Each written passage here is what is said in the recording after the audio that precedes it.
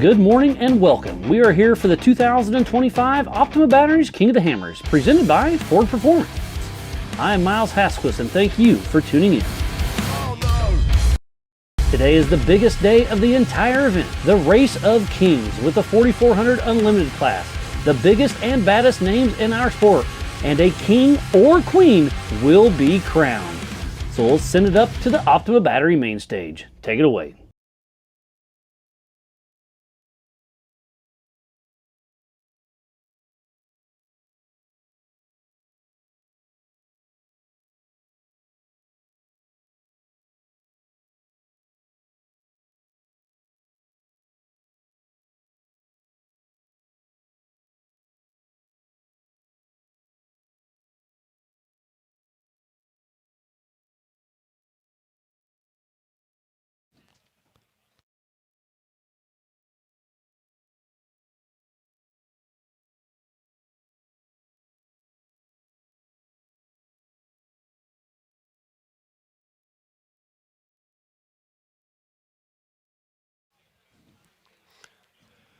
Good morning, Johnson Valley, California. What a beautiful day. The sun is shining and we are here for the big one. This is the 2025 Optima Batteries King of the Hammers, powered by Ford Performance. And it is all of the big guns on the line today for the Nitto Race of Kings.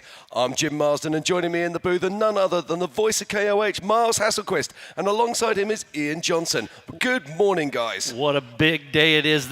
We've been here all week long, and it is about to go down with the 4400 Race of Kings, the biggest and baddest names in our sport, and up front, none other than Paul Wolf and Lauren Healy to drag race into the desert. You know, there has been some action between those two in other races. There sure has been. So I think the start of this race is definitely going to be interesting. But yes, Miles, as you said, this is the Race of Kings. This is the big dogs, the 4400s. And this year, it is all different. 3 laps. None of the drivers knew what lap 3 was until yesterday. And no pre-running on lap 3. And no pre-running. So we are going to see strategy come into play for sure this year in the race, because we've got 2 laps that they were able to pre-run, make extensive course notes on, but going into lap 3, actually they're kind of going in blind. And the lap of mystery. That's what we're calling it, the magical mystery lap. And they will be taking off the line 2 at a time every 30 seconds. This race is on adjusted time. Lap number 1 is 65 miles. Lap number 2 is roughly 85 miles.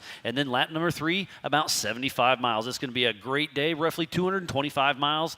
It's going to be some of the gnarliest terrain we can find right here in Johnson Valley, California. And lots of little VCPs and RCPs, virtual checkpoints in the desert, rock checkpoints that they're going to have to clip when they're in those rock sections. Yeah, now let's talk about that, because yesterday we had an incredible Yokohama Everyman Challenge, but we saw the VCPs and the RCPs playing out. So we're going to have to be aware of those as we make our way through the day. But as you say, our pole sitter right now is none other than Paul Wolf, with Lauren Healy sitting alongside him. But I think the biggest story of the today isn't going to be solid axle versus IFS. I think the big story today is going to be all about single seat versus 2 seats. I think so. I think navigation is going to be super important, especially on that 3rd lap where you don't really know where you're going. There's not a trail. You are making a new trail during the race. Yeah, I think that lap 3 is going to come into play, just like Jim said. It's going to be the decision about a single seat versus 2 seat. All the 2 seat cars going to have somebody else to help out with the navigation, going to have somebody else to help out with any type of recovery that has to happen in those trails.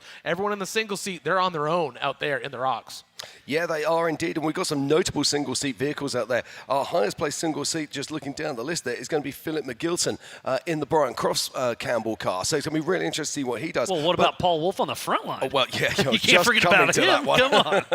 But there's another story in here as well, because we've got some UTVs that have been specially built for this race. So we've got Kyle Cheney, Hunter Miller, and, of course, our Pro Mod winner, Cody Miller, who are going to be racing in this race. Can they have an impact on the Race of Kings? I think the rock course is going to be extremely difficult for the UTVs. They're nimble, they're fast, but, man, I'm not sure.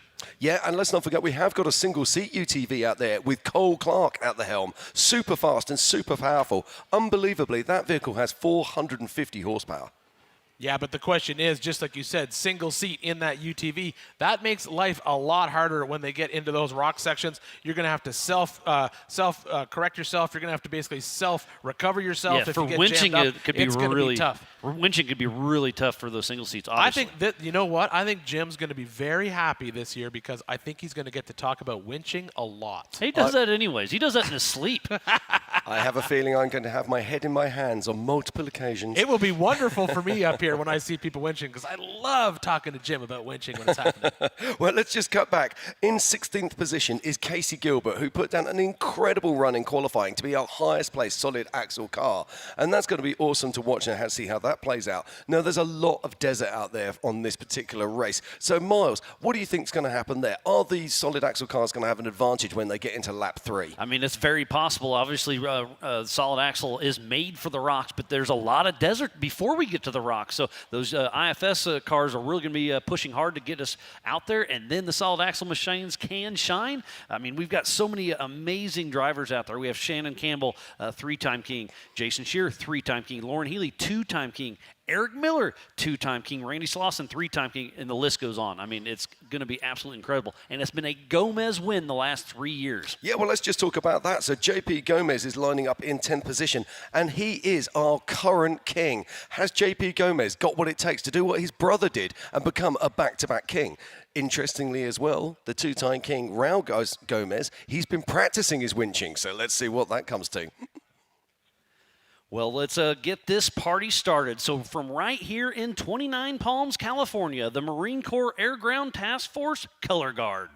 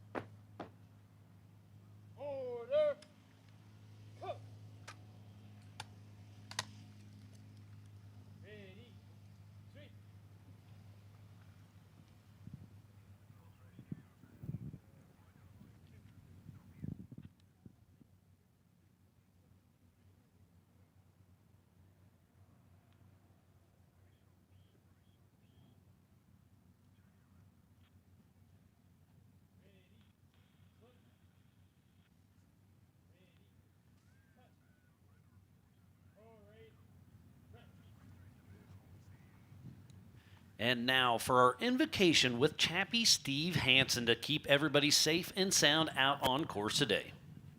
Please bow with me as we pray. Father, we give you honor and glory because we know that you are the one that keeps us safe. And we just lift you up and just ask for your favor to be upon this desert floor this morning, that all these racers and volunteers from the pits to the guys behind me, that we would all just feel your presence today, and your presence would bring us safety. It would encourage us, and it would encourage us off the race course as well. But Father, I just also lift up the men and women that are represented to my right, and all our responders, both home and abroad, and those that protect our freedoms, that you would continue to protect them as well, Father, and that their families would feel your comfort too. In Jesus' name, everyone says, amen. Thank you, Steve. Now, please remain standing. Remove cap. It's time for the greatest song in the world, for the greatest country in the world. Recording artist Emily is going to sing the national anthem. Oh, say, can you see by the dawn's early light what so proudly we held at the twilight's last gleaming, whose broad stripes and bright stars through the perilous fight o'er the ramparts we watched were so gallantly streaming, and the rocket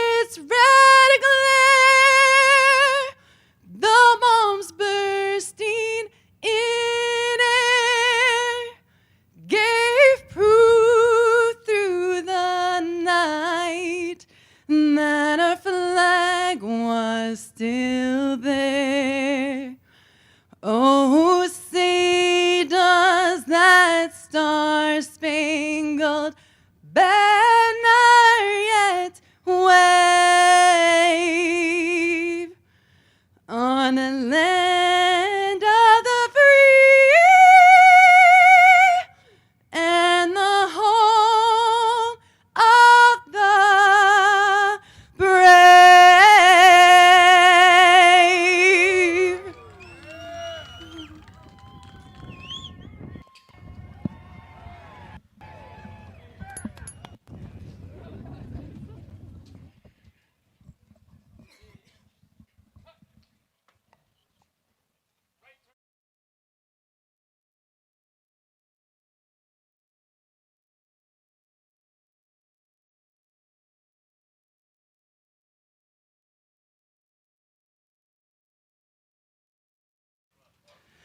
Thank you to the 29's Palms, California Marine Corps. So now it's about to go racing. Ladies and gentlemen, start your engines. Okay, if you're just joining us, this is the 2025 Optima Batteries King of the Hammers powered by Ford Performance, and we are just about to get started here for the Race of Kings. It is the big one, what we've been waiting for all week. Oh my, I can't wait to get this started. I'm Jim Marsden, alongside me is Ian Johnson and the voice of KOH, Miles Hasselquist.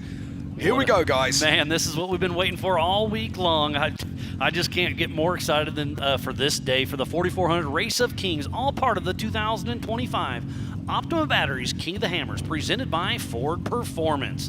Yeah, Miles, this is the race that we're always looking forward to. You know, you and I being the OG Ultra 4 fans, this is it. I mean, this is what started it all. These are our 4400 unlimited cars. No rules, well, safety rules, I guess. Safety rules. Yeah, but you build it, you bring it, you race it. This is the sport that created its own vehicle, being the Ultra 4 4400 car, and we have such a mix of vehicles out there. It's going to be absolutely amazing to see who brought the right knife to the gunfight today. And it's going to be very interesting with, we have Paul Wolf and Lauren Heath out front, but don't forget we have Jason Shear from the back. And signed up last night is Robbie Gordon. And then Paul Horschel was fighting some issues. He got his car together. I talked to him last night. So we have some very heavy hitters from the back of the pack that will have adjusted time on their side.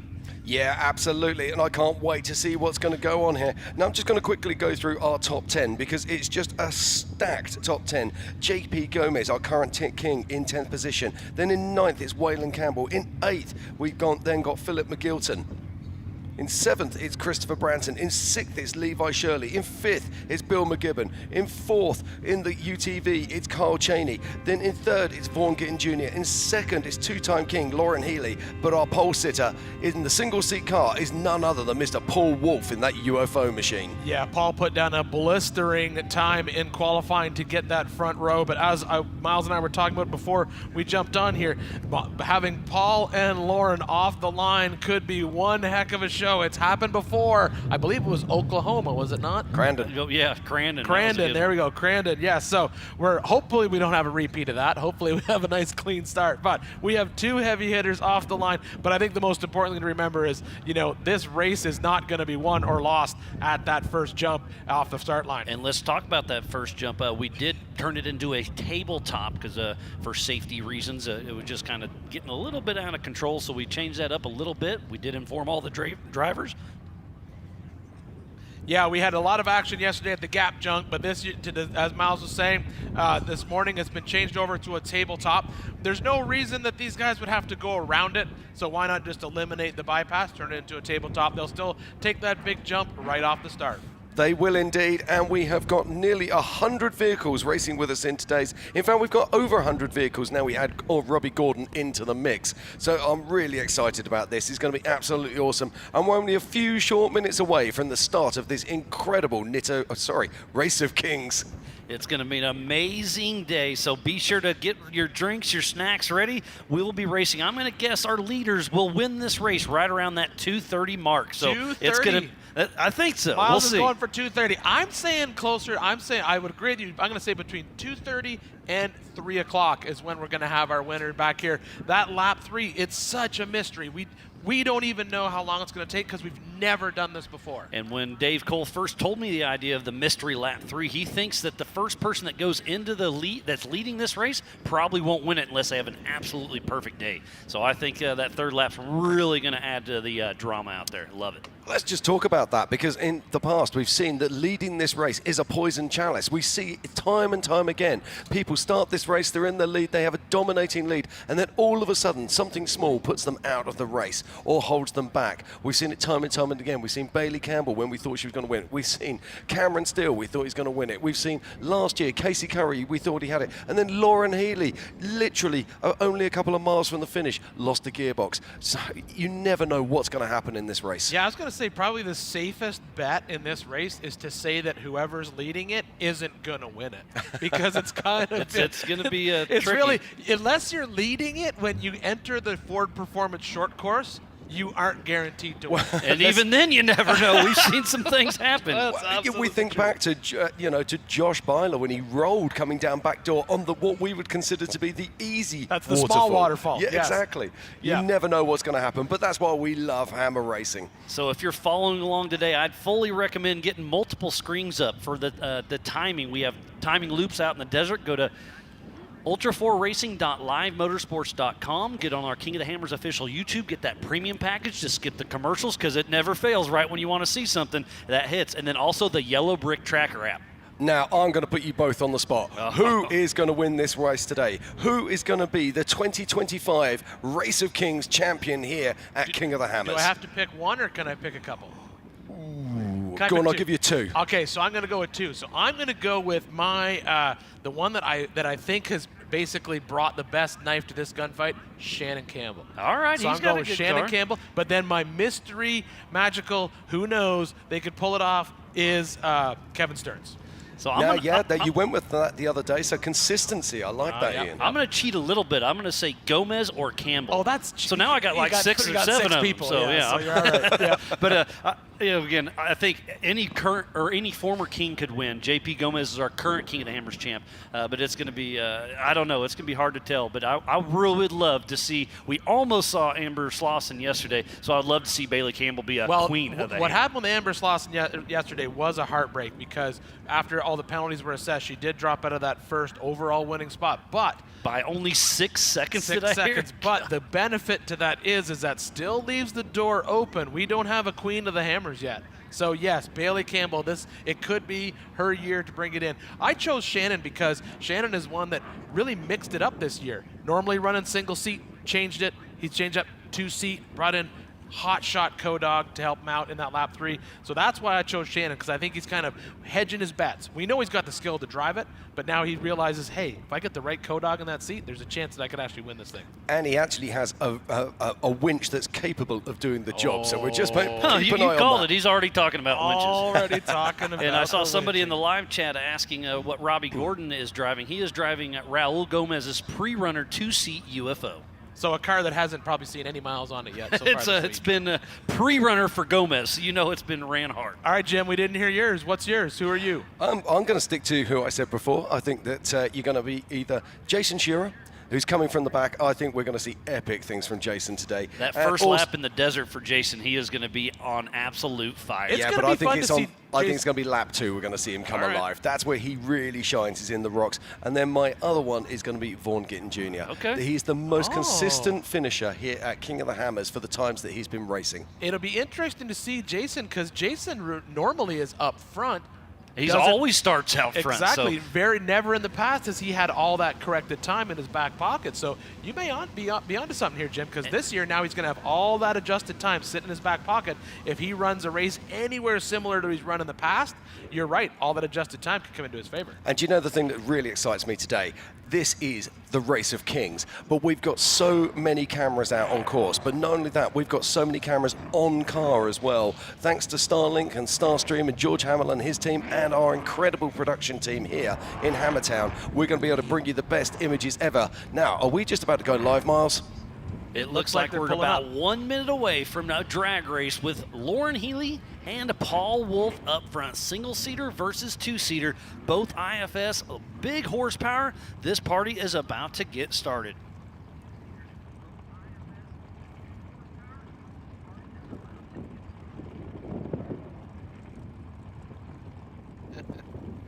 Okay, ladies and gentlemen, if you're just joining us, this is the 2025 Optima Batteries King of the Hammers, powered by Ford Performance. And it's just about to be go time here at the Race of Kings. There is Paul Wolf, our current pole sitter, and he's getting ready to go right now. Engines are fired up, engines are angry.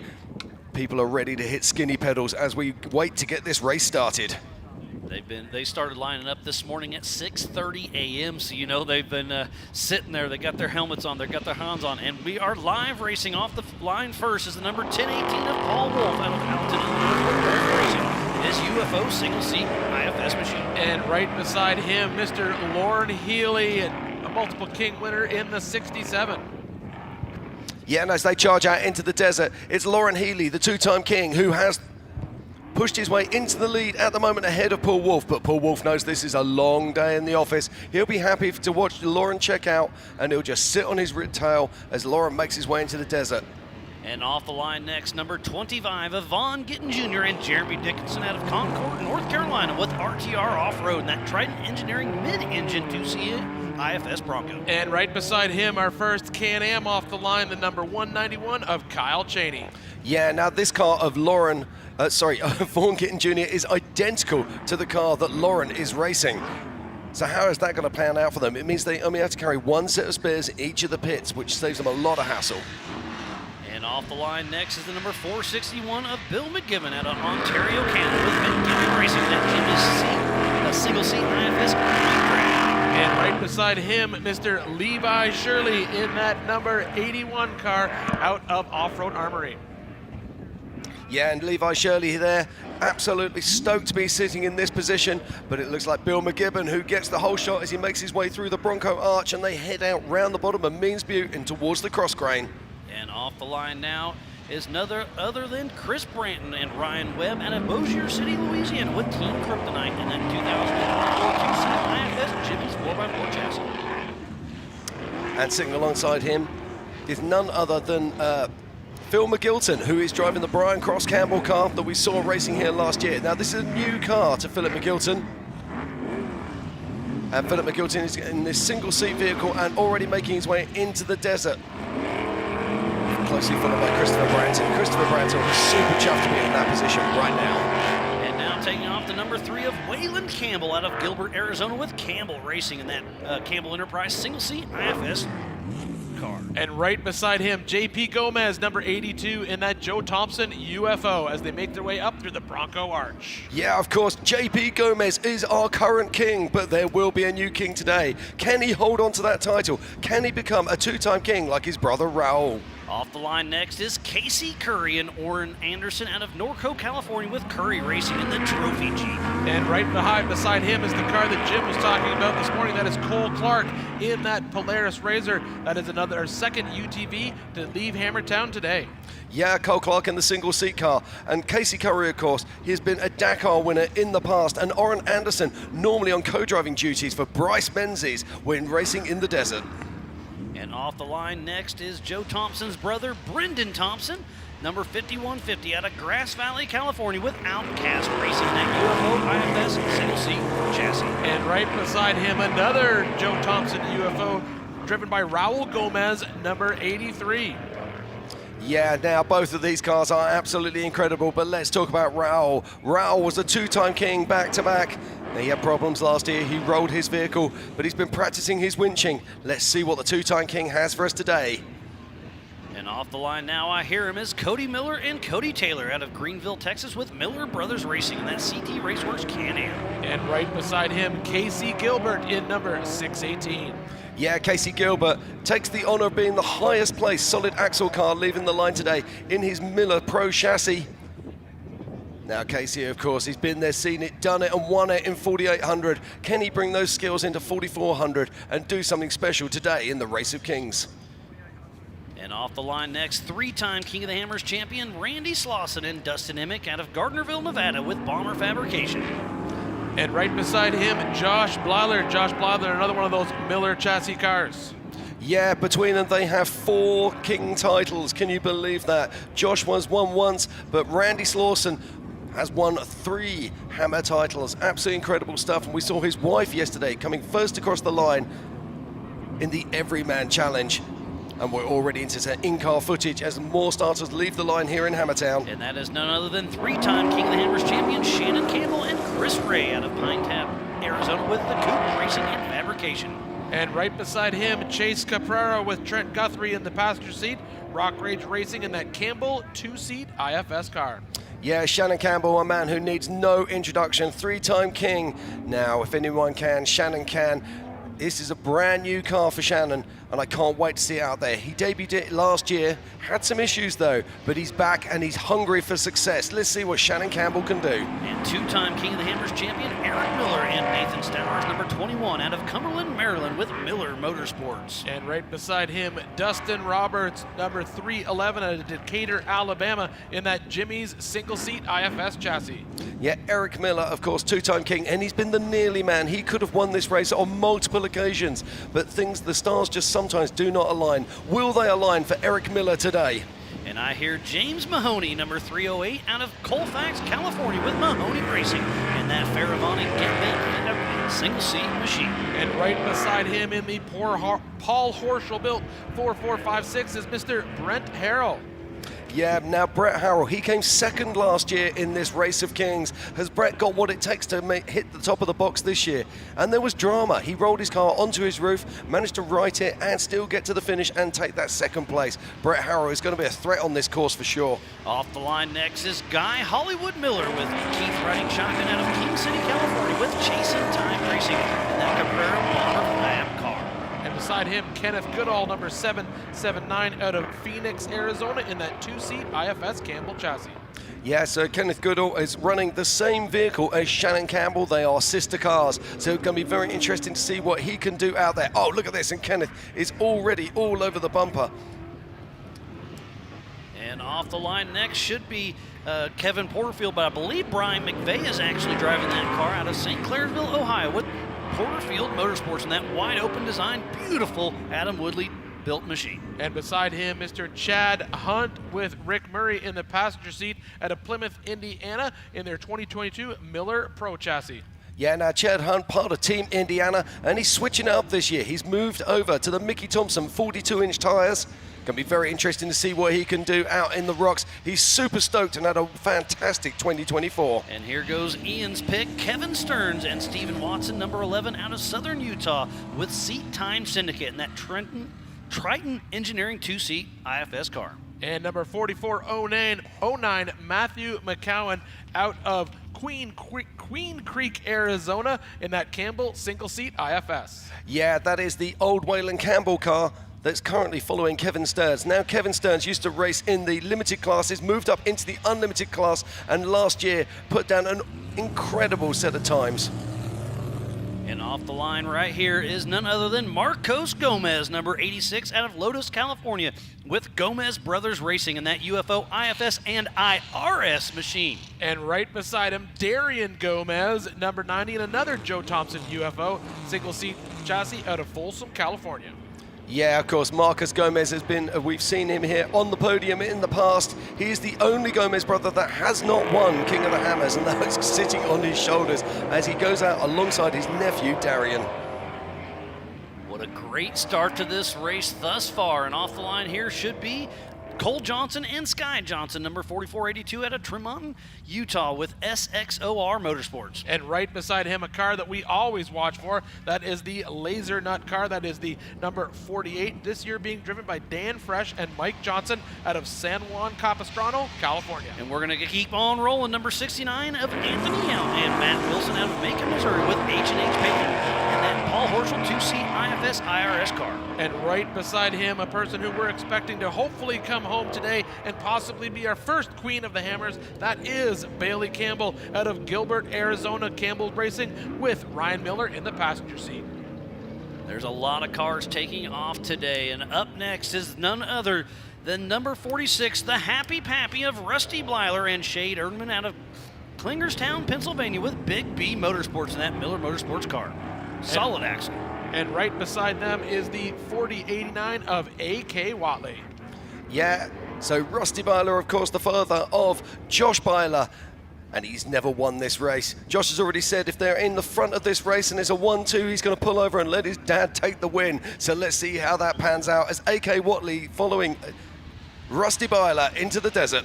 And off the line here, the number 595 of Craig Allen with Bones riding shotgun out of Norco, California with Allen Racing in his Jimmy's car. And right beside him, Pip Justice with Diamond Dave in the passenger seat out of Tyler, Australia, and they're on that Tribe 16 solid axle donkey. Yeah, they've had some issues with Donkey already. They've had to rebuild the engine here on the lake bed. So it's fantastic to see Pip Justice out there on the track right now. Off the line next with a great showing yesterday is number 13 of Bailey Cole with Jeremy Kimpson riding shotgun out of Temecula, California, teaming up with Monkey with a Knife, but it's Bailey Cole racing that Brave Motorsports machine. And right beside him, number 888 of Cody Addington. Cody Addington driving a Jimmy's Orange Dragon chassis, single seat IFS. Yeah, now this was the original Red Dragon that used to be driven by Lauren Healy. That car has won absolutely everything in 4400 apart from King of the Hammers. Is this Cody Addington's year? Can he do something special as we watch there? That was Chip McLaughlin heading on out with Tom Ways. Nope, it is Andrew McLaughlin. Oh, sorry. With Huck riding shotgun number 4493 out of Mesa, Arizona with Let's Roll Off-Road in his Let's Roll Off-Road machine. And right beside him is Chip McLaughlin. Yeah, we're just out of kilter there a little bit because that was definitely Chip because of the Z on the side of the car. All right. Try to get a little caught up. I definitely see Tom Ways on the start line. Well, let's be honest, it's the easiest of days for us, Miles, because we know all of these drivers. Yeah, there we are. We're a little bit out of sequence, and that is Tom Ways next to Mitch Hoover. So Tom Ways, number 321 with James Schofield riding shotgun out of Olympic Valley, California with Tom Ways racing in that Get Bent Fab 2-seat IFS car, and he could win this race as well. And right beside him is Mitch Hoover, number 1997. Yeah, now Tom Ways has got one of the most experienced co-drivers sitting in next to him, to be very interested indeed, and he's super confident and knows these trails better than anybody. Up next is Tommy Gilpin and little Scotty Gearhart out of Saugus, California with SEI racing that Get Bent Fab 2-seat IFS car. Now that is supposed to be Jeremy Brown's, but that's actually Cameron Steele out there heading out in with the Lamborghini. It is indeed. The Lamborghini, of course, is the sister car to the Cody Wagner car. And, of course, he is no stranger to driving these types of vehicle. We have seen him lead this race before in that same style of car. So that is the number 792 of Justin Wicks. Out of Beckwith, California with Wicks Family Racing and Rufus Racing, Bomber number 6. That was Chad Owens next to him, I do believe. Yeah, that did look like it.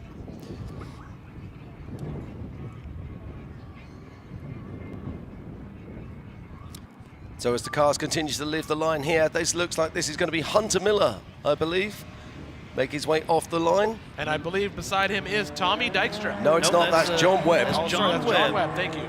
Out of Concord, California with Hammerheads with that Fishmouth Fab 2-seat machine with the speakers, not headlights up front. Yeah, and he brings the party to Hammertown. They are not lights, they are speakers, and you can hear John Webb absolutely everywhere on this course.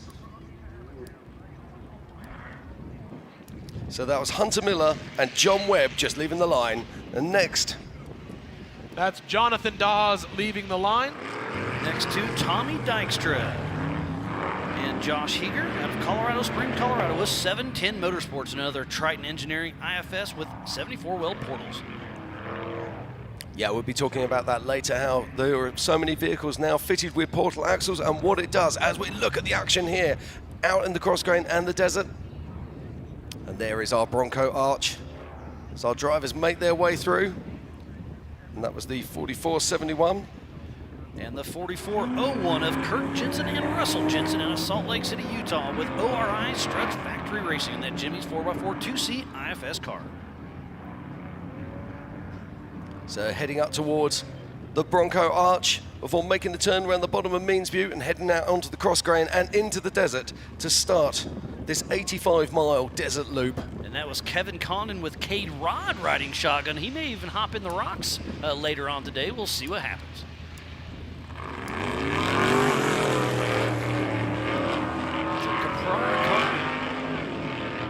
Yeah, that looks like that could be Brian Capera, and now I believe that that could be Cody Young, yesterday's winner in the driving seat of that vehicle. And that's Rick Levezzo heading out as well. Yeah, Rick Levezzo, who's driving the Pennell Fab car. This is the car that used to belong to Twisted.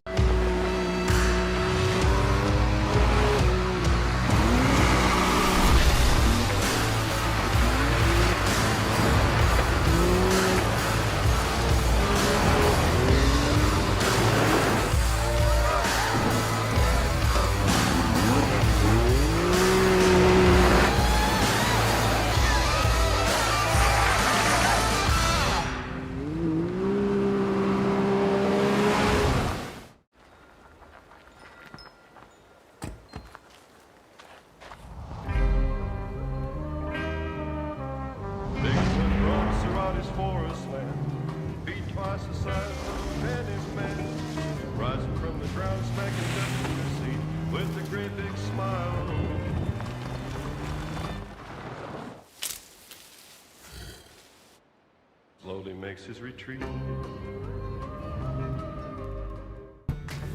Everyone wants to know how to join the King of the Hammers YouTube channel to access all the premium content. Here's how it's done. Log into YouTube, go to KOHultimate.com and join. That's how you get all the good stuff. Enjoy unlimited race coverage, live production multi-view, and additional live camera feeds.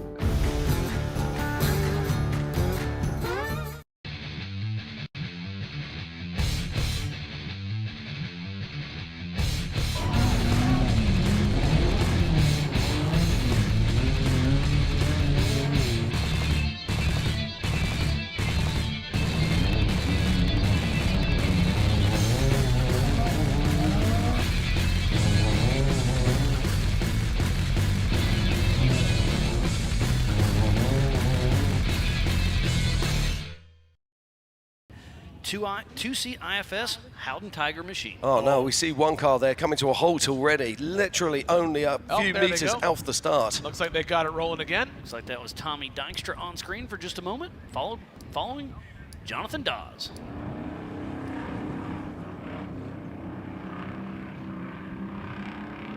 And that looks like another Miller chassis leaving the line there.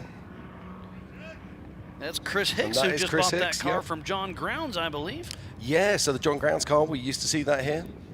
But it's great to see Chris Hicks out there right now. Very distinctive livery. We like that. Easy to spot on the course, Miles. Ad Rack Racing. Makes our life easier, yes, definitely. So that's Edwin Abt on the line. And alongside him, just trying to see a car number there. Edwin Abt making his way up over the Yukon launch and heading up towards the Bronco Arch. I believe that was Pat Beckwith taking off with Edwin.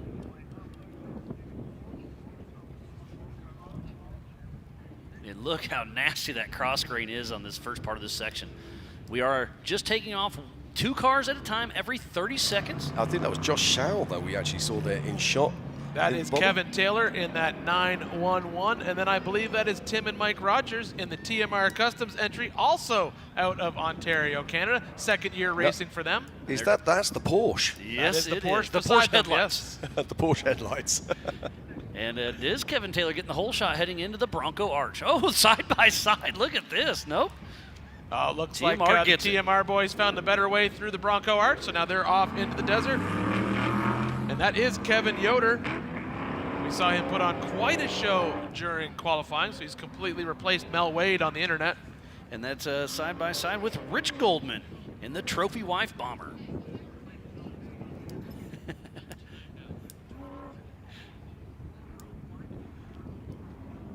Kevin Yoder making his way up through the Bronco Arch.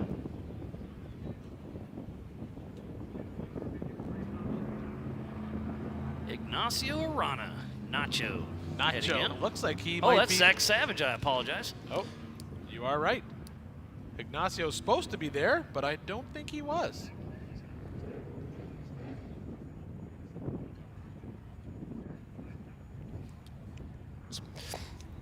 All right, as Zach Savage makes his way through the top of the course.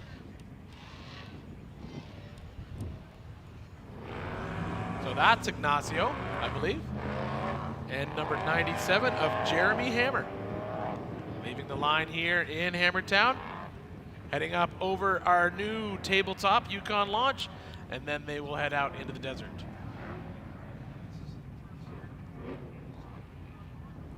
Okay, while we continue with the start here, I'm looking out on my tracker right now. You can find that at kingofthehammers.com, and I can tell you our current race leader at this moment in time is Lauren Healy. And off the line here is Patrick Peterson and Daryl Kresbach.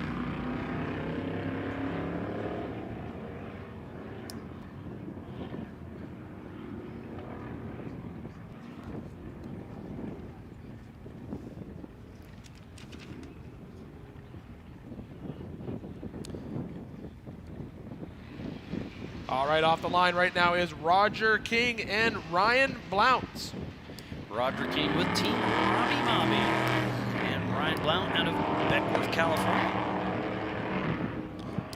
Now, as we continue with the starters here, I have got some news from our track. Raul Gomez is showing at 0 mile an hour, and also so is Cody Miller showing at 0 mile an hour right now. No. That's the this big is news on track at this Too moment. early to be showing 0 miles an hour, but look at this, Jim. We've jumped out to our helicopter right now. So who are we looking at right here? That looks, well, I can't see right now because Well, it may have been a Caprara. It did look like a Caprara. Off the line next is number 53 of Jeff Wagner. Joel Randall of Kearney, Nebraska with Wagner Motorsports and Lauren Healy's old machine. Looks like Jeff leaving the line all by himself.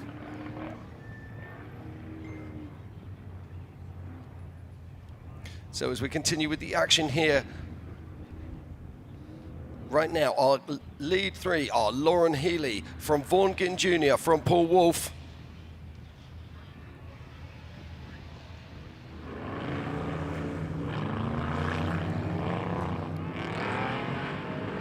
That should be Mike Spindler and Billy Carras off the line here in Johnson Valley.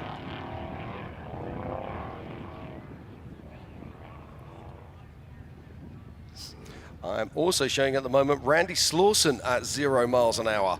So I'll keep an eye on these stories as they keep coming and developing. And off the line next, number 906 with North Shore Raceworks, Tom Dowker. And he is racing in memory of Hayden Swoger. And I believe right beside him is Mark Nicholson leaving the line.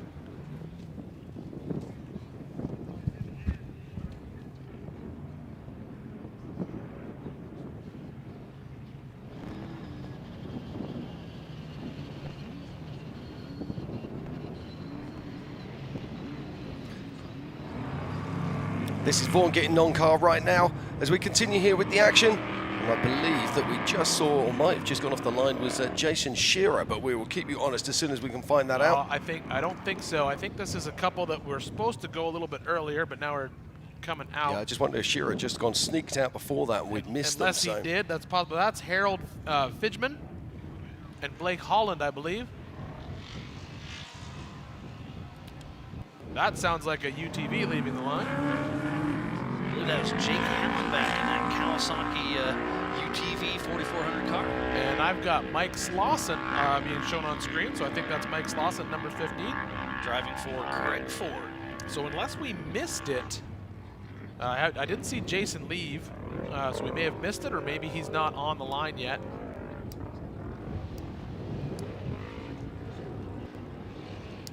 And it sounds like Paul Horschel. I was going to say it should be Paul Horschel, and it sounds like Paul Horschel. Yes, there it is. Yeah, number 19. Paul Horschel in that absolute spaceship of a car. He redesigned the rear. It's got four-wheel steer. It's absolutely amazing. And then right beside him should be Josh Heger. Okay, I'm just getting some news on the tracker now. I'll just bring some updates on cars that are stopped. Chip McLaughlin is stopped. Randy Slauson is stopped. We did see that Raul Gomez was stopped on course, but he is up and running again right now. However, we've got Rusty Byler also stopped on course. So there is lots of drama already on this Hammers course. All right, Eric Foster leaves the line here in Hammertown. We are getting close to the end of our racers as they're getting out of town. We just have a few stragglers that are going to slide in here.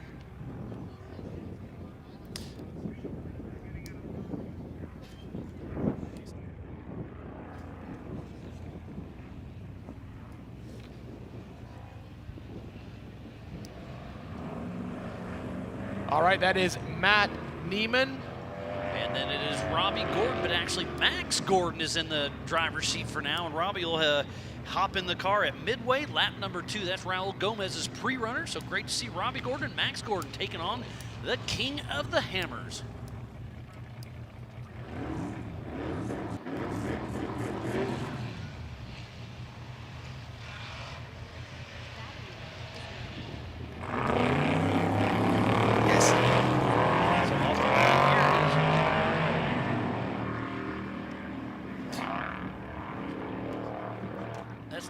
That's Tom Prendergast. He wasn't supposed to race today either, but I saw him and Robbie Gordon register last night, and next to him is Pip Justice. So those are our 2 last competitors. We have right around 100 cars out on course today. And Jim, you've already talked about the drama. There are so many cars already having issues early in on lap number 1 of 3. And look how thick that dust is. Yeah, let's talk about the weather here, because we actually have a really good breeze here in town. This is the B word, which we don't normally like to use, but we're going to have to talk about that. That breeze, that wind is going to make for great racing conditions out there on track, as we have nearly 100 vehicles racing in this Race of Kings. But the big news right now is three-time king Randy Slauson is stopped on course just outside of town, and I can also see Rusty Byler is stationary. Raul Gomez was stationary, but he's back up and running again, so that's great news there. But I'm looking at the front end of our field right now, and I can tell you our current race leader is Lauren Healy. Behind him is Vaughn Gittin Jr., and behind him is Paul Wolfe. And those 3 are starting to break away from the field. Behind them is Philip McGilton, then Levi Shirley, Christopher Branton, and then Bill McGibbon. And Paul Wolfe is moving at 111 miles an hour. Wow, that is absolutely amazing. We got a lot of people watching at home on our YouTube channel. Thank you. We see the Area 51 guys tuned in. What a great day for racing here for the 2025 Optima Batteries King of the Hammers, presented by Ford Performance, as we're on screen with the Miller brothers. Yeah, so the Miller brothers, this is either Hunter Miller or Cody Miller, and they are in one of the Can-Am UTVs. Now, these are not standard UTVs. To meet regulations and specification, they have to have a 2-inch diameter roll cage, and they have to be packing a 37-inch high tire as a minimum standard. And just look at the dust there. Wow. Yeah, in order to fit that 37-inch tire on these Can-Ams, they had to completely redesign the entire front suspension package to work around that very unique upper A-arm on that Can-Am. And they were able to do that by completely rebuilding a whole new knuckle for that car, and basically a whole new car. This is as much as this is a UTV, this is a full-on race car. This is a custom-built car, top to bottom, front to back. I think it's the best way of putting it is a 4/5 4400 car. 4/5. 4/5. Do you like that? It wasn't even metric. For once, yeah, you're finally getting a hold of there could this. be metric fractions, but yeah, I'm proud of you, Jim. Good job. But we were just on. There we are, right there. That is on car out the front. That is 2-time king Lauren Healy. Yeah, that's Lauren Healy out in the desert with nothing in front of him but clean air. Now look at this. He's got one hand on the steering wheel here as he Just picks his way cruising. through the desert in this. And you can see Jesse Amex putting his hand up, so he's definitely driving into the sun, having to fight that just a little bit. Yeah, visors are down, but definitely making a quick pace. So we talk about this all the time, Miles. We were speculating how fast they were going to get back in through main pit 1, and we saw our Everyman Challenge cars get back in here yesterday, about an hour and a half, I think, maybe an hour. How long? UTVs were about 1 hour, so I'm going to say probably 50 minutes. So here in about 10 minutes, I'm going to hop out and go to the main pits right there and start running around and find out where Lauren Healy is. All right, we've jumped in with Lauren Healy's teammate. This is Vaughn Gittin Jr. in, as Jim was saying, an identical car now. And right here, now we're in cab with Paul Wolfe, fast qualifier for today in that single seat car. And as Miles was saying earlier, doing 116 miles an hour. Yeah, now isn't this fantastic? So we've got the lead 3 cars, and we're bringing footage from all of those right now here from Johnson Valley, California at the 2025 Optima Batteries King of the Hammers, powered by Ford Performance. And if you're just joining us, we thoroughly appreciate each and every one of you. This is a 3-lap race. Lap number 1 is 65 miles. Lap number 2 is 85 miles. And then lap 3 is roughly 75 miles. So 225 miles in total, Jim. And let's not forget, the course is open for 14 hours today. Yes, it plus is. adjusted time. So that means that if you started this morning at 8:15, you could finish at 10 10:15 tonight. You don't want to finish at 10:15, but you could finish at 10:15 tonight. Yes, absolutely. But right now, we are on car with Mr. Paul Wolf as we jump out of that car. And then this is one of our Can-Am UTVs out here racing with our 4400 cars. Easy to spot with those very, very unique upper A-arms as they reach out over the top of the tire. Yeah, now I'm just trying to work out where Carl Cheney is at the moment, the 191. He's just disappeared off my tracker, and I've just been trying to find him. It could just be a tracker glitch. I think it probably will be, as I can't identify him anywhere on course, which is a bit weird. So I'll keep you fresh on that as soon as we get some eyeballs on Carl Cheney. And don't forget, if you're loving all of this footage and you're watching at home, you can go ahead and subscribe to our premium feed. With the premium feed, you're going to get a whole bunch of extras. You get access to all of the cameras that we have here in Hammertown. So if you're enjoying this in-car stuff, you can jump on there and just stick with your favorite driver, or you can go ahead and essentially build your own show through all the different multi-views, and you're going to get to some special emojis that you get to drop in the chat. And also, don't forget, if you are on YouTube, get in the chat, ask any questions you have, let us know what you think. We're going to be monitoring that all day long, and we'll be keeping ourselves up to date. Having access to all this data is so amazing, considering we are literally coming to you from the middle of nowhere in Johnson Valley, California. Yeah, the Hammer King and Take It Live team does an amazing job behind the scenes to bring you all this live coverage from out in the middle of nowhere, like you just said, Ian. Also, don't forget, Ultra4Racing.livemotorsports.com is our live tracking that we have here in the Optima Batteries booth. And then Yellow Brick Tracking, get their app, check it out. And like Ian said, that YouTube is where you go to watch all of the action. And it sounds like Kyle Cheney could be top 5 right now on that Can-Am UTV. Well, I'm gonna help Jim out. Jim was just asking about it. I can tell you right now, someone in the YouTube chat dropped in here and said Cheney is physically 4th according to my Yellow Brick tracker. So, Jim, they're faster than you. Yeah, no, it would appear. Now, if you do get somebody that's not showing up in your tracker, hit the refresh button, let it recycle, and you'll probably pop up before your very eyes, which is exactly what has just happened. There we go. And speaking of Kyle Cheney, here we are right now. We are on car with Kyle Cheney. Now, so if that's physical 4th, I don't see much dust. I don't see much dust. But as we talked about, look at the wind out there, Miles. We're kind of protected this year and sucked back into this awesome all right stage. with it. Me too. I kind of like it. But yeah, there's lots of wind out on course, keeping it clear, which is probably great for these racers. But like we said yesterday, this is just the first desert loop portion of this race. We still have a lot of miles to go. We saw the lead change hands multiple times once we got into lap 2, and I think we're going to see the same thing happen today. It looks like Sam and Cole just joined the subscription. Thank you for that. Yeah, we've got lots. I'm just looking right now on the tracker. In first position is Lauren Healy. In second, it's Paul Wolf. In third, Vaughan Ginn Jr. In fourth, it's Carl Cheney. In fifth, it's Phil McGilton. In sixth, it's JP Gomez. In seventh, is Casey Curry. Then in eighth, it's Waylon Campbell. And just behind him is Levi Shirley. You know, that's someone that we didn't talk about a lot so far today, Jim. Casey Curry. Casey Curry last year, he was doing incredibly well in that trophy Jeep, and he's brought it back this year to basically try to repeat that same adventure. And that's someone who also has an incredible amount of experience in the rocks. Unfortunately, he still has not won this race. No, he has not yet. Yeah, it could always happen. Yeah, you can always say yeah. And there's where remote pit 2 is normally, but it's a little bit shorter out in the desert. As we're back on with one of the Miller brothers. And that looks like Chad Hunt with that green steering wheel. And that Warren Racing on the hood. Chad Hunt and Rick Murray with Team Indiana cruising through the desert, and they are fighting a little bit of dust. Yeah, it looks like they're maybe tucked back in a little bit of traffic a little bit. So we've got a little bit of action out there. You can see here, right here, this is the difference between a solid axle car in the desert and an IFS or a UTV. You can see the front end of that car taking a little bit of work out there. It always amazes me, the shock absorber companies that work out here, whether they be Fox, King, ADS, or any of the others, and they work so hard to make these cars work. Going back a long time ago, 15 years, and they started having to work with these vehicles. They had to change everything that they thought possible in desert racing to make these cars work, not only in the desert, but and in the rocks. And now we're back on board. That looks like Carl Cheney there. And you can see dust in the distance. Gives you some idea of the pace of these cars and how they're starting to spread out in this field as they make their way round lap 1.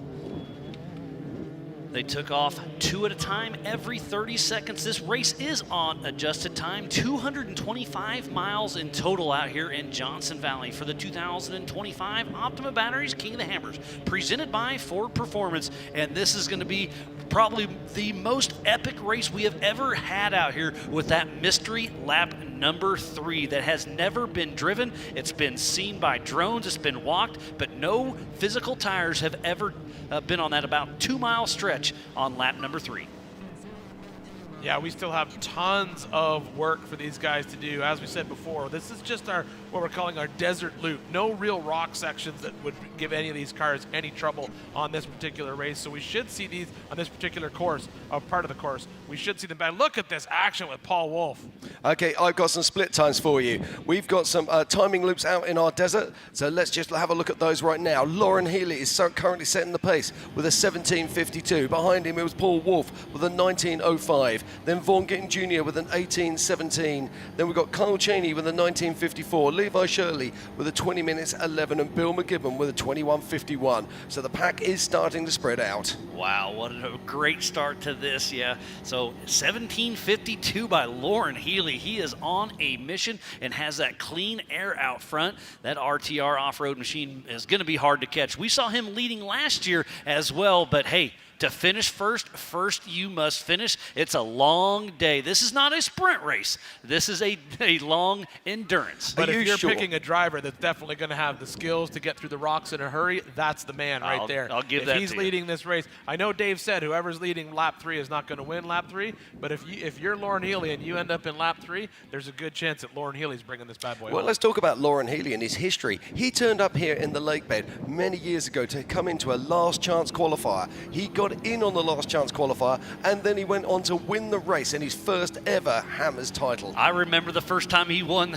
I'm out in the pits helping some buddies, and they said, Lauren Healy wins King of the Hammers. I'm like, Lauren Healy, who's that guy? And then now he is at the cream of the crop with Ultra 4 and King of the Hammers. So he just leaps and bounds, is an amazing guy. And we're back riding on with our physical race leader, Lauren Healy and Jesse Amex. Now, I'm just looking at our top 10 here, and I find it really interesting to look at. In 10th position is Waylon Campbell, single seat. In 9th position, JP Gomez, single seat. In 8th position, Philip McGilton, single seat. Then his 7th position is Christopher Branton, 2 seat. In 6th position is Bill McGibbon, I believe 2 seat. No, Bill McGibbon's single seater. Single seat as well, isn't it? Yes, you are right. Then we have Levi Shirley, 2 seat. Then we have Kyle Cheney in a UTV, 2 seat. Vaughn Gittin Jr., 2 seat. And Paul Wolf in second right now in a single seat. And then it's Lauren Healy right out there at the front in a 2-seat mid-engined IFS car. And he knows these trails well as we pop from Lauren Healy to Paul Wolf. I believe that's Paul Wolf coming into screen as we... Yeah, this is physical second. Paul Wolf with Wolf Racing, that single-seat UFO machine. And our highest place solid axle vehicles right now in 16th and 17th are Casey Gilbert and Josh Byler in the Miller Pro chassis. And I think they're right in a perfect spot for a solid axle machine to come into, if they can make it through lap 1 and 2 and then go into lap 3 in that top 15, top 20, they're in a really good spot. Well, let's just talk about timings there. So we've got Casey Gilbert running with a 21:26. Our lead man right now is Lauren Healy, who crossed the line with a 17:52. That's an astonishing difference for this first part of the desert. Now, Jim, I got on my tracker, I'm showing something that might break your heart. I've got Levi Shirley doing 0 miles an hour, which you don't want to see. So I've got now that there's really no reason that should ping, and obviously it just refreshed for me with other drivers, and I still have Levi doing 0 miles an hour. I also have Philip McGlinton doing 0 miles an hour. I have Bill McGibbon doing 0 miles an hour for 2 pings, and then Jeff Bergman as well out on that desert loop at 0 miles an hour, and with a pink line around him, which means that it's refreshed 1 time at 0 miles an hour. I'm going to keep an eye on that because I've got Phil McGilton showing at 60 mile an hour right now. So that's an interesting one. But as we know, these trackers ping at different times and we have to keep an eye on them. But Levi Shirley is definitely showing at 0 mile an hour right now. Well, Jim and Ian, it's been an absolute pleasure getting this race started, but I think I'm going to run to the pits. But before I do, I want to give a special shout out to Bailey, Ella, Colby, Jade, and Marcy.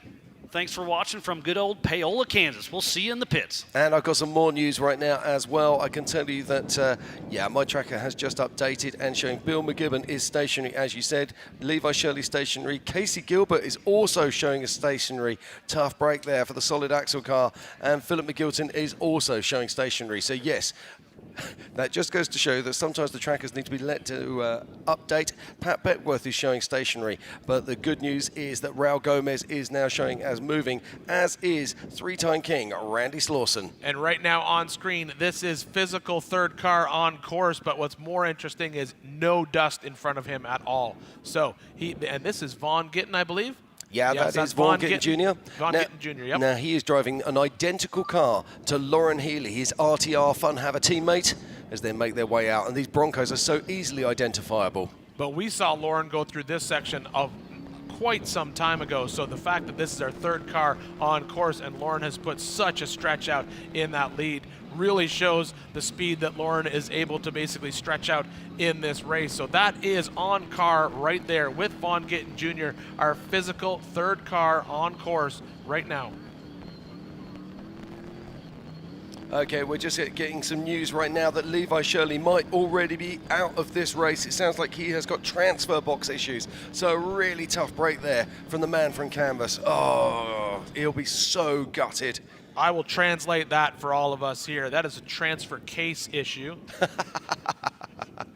Trying to keep everybody on this side of the pond understood what Jim's saying. But yes, we are getting reports that Levi Shirley's transfer case is completely locked up in the car. Oh, that's a tough break there. That for the is young terrible man from Kansas. news. Terrible but we'll news. see what happens there. All right, so I believe that is Paul Wolf making his climb up the ridge right now. And what's really telling is I believe he should be second on course. Correct. And I see no dust from our current race leader, Lauren Healy. No, Lauren Healy has absolutely checked out. But do you know what? This will be Paul will be super happy about this. He'll be happy to let Lauren run his pace. He's got his own race idea. He knows exactly where he wants to be, and he knows what pace he's at. And we're talking about it already. These guys are all running Starlinks. They are communications. They know exactly where everybody is on this course right now, and he won't be unhappy with that. He'll just be, come on, we'll just let Lauren check out. We'll sit down in here and run our own pace. Now, Jim, is this physical fourth right here? Is this one of the Gomez's? And if it is, I expected to see one of our UTVs in the mix there, but I believe that was JP making that turn, and I thought we had one of our UTVs ahead of JP on tracker before. Yeah, Carl Cheney should just be ahead of JP Gomez, so it'd be interesting to find out where Carl Cheney is. Now, they're coming into a slightly technical loop on the course there, so they have to kick round to the right, then kick round to the left, and kick to the right again.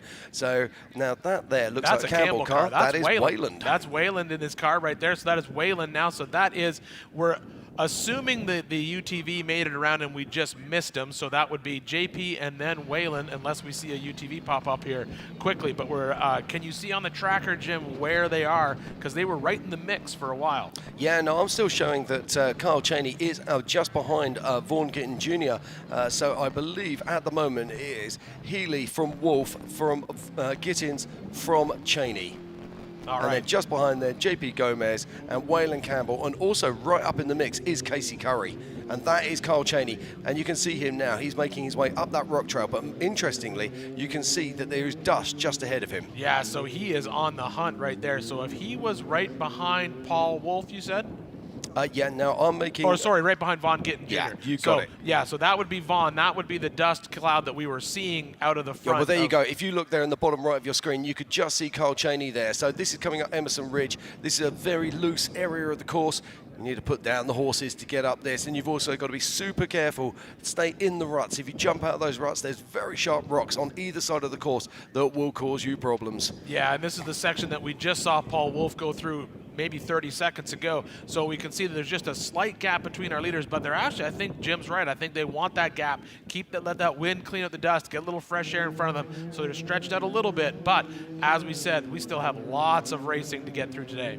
Yeah, all the time you have a visual. You don't want to get too close at this stage of the race. You don't want to start making your life difficult, and they've got lovely clean air. Now we can see that there's a really strong breeze blowing. It's perfect race conditions here. It really is going to be an epic race of kings. Yeah, now this is the Can-Am that we've been watching.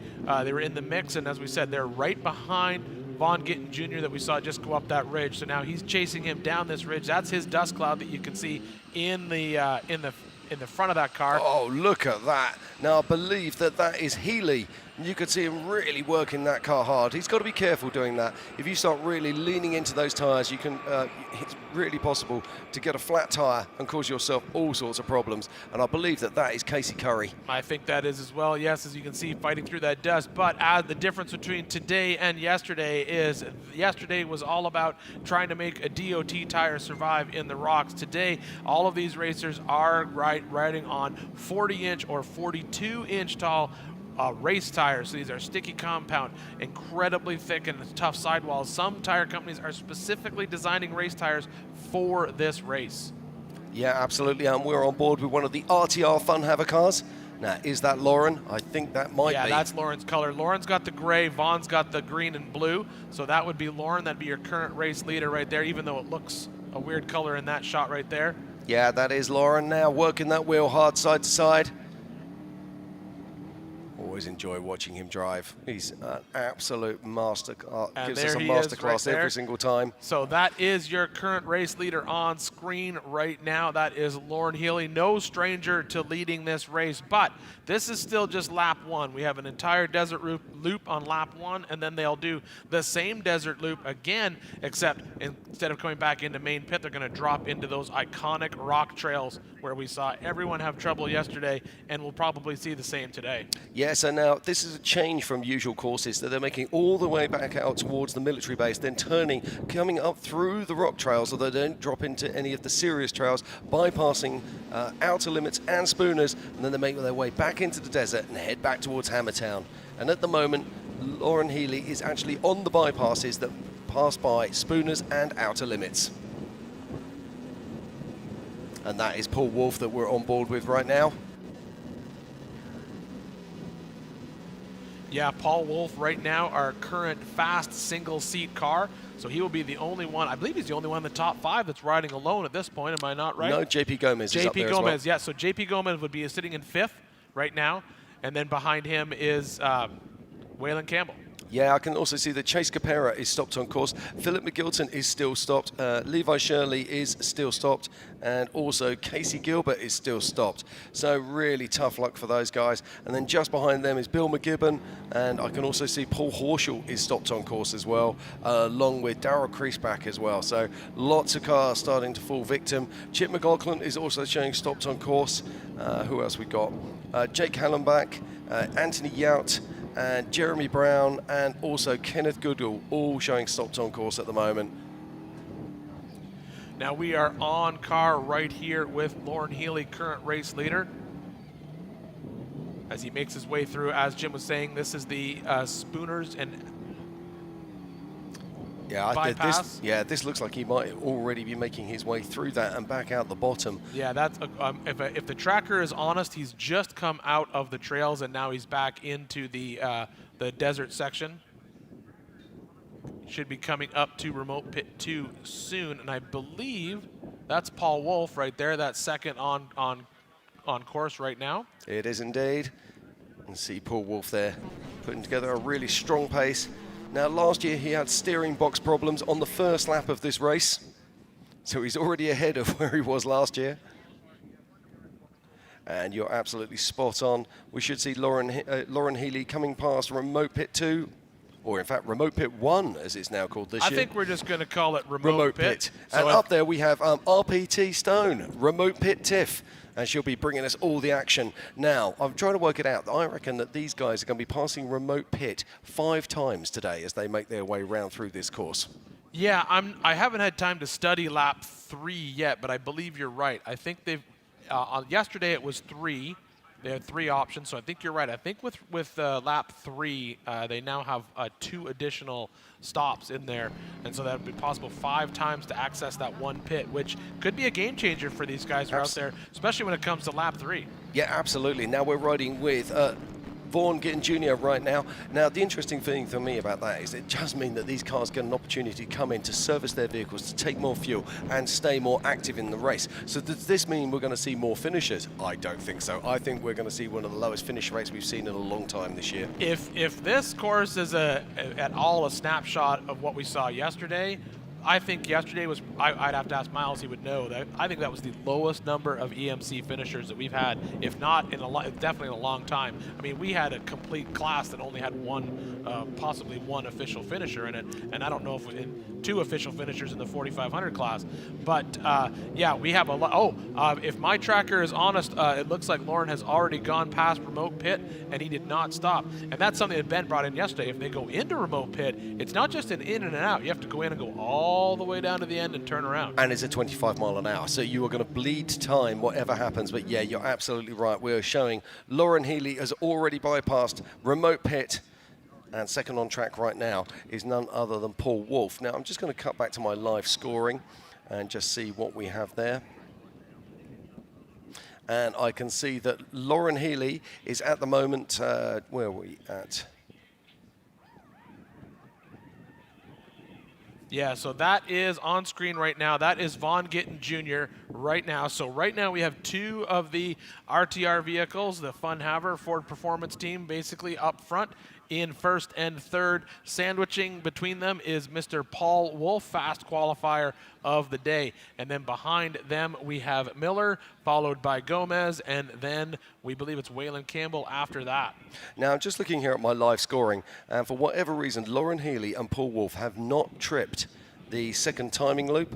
I can see that Vaughan Gittin Jr. and Kyle Cheney have, and they've come through at 38 minutes 55 and 39 minutes 13 behind them. Now, this is an interesting one because I am actually showing that Bill McGibbon is potentially still moving, and yet on my tracker, I'm showing him as stationary. So I'm going to check that out and come back to you on that one.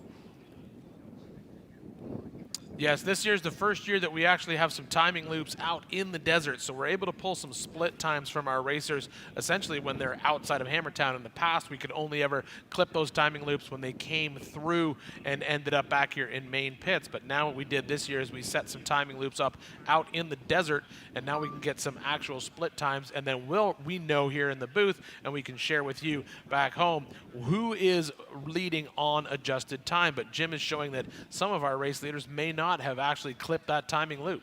Yeah, that's what I'm looking at right now. I'm just trying to keep you honest on that one, and I'll be keeping up with the scoring, and I will let you know as soon as I have some news.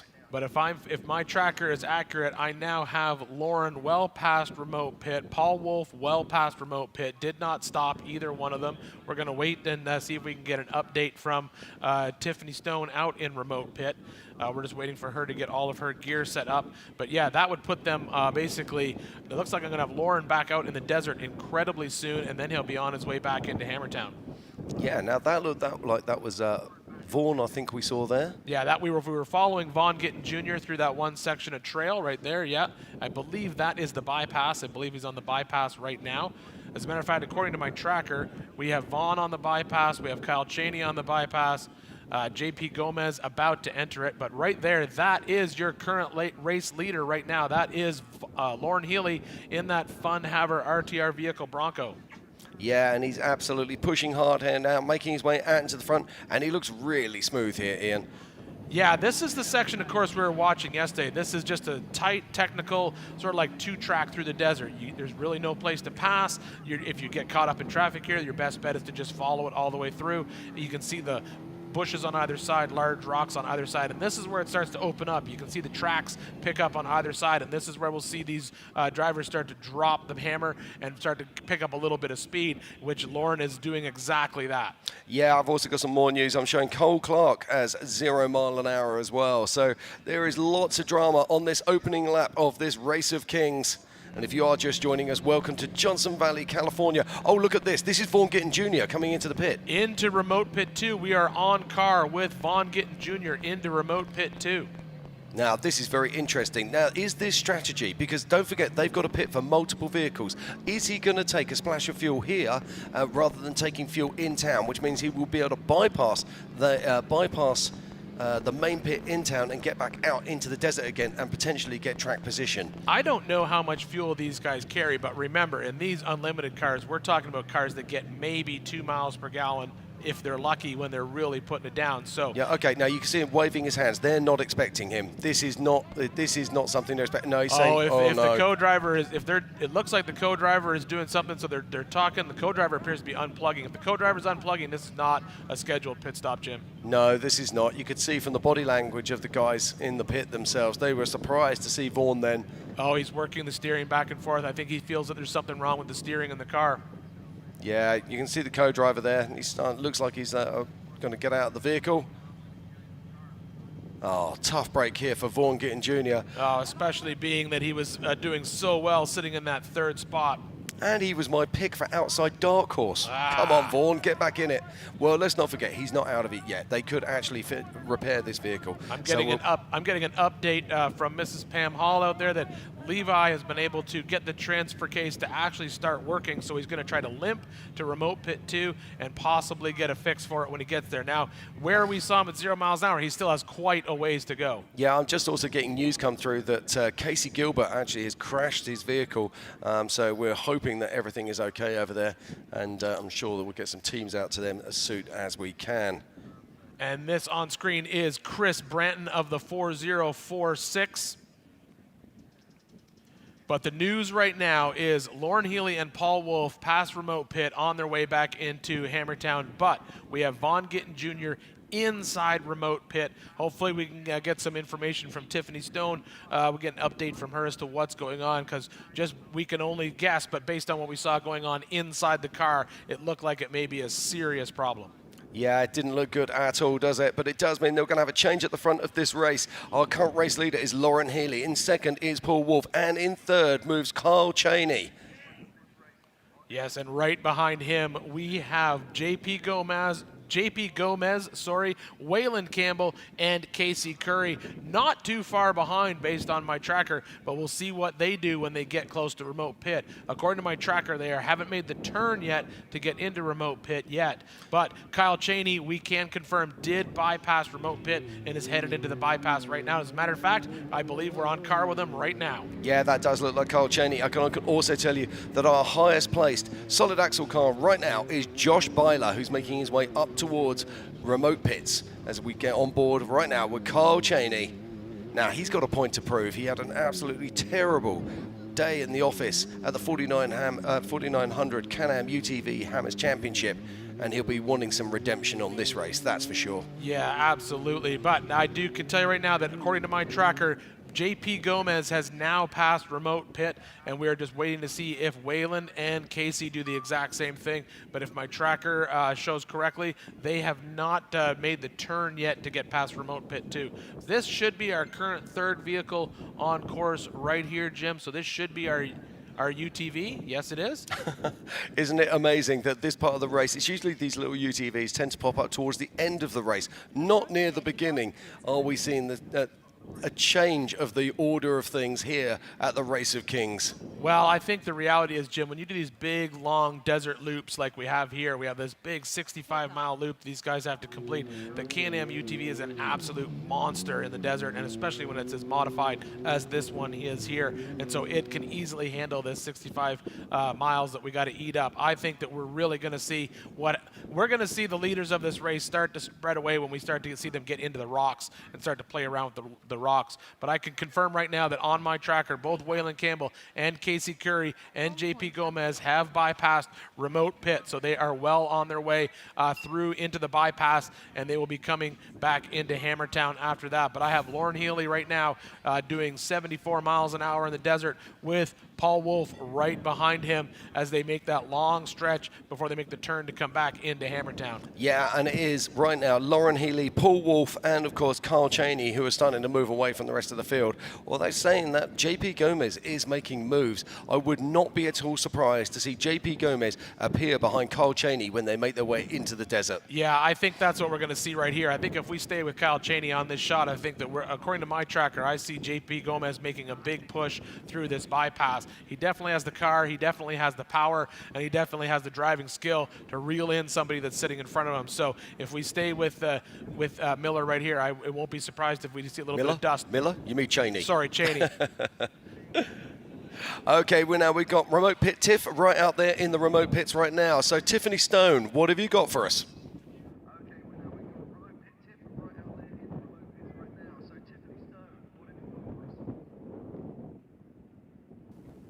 Thanks, guys. Another update here from Remote Pit 2. Like we said, we saw Vaughn come in here. He did have that left rear flat. They were able to change that. Then Vaughn also mentioned something about steering. He was kind of going back and forth like this with his team. Now we've seen that they've taken the hood off. I think I did hear that he said he had no brakes right now. Do you want to confirm that to make sure that's 100%?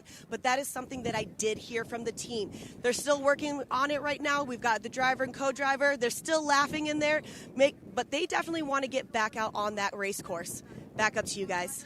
Thank you very much, Tiff. Always good to get the news from you down in the pits as this race continues. If you are just joining us, welcome to Johnson Valley, California. This is the 2025 Optima Batteries King of the Hammers, powered by Ford Performance, and this is the big one. It's the 4400. It is the race of kings. And the big news right now is, at the moment, our current race leader is Lauren Healy, closely followed by pole sitter Paul Wolfe. And we've got breakages all over this course.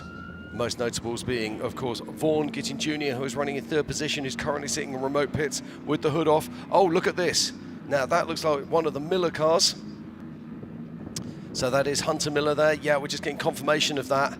So he's pulled over on the side of the course there. Oh, here we go. It looks like he's got back up and running again. So here he goes right now. Oh, look, we've got a rollover at the top of the hill here. Now, who is that? Just trying to check that out and see who that might be. Now, can he cut to the left here to get round there? Oh, that's a tough break for someone. Really tough indeed.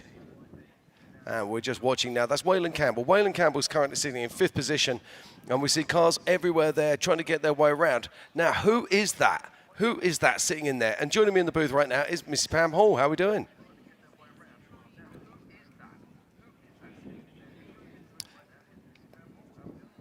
But, so look at this, we've got cars going all over the place, taking the bypasses to get round this stranded vehicle, and look how hard that car's having to work. Now that looks like it could be one of the Campbell cars there. So is that Shannon I can see coming up that hill? So he's having to back down. Oh, look at this, this is a real problem now. Now these vehicles need to get themselves sorted out as they're trying to pick their way around. This is a really bad spot, and you can see how hard they're working.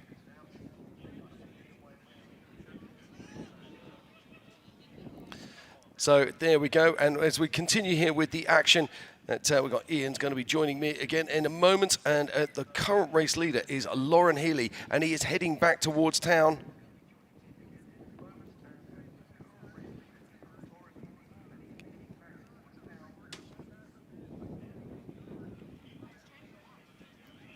So, right, Ian, we've got action all over this course. Now, we believe that we've got A.K. Watley there laying on his side. I'm just trying to see. Now, Pam was trying to come in there and just tell us that we just couldn't get a live feed up and operational, and we can see cars now trying to make their ways round. Oh, man, tough luck there if that is A.K. Watley. Yeah, I think you're right, Jim. I think that is A.K. And you can see everyone just sort of have to work their way around. That's a terrible spot to have to make a change on that course. Yeah, but most importantly, how's he going to right that vehicle? Because there is nothing to winch to there. It is just small rocks all over the place. The only way they're going to get that vehicle righted is if they have a competitor stop and pull them over at this point. Absolutely. The trouble is we're not expecting to see any competitors wanting to stop right now. But look at this. This is our race leader. This is Lauren Healy heading back in to complete lap one.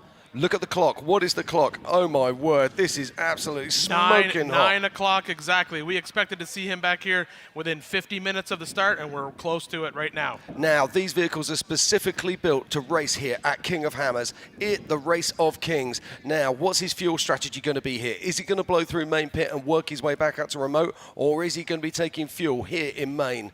Now, we've got our man with the mic. It is none other than Miles Hasselquist down in the pits, and as Lauren Healy comes through, we'll be throwing it down to him to get as much information as we can. But check this out, ladies and gentlemen. This is Lauren Healy, our race leader, making his way into Hammertown, and he'll coming down through the wash and onto the short course at any moment. All right, and while we're waiting for Lauren to get into town, Jim, I'm getting some updates from Tiffany Stone up in the remote pit that Raul Gomez coming in, left front flat. They're changing it now. He did a quick tire change and got out. Cole Clark in with the left front. Kevin Stearns coming in with a flat tire, and Darian Gomez coming in, but not for a flat. Oh, no, a tough break there. But this is Lauren Healy making his way around the Talladega, and he will be coming in to complete his first lap. Okay, here we go. Right now, as Lauren Healy peels off to go into the pits, we're going to throw it down to Miles, our man with the mic in the pits. Miles, take it away. Thank you, Jim. I am down here in this RTR Ford Bronco is absolute perfect shape. All 4 Nitto tires look like they're brand new. This car is ready to rock and roll. They will be stopping for fuel each time they're in here. Clint's up, out back, putting the fuel in. This huge horsepower Ford Performance machine is doing some great things. They're both getting a drink, getting a thumb up from Lauren Healy and Jesse Amax. Everything is looking good. This car looks like it's in perfect shape after the first 65 miles. And then I do see Paul Wolf coming in town as well. So I think we're going to run over to try to get to his pit as well. But Lauren Healy is trying to get out in front of Paul Wolf. So Jeremy, let's roll on to Paul Wolf right now. So Jim, take it away, buddy. Okay, thank you very much, Miles. Oh, my word, it's drama here in Hammertown as Paul Wolf comes on into the infield. But let's think about that. That means that Lauren Healy has a lead of at least 1 minute on adjusted time over Paul Wolf as Paul Wolf comes into town here. So what's the strategy? Is Paul Wolf going to be stopping for fuel, or is he going to be heading out? And this looks like Lauren Healy is already back on track, and he will be completing lap 1 as he crosses the arch. Yeah, well, these two drivers, there's no adjusted time between them. They left the line side by side right out of the race. So whenever these guys come across, it's going to be the end. Right, well, here's an interesting statistic. Because they're all pitting in different areas, Lauren Healy had to cross the line after he pitted, whereas Paul Wolf is crossing the line and then going to pit. So I like this. So we've got there Lauren Healy crossed the line having pitted at a 105, 105.03. Paul Wolf crossed the line having not pitted at a 105.08. So Lauren Healy has a pit stop in hand. A pit stop ahead of him. So every second that Paul sits in that pit stop right now, that's Lauren getting ahead of him on track, because as you see him leaving Hammertown right now, but he has a long day ahead of him. Yeah, he does indeed, but our man with the mic, Miles, is back down in the pit, so we're going to throw it down to Miles right now. Go, Miles, tell us what you got.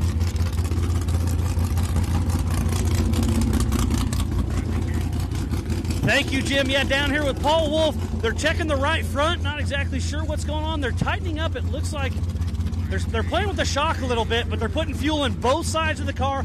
Paul Wolf is laser focused right now. It looks like he might not be able to hear very well, but again, this car looks like it's ready to go. This UFO Joe Thompson built machine is ready to rock. It looks like he's full of fuel. Paul Wolf is ready to go.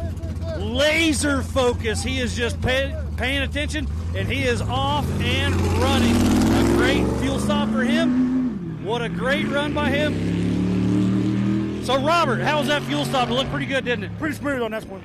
Oh, you got more words than that. Oh, yeah. We got to go, though. We got to go. You got to keep on keeping. I'll let you guys do your thing. Keep behind Miles, but keep behind Lauren about a couple miles behind him, get the rocks, and we'll pass him. Oh, I like your idea. Well, man, it's getting exciting down here. I see the Gomez brothers are ready here in town as well. So I'm going to try to catch up and see who's coming through next. But so far, so good. What a great start to the 2025 Optima Batteries King of the Hammers, presented by Ford Performance. So, Jim, Ian, I'm going to send it back to the Optima Battery main stage. Take it away. Thank you very much, Miles. Always good to get your insights as we're on board with Paul Wolf. Now, Ian, you've got some news about Vaughn Gittin Jr. Yeah, it certainly sounds like what we're getting from remote pit is Vaughn Gittin is no brakes on the car up in remote pit, but they are going to try and fix it. But something that's popping up in our chat right now, and I want you to look up for me, is I'm getting here that Miller is going the wrong way on course. Now, which Miller are you talking about? Eric are you talking Miller. about Eric it says Miller? Eric Miller It says Eric Miller, and this is just all by YouTube chat. But Yeah, I'm actually seeing that as well. It looks like Eric has gone the wrong way on course. So instead of taking the right-hand turn when he got to remote pit, he's actually looks like he's taken the left turn and gone off into the rock trails.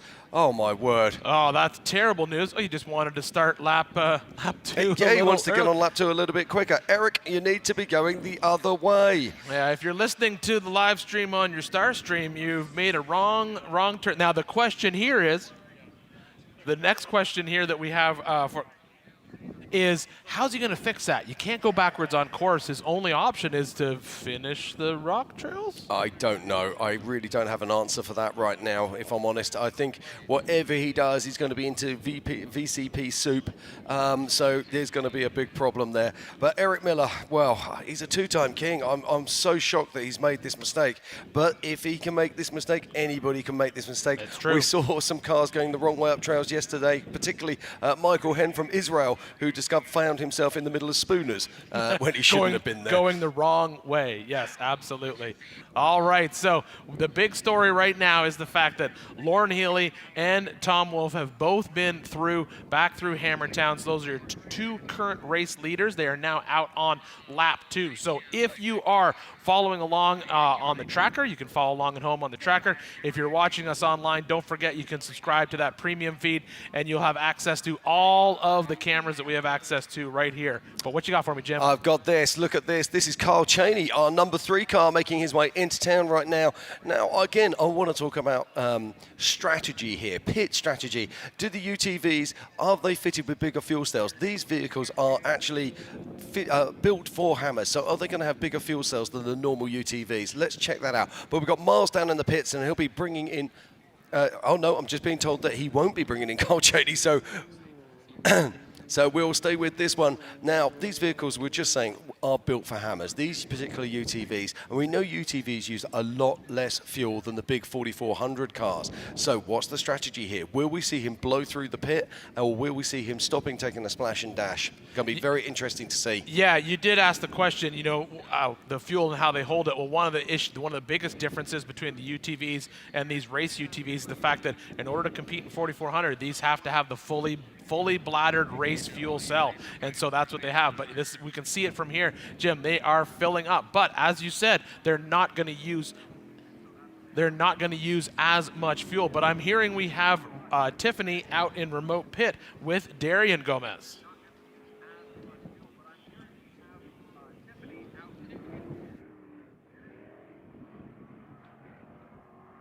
Lots of things still happening.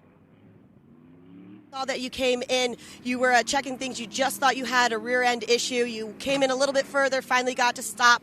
I heard some choice words from you, so this is not your day. What's going on? Yeah, I was running good and just cruising. Obviously, this is a new build, and I was just taking my time, and I started feeling some clucking in the back, and I wanted to pull in, and next thing you know, it looks like we lost the motor. So pretty bummed out. I've been training and practicing for this race for a whole year, and I guess I get to wait another year. Hopefully JP, Raul, and Marcos go out there and freaking take the podium again. Well, we did see Raul come in here first, too. He had a flat over there. Super quick tire change. Your team is incredible when it comes to pit stops. Any words of advice for them? Just what you saw out there? I know that they're all kings before. They know exactly what's going on, but that third lap is crazy this year. Nobody knew about it until 12 o'clock yesterday. Based on what you saw, how do you think lap 3 is going to pan out? It's definitely going to be tough. We were going through the map last night, just trying to add as many notes as we could from what we could see from the map. It's going to be a driver's course for sure. Obviously, navigating yourself through the course and then also crawling through whatever Dave's putting us through. So it's going to be fun. It's going to be crazy. And I think this is going to be a real King of the Hammers this year. It's going to be awesome. Well, I am so sorry about this heartbreak. Like Darian was saying, this is going to be a driver's course. There's a lot of RCPs out there. Dave is throwing a curveball, but we're excited to see what's going to pan out. More is going to come from Remote Pit, and back up to you guys. Thanks, Tiffany. It's always good to hear, and that is just absolutely gutted for Darian Gomez out there. But we have news from another member of the Gomez family, and Miles is with them in the pits.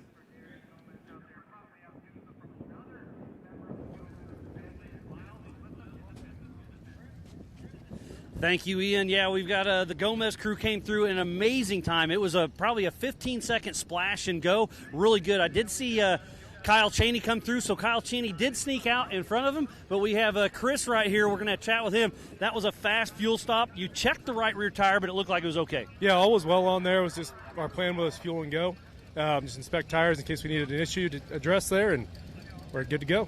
So our current King of the Hammers champion, JP Gomez, physical fourth on adjusted time. He's right in the mix there. You guys are going to be busy. We just heard that Darian Gomez is not doing well out in remote pit. I hate to hear that for you guys, but you still have Raul, you still have Marcos, and then Max and Robbie Gordon.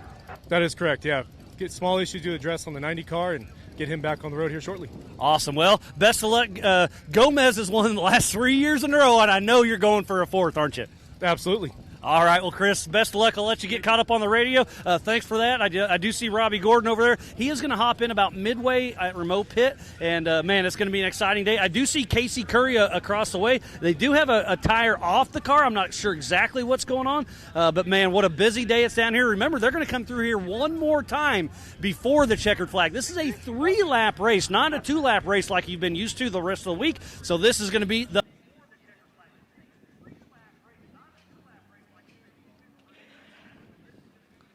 Okay, right. Thank you very much, Miles, for your updates as always. Now, I'm looking on course at the moment, and there is drama everywhere. I'm showing Waylon Campbell has stopped on course. Brendan Thompson also stopped on course, as is Bill McGibbon, who had got going again, but he does seem to be stopped. And I'm looking now on the tracker at remote pit.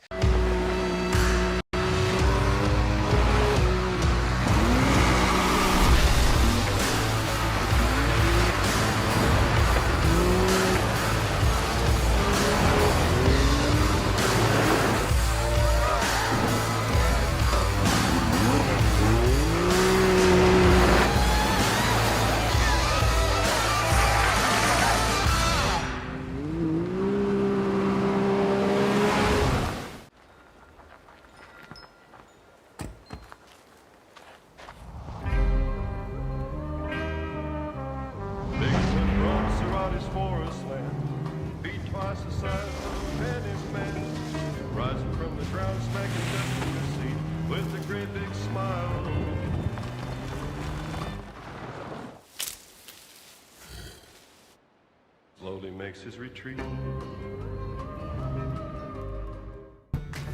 Everyone wants to know how to join the King of the Hammers YouTube channel to access all the premium content. Here's how it's done. Log into YouTube, go to KOHUltimate.com and join. That's how you get all the good stuff. Enjoy unlimited race coverage, live production multi-view, and additional live camera feeds.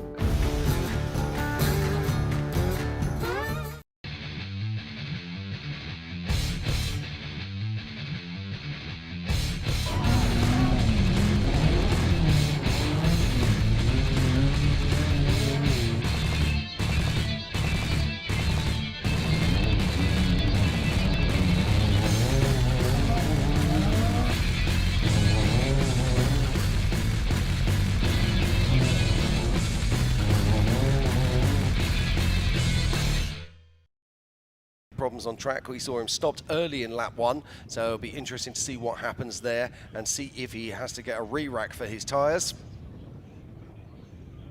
But we're going to be action all over Hammertown as all of these cars start to make their way into main pit.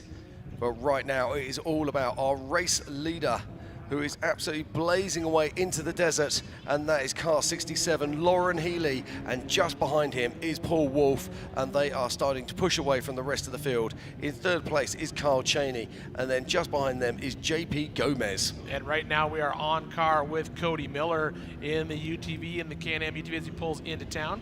Now let's not forget that Cody Miller, of course, was first in the Pro Mod in the 4900 UTV race. But we have Miles down in the pits right now, so we're going to throw it to Miles. Miles, what have you got?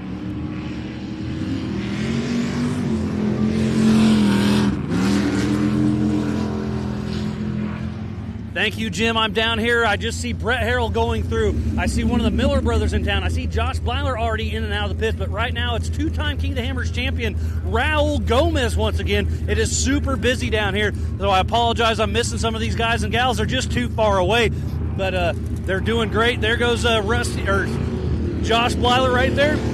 Christopher Brandon.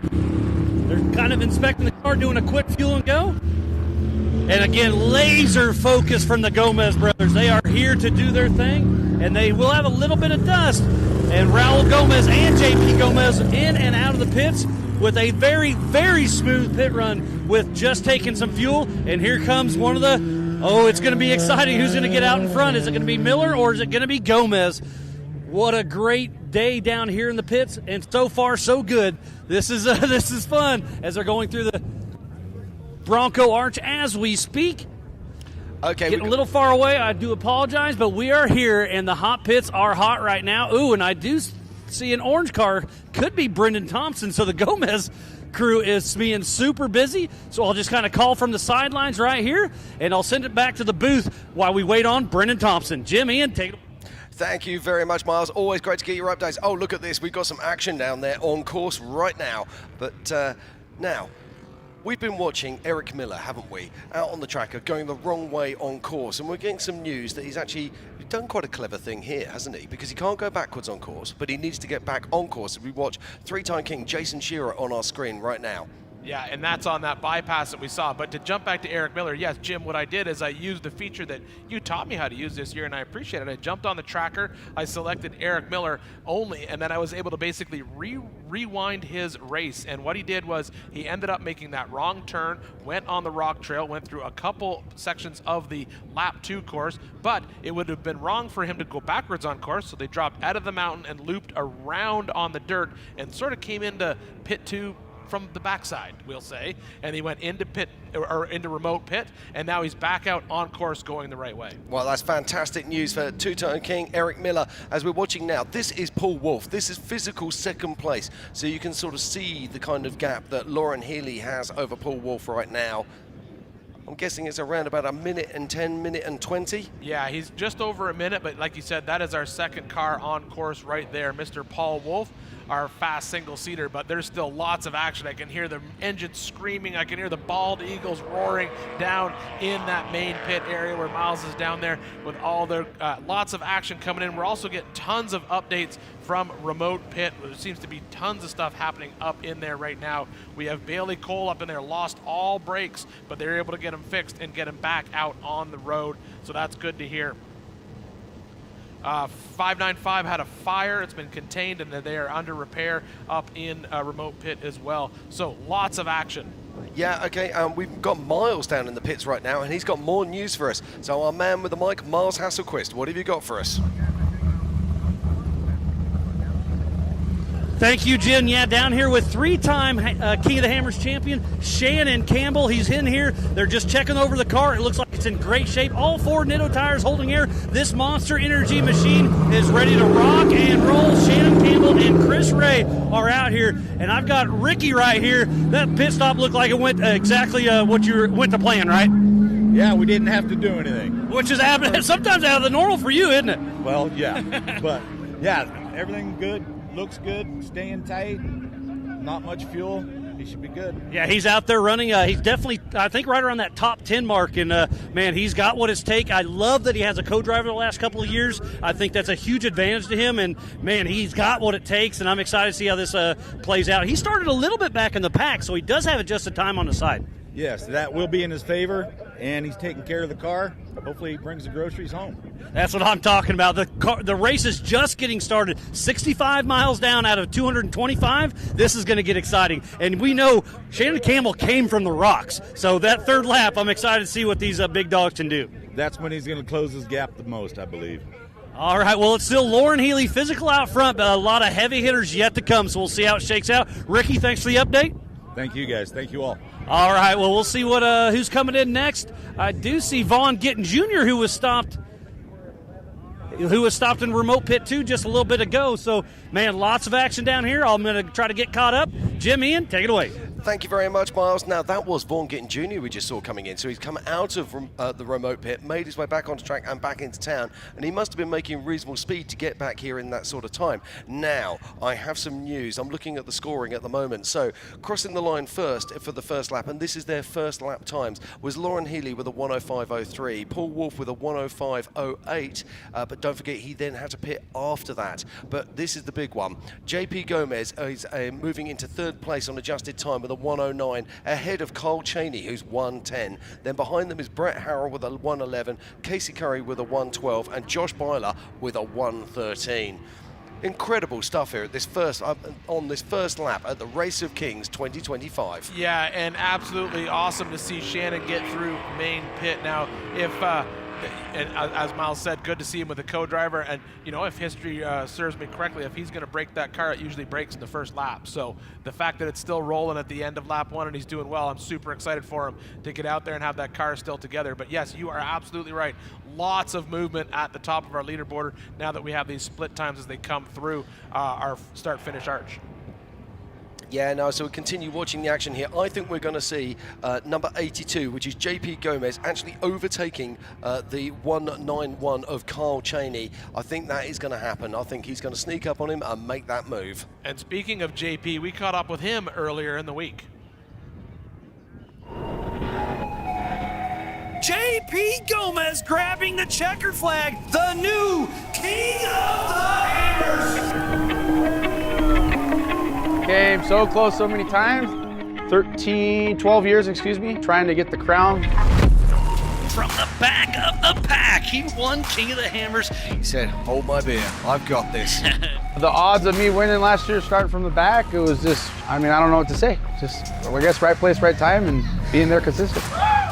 We've worked our asses off our whole life, and everybody in the Gomez Brothers Racing team and family, they all earn this as much as I do. It felt good, but as long as it stays within the team, that's what we come down here for sure.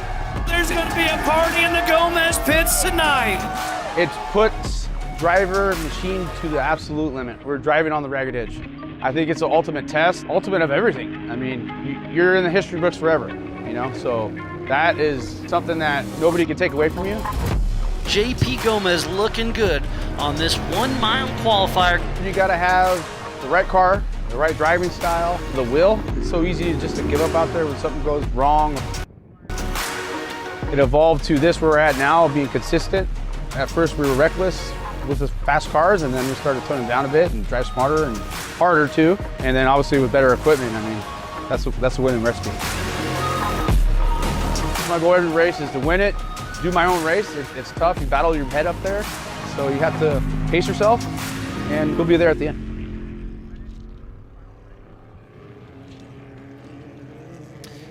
Okay, welcome back to the 2025 Optima Batteries King of the Hammers, powered by Ford Performance. What a day of action we've had already, and we are only 1 lap into this Race of Kings. It is the big dogs, it's the 4400 class, and they are here to do battle to find out who will be this year's King of the Hammers. I'm Jim Marsden, and joining me in the booth is none other than Ian Johnson. Ian, how are we doing? You know, Jim, it's been a great race so far, lots of action, but we got Miles down in the pits giving us constant updates, and I hear he's got another one for us now. Thank you, Ian. Yeah, I am down here. I just saw Waylon Campbell with a huge smile. That mustache was looking good, and he came in. They were checking the spare tire on the back. They fueled him up, and he was ready to rip. Again, the smile on his face was great. And Vaughn Gittin Jr. is here in town. They're working on brakes, I do believe, but half of his team ran down to help out Nitto teammate Waylon Campbell. I love the everybody's here to help everybody in the pits. They want to race out on the courts, but in the pits, they are all in to help everybody. So it looks like we have Jeremy Dickinson right here. How you doing, buddy? What's going on? We're good right now. We just lost brakes about 10 miles into the race, and we've been racing the last 60 miles with no brakes. So no brakes. That's tough to do out here. You definitely want that in the rocks for sure. But, hey, you guys are not going to give up. We're going to keep on rocking. And it looks like Vaughn's still got a smile on his face. No, we're going to get this thing back there and just do what we do and see where we end up. It's unfortunate. We were ripping in the desert. It felt amazing, but my brake pedal's literally been flopping for the last 50, 60 miles. So super unfortunate, and it's just a freak failure. That's what this race is about, though, isn't it?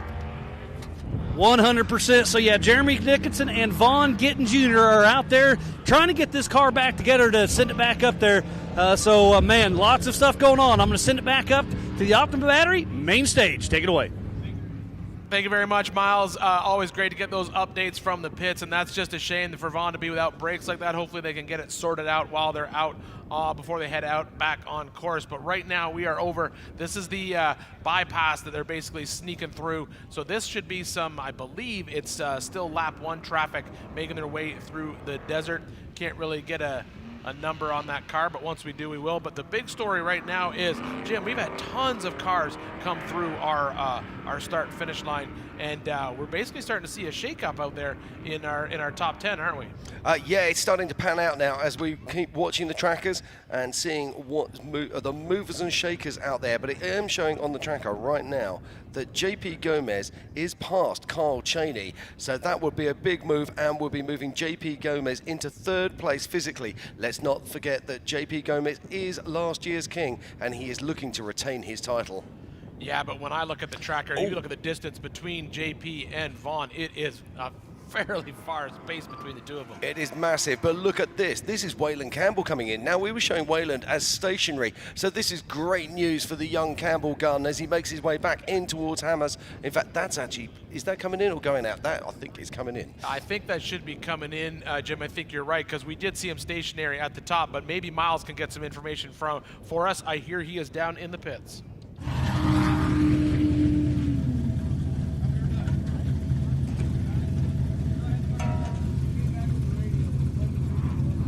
Thank you, Ian. Yeah, down here with Team Indiana, Chad Hunt is top 15, maybe top 20 right now. Everything's looking pretty good. Looks like you're checking the front end a little bit. You're putting some fuel in. How's everything going? Got a little leak over there on the passenger side. We knew about it. We think it's small enough.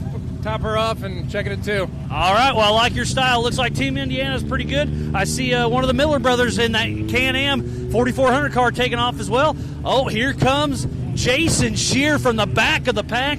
Let's try to run over there and catch up with his team after he comes through. I'm watching him hit the MBRB tabletop. Jason Shear and Jason Berger. Wow, that's super impressive. I wonder how many spots he has gained, but I'm going to run down there. I'll be there in a couple minutes. So, Ian, Jim, get us caught up, but I'm going to head down to Shear's pit. All right, thank you very much, Miles. But that's really the good news for us is we saw him go through the start-finish arch, which means he's going to clip that timing system before he goes into the pit. And that could mean that we have someone who's basically jumped up a lot of spots in our race leaders. And I'll leave Jim to sort of look through the timing and the scoring and see where we're at. Yeah, I'm just waiting for Jason Shearer to pop up on my scoring at the moment. He certainly had a fantastic first lap. Whether he's done enough to get him back up into the top runners is I'm not sure right now, but I will keep you honest on that as the data comes in. All right, but let's just talk about that, because this is Jason Shearer. He doesn't even need to be on their timing right now, because he will come alive in lap 2 and lap 3. That's the laps that he really excels. Absolutely. Well, while we wait for that timing to update, oh, hold on, Jim's pointing at me before I do what I was supposed to do. So, Jim, what do you got? It finally updated. Yeah, it has finally updated as we're crossing the line. So, Lauren Healy crossed the line with a 105.03. Paul Wolf crossed the line with a 105.08. Jason Shearer, having to cope with lap traffic, has come in with a 108.17. So Jason Shearer is only 3 minutes behind our lead cars right now on adjusted time. That is absolutely amazing. But I hear we got some updates from Remote Pit Tiff out in the desert.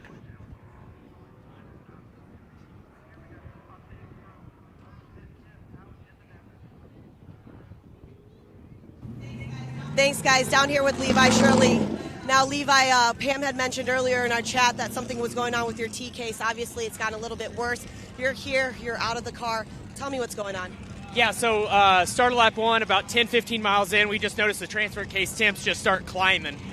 And they just have uncontrollably started climbing. And the T case has been 400 degrees for the past probably 50 miles or so. We got it here. We're going to see if we're going to be swapping it or not. The T case that I have to go back in it is not meant to be a rock crawling case. So we're just going to probably be finishing this day and trying to get a finish. Well, we keep seeing a lot of drivers. I just seen Bailey come in here as well. We've got the number 19 in here. Darian Gomez is already out. He's called that race. We've got number 11, Kevin Stearns. From your perspective so far on lap 1, what's the carnage look like out there? You know, we're running at about a 30% pace, and we're still passing cars constantly. I think I've seen probably about 20 or 30 cars pulled over. At the backside of the course, there's a big, long climb off the military base. It was a traffic jam, standstill, and it's just people are piled up back there too. So it's carnage, but that's hammers. Like Levi was saying, it's carnage, but that's hammers. We're seeing Bailey Campbell right now go to her pit. I'll get some updates. I'll also get some updates on the 19. Back up to you guys. Okay, thank you so much, Tiff. It's great to hear the news from the pits, but I'm absolutely gutted for Levi. He's a great friend, and it's so tough, but very interesting to see. But what I'm looking at here, can you see the pace of these guys? Absolutely astonishing. I think that's JP Gomez's dust that we're looking there as we cut back there to Cheney. But these top 4 cars, they are absolutely hauling the mail. Yeah, they have to be flying to get the work done. But I hear we have Miles down in the pit, and I hear he may have an update from the Shearer camp. Thank you, Ian. Yes, I'm down here with Bailey Cole and that Jigs monkey with the knife machine. The car looks like it's great. Straight axle. Man, what a great run thus far. I do see a brake line taped up on the right front, so brakes are definitely taking their toll today. But the rest of the car looks like it's doing a good job. So they're putting some fuel in here. And trying to get a thumbs up. Everything good, buddy? Yep, thumbs up from Bailey Cole as they're trying to get this car in and out of the pits. And then I'm going to have a quick chat with Casey Shear here in just a moment after Bailey gets out of here. But it looks like everything's going good, just getting extra fuel. They want to make sure he can get out there through the desert before they head into the hard rock trails here in just a little bit. Remember, this is pit number 1 of 2 here at the main pit. When we see him for the 3rd time, the checkered flag will be flying here at the Optima Batteries start-finish. They're just kind of checking everything out. I see the Dust Junkies are in here helping as well. There goes Tom Ways. This is going to be a great story as well. Wow, this race is really coming together. But we'll get over to Casey Shear right here. Casey Shear started, I'm going to guess, 90th or so. He came through in roughly 20th, so he's probably gained 50-ish positions. Adjusted time, he's in 3rd place, and I think going into the rocks here in a little bit, he's got what it takes. He's won here before. Yeah, absolutely. Those guys started 88th this morning. They're going to go out and keep pushing, doing their thing. Jason, being a 3-time king, he really knows how to party in the rocks. And all the crew here, we got all the trackers and everything. We're really watching how he's doing. He must have had so much fun passing all those guys. You stole it from me. I was going to say, Jason and Shear and Berger in there just having some fun because, starting that far back, they're passing people in the desert, and that's what that machine's built to do. And I wish we had some I'm sure you could hear some of the comps. I wish I could. Yeah, they're really calm in the car, and that's one of the things that I always love about them is they're not screaming and yelling. They just talk to each other, and when you have fun, you do good. So the more fun you can have, the more awesome they get. That's what I'm talking about. Well, so far so good. It's been a great day, and it's only getting started. I'm excited for them to come through after the rocks here at lap number 2 and then heading into the mystery lap number 3. Can't wait. I can't wait to see how it all plays out, Miles. It's one of the best courses we've ever seen. Dave put together a bitchin' race course. 100%. And earlier, I was freezing, and now I'm getting hot again. I mean, this you can never tell what the hammers are going to throw at you, but so far so good. Oh, and it looks like here's Brian Reed, so we are going to have double-duty pits right in here. So we'll see where he's going to come in. Oh, it looks like they got a spot right over there. So, Casey, best of luck to you. I'm going to run over to Brian Reed. Fun today. Be safe, guys.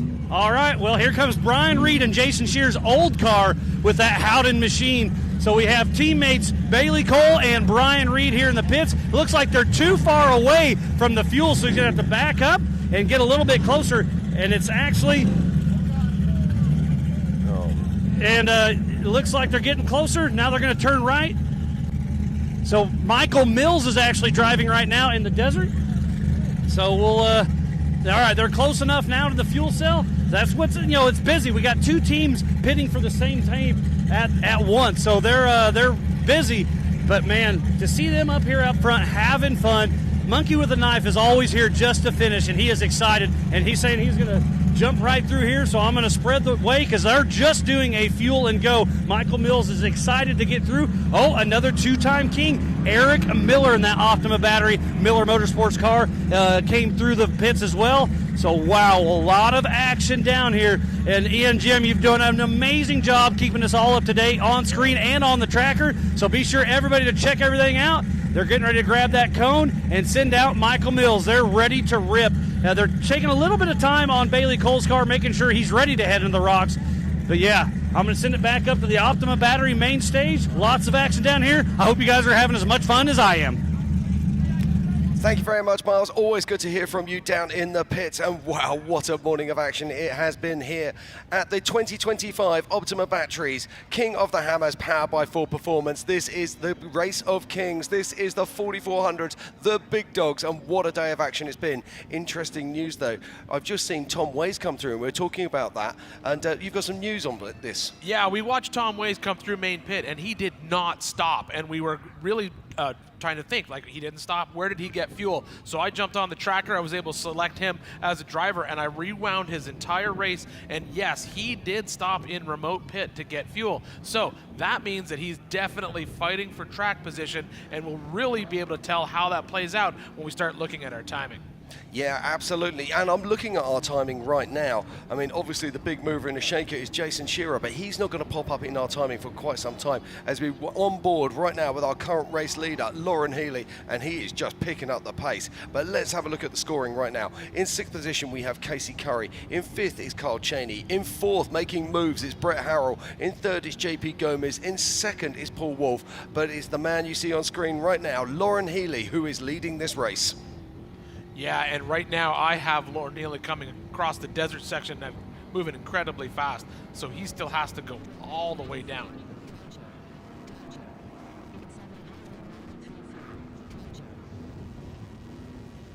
All right, so right now we are on board with Mr. Paul Wolf. This is our current second place vehicle right here. If we pull up his tracker, I show him doing 81 miles an hour as he's chasing down Lauren Healy. Lauren Healy doing just over 64 miles an hour through that desert section. This is the last sort of chunks of desert before they get into these rock trails that start lap 2.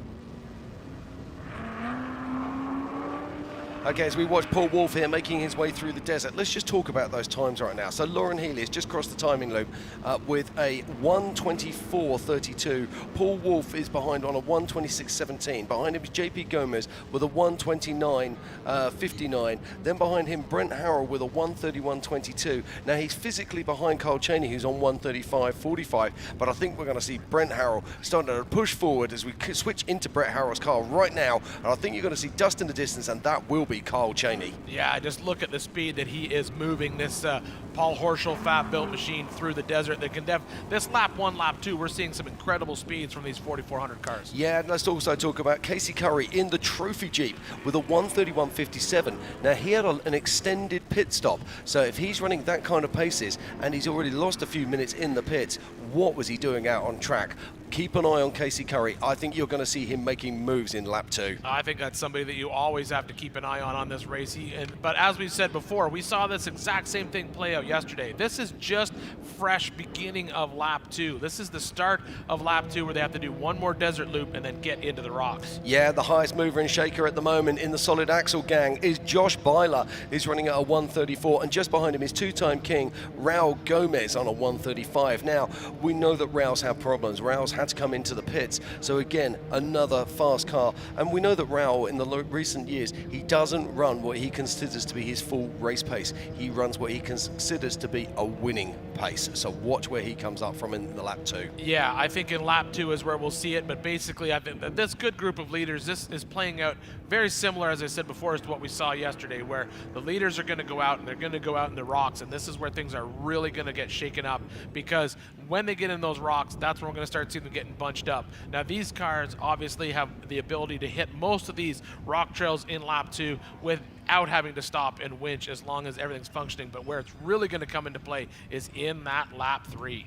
Also, let's not forget, this year we have VCPs, which are virtual checkpoints in the desert, but in the rocks this year we have RCPs. RCPs are rock checkpoints, and you have to hit them. You cannot drive around the rock trails. You have to be in the bottom of those rock trails, and you have to hit those RCPs, and that is going to come into play on some of the harder trails, and that is for sure. And yesterday we saw some issues in Jack, and I do wonder if we see any cars, particularly any cars that are damaged, if they're going to become trail blockages, and that's going to cause issues for the cars running behind. Yeah, that sort of seemed to play out in Jack. Now, I've been in Jack many times in this, not in this race, but out recreating. And the difference between what we're going to see today and what we saw the last couple days between the Can-Am UTVs and the Everyman Challenge cars is in that section of race course, there really is only 2 lines for those two. Oh wow! Look at this. Now look at this. No, I think this is lap traffic. Is that Lauren with Paul Wolf getting up around him? No, this is lap traffic. This is lap traffic. Yeah, I cannot tell you. I think that was Craig Alton that he's just overtaken there. But now this is interesting because I can tell you we have got a bottleneck on course. His AK Watley is still seemingly seems to be on his side near to Emerson Ridge, and there is a whole plethora of vehicles all stacked up there. How's this going to play out? Because I reckon that we are going to see, I'm looking here, I've got Patrick Peterson broken, I've got Roger King broken, I've got Kevin Taylor broken, and I'm showing Pat Beckworth as broken near to that ridgeline. Are they going to cause a problem for our leaders as they make their way towards it? AK Watley is showing is moving now, so he has been recovered and got back on his wheels, but it's going to be very interesting, and there is a lot of slow-moving vehicles that are going to be in the way of our leaders as they make their way round towards the rocks. Yeah, that's that big climb that we were watching a couple drivers have trouble with earlier. But as Jim was saying, there's definitely going to be lap traffic come into play as we are on board right now with our current race leader, Lauren Healy, and he should be coming up to that lap traffic relatively soon. And as Jim said, there's a lot of cars with a lot of pink circles around them. Speaking of cars with pink circles around them, they want to be that way when they're in the remote pit, and that is where Tiffany Stone is.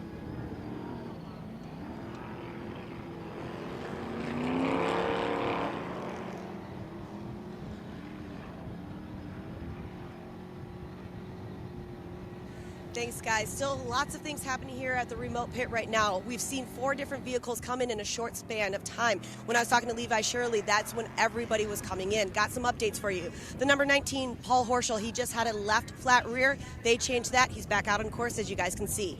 4089, AK Watley, he did have a rollover, so they wanted to make sure that he come back into this remote pit, check everything over, make sure he can continue on this race. Number 16 of Cameron Still came in as well. He did a re-rack on a flat that he had.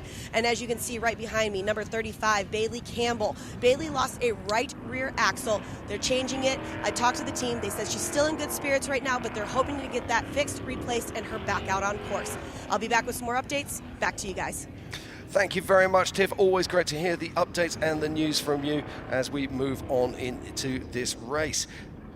Now, who's this coming back into town? That looks like, is that our current second place car? That looks like that's Paul Wolf to me. Yeah, that's Paul Wolf out where we just saw Lauren Healy. I was just checking the tracker. We were kind of speculating on what we're going to see out of remote pit 2, and I think we should see Cameron Steele getting back into town fairly soon as well. It looks like he's just coming across that desert section before he makes that left-hand turn. But right now we are on board with second place Mr. Paul Wolf as we're watching on the tracker to see what happens to Lauren Healy when he gets up into that lap traffic. We saw him just contend with one out in the desert, but contending with lap traffic in the desert is one thing. Contending with it on Emerson Ridge is going to be something very different. Yeah, they've got to be so careful. It's so easy to tear a tire as you make your way up Emerson, and I'm showing multiple cars stationary in this area. Oh, here we go. Now, that is that Lauren? That is Lauren. I could tell by the paint scheme, or as you would say, the livery, Jim. So there he is. So that is Lauren passing one of our stop cars, 2 stop cars. So if our tracker could update, I'm just going to see if it's going to update quickly, see how many more he's got to go by. Okay, I think he's actually managed to get past all that traffic without any issue whatsoever, and that's roughly where AK Watley was rolled. But Miles is in the pits, and he's got some news for us. Miles, what do you got?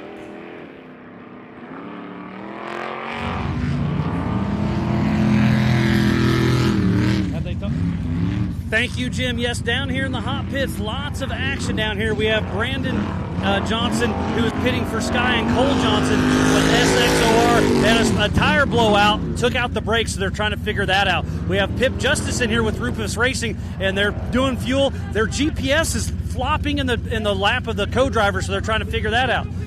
And getting a big thumbs up from Pip Justice. They are high energy right now, but they are excited to head back out.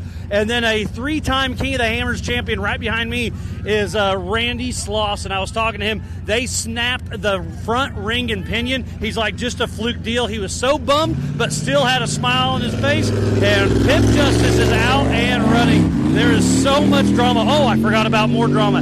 Tad Dowker has upper valve train issues on his engine, and he was very disappointed. They've been working all year to get to this exact race, and there has been so many issues out here. That's why this is the toughest race in the world right now. Some of the top names in our sport are fighting issues out of their control. And the North Shore Raceworks are showing their love. They're still having bad luck, but everybody's still in great spirits.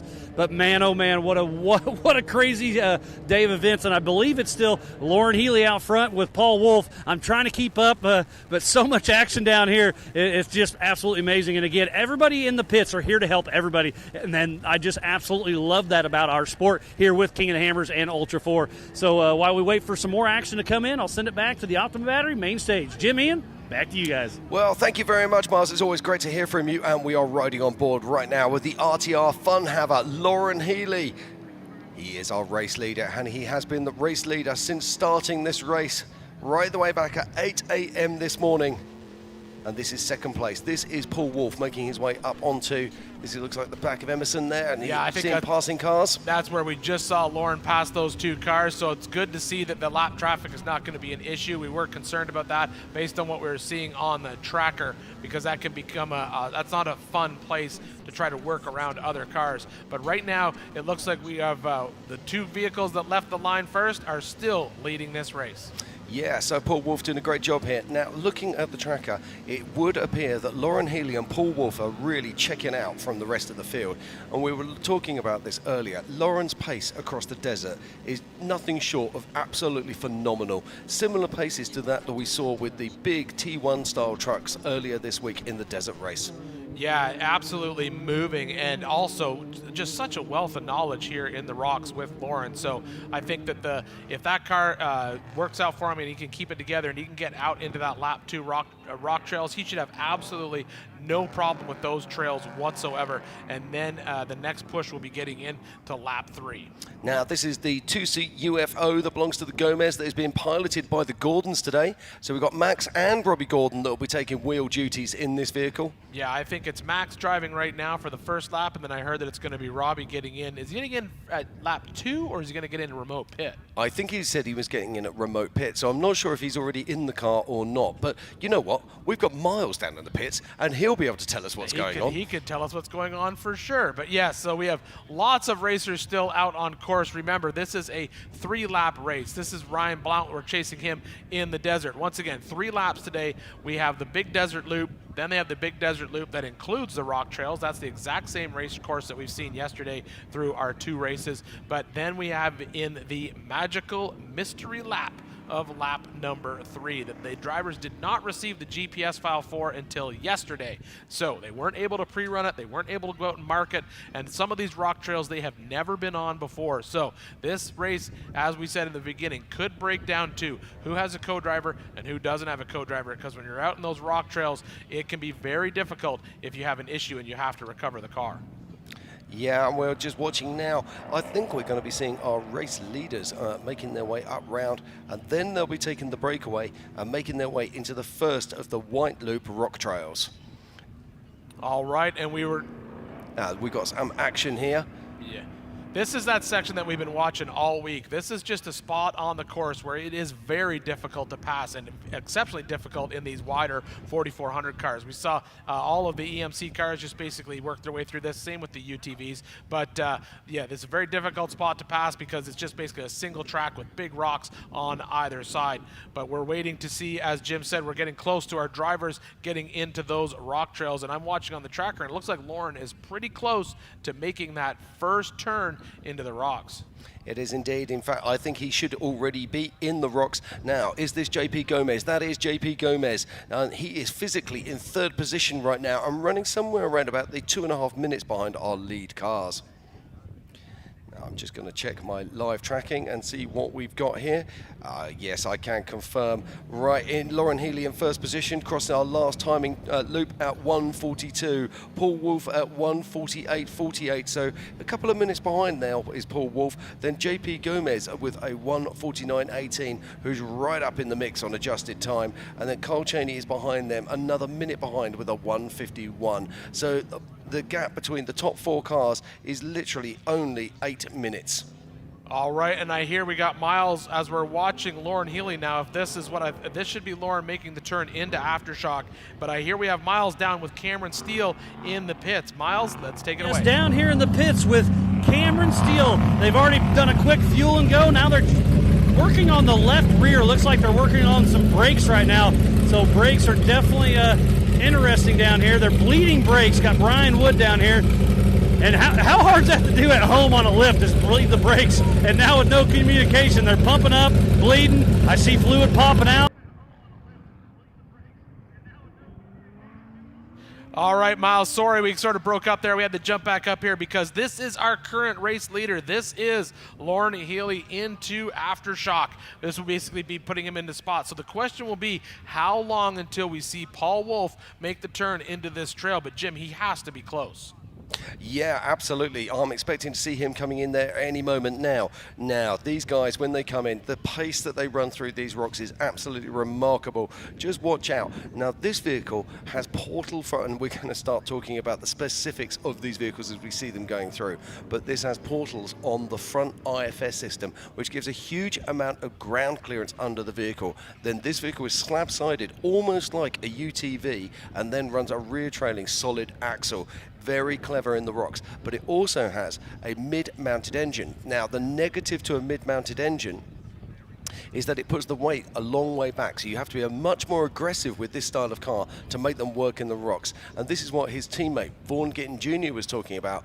Brocky used to have a front engine vehicle, and he found that it was a much better rock crawling car than his current vehicle. However, if you drive these with a little bit more aggression, you can really push them into places that the other car won't go. Yeah, those front engine cars, sometimes it can be a lot easier because once you get the front tires up over the obstacle, you're essentially just pulling up what essentially is kind of dead weight behind you. You basically have a fuel cell, maybe a few items back there. But when you get the engine into the middle of the car, you are correct, it's a lot harder to get up. But now we're on car with Paul Wolf, and Paul Wolf is now entering into Aftershock as well. So he is right behind Lauren Healy. Now this trail, as we said before, should really have nothing for our race leaders. They should be able to make quick work of this rock trail as they make their way through it. After they get through Aftershock, they're going to be able to head back up to where close to where Remote Pit 2 is. So we'll really be able to tell what exactly happens. Now the car that I want to watch after we get through this section, Jim, is going to be Tom Ways. We saw him not stop in main pit. So is he going to stop again in Remote Pit, or is he going to try and do all the rock trails without refueling? Now, this was a car that was designed by Tom a few years ago now for exactly this race. So it carries a lot more fuel than most of the other vehicles. So we're just going to have to see how that pans out. But I mean, that second lap is 85 miles. So, but the trouble is, you go, oh, it's 85 miles, but it's 85 miles in the rocks, which means that you're using a lot more fuel. So I would not be surprised to see Tom coming in and taking a splash and dash. Equally, there's nothing stopping him doing most of the rock trails and taking a splash and dash before he gets back out into the desert. So let's just see what he does. Yeah, we'll keep an eye on him as well, as we were just on car with our third place vehicle right there. That is Kyle Cheney. So that was him going up the Emerson Ridge line. And so that puts him just a little bit behind our current race leaders, which we're on board with right now. Yeah, now I'm just looking at the adjusted time right now. On adjusted time, Kyle Cheney's just dropping back down with a 1:51.09. Casey Curry sitting in fifth with a 1:50.29. Brett Harrell in fourth with a 1:50.04. JP Gomez with a 1:49.18. So let me get that straight there. Between third and sixth place right now, there is less than 2 minutes. And then we've got Paul Wolf with a 1:44.48. And then in 1:42.30 is Lauren Healy. So Lauren Healy pushing away from the pack right now. and that is on adjusted time. So that is your current race leader right now with adjusted time, and that is Lauren Healy right now. But we also have a dark horse coming around for, I say a dark horse, he's hardly a dark horse, is he? He's a 3-time king, and that is Jason Shearer, who was on an absolute charge, and he is running a long way behind these guys as he started in 88th position this morning. So we'll be keeping an eye on that time when we get it. But it looks to me like Jason is going to be almost clear with only fast guys in front of him. So he should be able to make good time through the rocks. Yeah, I think we got a great spot. So as we watch, go ahead, Jim. No, it's just, go on, please. Oh, I was just going to say, yeah, so as we watch our drivers come through here, the one thing we do want to talk about a little bit is these RCPs, or rock checkpoints, because what we've done for these drivers is place actual physical checkpoints in the rocks and some virtual checkpoints. So sometimes when you see these racers out racing, you'll see a couple of flags. Those flags, they've done it in a few spots on course. That's an RCP, or rock checkpoint. They have to travel through those. If they miss it, it is a 15-minute penalty. Okay, as we continue with the action here at the 2025 Optima Batteries King of the Hammers, powered by Ford Performance. Let's not forget, Ultra 4 is not just a USA thing. It's a worldwide brand with races in Europe and in Australia and New Zealand. So the action continues here. Let's check out what goes on down under. Welcome to the 2024 Maxxis Battle in the Bay, presented by the Structural Shop. We're here at the beautiful Tech Park, and the race is going good.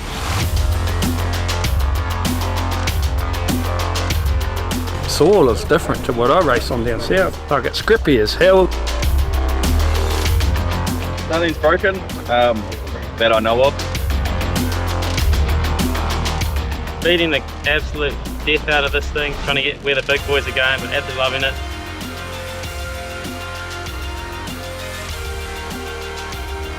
The races, everyone has pulled together, and I can't thank everyone enough.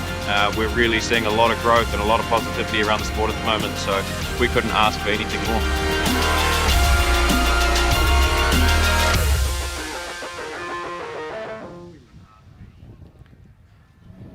Okay, welcome back to the 2025 Optima Batteries King of the Hammers, powered by Ford Performance. I love the fact that Ultra 4 is a worldwide phenomenon. What I really enjoyed is the last car we saw in that sequence was my old car. Oh, there you now go. lives on the other side of the world, bless it. But this is back in car right now with the RTR Funhaver, none other than Mr. Lauren Healy, 2-time king, and he's looking for that 3rd title. And right now he is leading this race. Yeah, absolutely checking out. He's already gone through Aftershock, and now he's headed up towards Remote Pit. So we'll have. Well, that was him going past Remote Pit. I was going to there. say that technically is him going past Remote Pit. I'm just waiting for my tracker to catch up on it. But look at this news here, Jim. That's good news for us. That's Bailey Campbell out on course. Yeah, no, we saw her stopped in the pits earlier. So now she's obviously off pace here. So yeah, great to see her back up and running again. A firm crowd favourite. And we always sort of secretly hope that she'll be a Queen of the Hammers. We have to have one sooner or later. It would be great to see her win it. Yeah, absolutely. But if you're just joining us, there has been so much action already today. Our current race leaders looking at now, I'm just going to go to my scoring sheet and I can give you a top 9 at the moment. Cody Miller, Raul Gomez, Josh Byler, Carl Cheney, Casey Curry, Brett Harrell, JP Gomez, Paul Wolf, and our current race leader is Lauren Healy. Now, who was that we just saw there? This is interesting. This should be Cheney. This is Cheney's car, but they're obviously just changing a spare, or changing a tire, I should say, because the spare is off. We can't see it on that in-cam shot right there. But both driver and co-driver out. Looks like they're changing a tire in that car, and that will affect his position for sure because they were doing incredibly well. Yeah, they were indeed, and that's one of the broken cars on Emerson Ridge. But I'd like to say hello and welcome in the booth to a man who's doing very special things right now. It's none other than George Hamill from Starstream. Good morning. Yeah, good morning, Jim. How we for having doing? me up here. Dude, can you see all the racing action? Man, we're doing awesome. Now, let's just have a look at this. This is the Brett Harrell car that we're looking at here. And these live images are actually being brought to us at the moment, utilizing Starlink, so that's the internet, but the technology that's bringing that information back to us is Starstream, and that's your baby. Yeah, man. It's just cool to see technology come so far that we I'm can just going to stop share you these here. stories. Right, now here, this is one of the RCPs. This is a rock checkpoint. So there's the flag one side, there's a flag on the other side, and he has to go between them. Sorry, George, I just wanted to point that out so that people can see that. But yeah, this Starstream technology is mind-boggling, isn't it? Oh, I love it, man. It's just cool because we can share more stories, right? Like all of these guys are being able to like show their journey through the race. It's insane. It is. Now, where did this idea come from? I mean, obviously Starlink suddenly arrived, but I mean, literally within what felt like only a few short months, Starstream was straight off of the back of that and utilizing the fact that we now have internet in these vehicles. Yeah, totally. Well, interrupt me, but I'll do the shortest story I can. I used to be a professional off-road racer myself, and I didn't see very much value in what we could provide back to sponsors. And now we have a network that we can put on a car, and we can share these stories. And you're in the car, right? Like you feel like you're driving with these guys. Like it's so much more connecting for all the fans. So I think we have a really good opportunity as an industry to be able to step up and start getting outside sponsors, getting more money in, and getting all of these cool things happen. Yeah, absolutely. Now, let's just talk about that because, I mean, this system at the moment allows us to have 2 cameras. I think some systems are even 3 cameras now, aren't they? Yeah, it just depends on how good the internet connection is with those Starlinks. So Starlink has got, 7,000 satellites or something in the sky now, so it's getting... If you could send a few more over to Europe, because we're struggling to get ours to work, but we got to call Elon. Yeah, exactly. I'll have a word with Mr. Musk and see what he says. Ah, that's your man there. Kevin Stearns running up there, Ian. Yeah, we're watching Kevin Stearns right now. He's definitely off pace. We saw him sitting in remote pit for quite some time, so it's good to see him moving again, but obviously they're having issues. Hopefully they'll be able to get it back. That is not Robbie Gordon, by the way. Definitely but that's not. okay. So let's talk a little bit more about this Starstream. So obviously we're seeing it used here in race cars and race car technology. This is exactly what we're using for right now. But you can use it pretty much anytime you want, right? Yeah, absolutely. We have backpacks. Cameron Steele did it with King of the Motos. It was pretty insane to be able to see that. And you can also do remote production. Like, I mean, Dave's production this year is just insane, right? But this is going to change not just off-road motorsport. This is going to change all extreme sports of any description, whether it's going to be power boats, whether it's going to be off-road, whether it's going to be cycling. I mean, you're going to see this starting falling into mountain biking and all sorts of different industries, aren't you? I just can't believe that the future of this is just enormous, and it's hard to actually comprehend the scale it could get to. Absolutely. The technology is just insane, but I mean, it's the connection that it has with the fans that's so important, right? Like, Starstream is just a tool. It's the racers that are providing the tool set to grow an industry, right? So one of the things that I was thinking this morning was asking you and Ian is, you have seen and rode in the car with a bunch of these guys. You're a professional racer yourself. Which car would you pick now that you got to be halfway in, right? Well, at the moment, I want to be Lauren Healy because he's in a really strong place and that car looks amazing. But yeah, I mean, this is, as we were saying, it's game-changing, and you can also see very much the different driving styles between the different vehicles. One of the things that sets King of the Hammers apart from pretty much any other type of racing in the world is that if I look down my top 10, there are no 2 identical vehicles in that top 10. Every single one is a different vehicle. Everything has a different driving style. The only similarity to pretty much all of these is that most of them will be running 40-inch tires. So yeah, it's absolutely remarkable, and this allows us to have a look. I mean, this is a great example here where we're looking at a vehicle that has a large bonnet sitting in front, which actually doesn't help your visibility, but the rock crawling ability of that car being front engine will be improved. Whereas if we go to something like Paul Wolf, which is a mid-engine, fantastic visibility, but maybe slightly impaired rock crawling ability because of the fact that his weight's at the back. And with Starstream, we get to explore all of the options. Absolutely. And it's really cool too. Like, I mean, I even was having with my executive producer, I was actually having a conversation with him this morning, and I go, I didn't know Paul's car was a single-seater. But now I get to see it, like, because we're showing it, right? I'm like, oh shit, that's so cool. Yeah, absolutely. And the visibility that you can see in Paul's car, there is nothing to impede his vision. He's looking at both front wheels at all times. Then we cut to Lauren Healy's car, and it has a hood on the front, and it's not as much visibility. But we've got some more action here coming on in. So another car coming into town. Yeah, there's still tons of action out there as we're watching Lauren Healy already out in the rocks. We had Paul Wolf stop in remote pit. We had a quick little in-car with him, but that was a planned stop, a planned fuel stop for them, so that was not an issue with the car. That was where they planned. But I want to thank you for stopping by. I appreciate it. We're going to get back to the racing right now, and then we'll get some race ops updates in. But obviously, thank you so much for linking us up with the Star Stream. It's definitely a game changer for us here in the desert. All right, so that right there is your race leader on camera right now. That is Mr. Lauren Healy, and you can see that he is out there, and he is all alone in this section of rocks. But as we said before, this is just the start of their day in the rocks. They have a long day out. This is just the very, very beginning of lap 2. This would be Lauren basically making his way through Bigfoot Canyon, then he's got to loop around and come down a few other trails. The next time we'll basically be checking in on him will be when he comes down through Chocolate Thunder. So he's got to go all the way around. He's got to come down through Big Johnson, through Clawhammer, and then loop back down. And the next time we'll see him in any type of trail that could possibly give him any issues will be that basically drop down through Chocolate Thunder and then make the turn and go up through Idle Issues. I don't think we're going to see any problems with our 4400 cars in that trail today, where they come up Idle Issues into her problem and then over into Laser Nut Alley. But that was where we saw a little bit of lead change yesterday in our 4800 cars. But right now, Lauren Healy well into the rock section, all the way down, already through Big Johnson, and making his way over to Clawhammer. Yeah, and he's absolutely smoking hot right now as he's making his way through. Now, I have got some news just looking down on my tracker at my split times. So right now it is good news for the Canadians. Bill McGibbon is back up and running again and sitting at a 2:04. Waylon Campbell with a 2:03. Dustin Robbins with a 2:02. Shannon Campbell is in 11th with a 1:59. In 10th is Christopher Branson with a 1:59.31. In 9th is Cody Miller with a 1:56.09. In 8th is two-time king Raul Gomez with a 1:55.54. In 7th, our highest placed solid axle car right now is Josh Byler with a 1:54.18. Carl Cheney, when he crossed the line, was on a 1:51.09, but we have seen him stop with a tyre change issue.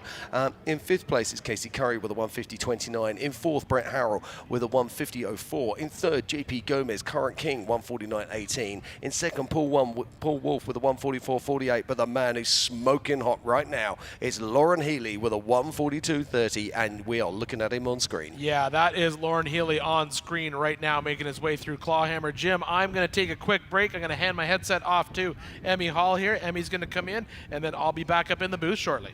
Okay, I look forward to it. Thank you very much, Ian. Now, if you're just joining us, we are in Johnson Valley, California, and what a week of racing it has been. It started last week with the Desert Challenge. We then had the Can-Am UTV Championships, and then yesterday was the Yokohama Everyman Challenge. As we watch this now, this is Lauren Healy down there in the rocks. But right now, it's all about the 2025 Optima Batteries King of the Hammers, powered by Ford Performance. And this is the Race of Kings, the 4400s, the big dogs. And they don't get any bigger than Lauren Healy, two-time king, picking his way through the rocks in his RTR Funhaver Triton machine. Good morning, Emmy Hall. How are you? Hello, Jim Marsden. I am happy to be here. So stoked to finally be on the stage for the 4400 Race of Kings. I've been watching you guys this morning over in the media room. You guys have been killing it. Miles has been killing it. Remote Pit Tiffany has just been feeding us information RPT all Stone. day. Yeah, no, it's been a fantastic race. Hammers never fails to deliver. That's why we love it so much. Now, I am looking for somebody to be popping up into our scoring system. We're going to be looking for, of course, Jason Shearer to see when he crosses that timing loop, see if he can start catching and reeling in these leaders. Let's not forget the three-time king started right the way back down in 88th position. Yeah, he has had his work cut out for him today, getting by a lot of people and making up some of that corrected time. So it'll be great to see him as he comes through our timing gate here in Hammertown. Indeed, and that is our physical second place right now. That is Mr. Paul Wolf in the single-seat UFO car. Now, these cars are very interesting indeed. They don't use a portal system like Lauren's car. They're just a straight-through IFS on the front, but they are a rear engine setup, and they sit between two fuel tanks on either side of them. That means the visibility ability that Paul has is exceptional. And look at this, is Lauren having to battle his way through the rocks. And the thing that blows my mind with this is, Emmy, is that they're not just doing one lap of the rocks. They're doing 2 laps of the rocks, and one of those is a mystery lap. They don't even know where they're going. Yeah, I'm looking at it on the tracker, and I'm like, we've never been through that before. We have no idea where any of that is. I don't know how we're going to call it. We called it the Mystery Lap 3. Yeah, I mean, there's no names for these things. Well, also the other thing with it is, as Dave said, there are no trails existing where we are going. Nobody has been pre-running there. Nobody has turned a wheel in these locations. They are virgin trails. Yeah, they got an idea of where these trails were going to be a day or so ago, but they finally got the GPS tracks. So no one has been up there. We have no idea what's going to happen. I love the fact that it's going to push their navigators, going to push those drivers really to their limits with making those line choices and making those really quick decisions. And that's where maybe going through first is not going to be an advantage, because you're going to have to be the one that sets that trail. And as the vehicles come through, they might burn through a little bit of a line, and the guys that are starting later might have a little bit easier time. But here again, we've got our on-car. Look at how fast they are tackling those rocks. They're just looking really, really good. Yeah, this is a great image here of how the IFS soaks up what they call nuisance rocks. So these are the little rocks around about the size of a football, and they'll just be making their way through these, and they'll just be pounding over them. But just think of the battering these tyres are taking. And these guys, they work really hard. They practice their lines, and the speed that they run through these rocks is absolutely remarkable. Chatting to some of the guys, and they were saying they can be upwards of 25 miles an hour through those nuisance rocks areas, which is just insane. Yeah, it sounds slow, but trust me, when you're out there with those little rocks, it is quite fast. Oh, that's very fast indeed. And we're back on board. These are our lead vehicles. This is Lauren Healy, and we just saw there Paul Wolf, but Lauren Healy making his way up through these trails. And this is coming up through Fisher Mountain.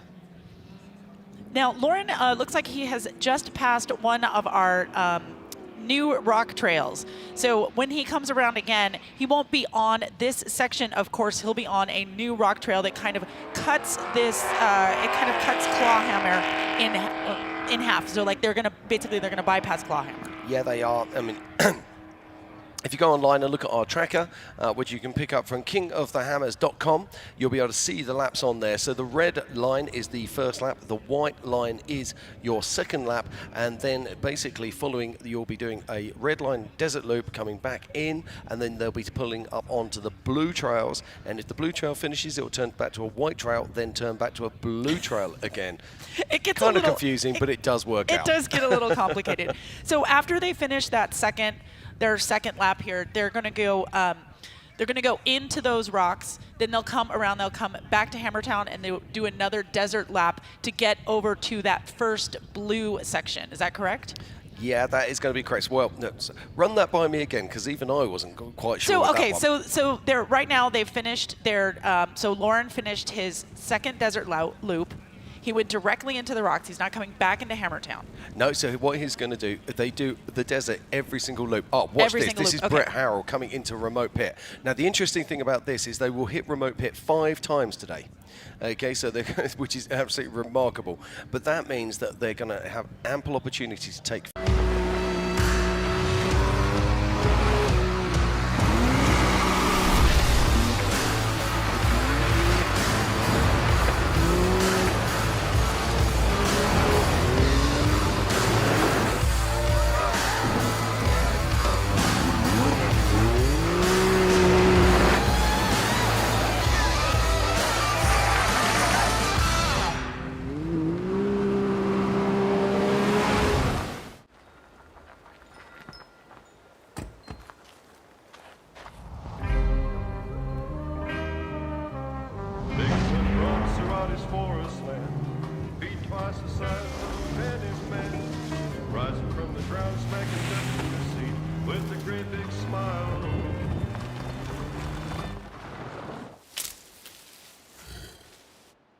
Slowly makes his retreat.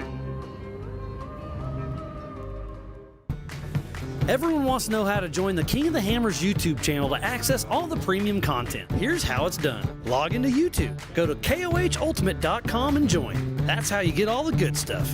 Enjoy unlimited race coverage, live production multi-view, and additional live camera feeds.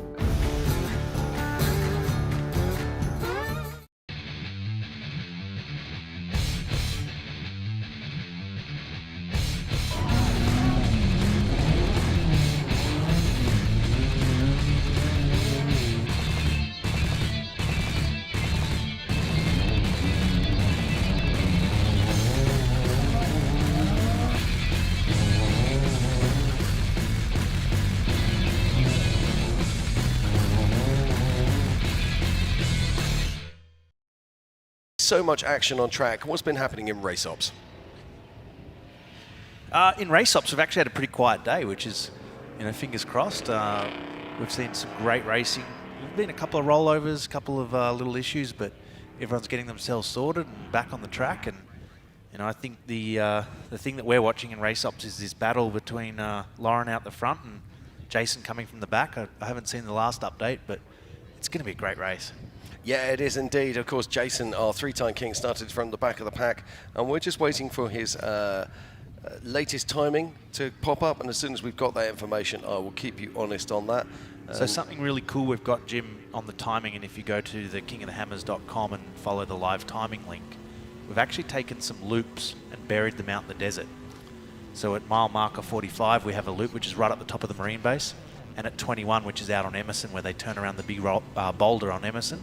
So we can actually see some splits in the desert of how fast these guys are and how different the times are. Yeah, we've been looking at those, and they've been a massive help for us. And in fact, it's that timing loop at mile 45 that I'm waiting for Jason to trip right now to see exactly where he's going to be positioning in this field of vehicles. As he crossed the line earlier on our secondary timing, or when he crossed the line for complete his first lap, he was amazingly up into third place on adjusted time. So it's going to be very interesting indeed to see. Although I am getting a little bit concerned because I'm thinking he should have already been tripping that loop.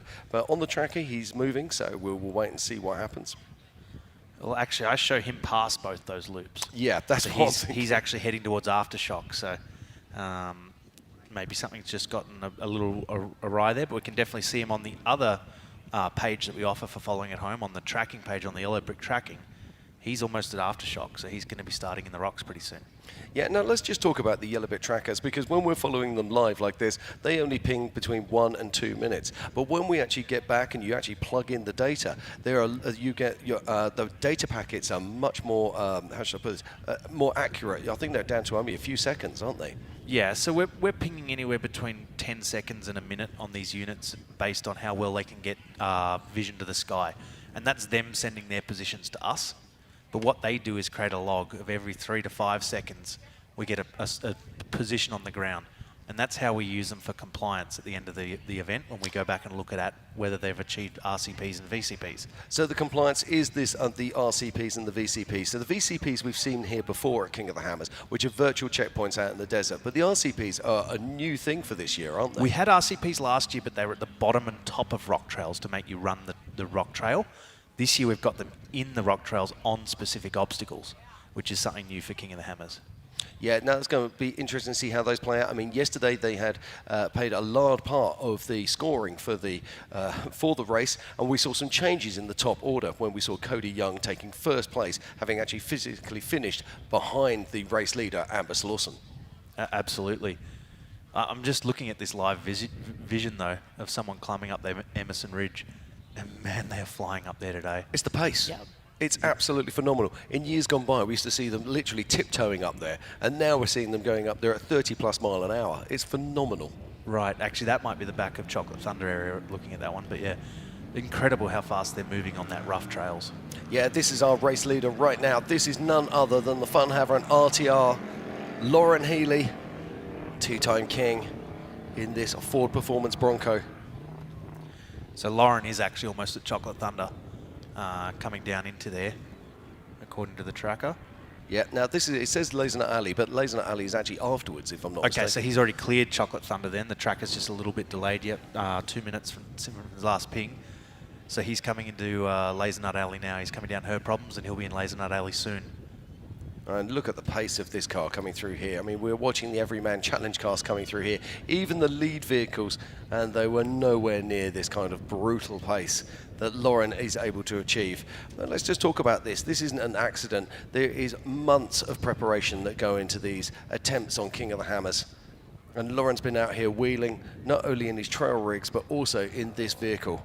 Yeah, he absolutely knows every single rock that's out there. Of course, these rocks can move throughout the week as we... Oh, no, what is happening here? Now, just looking here, is this our second place Paul Wolf? Just making his way through, just trying to see. No, that's no, that is our third place. That is a Gomez. Yeah, that's JP. Oh, that one? JP, yeah. So Paul Wolf has already cleared this, we believe, as JP picks his way through. Last year's king, of course, and he'll be looking to repeat that.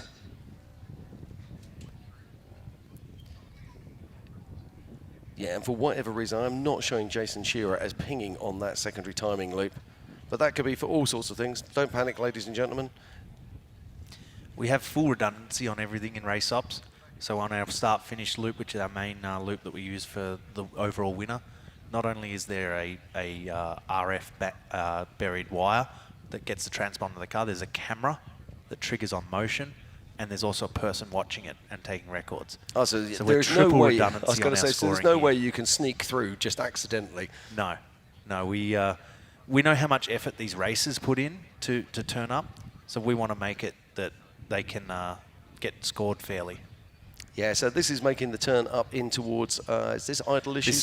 This is in Laser Nut Alley. Oh, this is Laser Nut. So yeah, this is the one where they can fall out of the rocks if it's an issue, but they have to come back up into the rocks every time. They can't drive along the sand wash. Yep. So you'll see Lawrence sort of using that to his best advantage. He's coming back down in the harder areas. And then he has to get back up above that snow fence there, which the team have laid out to prevent you driving through the sand wash. So he's doing this absolutely perfectly. Yeah, look at that rig, just looks absolutely unstoppable. Yeah, he really is giving us a masterclass in how to drive King of the Hammers right now. He's putting this car to work. A mid-engined IFS vehicle. Has portal axles on the front of this, using the World 74 portals. I took a tour of the Weld 74 shop. It's pretty remarkable. You know, you can get those for your regular vehicle. You got a Jeep, you got a Bronco, you got a Ranger Raptor. You can put them on a mid-sized truck. Yeah, they are an amazing thing. And we saw them on the Broncos yesterday that were running in the 4600 stock class. Right, okay. Lawrence got a big rock caught up underneath him there. But you can also see the dust. And the dust makes it difficult as you become unsighted as you try to pick your way through. So at the top of Laser Nut Alley, they've got to stay left and get an RCP as they exit. And that's where some people got some compliance issues yesterday. They went up the stock bypass, which is to the right of where Lauren is right now. And they missed that RCP at the top. So it looks like he's done it nicely. And yeah, we've got a great race here. We have indeed. And this is Paul Wolf making his way down. I'm guessing this is going to be dropping into Laser Nut Alley. Yeah, it looks like he's on her problem as well, coming into Laser Nut Alley there. And you can see the fencing at the bottom there that Ben was talking about. It's just an orange netting. And all it does, it's not to, force them, it's just to keep them and show them the line and where the suggested course is. Yeah, and there is an RCP on the side of Laser Nut Alley that they have to hit as well, so they can't just stay low. Now, Ben, you've raced this race many times in the past. Would you want to be in a single-seat car? No, I'd get bored. Well, you it's also always fun to share it with someone, you know? Yeah, you want your co-driver out so that at the end of the race, you've got stories to tell, right? You've got someone to back up what you just did. Right. You have to change the tyre on your own and everything else. And we always used to say that if it was a co-driver's side flat, it was their fault, right? So then it'd be entirely your fault if you had a flat. It's not very fair. So Paul Wolf, you see how he's just got down below that netting. He's got to find a line to get above that netting to stay in with course compliance. So taking a look there, making his plan as he gets up into Laser Nut Alley. Paul Wolf again looking really, really good. Now this car is this car has fantastic visibility. You can see there with this mid-engine design, the hood just falls away, or well, it's not a bonnet, it's not really a hood, is it? It's a body panel in the front of this vehicle. Yeah, it dips down really quickly, and then it's super narrow as well, so he's got a ton of visibility. And he really sits very far forward in the cab as well. He does indeed. Has a fuel tank either side of him in that vehicle. Now, how much fuel are those tanks? Do you know how big they are? He did say, I believe that they are 30 gallons either side. 30 gallons, so 60 gallons of fuel on Keep board. me honest in that. It's either 30 or 50, and I can't remember which. Too much information, Emmy. Jim, Emmy, I'm going to duck back into race ops, but I'll be back in a little while to keep you guys updated on what's going on. All right, cool. Thanks, Ben. Always glad to have you up here. Thank you so much, Ben. Always a pleasure to have you here, and thank you for the work that you do in race ops. Very much appreciated. And we are back on board with our race leader.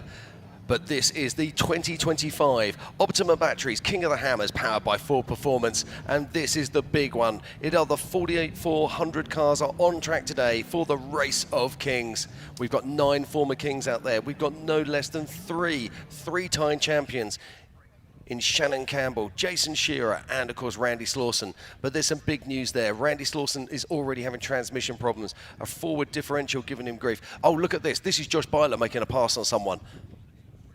So Josh Byler, currently our highest placed solid axle car, making his way up through Fisher. Yep, this is our 4th and 5th place vehicles here. And it's, I believe Tiffany is up at remote pit, and she's got an update for us out there in the middle of the desert, bringing it to us live. So Tiffany, let's go to you. Down here with Brett Harold. Now, Brett, you're in the remote pit. Your crew is underneath. The car is turned off. What exactly is going on?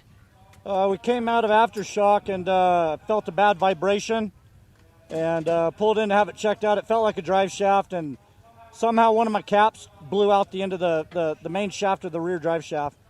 And with that being said, with your team going underneath right now, how long do you think it's going to take before you can get back out? I honestly don't. Hopefully within the next 5-10 minutes.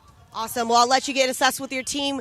Still things happening over here. We did see our physical leaders pass through here. We haven't seen anybody else besides Brett make its way through. I'll keep you guys updated with more, and back up to you guys.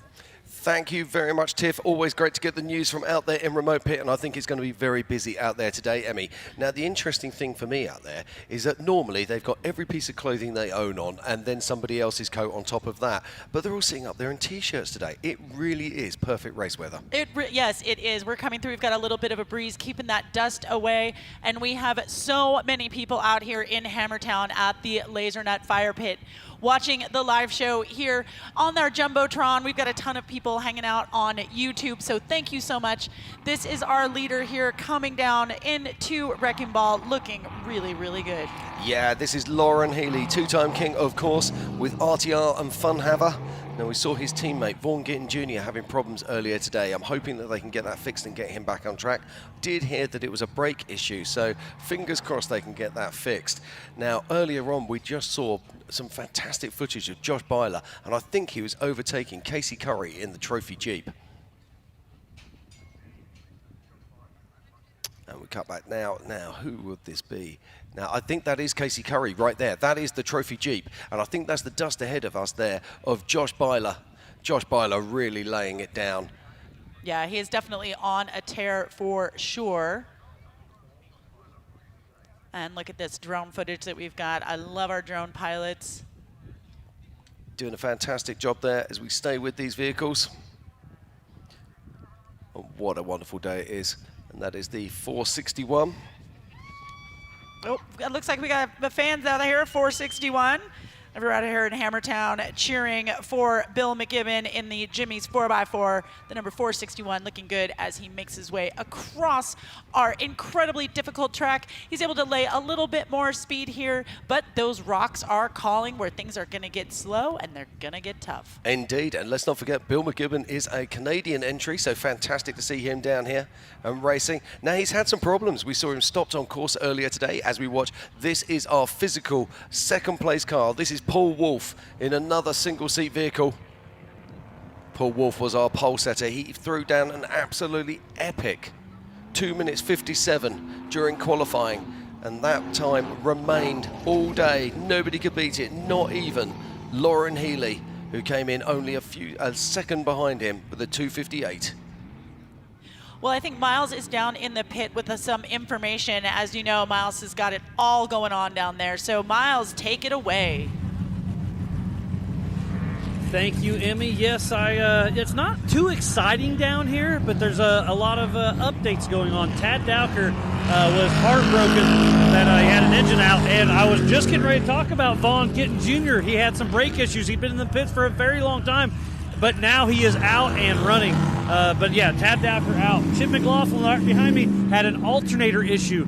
They got it swapped out. They had the whole team on it, so he's back in action, so I'm glad to see that. Randy Slauson is probably calling his race. That front ring and pinion did some more damage than they were hoping for. So, man, 3-time king Randy Slauson out of the race. Vaughn Gittin Jr. Is in the back of the pack. We'll see if he can make it happen. Tad Dowker out.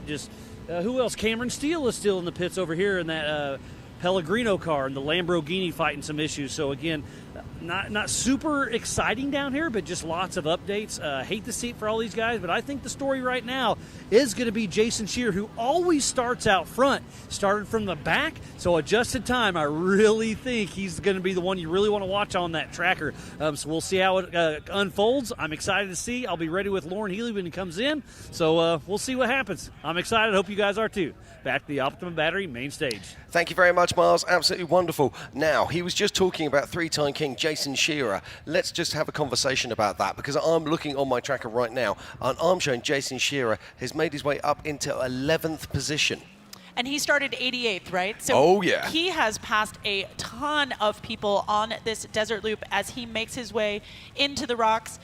On screen right there, we've got Brett Harrell in the number 4456. But Jason looks like he's coming into, he's just got to loop around and get into Upper Big Johnson as he makes his way down into these rocks. But what a showing from Jason. I'm very excited to see where he ends up. Yeah, and this is our physical third place car and also our current king. This is JP Gomez in another UFO car. So this is a very similar car to the car that we saw Paul Wolf driving.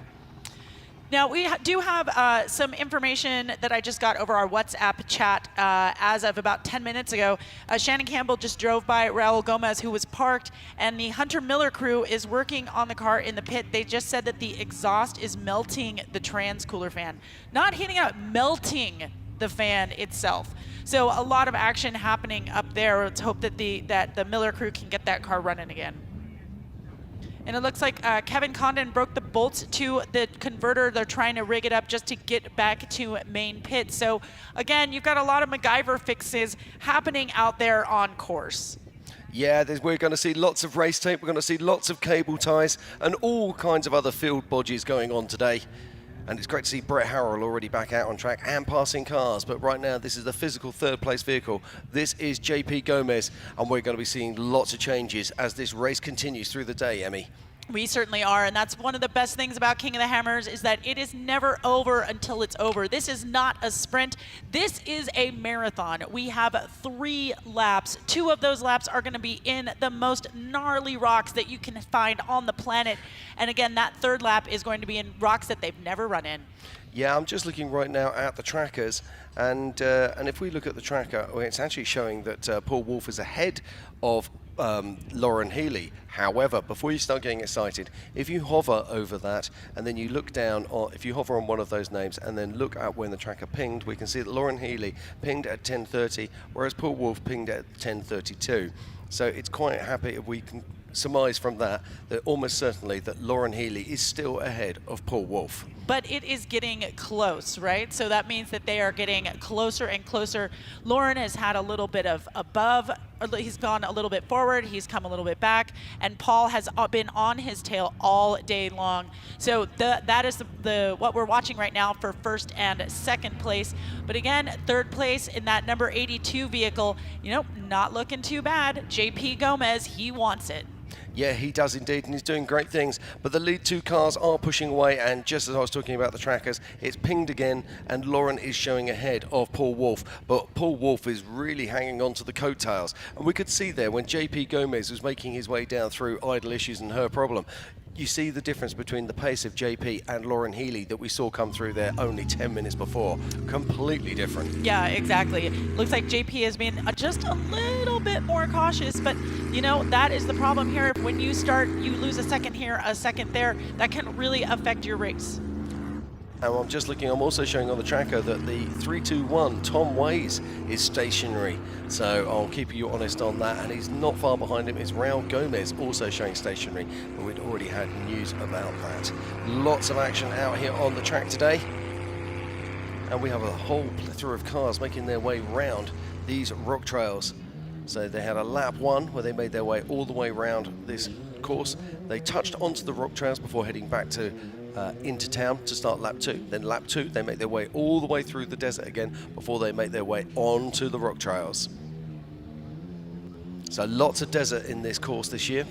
And let's not forget, our lap 1 is 65 miles, lap 2 is astonishing 85 miles, and then lap 3 75 miles. But most of those miles are going to be done in the rocks. And that's the difficulty. Absolutely. And we're on board right now with Carl Cheney. We saw him swapping a tyre earlier today. He was right up at the front of the pack in the top 3, dropped back a little bit in the desert, but he's going to be a master in the rocks. And it looked like he was just chasing somebody down there. And we're back with Bill McGibbon. This is a single seat, Jimmy's car. Now it is 10:36. We've been racing for about 2.5 hours now. They still have a lot of racing to go. But let's talk about when we think they're going to actually come in. When do we think we're going to have a finisher? Oh, now that's a very... the difficulty with that question is we have mystery lap 3, or the lap 3, the lap of mystery. Oh, look at this. Now this is looks like Shaney, and I'm guessing that is Brett Harrell. We're just looking at here. So, oh, fantastic action. Now, is Shaney going to try and put a move on that big 4400 car? You bet your life he will do, given half a chance. He is Kyle Cheney. He is here to prove a point. And look at that. What a great show they're putting on for the spectators out there. It's a great place to watch.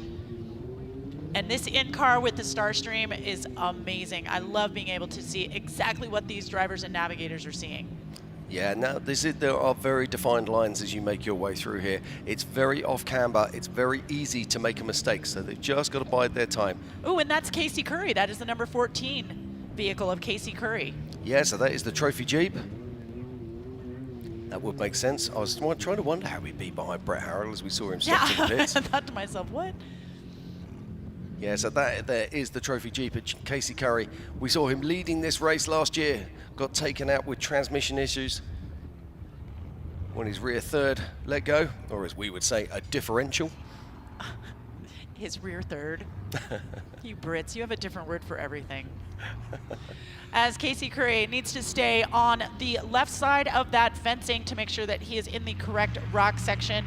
We don't want to miss any of those RCPs. Again, that is a 15-minute penalty if you miss an RCP. So they're going to be very, very careful through here to make sure that they stay in those rocks, get all of those RCPs as they make their way through here. And it looks like... Now, this is interesting. I did wonder if Carl Cheney would try and take a different line, but you can see how off-camber it is. And also, we're not really even halfway in this race yet, and to go and making brave and silly moves would be stupid. Bide your time, you will get your opportunity.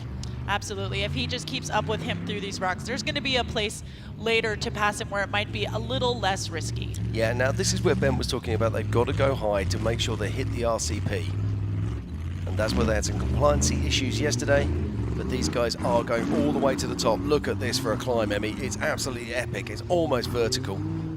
Yep, So and then you've got to get over that rock there that Lauren Healy kind of moved around for them, but no problem for the trophy Jeep. yeah, and the scale of that vehicle, it really is the biggest and the smallest car on track right here in our picture. That trophy Jeep is absolutely enormous. Then we come back to one of the smaller vehicles with Carl Cheney's Can-Am UTV. Yep, but he can go, he can get a little bit closer to those rocks on the right just because he's narrower, and so not have to get that rock underneath his vehicle, but can go over it with his wheels. Yeah, as we continue with the action here at the 2025 Optima Batteries King of the Hammers, powered by Ford Performance, we've got Tiffany in the pits, and she's got some news for us. Go, RPT.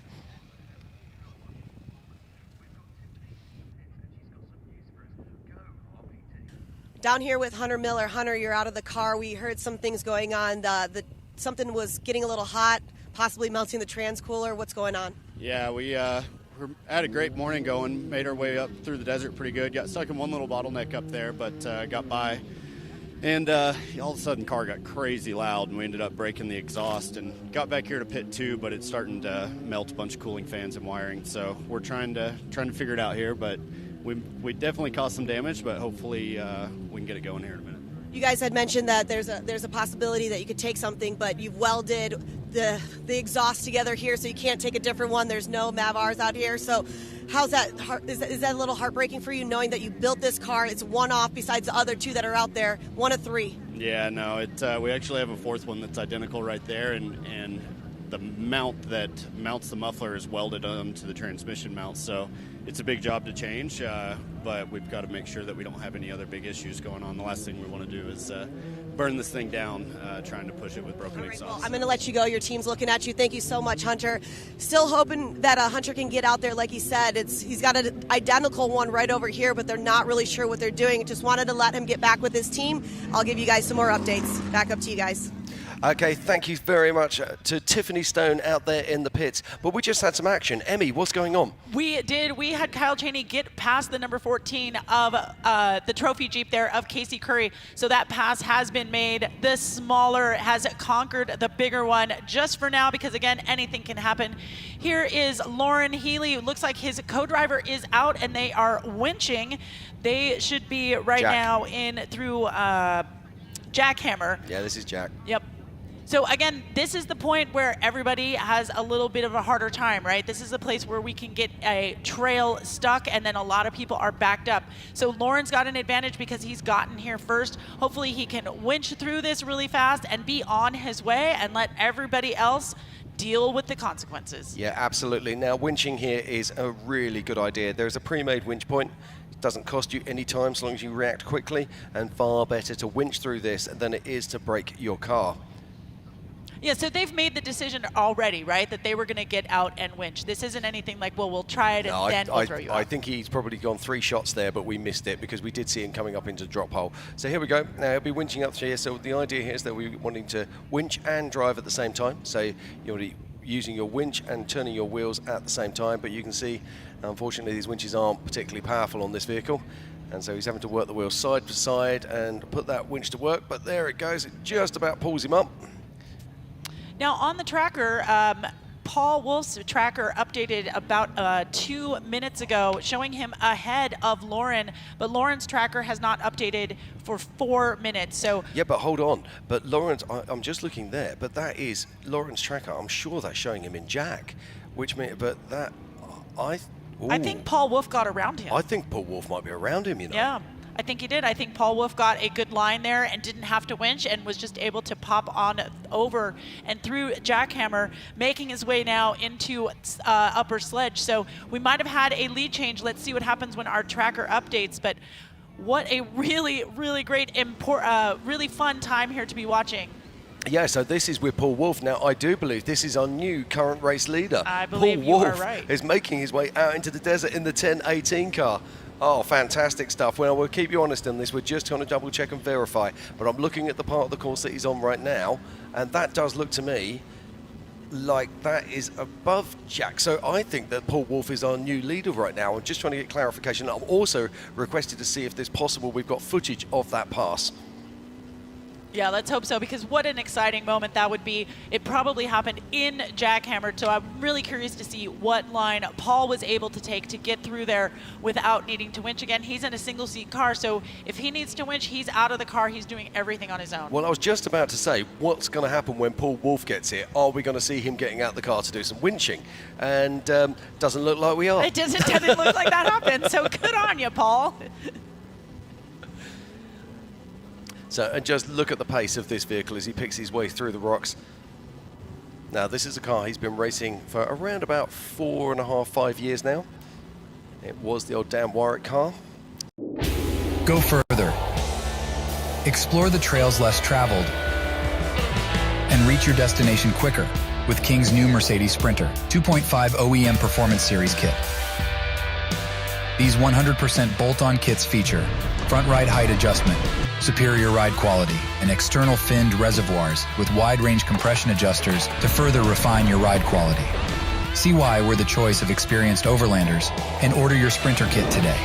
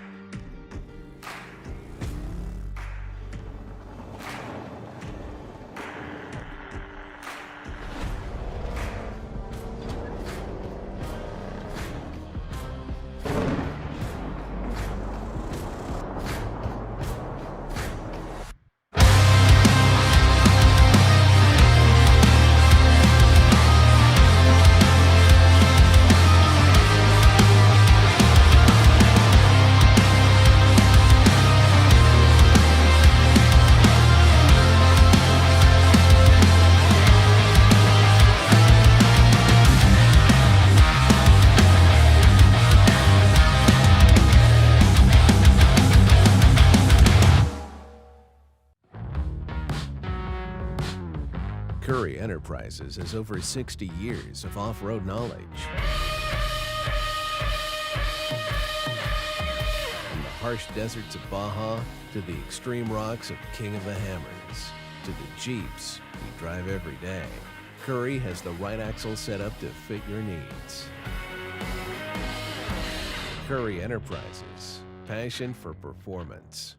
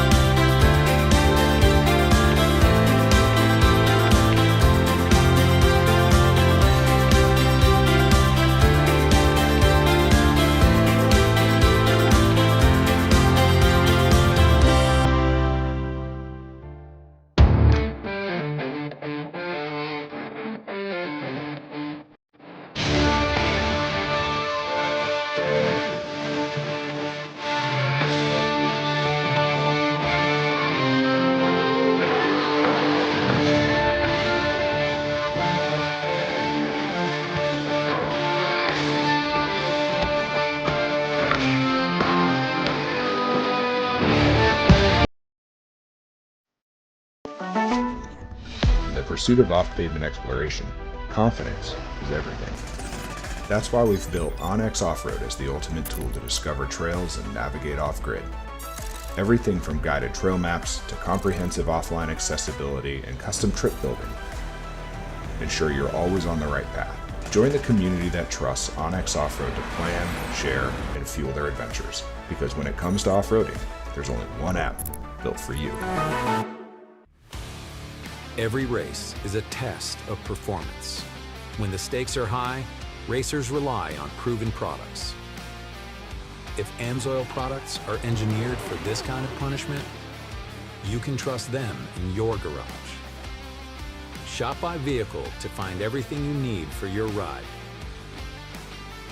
Get the protection you demand and performance you deserve with fast, free shipping from AMSOIL.com. When a fire breaks out, seconds count. Employees follow their training and grab the nearest extinguisher. You know the drill. It's pull, aim, squeeze, sweep, and everything's under control. But what if it isn't? What if your extinguisher doesn't discharge? Then what do? Standard extinguishers are constantly pressurized. If they lose that pressure for any reason, they're absolutely useless. And because they're not designed to withstand physical damage, you have a failure just waiting to happen.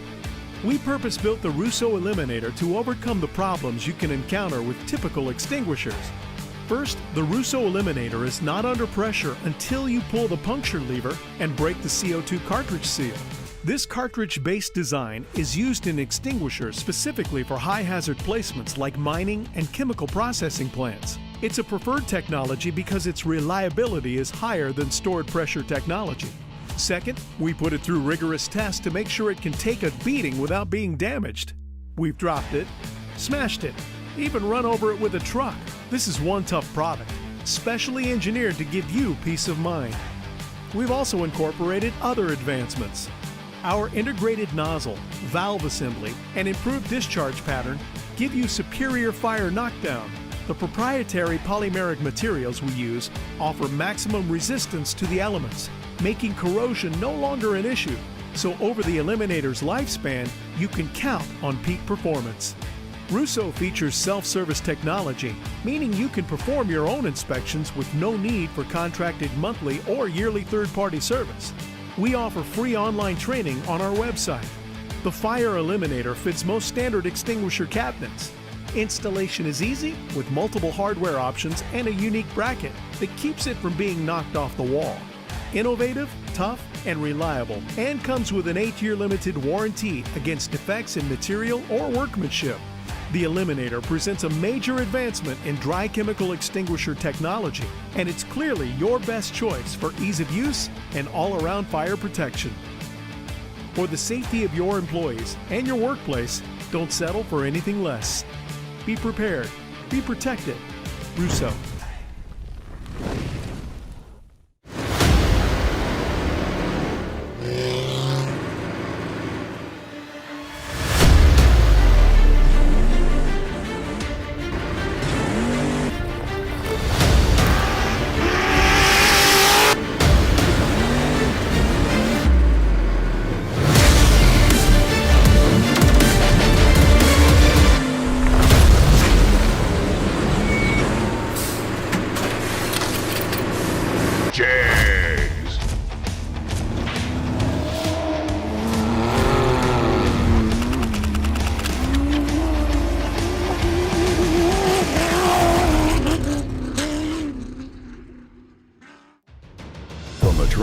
To the trail, from your everyday cars and trucks to championship-winning vehicles, Eibach has you covered. Race, lift, lower, high-performance suspension for all.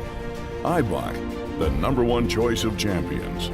Proudly made in the USA, engineered to win.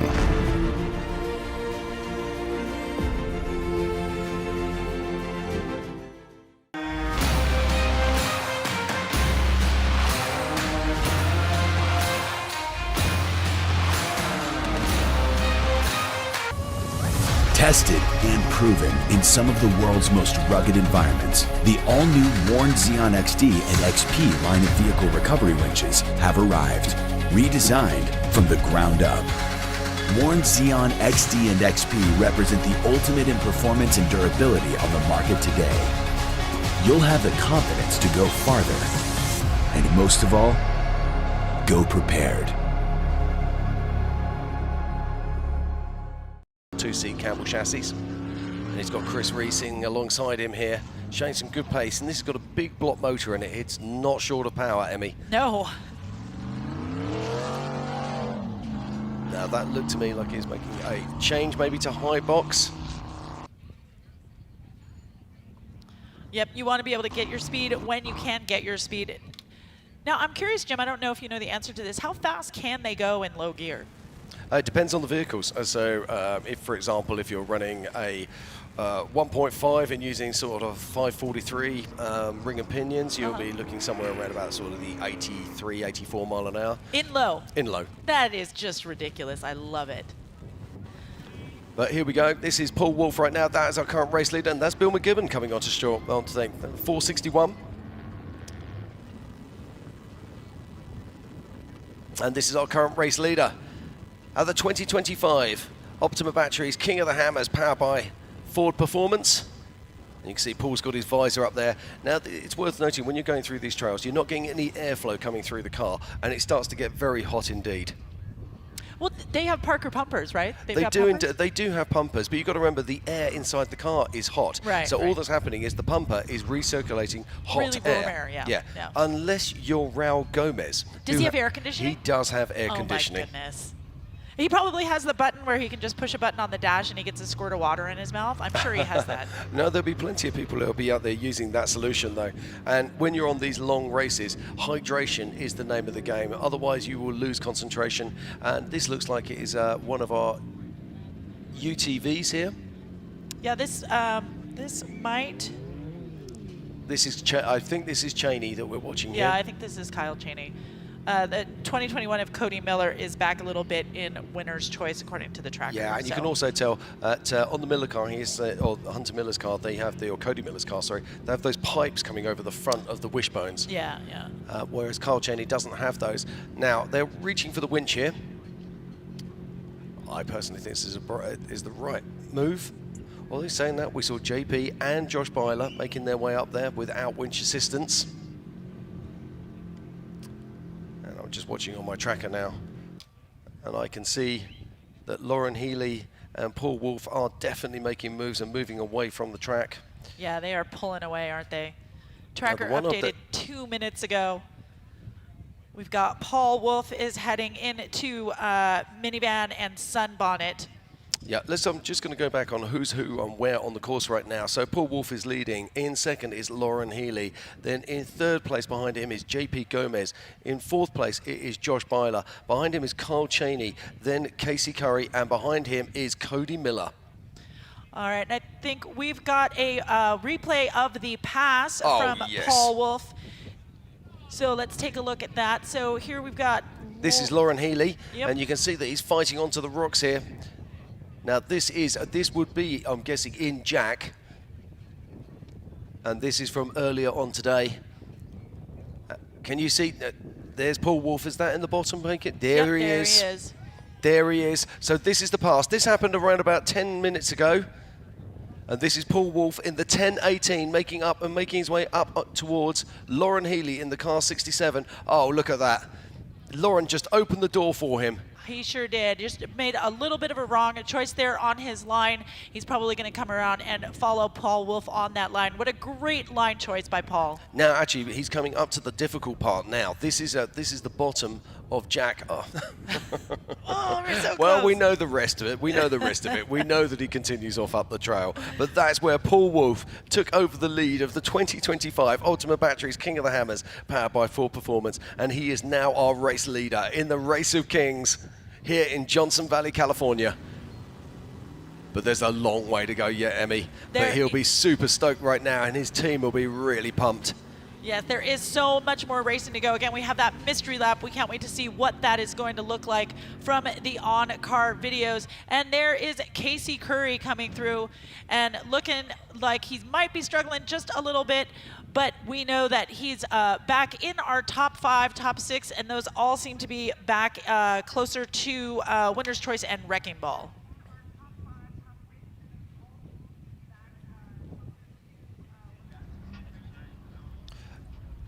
So as we continue with the action here, this is in Laser Nut Alley. That's the 311 of Dustin Robbins. Yeah, Dustin Robbins, of course, known for all things UTV. So great to see him in one of the bigger vehicles. I believe that is a Jimmy's Dragon chassis. Now this is Shaney by the looks of it. Yep, and we're still, oh no, we're just getting the winch line back in. Co-driver gets back in, and they are gonna be on a tear. Yeah, he's got to do his window nets, got to do his harness. Get himself plugged in. You see Carl helping him with that.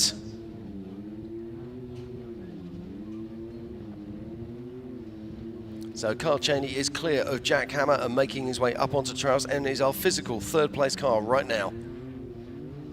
Sorry, I'd actually... No, he's our physical... No, he's fifth place. Fifth place. Fourth or fifth, yeah. Yeah, fifth. He will be behind Josh Byler and JP Gomez. Now, interestingly, I'm just looking here. Now, we didn't get any confirmation on who that rollover was, but I think that might have been Brendan Thompson, but I will keep you honest as soon as I find out. Yeah, JP Gomez and Josh Byler are trading blows at the moment. They are very close together as they make their way through these trails. Literally on top of each other. And Carl Cheney's just broken 3, and Casey Curry is now in Jack Hammer. And is being followed by Cody Miller and Jason Shearer. Oh my word, Jason Shearer is making moves right now. He's currently in 8th position. Man, that is going to be a story. I know that he's going to have a lot of stories when he comes across the line here, but we've got plenty of action happening. We still have vehicles that are just going through aftershock, so they haven't even gotten into the parts of the rocks here, the kind of western part of the rocks. They still have a long way to go here at the King of the Hammers race, the Race of Kings, the 4400s. These are the big guns. They are indeed, and that was Chris Hicks we just saw there in the bottom of the screen. And we're back with race leader Paul Wolf. These fantastic images coming via Starlink and Starstream. And we had George Hamill in the booth earlier talking to us a little bit about Starstream and where the future is going to be. Yeah, it really is. It's a game changer, both for us as spectators, for providing a return on investment from your sponsors, and it's just plain fun. I love it. So that's Marcus Gomez there. This is the elder of the three Gomez brothers, and the only Gomez brother not to have won King of the Hammers. I bet the dinner table is really fun with those Gomez brothers. Yeah, but he has podiumed in the past, and he so nearly won it a few years ago. A broken ball joint on the steering, just keeping him only a few miles out, allowing, I can't remember, I think, who was it who made the pass on him? I can't remember now.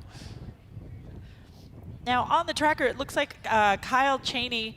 We've got Kyle Cheney and then Casey Curry and then Cody Miller. So those two UTVs are pretty close together, just a trophy Jeep separating them. Yeah, no, interesting. I'm showing Josh Byler showing at 0 mile an hour at the moment on a part of the course that I would expect him to be moving on. So I'll keep an eye on that and see where that goes. Yeah, I have his tracker pinged 2 minutes ago, so hopefully he has gotten moving again. And it does look like that Lauren Healy might be catching Paul Wolfe. But the battle royale right now is going on between Shannon Campbell, Christopher Branton, Waylon Campbell, and Brett Harrell. And it looks like Jason Shearer has made his way past all of those vehicles. An absolute remarkable drive from the three-time king, who started in 88th position this morning. Yep, and he's currently coming into Wrecking Ball from Winner's Choice. He's got a little bit of cleaner air until he catches up to those Can-Am UTVs and the trophy truck. Yeah, now this is Cody Miller. So winner in Pro Mod the other day, and just see his co-driver getting out. He just forgot to unplug his helmet, and that's the pumper that you were talking about earlier, Emmy. So now he'll be taking his winch here. Yep. And as they continue to winch here, that's going to take a few minutes, we're going to pop on over to the remote pit, and Tiffany Stone is out there, and she's got some news for us. So Tiffany, what you got?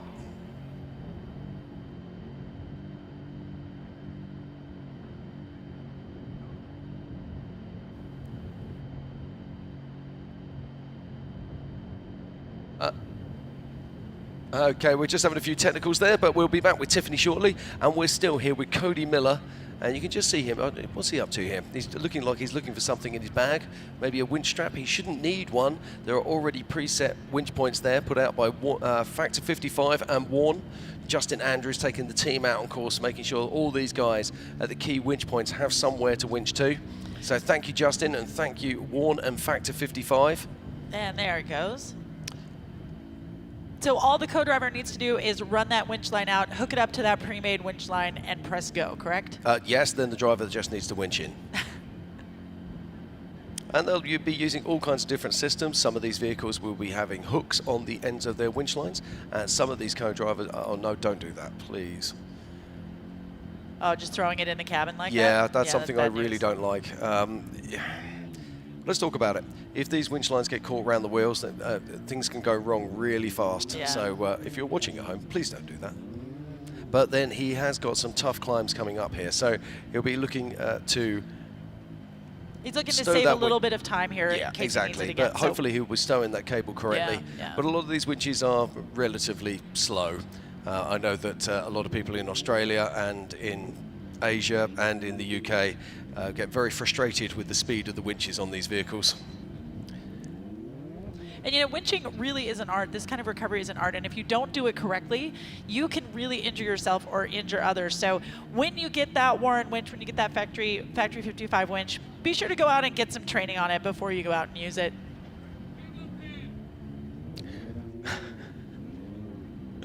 So as they make their way through the rocks right now, and he's picking his way through, you can still see the co-driver out front there, and he's picking lines for him. Now, whether they have Bluetooth comms or not, I'm not sure. It's something we're starting to see more and more of at King of the Hammers. I'm sure they have Bluetooth comms, right? Okay, while we continue with the action here with Cody Miller, we've got Remote Pit Tiff over in the Remote Pits. Tiff, what do you got for us?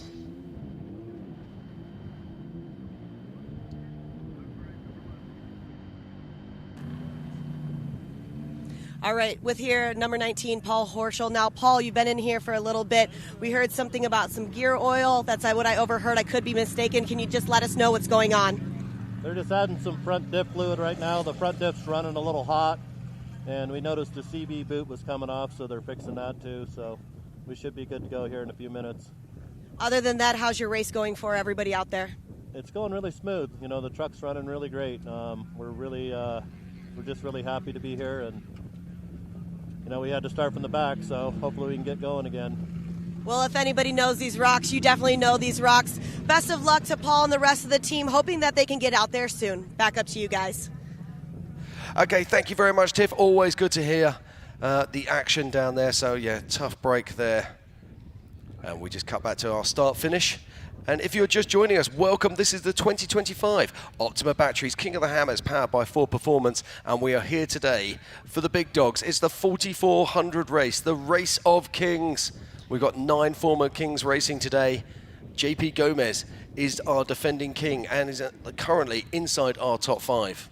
I'm Jim Marsden, and joining me in the booth is none other than Emmy Hall. Emmy, how are we doing? Well, I am looking here at the tracker, and Paul Wolf, who pinged just about 2 minutes ago, he is making his way through Check Me Out and down into Highway 19 and Highway 20. And Lauren Healy, again, has pinged about 4 minutes ago, and he is still back in like the minivan area between legit and minivan. So Paul is really putting on a school here. He is indeed, but look who this is. This is none other than Mr. Badass himself. That is 321. That was Tom Ways.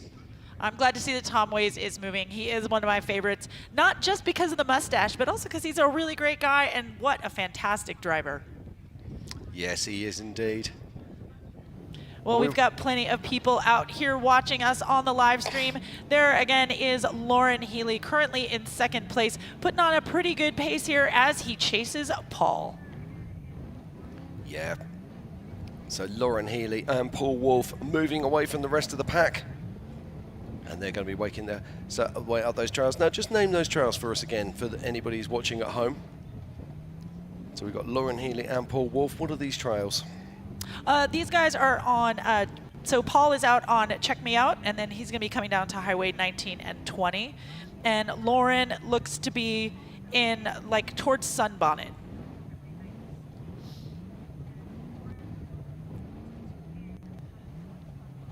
So we're getting a little bit of information about Paul Wolf. It seems like his in-car stopped working, which means that we think that maybe he turned his vehicle off, although we currently have him pinging 3 minutes ago, moving at 11 miles per hour. So we need to keep an eye on him, and hopefully he's okay. Yeah, now what could be happening here is if he's had to stop for anything, most of these vehicles have PDMs running their ECUs. Those are power distribution modules. They don't have fuses and old style relays. They've moved on to this basically solid state technology. Now, if he takes a hard hit or if something happens or if something drops out, instead of having a fuse reset, what he'll have is the PDM will be trying to reset it. So he might have to switch the power off to recycle the vehicle to actually get everything back up and working. Now, if he does that, his Starlinks will drop out and they will need time to actually re-establish themselves and find their satellites before they'll start transmitting again. So let's keep an eye on that story and see what happens. But yeah, that's why we love this style of racing as we watch the badass himself. That is Mr. Tom Ways in the 321 car. I love that he's got blue flames on that thing. That just looks so awesome. He's so cool. Right now, I've just had a tracker update from Paul Wolf, and it is showing him at 0 mile an hour right now.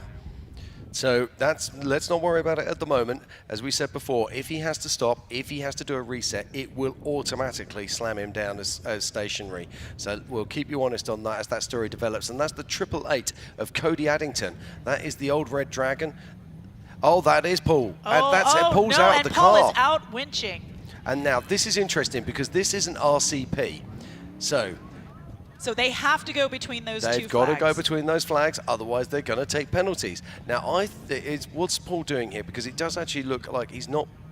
Is he actually winching, or is he's round the back of the vehicle, which would be making me think he's not winching? Yeah, but I saw him at the front. It looked like he was pulling something out. But Lauren here taking a minute to figure out, going to get that co-driver out. Lauren looks like he's going to be winching through here, and it's just a matter now of who can winch the quickest. Yeah, now they've got a good time gap between them and 3rd place at the moment, but let's not forget we have the most incredible driver in Jason Shearer, who's charging at the moment, and I'll tell you, he will know all about this.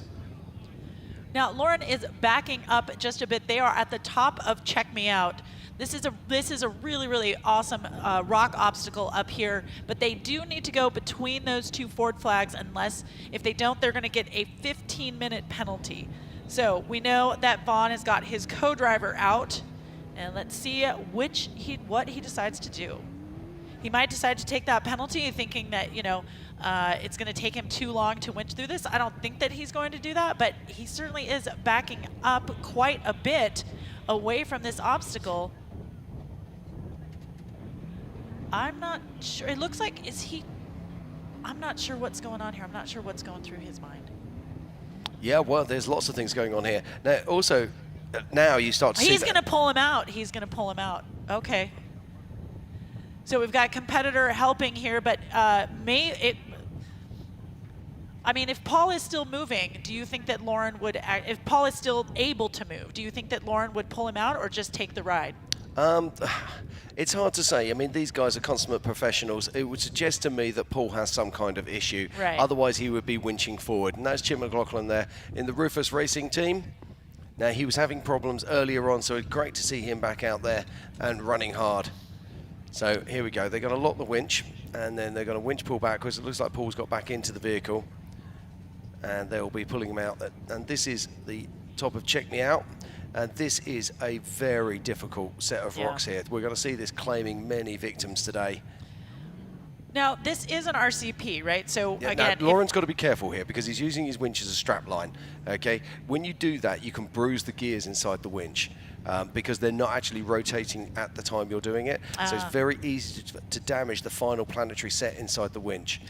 So he basically wants to just pull him off the rocks and get if you're him out of pulling, use the winch motor. That's what the winch motor's for, because then the gears are turning and staying in mesh. When you use it as a snatch strap like that, you can bruise the gears. The next time you go to use the winch, the gears break. Ooh, bad news. So yeah, don't do that. Don't do that. Well, he needs to get through But these he's flags. he's in a hurry, and these are relatively low-speed winches, so you get frustrated and you try to use it as a snatch strap. Yep, Lauren trying to use some hand signals there to get this vehicle through. Now, if he chooses to go, if he needs to go through those flags, or he'll get a, if you miss it, it's a 15-minute penalty. It's a 15-minute RCP penalty. But if you miss it on purpose, like what this would be, it might actually be a DQ. That is what Ben just told me. Intentionally skipping an RCP would risk a DQ. But there you go. We've had it from the event director. So yes, but I think we're learning this as we go with the RCPs. So now the question is can he get Paul Wolf out of the way? And it looks like he's able to get around. Yeah, Paul Wolf's out of the way now. Now this is interesting because he's getting his co-driver to take the winch line through, which is the right maneuver. And I think what we're going to see here is we're going to see him put the winch line on to bring him through. I mean, you can see the size of these rocks. They're absolutely enormous. Now it's interesting, you can see here, we're looking at his GPS and his dashboard, and you can see the green lights flickering. Those green lights would actually be solid lights normally, but it's the speed rate of the digital filming is making the LEDs flash. Yeah. So tough break there for Paul Wolf as he was winched out of the top of...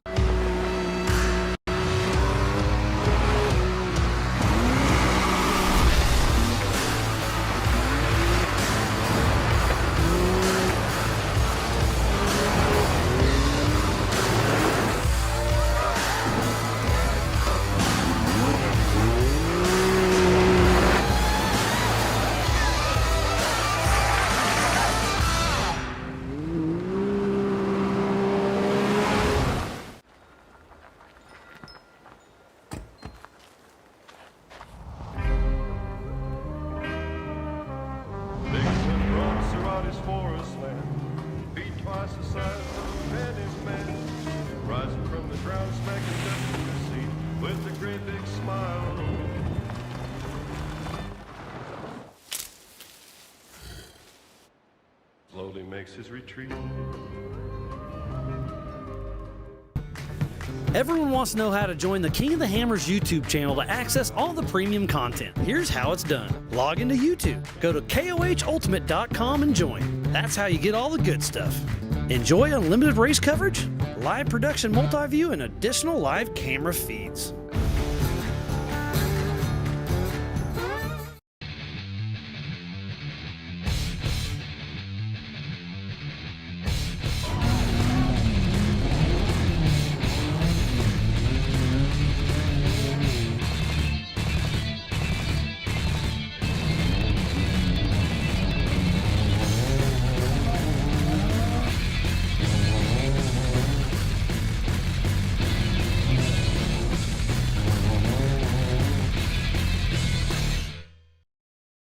going down into those next rock obstacles of Highway 19 and Highway 20, and then he will come into remote pit 2. We'll see if he actually takes a pit or not. I would imagine he might stop, maybe get a splash of fuel, maybe have someone check out their tires.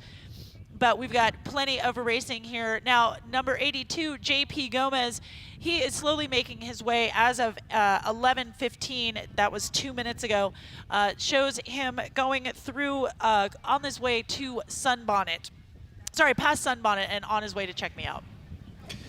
And then Kyle Cheney is close behind, followed by Josh Blyer. And then we've got Casey Curry in the trophy Jeep just coming through legit. So that's Brett Harrell there going past Bill McGibbon. So tough luck there for Bill McGibbon in that Jimmy chassis. Bill, of course, come all the way down from Canada to race with us. Now, through Jackhammer, I'm showing Shannon Campbell, Cody Miller, and Jason Shearer. So those guys have actually gotten through, but we still have quite a few people down in Jackhammer waiting to get up and over. Yeah, and JP Gomez is going to be coming up to Check Me Out very soon.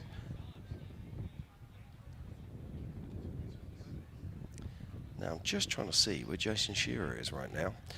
Yes. Okay. Jason is through Jackhammer. Yeah, he is indeed, and he will be making moves on people. Yep. In fact, he's already made the moves on people. I believe that Jason should be it looks like around Jason, about 6th position right now. Yeah, Jason is ahead of Cody, and he's battling it out with Shannon Campbell there as they come up and around into Upper Sledge. Yeah, that's one of our bomber cars there. That might be Josh Sal. Ooh, our tracker just updated as of 1 minute ago. Shannon is still hanging out over, has not come around the loop to Upper Sledge, but Cody Miller and Jason have pulled ahead of Shannon. Now, this is going to be very interesting indeed. And the reason I say this is Shannon's running a co-driver this time in Chris Rees. So it'd be interesting. And Shannon's running one of the bigger winches in the field. He's got a modified Warn 8274 in there. And that's Chase Capera, I believe. Oh, no, that might be the Brian Capera car, which is being driven by Cody Young. Yep, that's Brian. Yep, so that is Cody Young, who was yesterday's race winner in the 4800 class and the overall in the Yokohama Everyman Challenge. So great work there from Cody Young. And that is Jason. That is Jason. Oh, look at this. We've got a battle going on now. Now, this is one of my favorite things in the world, is watching Jason Shearer drive through rocks. Yep, he is chasing down Cody Miller there. He is indeed, and it's looking like Cody. Is Cody going to let him go? No, we've got a battle now. Oh, yeah, he did. Yeah. Look at that. All right, so Jason got past that Can-Am UTV of Cody Miller as they head up through Upper Sledge, coming down and around into Legit. Now, that's an image we've seen so many times over the years, isn't it? Jason Shearer in the shot as we watch the Race of Kings. I can't help but smiling. What a fantastic view that is Jason Shearer, and sitting alongside him, none other than Jason Berger. So that puts Jason up in right about 6th place on course. So Jason, again, started 88th and slowly picking his way through. We might see him come up. He's got to get past Casey Curry as well as Kyle Cheney. Now, those two are pretty far ahead. They're coming into like Sunbonnet minivan area. So Jason still has his work cut out for him, but I would not put it past him. Absolutely. I think Jason's in a fantastic position right now. You wait until you see the adjusted time. Yep. You wait when they come into town. But right now, it's all about this man. This is Lauren Healy, our current race leader. He was leading from the start of this race. Then in Jackhammer, Paul Wolf managed to get past him. And then Paul Wolf had problems at the top of Get Me Out. Or Check Me Out, sorry. But he did. I think it's more likely Get Me Out. Yeah. We're going to have to rename that one. But, so here it is right now. The RTR fun haver himself, Lauren Healy, making his way on track. But who's this? So this is whoever it was. They've just got going again. Still trying to find out and get confirmation who that was rolled over on their roof. Oh, if you can go to the Wolf live feed, everybody, he's taking the camera off to show us what's going on. So if we can see what's going on with Wolf out there, we can maybe get a view of what has happened to his vehicle. Oh, and it looks like he's going to also help JP Gomez winch as well. So Paul Wolf is going to be doing some work up there, even though he is stopped. And that's what I love. You know, you're out there, maybe your vehicle is, you're out of the race there, but you are going to help all of your fellow competitors. So Paul Wolf off of the course, but he's going to help everyone else run some winch line to get them over here, save them just a little bit of time, because out here, you know, it's all about camaraderie and it's about sportsmanship. So you can see Paul Wolf standing out there running that winch line for JP Gomez as he gets through those forward flags, making sure to get that RCP. We don't want any penalties. Okay, I'm just getting confirmation that car that was on its roof is actually the 4464, not what we were being told. So, and that is Guy Miller. So thank you very much. Thank you for keeping me straight there. That's Jaron there. So thank you, Jaron. It's a team effort to put this on. No, it is a team effort. I mean, we've got people from that are helping us on our WhatsApp chat. We got people here just from the spectators that are coming out. You know, we get text messages from people, we get Facebook messages from people. So please, if y'all are out on course and you see something cool, please let us know, because we want to bring that information to the world. Indeed, and we're watching Cody Addington now, who's making his way up through the rocks, and this is the original Red Dragon. Now, I do love this story. So Cody Addington making his way up through. Now, Cody Addington first race, I think it was 2012 or 2013, used to race in the 4600 Curry Enterprises stock class and the old Toyota. And I believe he's still got that vehicle as we watch Joe Gatlin picking his way through. And there is so much racing here to come. We have not even got... We're about halfway through lap 2. Pardon? We have not yet begun to fight here. We have so much racing happening. Oh, yeah. Now, at the moment, we are just setting positions. That's all we are doing right now. Again, after this rock race, or this rock lap of lap 2, they're going to go into lap 3, which they have not seen. We have not seen it. We've just seen a line on a map. There's no trail burned in. It's definitely going to be a choose your own adventure there. Oh, it is indeed. And we're watching the Miller car here of Chris Hicks. By the looks of it, oh no, it's Rusty. Is that Chad Hunt? That's Chad. Sorry, Chad. I should have recognised that. And he's running the new 42-inch Mickey Thompson. 42-inch tires. 42-inch. Check out my 42s, Emmy. That's just crazy. Yeah, Chad Hunt, of course, coming off the back of a fantastic season. And look at the way this car just climbs up there. Oh, this is impressive stuff here from Chad Hunt, part of Team Indiana. They'll all be shaking their fists in there and whooping and cheering for Chad as he makes his way up through.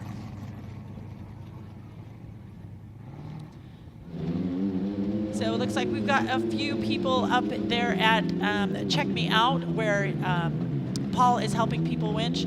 Josh Blyler is going to get there soon, as well as Kyle Cheney. And here's Kyle Cheney on our tracker, on our live feed here in the 191 vehicle. Looking really good as he makes his way up there. Plenty of racing happening here. The story here right now is definitely Jason Shearer starting way far back and just on a tear, making his way as he goes through this rock course here. But we have plenty of racing. I see a lot of folks here hanging out in the lower part of the course. Yeah, absolutely. I'm just getting confirmation now that Josh Byler has also just cleared Check Me Out. And also, we were talking about Starstream earlier. We're obviously bringing information from that Starstream, bringing it into the live show. But so many of these teams have their own live feeds as well that you can follow them on YouTube or on their own channels, etc. And at the moment, on Paul Wolf's channel, he's actually explaining to everybody what's happening. And it would appear he has an electrical issue in the vehicle and he's trying to get it fixed on trail. Oh, okay. All right, cool. Now, that plays back to, that's the 190. That is, that's not the 191. That's Hunter Miller. Yeah, that's Hunter. Yeah. Now, Hunter had some problems earlier with the exhaust melting the cooler fan. Right, so, right. And that rear end doesn't look right to me. Yeah. Oh, okay. Yeah, maybe they're using that rock as a jack to get underneath it. Maybe they've still got some heating issues, but both driver and navigator out, that's never a good sign. Well, they've got man tyres on there now, so they need 2 of them to carry them. Oh, my gosh. You're the worst person I know. Yep, it looks like they're unracking here. They'll be getting out the rattle gun. which is a bit like your impact wrench, or your dugga gun, if you want to call it. It's the Ugga Dugga. It's like, how many Ugga Duggas is it? 3 Ugga Duggas, 4 Ugga Duggas. Right, if you're just joining us, this is the 2025 Ultimate King of the Hammers powered by Ford Performance. Big shout out to all of our viewers around the world. I know there's watch parties in Australia, in New Zealand, in Asia, in Russia, and in the UK and Europe, of course. So thank you for joining us, and thank you for being part of this incredible Race of Kings as we watch the 4400 doing battle here. And right now, it is Lauren Healy, our current race leader. He was sitting in second place on the grid this morning, and he was leading. He lost his lead for approximately 30 minutes and then took it back as Paul Wolf had problems. And this is a fantastic in-car shot here. You get to see his co-driver working on the GPS. You can see all the other digital instrumentation inside this vehicle. These cars are spaceships these days. Yeah, they really are. There is so much complicated technology in here. You know, we always talk about the newer vehicles being rolling computers, and that's where these things are going. But we say they're rolling computers, we say they're massively complicated, but actually let's look at the reasons for doing it. So they can actually remove nearly a third of the wiring that you would over a standard fuse and relay system, sometimes even up to 50%, as we're watching Oracle Lynn picking his way through the trails, up to 50% less wiring, plus also that these are the PDMs they have. Instead of having a fuse that just goes pop that you then have to replace, you can digitally control that fuse and have it retry it as many times as you like and have preset parameters in there. So yes, they're complicated, but also they should give you a lot more reliability, as we watch Kevin Condon on stream right now. And he is looking good, and it looks like Lauren Healy has gotten at least 2 remote pit 2. Not sure if he is going to stop or not, but he is making his way down, making sure that he's got everything that he needs in his vehicle, and he's going to be starting on his lap 3. Now he needs to come back out through the desert back to Hammertown. Is that correct? No, he's going to be dropping down. He's got to go down in through to Outer Limits and through Spooners. Then he'll be working his way into the desert via the Spooners exit. Then he'll be working his way through the desert and on the way back into town. Then when he leaves town to go out on lap 3, if he gets there, of course, then he has to go all the way back out through the desert, the same trail that they utilised during lap 1, and then he'll come back into the rocks again, somewhere near Emerson Bridge, and then things get real. That's when we start doing our lap of mystery. And this lap, because we're technically on a rock lap, he's going to be coming down and have to do resolution and backdoor. Yeah, indeed, and now, it looks like we're on this? car with that. Now, A.K. Watley's got a car that colour, but I don't think it was him. But Emmy, I'm going to step out of the booth now. I'm going to let my great friend Ian Johnson pop back in, and I will continue watching the action as you do a fantastic job. All right. Well, thank you so much, Jim. Always a pleasure. Glad to have you here as we are at the 2025 Optima Batteries King of the Hammers, powered by Ford Performance. This, of course, is the big race, the 4400 Race of Kings. We've had a lot of great racing out here. We've had Lauren Healy started off in the lead. He lost it a little bit to Paul Wolf, but then an electrical issue took out Paul Wolf. We think he's trying to fix it, but Lauren Healy is currently our race leader as he makes his way into Outer Limits and Spooners. And we've got another story here is Jason Shearer starting from the back, making his way just absolutely on a tear, passing people like it's his job, because you know what? It is. And we've got Paul Wolf up at Check Me Out, helping people to get through. JP Gomez is looking pretty good out here as well. And of course, we've got Josh Blyler and Casey Curry in that trophy Jeep. Ian, welcome back to the desk. Thanks, Emmy. It's great to be back here, up here. I've been keeping up with all the action that you and Jim have been keeping everybody honest with. It's been absolutely stunning. It was awesome to see Paul get hung up and then Lauren help him out, get off the rock. I did hear a sneaky, basically, story from inside Hammertown. And if you want to keep something secret, never tell an announcer. Just remember that. I heard that Paul Wolf does not have a functioning winch on the vehicle. What? So whether that's actually true or not, I don't know, but it would explain why when he got hung up, he just stayed there. I've also stopped up on the Kevin Stearns pit because we saw him basically limp back into town, and they are out of the race. They have called their race. They have a mechanical issue with the car. They don't think they can get fixed. So that leaves my dark horse pick out. But I still have my number 1 pick, Shannon Campbell, obviously still in the race. But as you said, the big story today is 2 people, Jason Shearer and Lauren Healy. Yes, now your pick, Shannon Campbell, coming into minivan here. Waylon is a little bit ahead of him according to the tracker, and then we've got Cody Miller, and then Jason Scherer is up in front leading that little 4-pack right there. Now, it'll be interesting to see what Jason does, because Jason, in the past, it's been a long time since Jason has started really far back in the pack. Jason historically has basically been either on the pole or been sitting right beside the pole starter on this race for many, many years. I think he's got like either 8 or 10 pole starts or front row starts in this race in a row. And so for him to have all that adjusted time, it'll be interesting to see how they use that to their advantage as the race goes on. Yeah, for sure, because his team is doing that math and seeing where he is. He's like in I think physically he's in 5th or 6th place, but on corrected time he's pretty far ahead. So we've got some timing loops out there, so when he passes through, we'll be able to get a better indication of where he actually is on that track. Yes, and this is right here. This is actually Jackhammer, or yes, this is Jack. Sorry, yesterday we had it coded wrong. So this is Jack, and that's a couple vehicles struggling with that line, and that's an in-car with Paul Wolf. But I'm hearing we have an update from Tiffany Stone out at Remote Pit.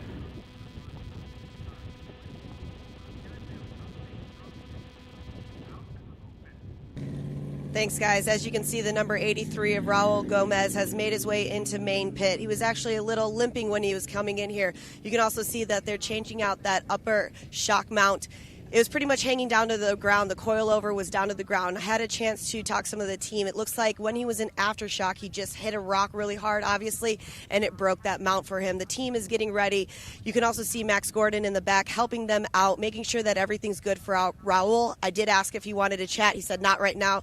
Obviously, you can see why. He just wants to make sure that he can get back out there. The team, once again, is looking over everything, working very, very hard. Luckily, they do have this crane to be able to bring the back up just a little bit to make this repair easier. He's only been here for about 3 minutes, hoping to get him back out there. My guess is he should be back within about 5 to 10 minutes. Simply my guess here. Some other things could be diagnosed as they're looking through there, and then they might have to fix. So hopefully we can see the number 83, Raul Gomez, get back out on course. Back up to you guys.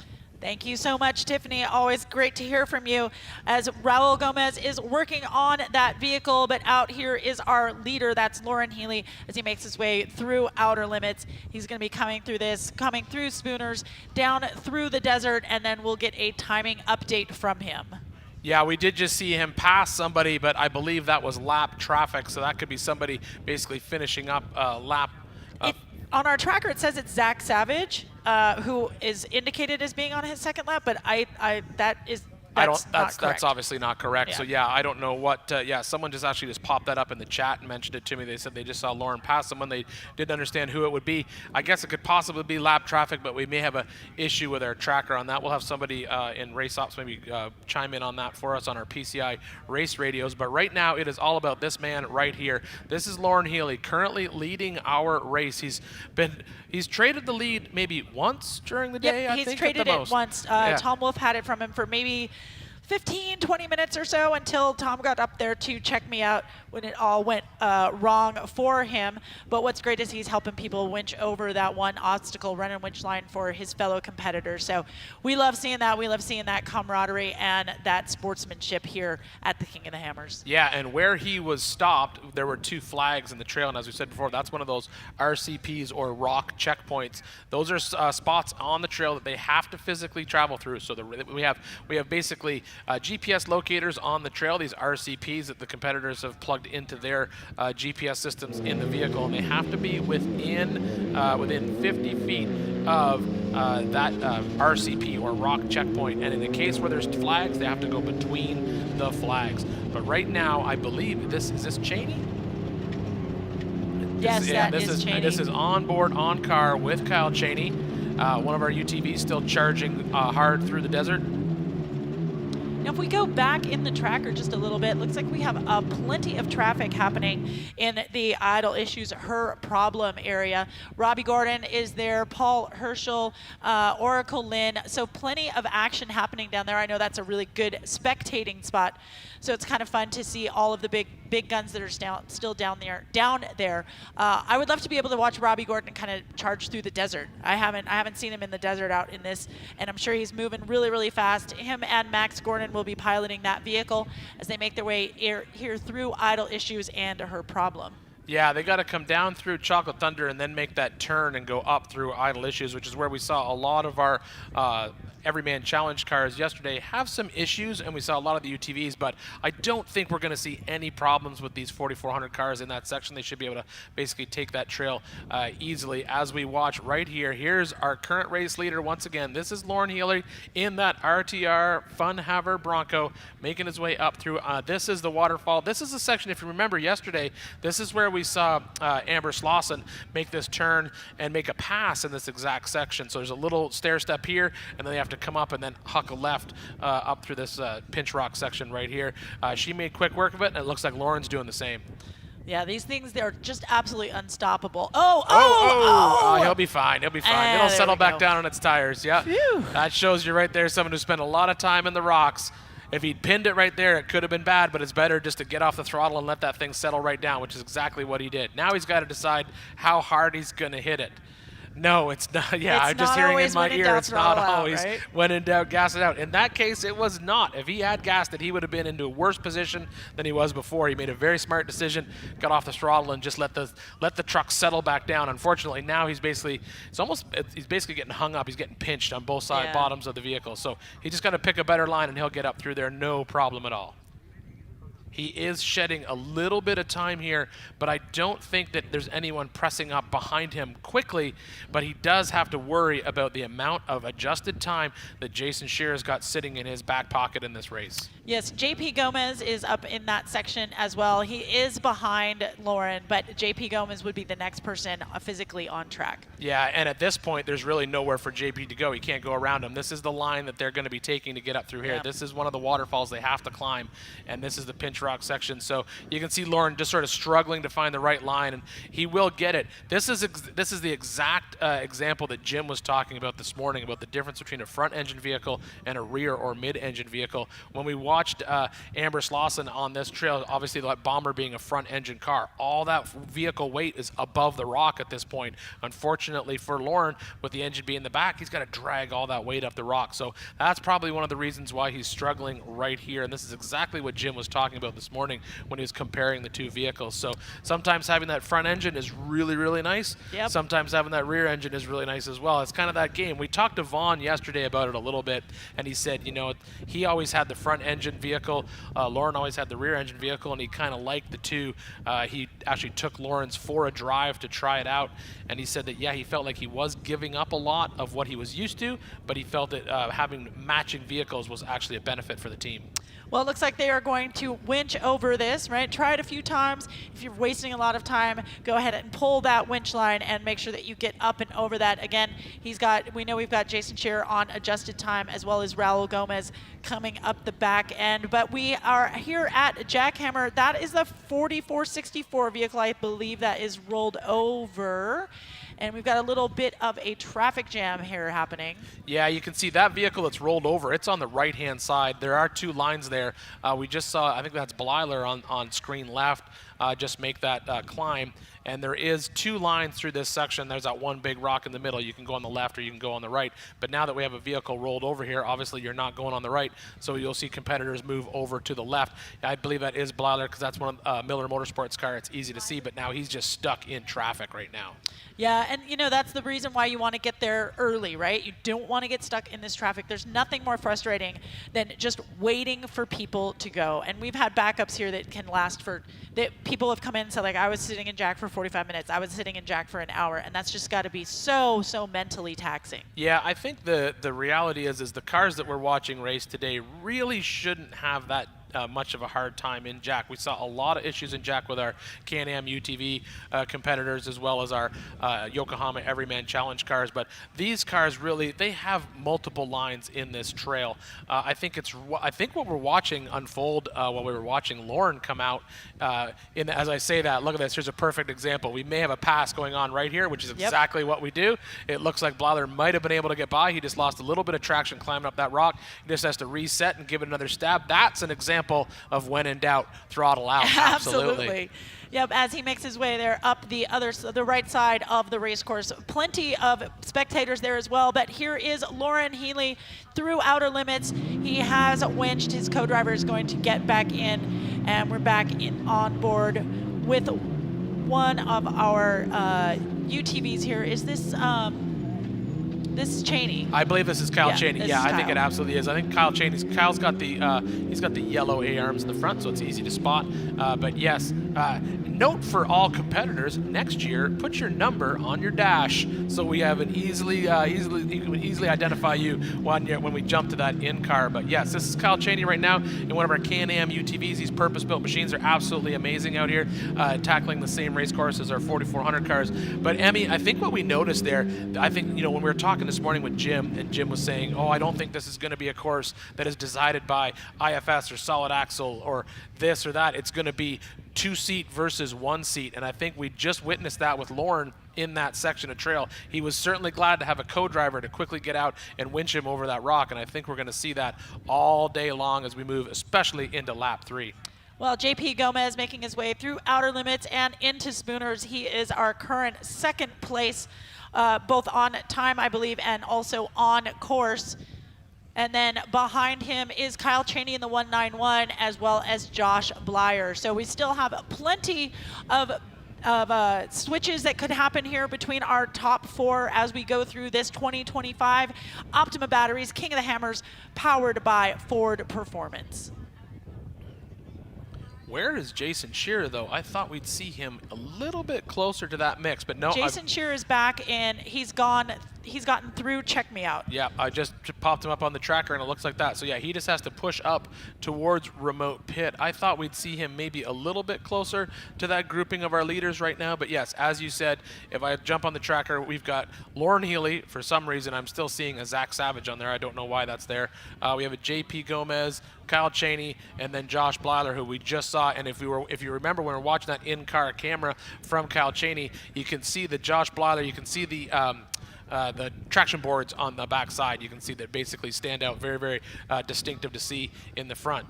And this, I believe, is JP. This is where we just saw Lauren struggling on this trail. So let's see how JP handles this spot. He handles that like it ain't no thing. Well, that's the first climb. The second climb is this one right here. Yeah, so he made it up the first climb just like Lauren did, but this is the spot where we saw Lauren just have his co-driver get out and winch. So let's see what happens here.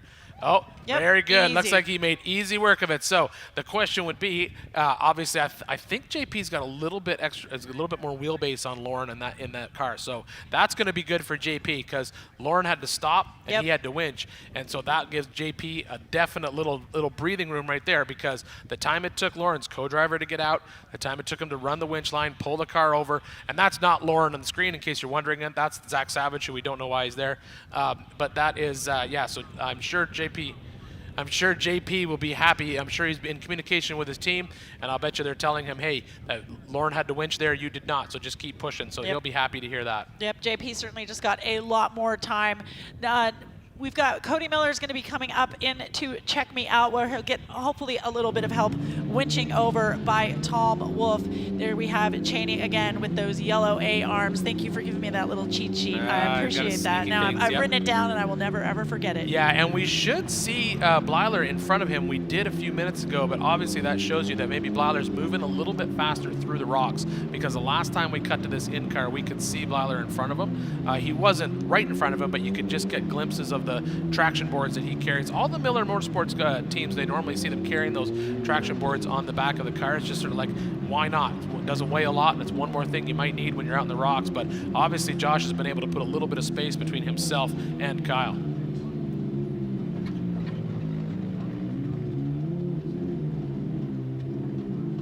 Yeah, I have the tracker updating 2 minutes ago with Josh behind Kyle. So there might have been a pass there. Now we've got them on screen right now. Yeah, so that's Kyle. So the tracker obviously pinged at a different time. So Yeah. that's Josh at the bottom of the screen. That's Kyle at the top. So even though the tracker did show him passing, sometimes that's going to happen, especially when they're out in those rock canyons. I know we say this many, many times for people to remember. But one thing, when you see that tracker update, sometimes it's not 100% on the exact time. They ping every, I believe, 30 seconds. So if a driver is moved a little bit further up course, sometimes you'll see them leapfrog. So if you're watching the tracker, don't get excited because if you see a pass, just give it a couple seconds to refresh, and then you'll get honest. Right now, I'm still also seeing Jason Shearer. He has broken free from Check Me Out and those rock trails, and he should be heading up towards Remote Pit 2 pretty soon. Hopefully, we'll see. Maybe Tiffany Stone can give us an update. We keep calling it Remote Pit 2. That's just force of habit. I apologize. We should just be calling it Remote Pit because we only have one Remote Pit this year, but that used to be Remote Pit 2, and that's why we keep accidentally calling it that. I apologize. Well, I've got a story about Zach Savage. It looks like he is a little bit lost. He went the wrong way at Remote Pit. He went right instead of left and then bypassed the entire rock section. So he did the exact same thing that Eric Miller did 180 degrees Right, in reverse. exactly, Yeah, exactly. So he made the wrong turn. The problem for Zach Savage, unfortunately, is his only solution for that is going to be to run all of Spooner's, all of Outer Limits, drop back down in the desert, and he might be able to catch the dirt road that goes back up into Remote Pit 2, similar to how Eric Miller did it, and then drop back into the rock trail. So unfortunate for them, but there is a solution where they wouldn't be backtracking on course. We're very serious about that. We do not want competitors turning around and driving backwards on course. It's incredibly too dangerous. We don't want them doing that. So it's illegal. That's why it's illegal. It's there for a reason. You wouldn't drive backwards on a racetrack. Don't drive backwards on this race course either. Another thing to mention, if you are out and about in your vehicle looking for a good spot to watch the race, just remember, oh, here we go, stop. I'm going to stop that thought and jump into this because this is Vaughn getting out of his car, or at least the co-driver's out of his car, and it looks like helmet off, and whenever the helmet's off, that is not a good day. Always bad news when the helmet is off. And that looks like driver and co-driver are both out of the vehicle as well for Vaughn Gittin Jr. hanging out there in aftershock. Yeah, I know he was struggling, having issues with no brakes when he went into Remote Pit 2 and brought it all the way back home into Hammertown. And I think they were talking about trying to fix it. And he said they spent a lot of time on it and they think they had it fixed. But it's looking here like either that problem's come back up to bite him again or there's another problem with the car. So that's just unfortunate for Vaughn. He was doing so well early on in this race. That's unfortunate. They may be out of the race. We won't know officially until we hear from them. But right now, that's all we can assume. Well, I've got a message here from Tiffany, Remote Pit Tiff. It sounds like Casey Curry came in to Remote Pits and decided to change a left rear, but it wasn't flat. They just wanted to make sure that it didn't get punctured, so they were trying to kind of preemptively change that tire, taking a little bit of time in Remote Pit 2 before he takes off into Outer Limits and Spooners. Well, I think that's, that speaks a lot as to what happens inside this race. We're talking about this race, and we're talking a lot about Lauren because he's currently leading it. But the reality is, we still have a lot of racing to do. We are in the lap 2 only. We've done the rock trails for our leaders, but that's just the first batch of rock trails. They have to go back out again, and they have to run rock trails, and then they have to run in what I'm calling the magical lap of mystery. So magical lap. Yeah, it's just a lap of mystery. It's the magical mystery lap. And so they have to go out, and they were not given that GPS file for that race course until yesterday. So no pre-running, no course marking, and so they have to go out, and they were basically given the trails, given where they're going to run, and this is going to really change this game because this is going to have our drivers really relying on their co-driver and really relying on their navigation ability. Yeah, and God forbid anyone who is out there and has to do this at night, do that magical mystery lap at night. I'd never want to be anywhere at night. I don't either. But here we are right now. We're jumping out. This is our current race leader. Once again, this is Lauren Healy. He has made the exit out of Spooners. He's off the rock trails. This is just that 2-track, we kind of call it a goat path, I guess. It's just kind of like a spot where it's really, really hard to pass. Obviously, he doesn't have to worry about that right now. But this is a section where we watched a lot of our UTVs and a lot of our Everyman Challenge cars kind of get bunched up because there's just really nowhere to go around. But Lauren does not have to worry about that right now because he is out there all by himself. Yeah, I can't wait to see him drop down into the desert and see what kind of speeds he's going to put in on that vehicle as he comes back around into Hammertown and into our main pits. Now, Tiffany has also sent a message saying that Raul Gomez is still at remote pit. So it's possible, you know, that fix it. Terrible news for the Gomez camp. That's 2 cars down out of the team, and they come out here and they put on quite a show out here. But this is Lauren Healy right now. So just to give you an idea, so right now this puts him about, if he's keeping the same pace that he had on lap 1, he's maybe 25 minutes out of Hammertown before we see him come back in. We'll see him come back into Hammertown again before he heads out onto the mystical, magical, mystery lap 3. I feel like every time we say that, it's just going to be different. I'm going to change the name every single time. I haven't registered the domain yet, so I can't stick to one name. So as I said, this is our current race leader, Mr. Lauren Healy, having an absolutely amazing day so far. But as we said before, this race is far from over. Dave Cole actually made a point to say, if you're leading in lap 3, you are not going to win this race at all. Well, I believe we have an athlete check-in with Mr. Dan Fresh. So let's roll that. Let's hear what Dan Fresh has to say here at the King of the Hammers. Hi, I'm Dan Fresh. I'm with Laser Nut Racing, and I'm racing 4400 class. You know, I started off-road racing all the way back late 90s is when I actually got into a vehicle. Started in 1600, worked my way up to a stock class truck, 7S, 7SX, trophy truck, spec trophy truck, all the way down to a 1600 car. So I've been involved in the sport for over 20 years. 2018 was my first year actually racing Ultra 4, and I was fortunate enough to get picked up by Savvy Off-Road with Gerald Lee, and they brought me out to give it a try. So our first year out, we were able to not only win the class, we actually won the overall that day. Since 2018, I haven't missed a Hammers yet. And I started off with trying to race a bunch of different classes. I tried doing UTV, and then EMC, and 4400. Last year was the first year I actually just went, you know, I'm going to stay focused. We're just going to do 4400. And we got a top 5 last year. And it just felt like, you know, you weren't so beat up, you weren't so tired, your head was in the right space, the car felt right. And even though we didn't have a car that we got to prep really well, and we were able to go out and get a top 5. This year, I really feel like we've done the homework. We've spent the time out here to be able to put on a good show. You know, it's great working with Cody, great working with Rodney, just the whole team in general, just been super people to deal with. Any little change I want to make in the car, I just mention it and I come back the next time and it's changed. I don't like the way the pedals are. Maybe the steering feels a little heavy. They've changed everything to the way that my driving style is. It's helped me a ton, just those little things, you know, so that you're comfortable, so you're not giving it too much throttle when you hit a rock. They're a very professional team. They bring their A game. They're super, super serious about the race, but they're not putting a bunch of pressure on me. What they're asking for is just, Dan, go do your thing, bring it to the finish line, and wherever we end up, we end up. Obviously, I put a lot of weight on my own shoulders because at my age, I don't show up just to race anymore. I show up to do well.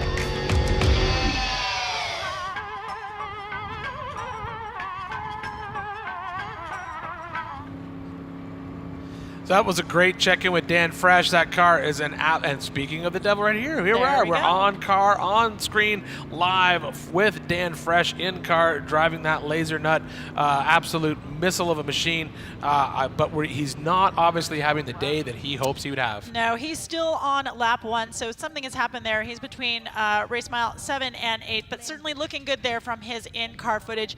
But here we are back to Jackhammer.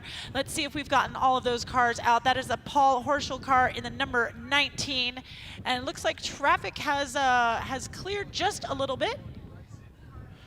Yeah, they got to get through this bottom section, and then they'll get up to the top where that little bottleneck that we saw earlier. Be interested to see if the car that we saw on its side has been able to fix itself, because we had a car laying over blocking one of the lines, but they obviously were not. They weren't here quite yet. They were winching the last time we saw that, so hopefully they've gotten righted up and we can get more vehicles through there. But again, this is Paul in the number 19 as he makes his way up through the back part of Jackhammer. Okay, right. This is news right here. We are in car with Lauren Healy, stopped on course. They're not getting out of the car. They seem to just be sitting right now. So we're seeing cars go by them. That may have been Gomez going by him on the right. If it was, they were going by fast. So we're going to have to see if we can find and get an update from the Healy camp, but that cannot be good. I'm trying to see what we see on the dash. It's looking like we got some lights flashing on the screen on the right. The co-driver does not look happy, but we can only assume that this is not good news, and that could have been JP Gomez making the pass on the right. We'll jump on the tracker and see if we can figure out if it was. Now, I've got a little bit of an update on Paul Wolf as well. On his own personal feed, it looks like he was outside of the car looking like he got his issue fixed. I still have him not moving, but it looks like Paul Wolf might be fixed as well. So we've got plenty of action, plenty of drama here at the 2025 Optima Batteries King of the Hammers, powered by Ford Performance. But we have some very special guests up here on the desk, Ian. Yeah, but don't make it seem like it's a happy visit, because I don't think this is a happy visit, is it, Cameron? It's not. Bittersweet to be up here, but Dave asked us to come check in. Wayne and I were out racing, still got our pajamas on, or our killer whale suits on, depending on if you're in the race or out. I like the killer whale suit. Yeah, I got that from Jesse. And I did my hair special. I can loan you some gel if you need, Wayne. Yeah, no, I got a helmet. Works. It doesn't. I've tried it. Well, what happened to you guys out there? What's the story? Oh, we just had a great run going. Wayne was just high-fiving, and we were passing a bunch of cars, and we kind of had sloppy brakes all day. And I came into the pit and tried to bleed him. We ended up finding out we think we have a master going, so we bled it, and we were going to go up to pit 2 and get a master, but we broke. We broke a 40 spline inner stub axle in the rear diff out in the desert, so we just had to come in. And that car is IFS, IRS, yes, right? That's so correct. That's not a simple repair in any way, No. is it? No, it's not. And what a great car. We had so much fun. I really want to thank Craig Allen for teaming up with us and the Pellegrino family from Genrite, bringing the number 16 Monster Energy Yokohama car to life here today. And just unfortunate, just teething pains, new car for us, and just learning the ropes. It's after yesterday's awesome pre-run to the podium, we were like, hey, we know all the data, let's go do it. But we didn't do it very good. We're not very good. That's how the Hammers works, right? It's either, it's either going to be your day or it's not. You know what they say, you're winning until you're just not winning. Yeah, I didn't want to say that. Okay. We definitely weren't winning. Well, yesterday we were actually winning until we're not. I just saw on the screen, what a bummer. Our teammate at Monster Energy, Lauren Healy, pulled over. Is he still sitting there? We don't know 100%. We only went to the in-car when he was, but he has pinged at 0 miles an hour. So I'm going to assume, yes, he's still sitting there. And according to my tracker, JP has passed him, and that's what I think we saw out of the side of the car. So, yeah, that is a bummer for Lauren for sure. He was on an absolute tear. But you know yourself that you've had this problem. You lead this race, doesn't mean you're going to win this race. Yeah, Wayne and I think, led it 3 times, if I'm not mistaken. Yeah. Mm-hmm. And had some great races and just smart driving, and King of the Hammers comes up and bites you. That's why they call it the toughest single-day race in the world, right? I mean, the Baja 1000 is longer and probably takes more logistics, but trying to tune a car to race in the desert and race in the rocks, so you got a kind of a half and half car, it's difficult. And I know you said the Gomez guys are maybe moved to the front with JP. Man, those guys, their cars are tough. Really That's what tough. I call an amazing segue, because I have Mr. Suspension Tuning right here beside me, Mr. Wayne. Yes. Wayne, let's talk about that, what Cameron just said, tuning a car for fast in the desert, crawling over rocks. This is kind of, it's you're the shock man, you're the hero of all of us. So what's the secret sauce for that? Well, I'm just a professional guesser. You just turn the tubes, do you? And see what happens? Yeah. So I've done this at Ultra 4 since the OG, and I have done tuning for everything, and I have only found one thing you can do to a shock that will make it worse in the rocks and better in the desert. So what we do is don't do that one thing, and then make them as good as they can in the desert, and then we go put them in the rocks. And if you want to know what that thing is, you got to hire his. I was going to say, that's something you're not just going to share, right? There's probably 50 people out there that I've told before, so one of them will shout it. But yeah. That's amazing. So it's a fact. You're right on that fine line, right? Because it's so different. The shot that's going to perform well in the desert is not the same shot that's going to perform well in the rocks. It really is the same shock. Oh, once you get the damping right, the rebound is controlled by, it only controls the spring. So once you get the rebound damping right and get the compression damping so it works on high and low speed, in the rocks you can get high and low speed events, although they may be bigger low speed and slower high speed, but they're the same event. So it's just managing energy. Once you get the energy managed, they're pretty dang good. But, so you just find that balance. But we always go put them in the rocks after you've done a desert tuning session. Like you go out and go through the bumps on my loop or whatever, and you go put them in the rocks, see what they do. But they're always okay. Awesome. That's amazing to hear. So just nothing's tricky to Wayne. He's a guru, I know, like he just right? feeds that out like, oh, it's simple. You just do this, and this, and you can go fast in both. It's just professional guessing. Well, let's go this way. And if it says no, if she tells you no, you go the other way. I've been married 36 years. That's how I learned that, right? My wife Kathleen supports me, and if she wants it, okay. There we go. Race car's the same. Yep. Right? If she asks for it, you give it to her. Absolutely. Makes perfect sense. All right, Cameron. Well, hey, listen, I'm sorry to hear that your day ended the way it did. Cameron, we're absolutely gutted. We saw you out there. I was so excited for you to be in another new car. We love watching you race. Congratulations on putting it on the box yesterday, but sorry to hear you out of the race so soon today. It's hammers, right? I can't go cry in the rocks. I'm just going to go back and sulk a little bit. That's Think about right. how we're going to do it again next year. And we'll see you again right, next we're year. already planning. We were already planning for next year as we were driving in. Over tacos, though. Let's go eat tacos. Yeah, we got to go eat tacos. La Bufadora Tacos is calling Cameron Steele I've right already now. I've already had mine today, Cameron. So enjoy your tacos. That pepper will change your life, right? The pepper is the most amazing thing I've ever tasted. It's unbelievable. Awesome. Thanks for stopping by, Hey, Cameron thanks Steele, very Wayne much. Israelson. Thank you so much for stopping by the booth. And thanks to all the fans for the support sure. and everything they do. God bless. Everybody stay safe out there. All right, thanks, guys. Always cool to get the big guns up here. Cam and Wayne didn't have the day that they wanted, but we're really glad that they were able to come up and have a chat with us. Now, we're looking here at the top of Resolution. We should be getting... This is our leader right Yep, now. This we is should be JP Gomez. getting So JP this is that far side of Resolution that we've been watching all week long. So this is the sand climb that comes up, drops into Resolution. They come down the Resolution trail, and then they have a choice. Do they either go down back door, drop the two waterfalls, or do they go up over the sand hill? This is your current race leader right now. This is JP Gomez. We saw him pass Lauren Healy when Lauren was stopped with, we can only assume, being a car problem. But this will be the first car to finish lap 2. So here is JP Gomez making his way down through Resolution right now in that Joe Thompson UFO Fab car.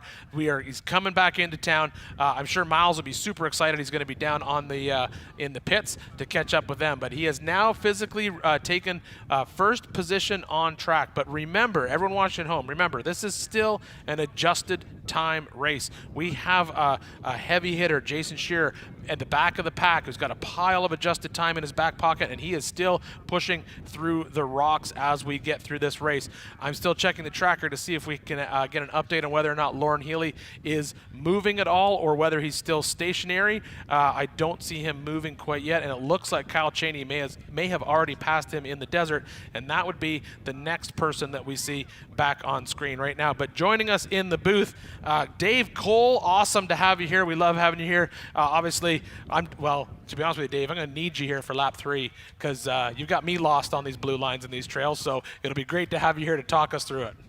Looking forward to it. So, what do you have, JP and Josh Blyler? JP has passed Lauren. Lauren was stopped in the desert. We're still trying to get some updates on that. We saw in his in-car he was physically stopped. So JP will be the next one in, then Kyle Cheney, and then, yes, I believe you're right. I think it should be Josh after that. Spectacular. Good looking race. This is awesome. You guys have been killing it. I appreciate it, Dave. It's been a hell of a race to call. It's been tons of fun. I've just been enjoying watching, so. All right, so as we've said before, lots, and there's still lots at play here because we get excited when we get someone running away with this race just because of the fact they're leading it. But as we said before, there is still a lot of racing to happen today. We saw exactly what can happen to Lauren Healy. Could happen to any of our racers out there. We can only speculate as to what is going on with his car out in the desert, but it was a dead stop with both of them just still sitting in the car. We saw the same Von Gittin stopped on the trail, both co-driver and driver outside of the car. car. But right now, the story is the first car to get back into Hammertown, finishing lap 2, is this car right here. This is JP Gomez coming back into Hammertown. Starting lap 3, here we go. So Dave, while we're waiting for to throw down to Miles to talk about this, let's talk. Just give us a brief rundown on lap 3. Don't give me all the trails, but give me what are the where are these guys going to have a lot of trouble in lap 3? Well, the first one off when they come back around to Emerson Lake Bed and they get up on top of Emerson Ridge, they're going to turn right. They're going to drive down about a half-mile trail they've been on before, but then it's going to turn right and go up in a place they've never been before. So this is none of them have ever touched tires onto this before. Nobody has. This is awesome. Unless maybe in the last couple of days, but when we marked it, we didn't actually drive it to market. We walked it to market. So awesome. To make sure it was doable, so it's doable. All right, so this is going to be so exciting. I'm super excited to have Dave up here for lap 3 because we're going to be calling out some amazing trails that, as he said, some of these guys have never even seen before. But right now, it is all about this man right here. This is JP Gomez coming in to Hammertown, the first vehicle to finish lap 2 here at the Optima King of the Hammers, powered by Ford Performance. And today, it's all about the race of kings. I'm thinking Miles is down in the pits, so let's hear what you got, Miles.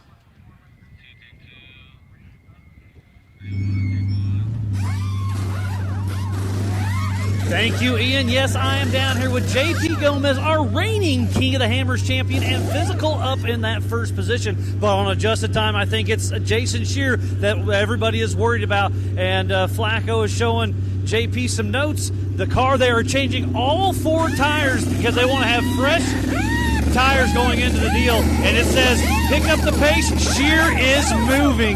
So JP knows that's what's going on. So they're trying to get the tires front and rear off. They can only do the rear at first. Now they are doing the fronts.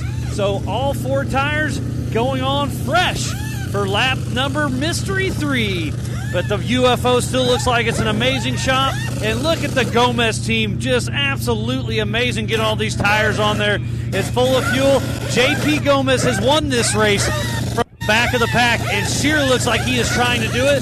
So I think it's about a 19-minute split between JP Shear physically and JP Gomez, so they know what's going to happen. We'll see how it all shakes out. JP Gomez knows he has to pick up the pace, and he is in and out of the pit at 12:08. So we'll see. So 12:27. So JP is out there. We're going to have a quick chat with Flacco. You had some tough luck earlier on the day. I hate to hear that for you, but to see JP physically out front, that's pretty awesome. Hell yeah. I had some tough luck out there. We were running good and was trying to have a good pace out there. And unfortunately, I had a motor give out on me, so it sucks, but we'll come back next year. But right now, the man on the move is JP, and we got a good strategy coming into lap 3, and we're hoping to make some time in front of Shear and Blyler. So yeah, so Gomez's route, your dad won the 2 years in a row, and now it's JP. And JB, could he back it up? Could it be Gomez 4 years in a row?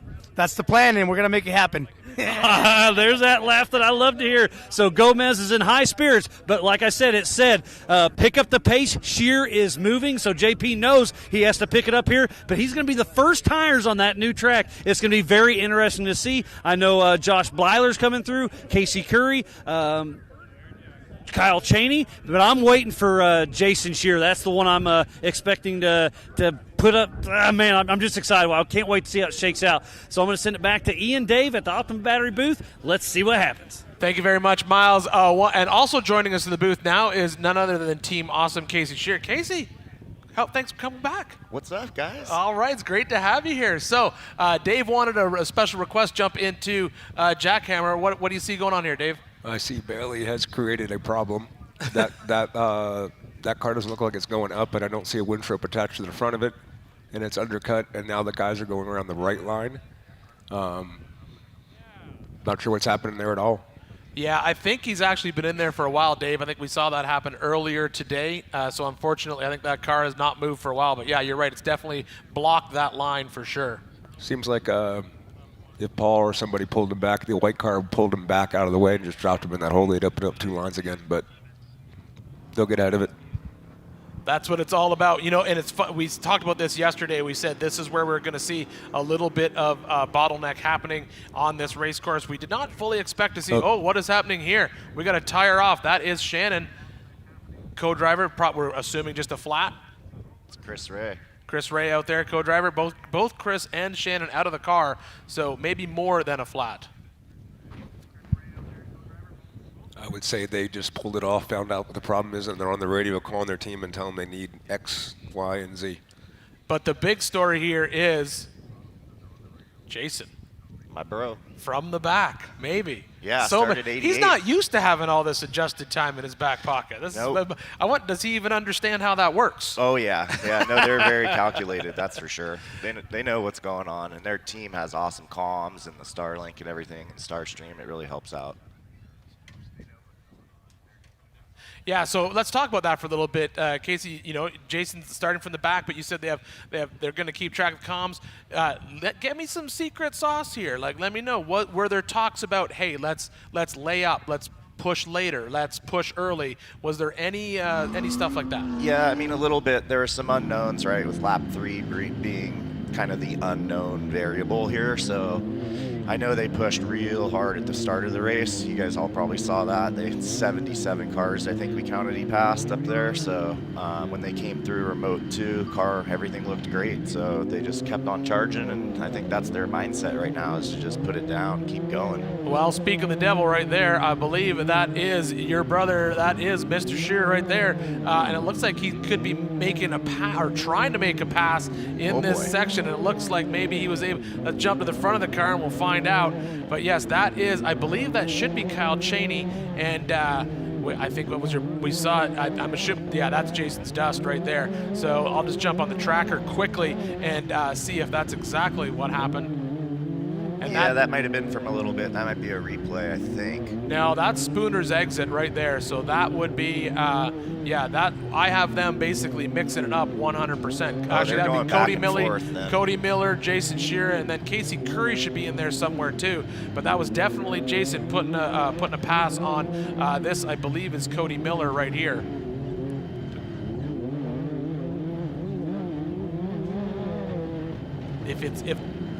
Yeah, all right, I'm getting confirmation. Yes, that was Miller in car. So that was Cody Miller, and then we saw that was Jason making the pass right there. So that puts Jason just ready to almost drop out of the trails. This should be the wide shot of what we're just watching.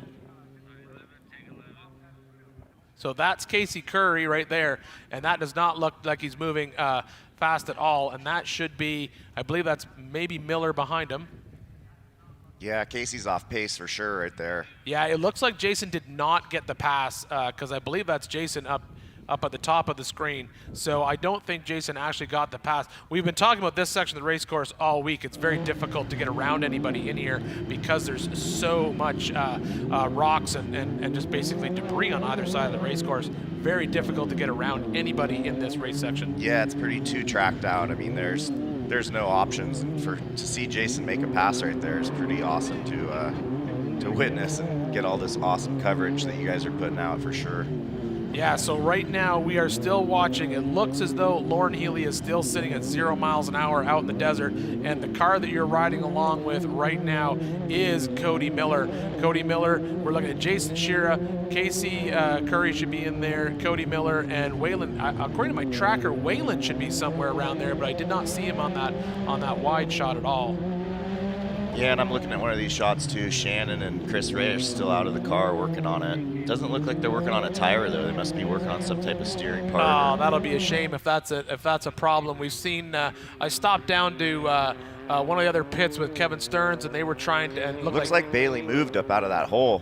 Yeah, it looks like they got him either pulled back or he was able to get back. But yeah, I think exactly what Dave was talking about happened, and he was able to clean up another line as we are watching.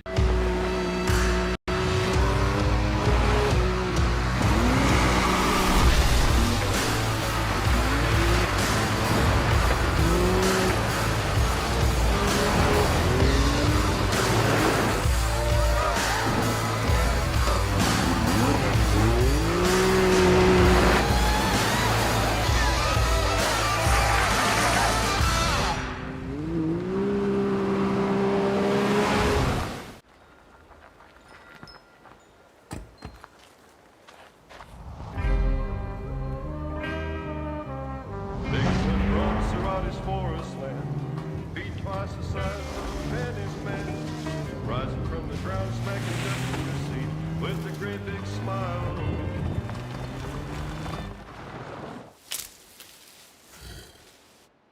Slowly makes his retreat. Everyone wants to know how to join the King of the Hammers YouTube channel to access all the premium content. Here's how it's done. Log into YouTube, go to KOHUltimate.com and join. That's how you get all the good stuff. Enjoy unlimited race coverage, live production multi-view, and additional live camera feeds.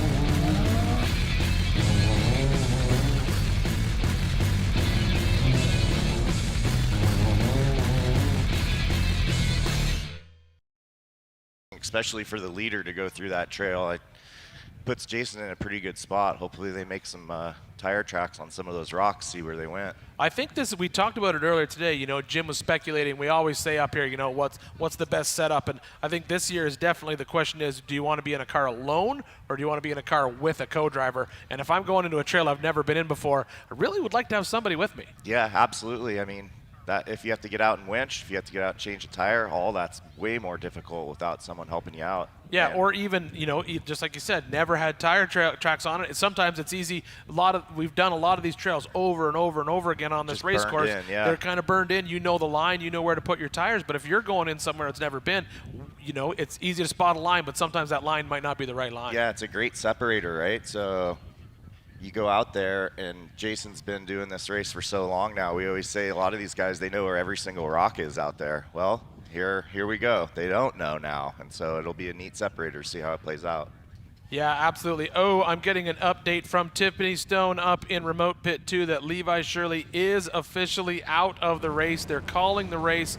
They were going to try and do a transfer case swap, but obviously that did not work. So Levi Shirley is out, and he's going to be staying out at Remote Pit for the rest. So he's calling it a day out there. So bad news for him. But as right now, we're on car with Brett Harrell. Brett Harrell not moving, co-driver out, assuming winching what it looks like from here.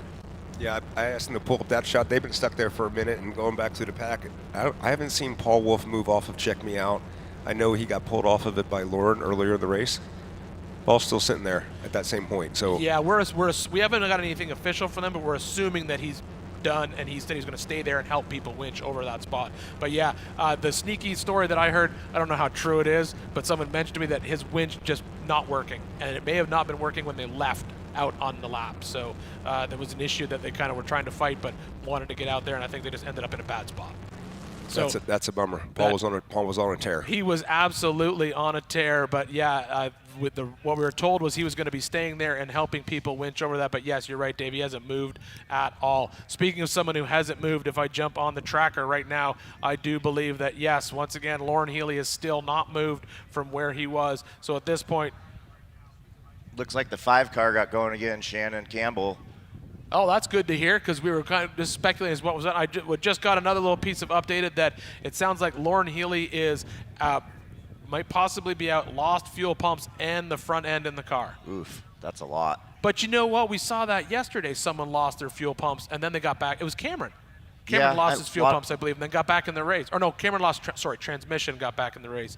But they may carry spare fuel pumps on the car. It's that's a small enough part that, yes, you're right, they might carry. Yep. It's a shame because, you know, you would think they'd always have in their back pocket that maybe, well, if that happened, maybe Vaughn could, their teammate would be able to help them out, but Vaughn's broken further back in the race, so they can't rely on that. But according to my tracker, Jason has passed where Lauren is broken down. Waylon is right behind him, and then Casey Curry is behind them. So if my tracker's being true to me, those should be the next 2 cars that we see coming up through Resolution and dropping back down through that section of trail. So we'll have to keep an eye on that shot that we like to keep up with, and we can sort of spot that dust trail coming in. But that's the next grouping that we expect to see get back in.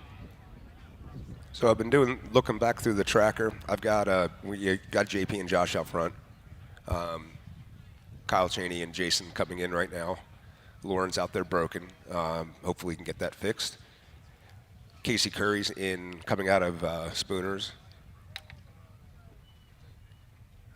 Yeah, Casey Cody was definitely at not pace, though. It was weird to watch him kind of crawling along. Maybe he has a problem, too.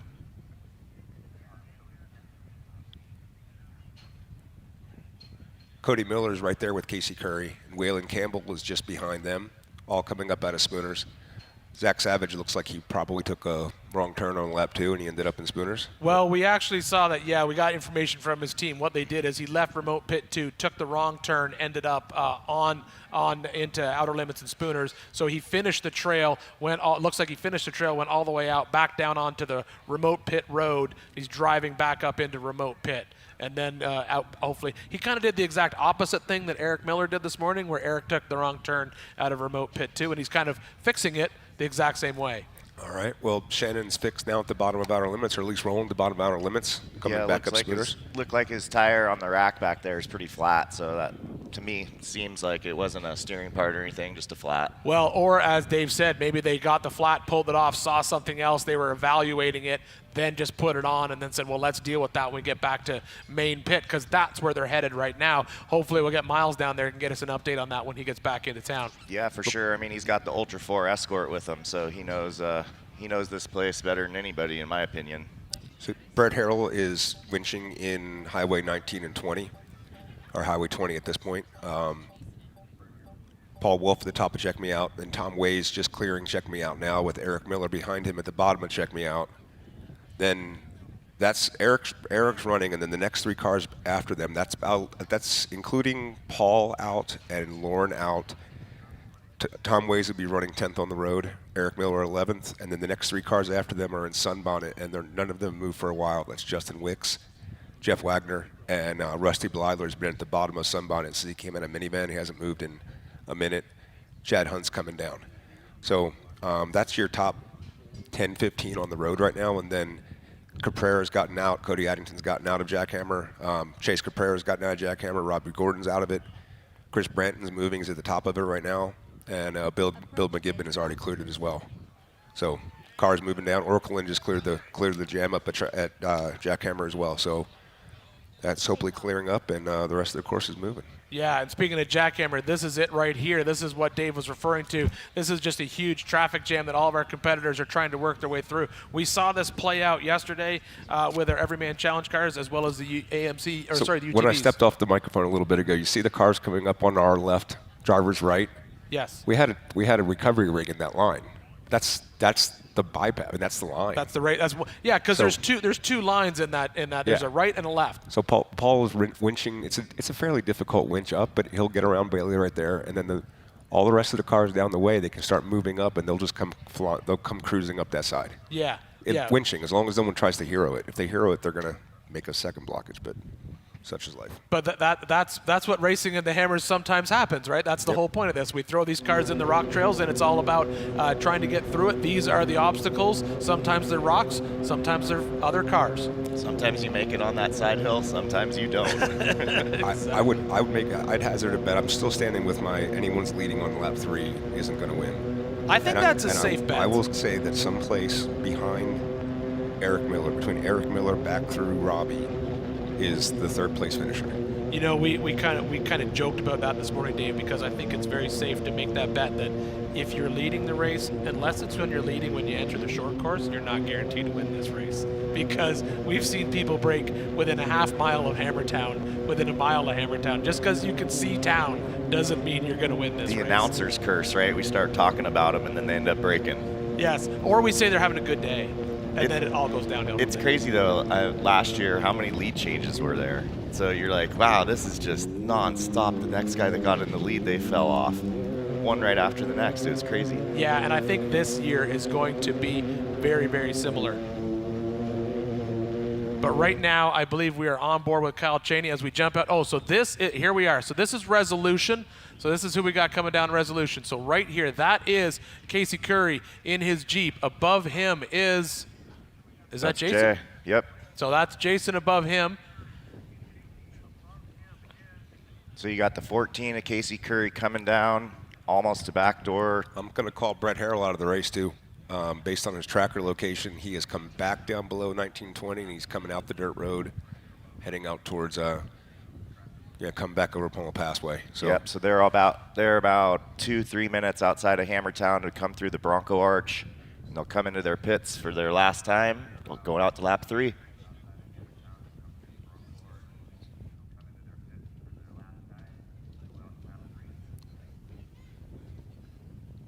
it's like Jeremy Hammer is out there driving on lap 3 right now. That's cool. Good afternoon, gentlemen. Good afternoon, Dave. Good afternoon, Casey. Hey, Jim. What a race we've got on our hands here. Absolutely fantastic. This is the 2025 Optima Batteries King of the Hammers, powered by Ford Performance. And today it is all about the Race of Kings, the 4400 class, going head-to-head to find out who will be the king at the end of the day. How many cars have we got out on lap 3, Dave? 3 cars on lap 3, I believe, right now. JP, Josh. Oh, no, we haven't had Kyle Chaney through yet, right? Or Jason? So only 2 cars have gone out on lap 3 right now. Yeah, I've been watching from the wings. See Shannon Campbell having some problems there as we got cars making their way into towards town. Yeah, Casey Curry definitely picked up his pace from what we saw earlier. He's hauling the mail for sure. Yeah, now Jason's been sitting behind him for a little bit now, hasn't he? Yeah, and I don't know if that's something he's strategically doing because he's got adjusted a little bit on his side. So, well, if I was Jason, I know your pit crew are one of the best in the world, but also so is the Curry Enterprises crew that are going to be pitting for Casey. So let's see what happens. Casey, Jason, and Cody Miller all coming in together. Yeah, this is going to be epic. So this is going to be a battle for pit position as they come in. And to clarify, I was wrong. Kyle Chaney is on his 3rd lap, and he looks like right in the dust of Josh. And there comes Miles. Give us some updates, Miles.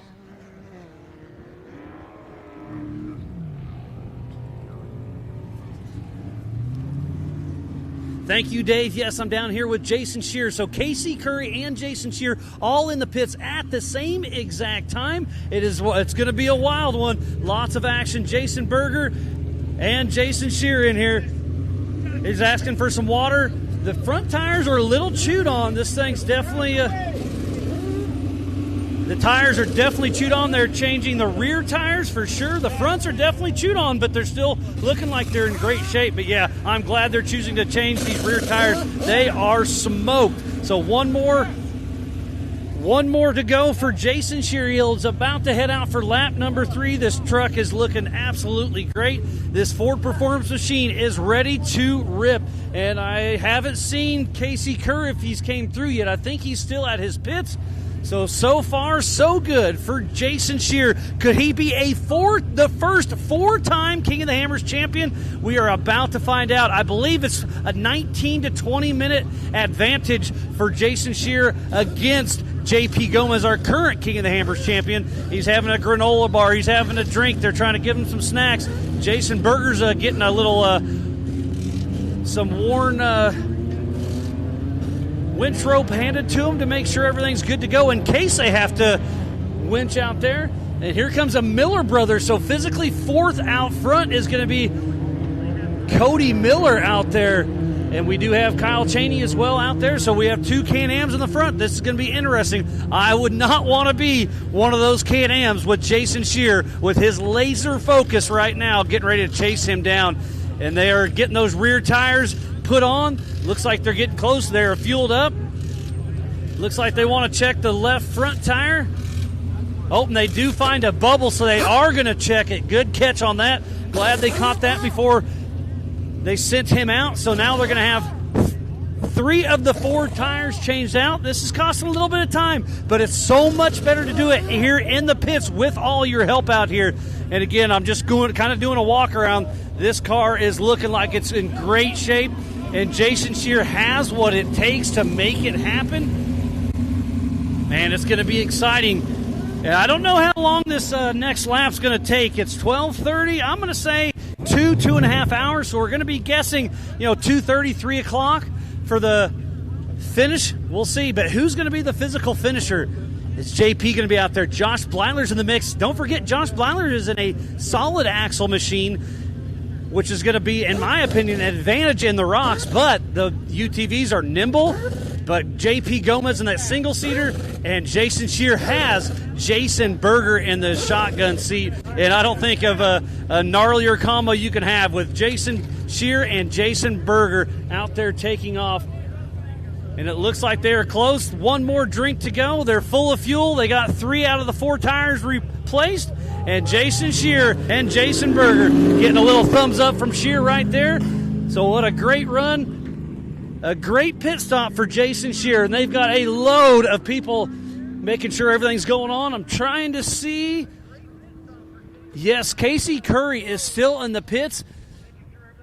So I'm not sure what they're checking out. Maybe we'll run over there to check on Casey Curry, but Jason Shear is out. What's that going to be? 5th physically. Man, it's going to be interesting. Well, let's run over to Casey Curry. So, Jim, take it back. Okay, thank you very much, Miles. Wow, what an update. It's all going on here. Now, Dave, you're watching the timing clock right now. What's happening?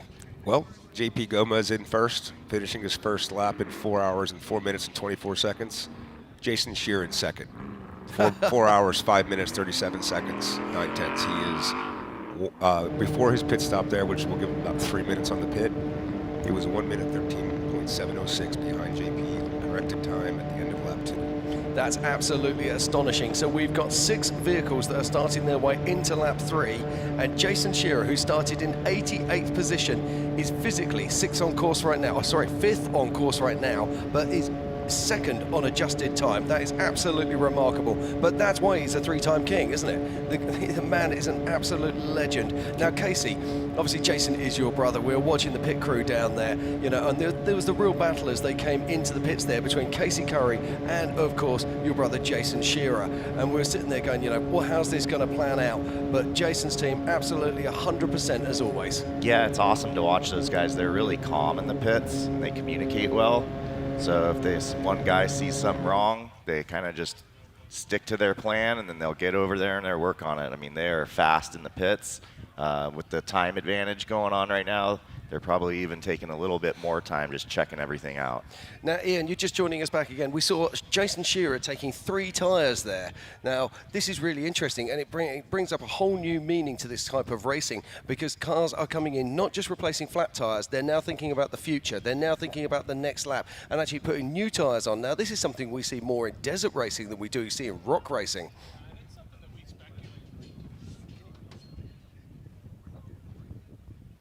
Yeah, and that is something that we were speculating earlier in the week. We're trying to decide, were these guys going to possibly even utilize our remote pit to put tires in fresh for the rocks? And so it was interesting to see Jason's team do that. I think it was definitely a smart idea. I think I'd want to have the best piece of equipment I could have underneath my belt as I headed out into these trails, especially since this is just a whole new world. It's a mystery to everybody, but I think this is very interesting. This could play out exactly like Dave said it was going to play out. He said whoever's leading lap 3 isn't going to win this race, and right now we have JP Gomez out, but Jason Shearer with all that adjusted time in his back pocket, and he's headed into the rocks. It is, but one of the things I absolutely love, we've got 6 cars out there at the moment going into lap 3. And let's just talk about those cars for a moment, because we've got JP Gomez in a single-seat UFO. We've got Jason Shearer in that 2-seat car. Then Josh Byler in a solid axle 2-seat car. Carl Cheney and Cody Miller in UTVs, and Casey Curry in that enormous trophy Jeep.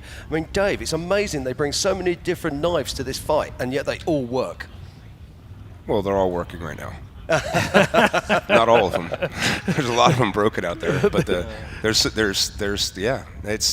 been one of the coolest things for me. I still don't think we figured it out yet. Everybody, after last year when Kyle came really close to winning, and everybody blew me up like, you must be really upset if a UTV wins. And I'm like, well, why? Yeah, I mean, we're advancing the technology in such ways that no one can see where it's going. I don't think it's the current iteration of a UTV is quite there yet, but someplace between like what Jason and JP are driving right now and a UTV is the future of off-road motorsports, and everyone's working to figure it out. It's pretty amazing. Well, that's what Jim was speculating earlier when we were talking about this. He was saying it looks like the UTVs are, they're getting bigger, wider, heavier, larger engine, and then you see some of our 4400 cars looking to shed a little bit of weight, get a little bit lighter, get a little bit narrower, and I think you could be right. We could end up with something just meeting right in the middle at some point in time, but we certainly haven't found the one thing that works, but it's also because it's hard to find the one thing that works when the course changes every single year. Well, it's cool to The course see the changes, evolution. but it doesn't really change. It's hard, and then it gets hard, and then it gets hard. I mean, it's not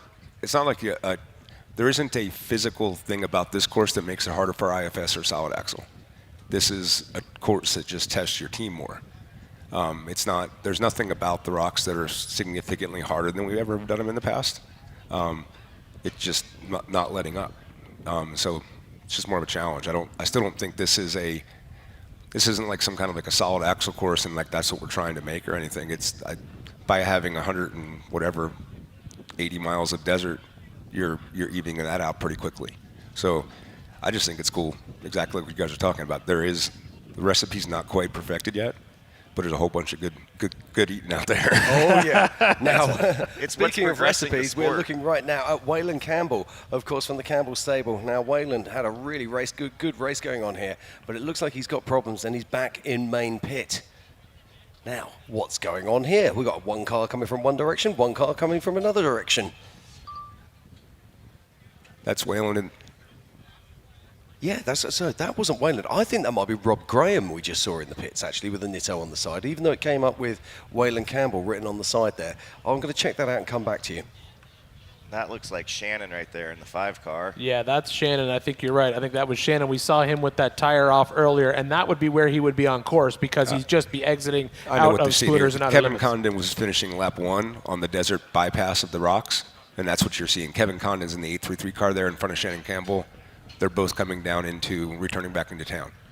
Yeah, so that'll, as we said before, that's that last little sort of like sandy goat trail section that we saw some exciting battles before. But yeah, this is Shannon. We saw him out of his car before messing with something on the front wheel. We'll throw it into Miles in the pits, but I can tell you that Lauren Healy's tracker is making its way back to town, directly back down, not on the race course. So I actually do have an update on that, Dave. I have heard they have 2 burned up fuel pumps and no front drive, so they are calling it and bringing the car back in, or being towed back in. That's a bummer.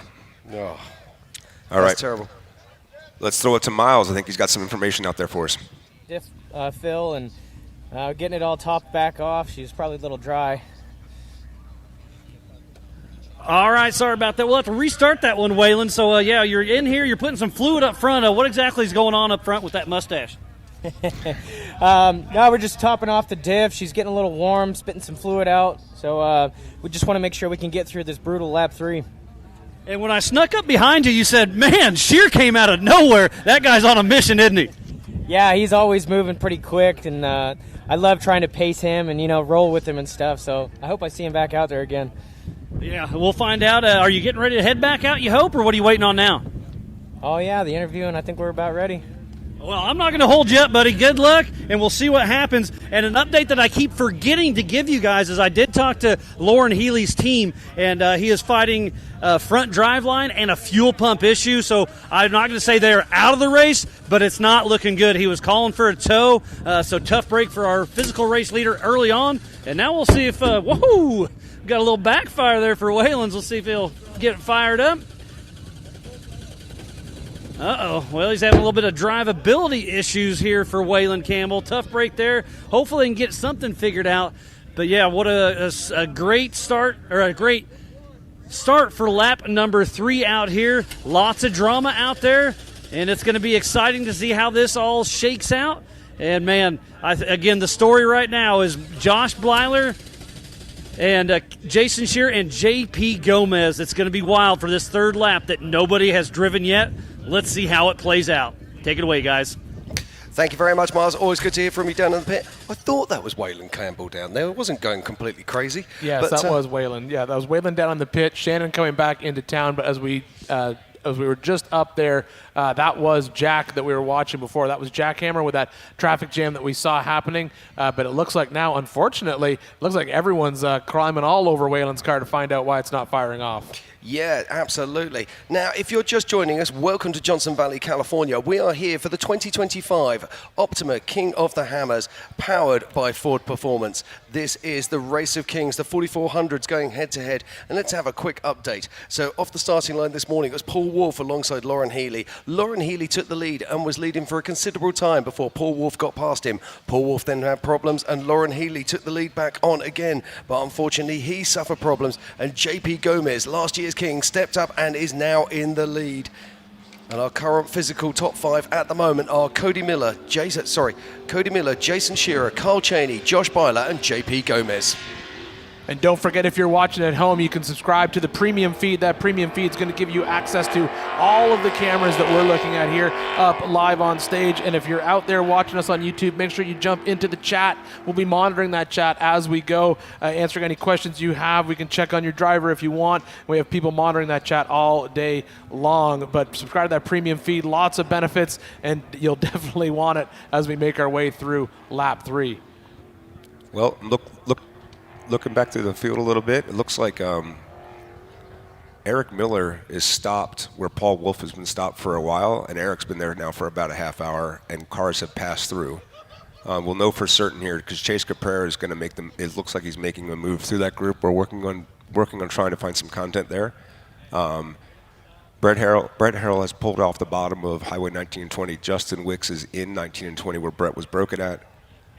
Rusty Blyler is stopped in a place that would probably most likely just be a flat tire or something broken, but he's past the hard spot of Highway 21 coming down to the pits, and Jeff Wagner has made it past him there. So Jeff Wagner is coming into pit 2, and then the only racer we have on outer limits and spooners right now is Tom Ways, and then you're back up to Shannon Campbell. So the top 10 are starting to space out a little bit. The traffic jam on Jack is clearing.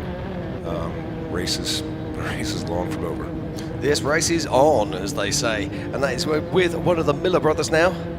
So that has got to be Cody Miller. So we're making our way out into the desert again as he starts lap 3. I'm just looking up on my tracker, and I can see that our current physical race leader right now is JP Gomez, and he is making his way flying across the desert and towards Emerson Ridge with every rotation of his wheels. Now, always amazes. Sorry. Well, a little while ago, Casey asked me what their racers are going to experience. We can probably wait for that when Raul gets there. Maybe we'll be able to see. I'm not sure if JP has on board or not. If we can get drone shots over there, but they're going to. When they get to that first lap 3 diversion, the top of Emerson Ridge, it's not terribly difficult wheeling. It's just that it's cross country, they haven't done it before. And then when you get to the mine over there, at the very corner of the route, there's an old mine up there in that little hairpin up there, and then you come down a trail that we've raced before called Hell to Pay. It's difficult, but not for these guys not coming down. I mean, wouldn't want to be there at 10 o'clock at night, but would love to be there at 1 o'clock in the afternoon. There's Lauren getting towed in. Looks like he's officially called it here. Yeah, that's a tough break for our race leader and 2-time king, Lauren Healy. But sometimes spaceships just don't want to fly. Speaking of spaceships flying, Paul Horschel's still flying. Is he? That's great news. I was chatting to Paul earlier this week. Did you know that he wasn't the hubs that he's had made, those incredible portal hubs, they weren't quite working correctly. They'd made a small mistake or something had happened inside. So they had actually found somebody in Vegas who could make 4 new hubs for him overnight. Now these things are monstrous. They're nearly 2 foot high. Okay, made in 7075.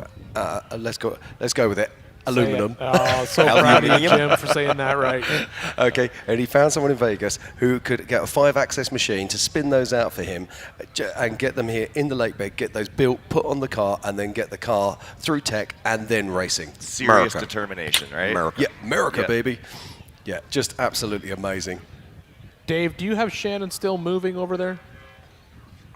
Shannon looks like he stopped there, just past where Lauren was stopped originally. Yeah, I'm getting a ping on our comments on YouTube that someone just pointed up that Shannon has stopped, and he was also live streaming, and his live stream is shut off as well. Okay, so we have a camera over there, I believe, at the Desert Spectator area. Maybe we can get some kind of visual on Shannon. Looks like Paul's not moving. Paul and Bailey are still having a little conference there in Jackhammer. There is a right line that has opened up. I've seen 4 or 5 cars go by on the right there. Looks like the recovery guy is trying to pull Bailey up and out. Yeah, Paul looks like he's kind of struggling there. Dave. That's Paul on the middle of the screen. He's going to drive right across Bailey's hood. That's cool. So what you're looking at right there, that is Jackhammer. That car at the very front, that's one of the course worker recovery cars. That is Bailey Cole's car, the yellow car at the bottom screen, and that is It's Paul no longer a Horschel. car. Now it is traction. It is now a rock. It is now Yes, just a it's very big, bright big yellow yellow rock. It's a Jags rock. Jigs. Now, the thing about this is, if you're going to find a car to drive over you, it wouldn't be this one, because this one weighs over 7,000 pounds. It's a big lump of machinery, this Paul Horschel thing, and my word, it is a thing of beauty. If you do get to look at it, please stop by and have a look, because this Paul Horschel car is like nothing else out there. Now, that is none other than Rusty Byler there, isn't it? That's not Josh. That is Rusty. He is probably cleared. He has cleared pit 2, I'm assuming. We saw him stopped coming out of Highway 1920. Let me look at the trackers here real quick. Yeah, it's still showing him as If stopped. we could see a little farther out, he's either coming into pit 2 or leaving pit 2. Can't really tell by there. Yeah, but he's still showing stationary. So actually, that is Josh Byler, sir. Then he is not anywhere near there. He is second on course, and he's moving up the MDR course. He's probably just turning off the Marine base right now. But Josh has a blue car. Rusty has a green car. That's a green car, isn't it? Or are my eyes completely...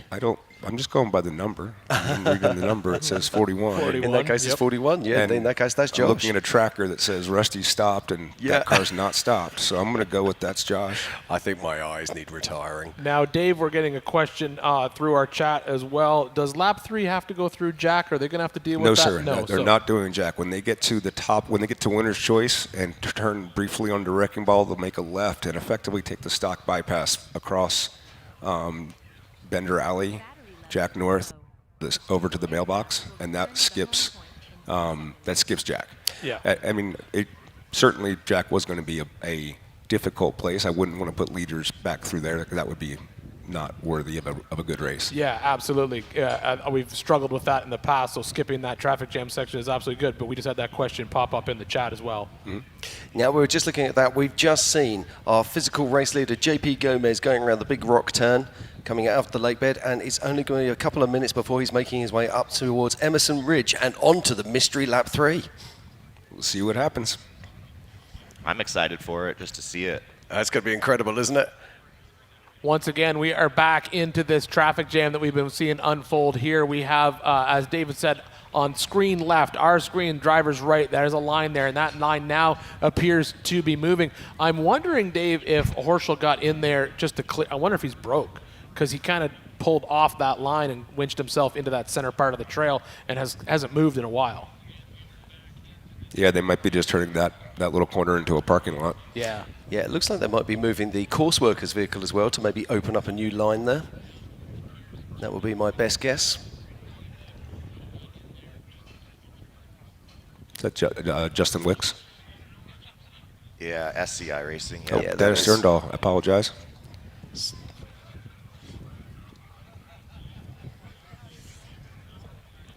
Looks like he's making the transition. I'm going from just sight. It looks like he's getting ready to come down Blanco Tortuga.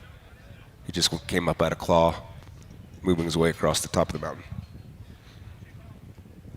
So nice to have Dave in the booth to tell us all what these trails are that he made out here and a lot of other people. And you pick it up so good. It's so awesome that you can explain it to all the fans out there.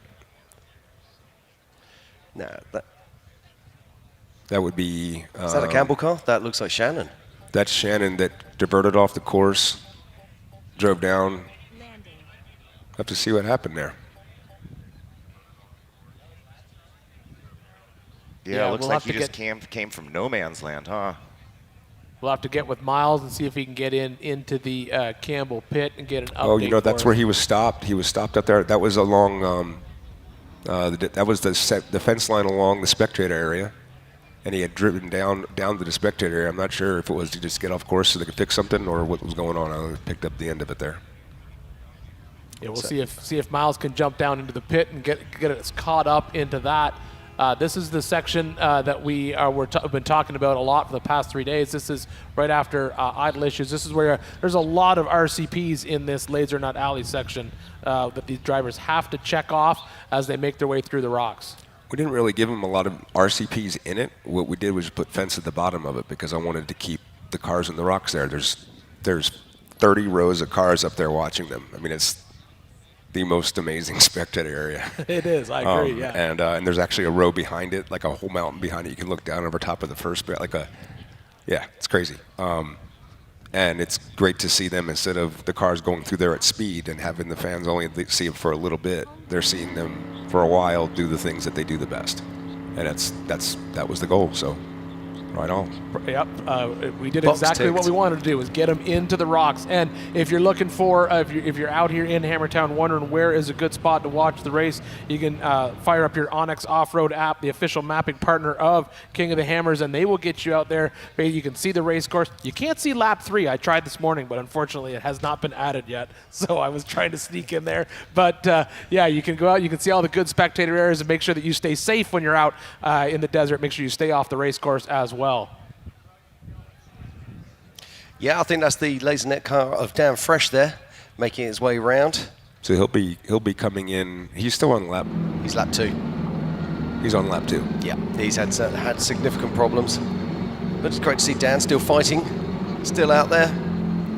Oracle Lynn now making their way out through the rocks. Now let's talk about Starstream a little bit, Dave. It's completely changing the world and the way that we view off-road and extreme sports. It's all of it. The combination of the internet availability with Starlink, the way that cameras are exploding, and the be able to keep them running and be able to get good footage. Like, I mean, this gimbal unit on Oracle's car, look at that shot. It was amazing.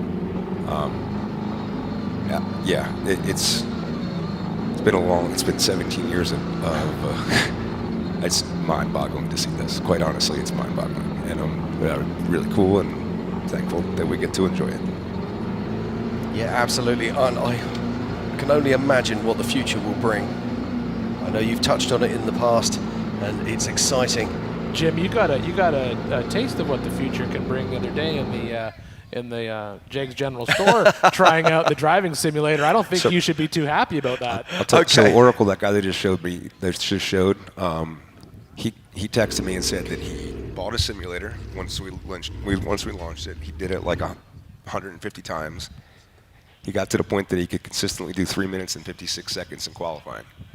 And then he went out and laid down a 3 minute and 56 qualifying time. No, that is awesome. My only beef with the simulator was it was a little too realistic. I'm used to just standing on the gas in the video game and not worrying about my consequences. Well, but Ian, I rolled it a lot. You're here with us and not out there racing anymore, Bubba. Exactly. That's right, my friend. Exactly. I love you, but comma. I think the simulator is so cool because you see like other sports, other types of motorsports, and all their drivers are practicing on the sim, and now we got the off-road guys practicing on the sim. Indeed, we just saw our physical second place car, Josh Byler, making his way around, and I'm checking my tracker, and our lead car, that is JP Gomez, should be heading up into the Emerson Ridge and into the lap 3. This is Carl Cheney on a charge right now, and he's hunting them down. JP has turned off onto lap 3. He is probably just leaving the area that he's aware of or knows. If you're looking on the tracker, you see JP on the line. He's going to make a kind of turn to the right up a wash. When that wash turns 90 left and starts heading towards the west, that's the section that hasn't been driven before. Well, let's talk about that, because JP's in a single-seat car, so he's having to navigate, he's having to drive, he's got to do absolutely everything himself. And, of course, there's been no pre-running, so he can't go out there and put notes into his thing. So he's just running off his GPS. You're driving by sight. Yes. So that is Josh Byler there, hauling through the desert right now, and he's trying desperately to catch up to JP Gomez. Solid axle Miller chassis, Nitto 40-inch tyres. That would be Josh just coming around the spot where we saw JP about 10 minutes ago. So maybe about 10 minutes of gap on the trail. I'm looking at about 4 miles apart. And where is about Jason? 7 minutes. Where is Jason in comparison to this right now? If we pull up on the tracker. Well, Jason should be out in the military base where he is. It's the far edge of the military base. He's just turned the corner, 75 miles an hour with Casey Curry doing 70 behind him. So he's made it around Casey, Cody Miller, and Waylon Campbell are about 10 miles behind them on the military base. So that's probably be pretty epic with the caliber of racers between Jason Shear and Casey Curry going around the desert up there. It's probably a pretty cool video as well. Now, just looking, JP and Josh have tripped the secondary timing loop as they make their way around the desert. JP passed through with a 4 hours and 44 minutes and 18 seconds. Josh Byler with a 4:48 and 37 seconds. 4 minutes. So there's 4 minutes between them.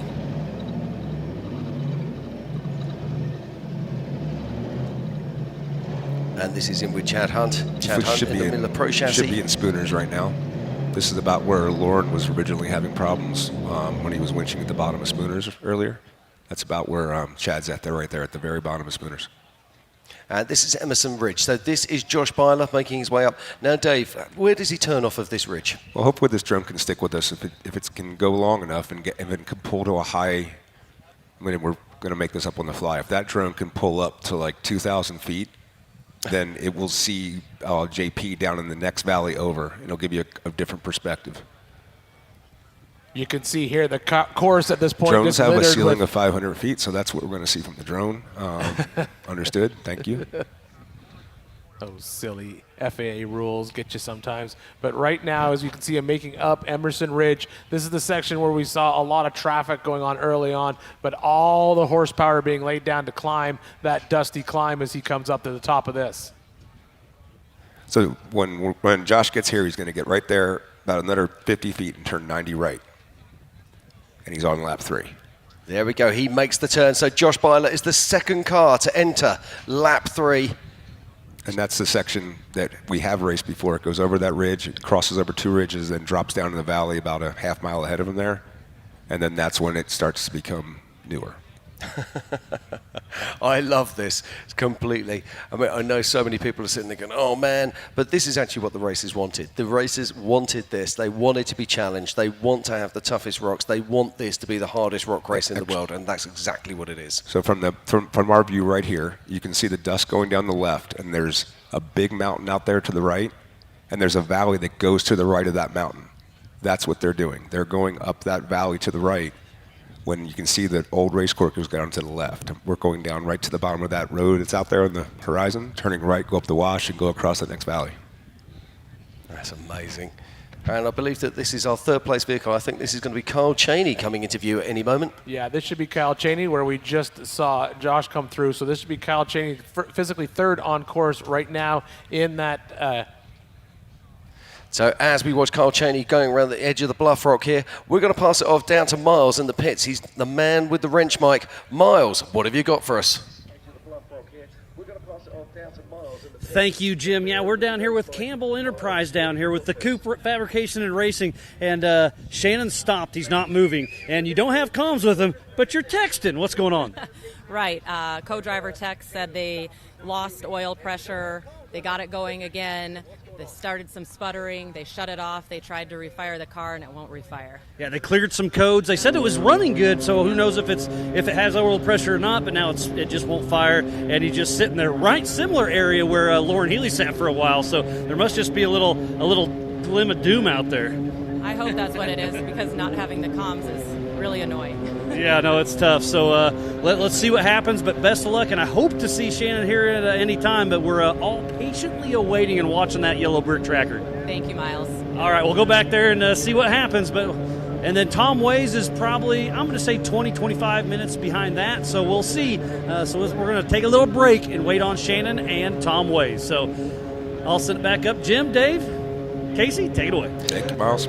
Thank you very much, Miles. Now, we saw Shannon actually pulling away again and getting back onto course. Was he getting back on course, or was he just driving back on the wash? No, he probably pulled off the course to diagnose what the motor problem was, get out of the way, because it's a really fast line there. There's only one real big track through there. He got out of the way, diagnosed it, got it running again. Now he's re-diagnosed. Back in the race. I see him. He stopped again. No, I see him at 0 miles an hour. I think he stopped again, and I think that's what they were talking about when they were texting. I think they had an issue, got it started, and then it died again. And I think JP Gomez has stopped on the lap 3 in the unknown spot. I really wish we had video there.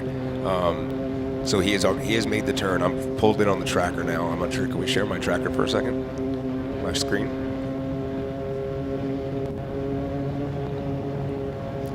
So Yeah, we'll is get- where JP's stock right now, is that an area you would expect him to be driving? I mean, quite often we see these trackers showing the vehicle is stopped and it's just a difficult section. Here we go. Yeah, so what I was trying to explain is this path, we're right here and we're showing Josh on this. This was all known race course. We came this way and then we went over here and dropped into Hell to Pay right here. This is old school race course. In fact, we went up here and put a VCP here. This was all has been driven, kind of played on, but right here we went this way and made a new trail early last year. No, we never went this way. So from this point to this point has been nothing but walked. It's not terribly difficult. It's really just driving up and down hills, but kind of like you're just driving cross country because it's not. You got to drive it on site. Yeah. And right now JP stopped. I'm not sure for what reason. Now, we haven't seen this visually, this area yet.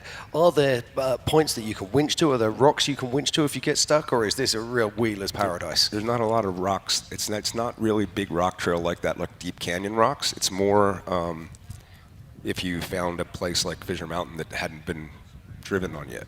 Okay. It's more through the valleys of not terribly hard. But So this is one of those places that's absolutely terrifying, because if you do get caught, you're in trouble. Like off-ramp is. That was going to be my question, Dave. Seeing that he is stopped there, is this a situation where you would expect someone to stop at this point in the trail and winch, or would you expect this to be drivable from one end to the other? I would expect it drivable. I didn't think there was going to be any winching through there. And the fact, unless you had a problem. Yeah, and the fact that we see Josh just pinged up and picked up a little bit of pace, so obviously he has been stopped for a little bit. Now, as we said before, there is a chance that this tracker pinged when he was at 0 miles an hour, and Jim's got his hand up in the air for a reason. Yeah, we're just waiting for my tracker's just actually refreshed and is now actually showing Josh Byler as stopped, and now showing JP Gomez as moving.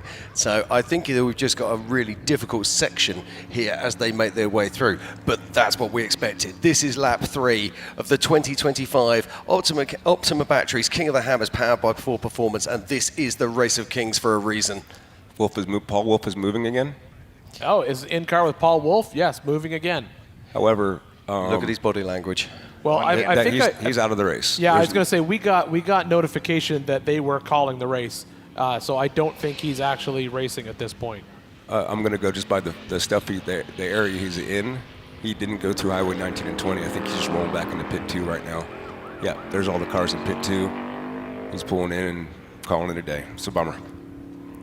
Oh, that's super tough, and that's Pip Justice. Josh Brodler missed the turn where he could have made a left.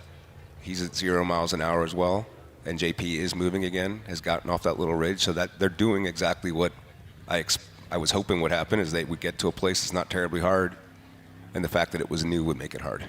So I'm getting an update here. So Vaughn has been out of the race for a while or stopped on course rather, for a while with a steering rack issue. But we're getting an update from Tiffany Stone up in remote pit that AK Watley has the exact same steering rack. So they are trying to get parts out to Vaughn so he can fix his car and get it back moving again.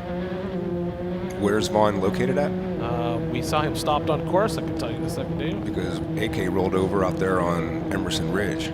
And I think we just showed the front of his car wadded up. That's going to be an effort. JP's moving well.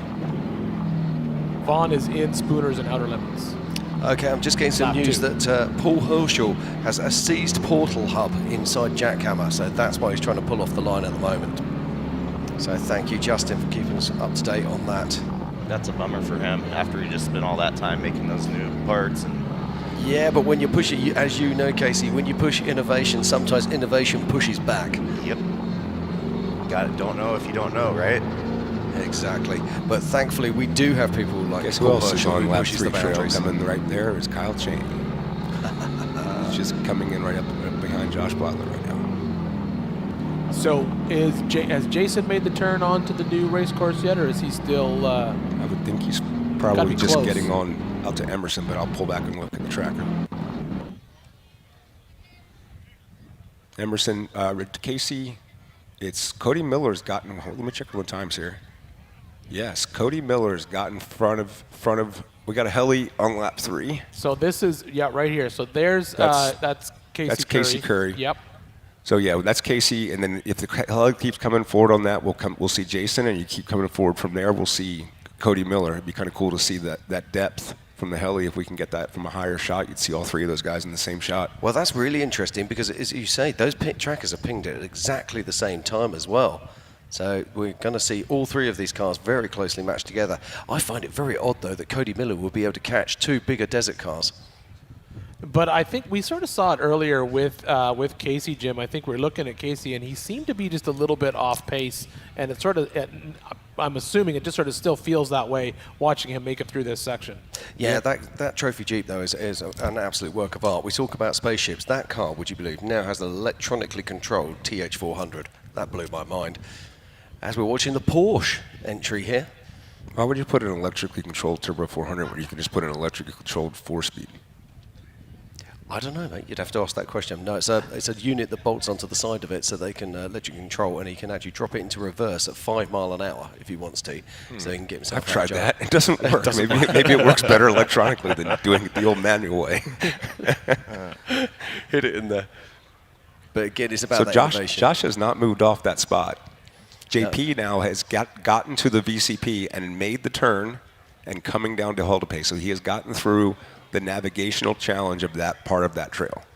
JP has cleared it. And Kyle is slow right next to Josh, stopped. And then backing out, I would say that Jason, Casey, Cody are 15 minutes away from being, maybe 20 tops from being in the same place. Once JP gets down the bottom of Haldepay there, it'll be fairly easy dirt, back around to Aftershock and stay easy until he gets back past pit 2 again. That's when lap 3 trails pick up again. Yeah, so we've got Chase Capera here, making his way through. His dad Brian was supposed to be racing, but unfortunately back issues have stopped him from getting out there in the car. But he said, you know what, I want to see my car racing. So he's handed his car off, and Cody Young is taking out those duties today. So it's Chase Capera. Now Chase has won in 4800 before. Fantastic driver, great to see him up here in 4400, putting that big car to work. Kyle Cheney got by Josh Byler, but Josh is moving now as well. And that is the news right now. Our current race leader is JP Gomez, followed by the car 191, Kyle Cheney, and then it is the solid axle Miller of Josh Byler. So we have 2 kings in the top 3 right now. Yep. Yeah, it does look like the tracker's pinging back and forth. It does look 1304, 13. I'm going to go with Cody Miller's. The way the trackers are updating, Cody's either right in front of him. If we can get the heli shot. There's JP. No, is that no, that's Raul. That's I apologize. Raul. Yep. JP's in that black and red. Black and red. Yep. So this is Raul Gomez. They've had some bad luck today. The Gomez camp. That's damn fresh, isn't it? That one? No. No. No, that's Raul. Okay, sorry. Yep. Yes, you're absolutely right. It's my massive 4-inch screen here.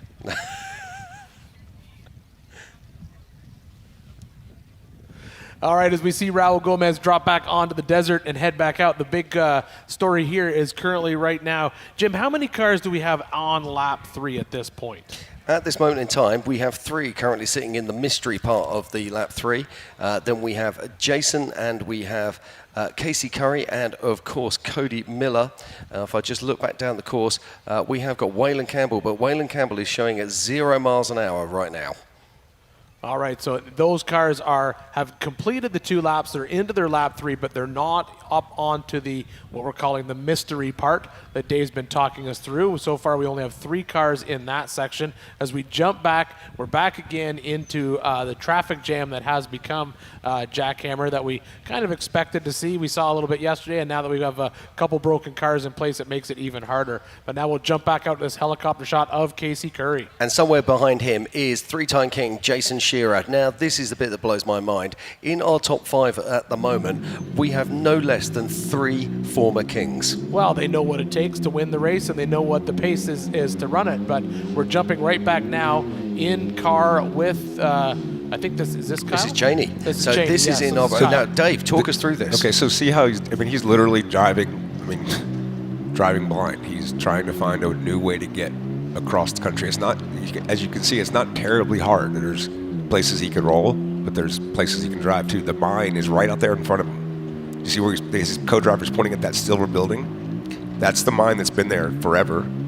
The VCP is just past that mine. As soon as he gets to that mine, he's going to drop off pretty steep. He's going to turn left, and they are through that. That's the navigational portion of that trail. There's that mine that's been up there forever. And he'll drop down right here, and it'll be at the top of Hell to Pay.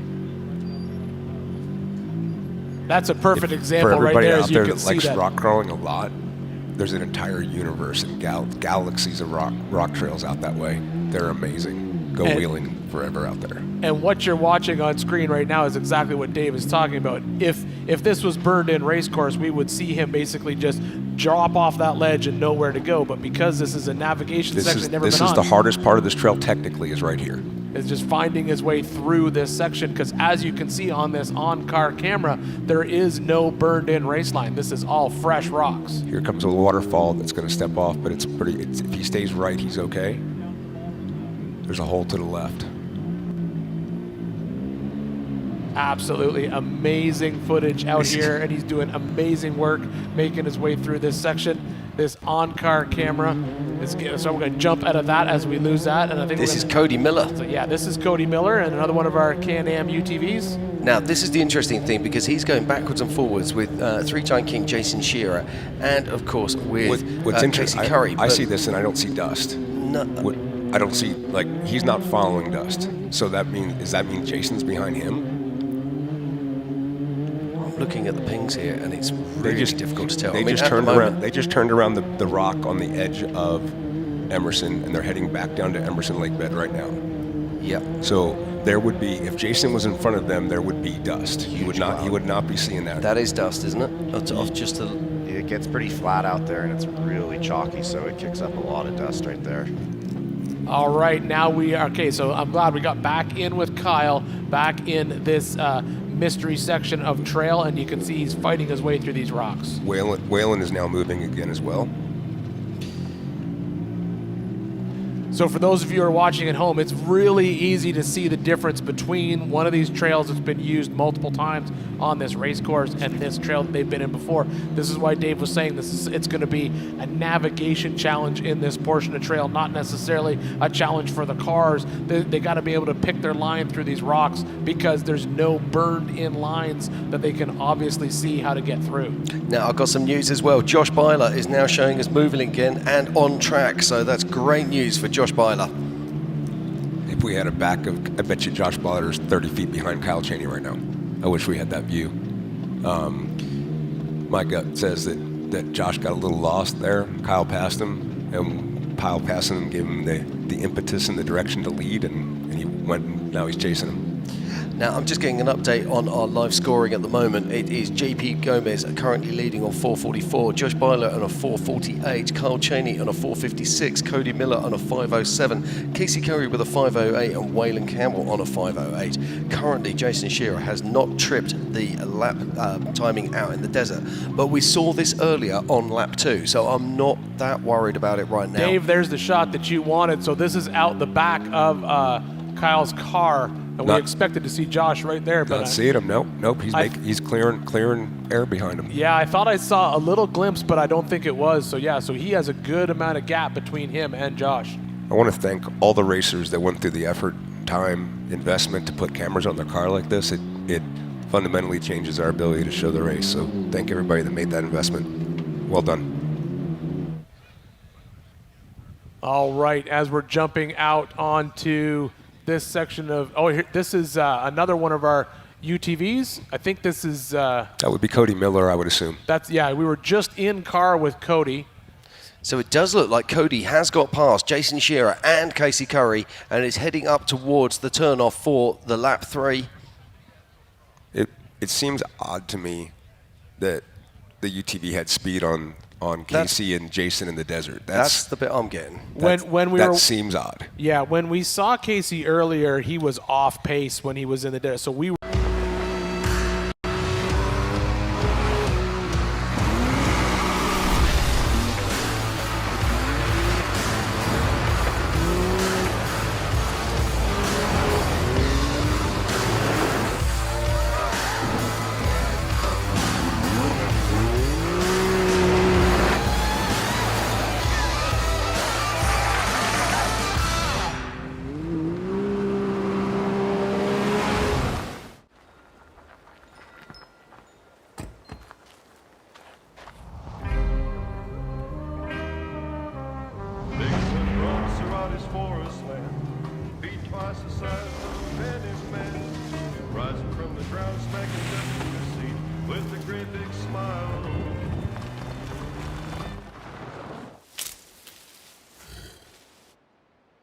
makes his retreat.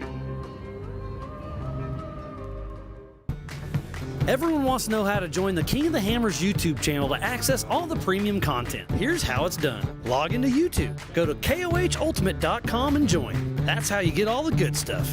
Enjoy unlimited race coverage, live production multi-view, and additional live camera feeds.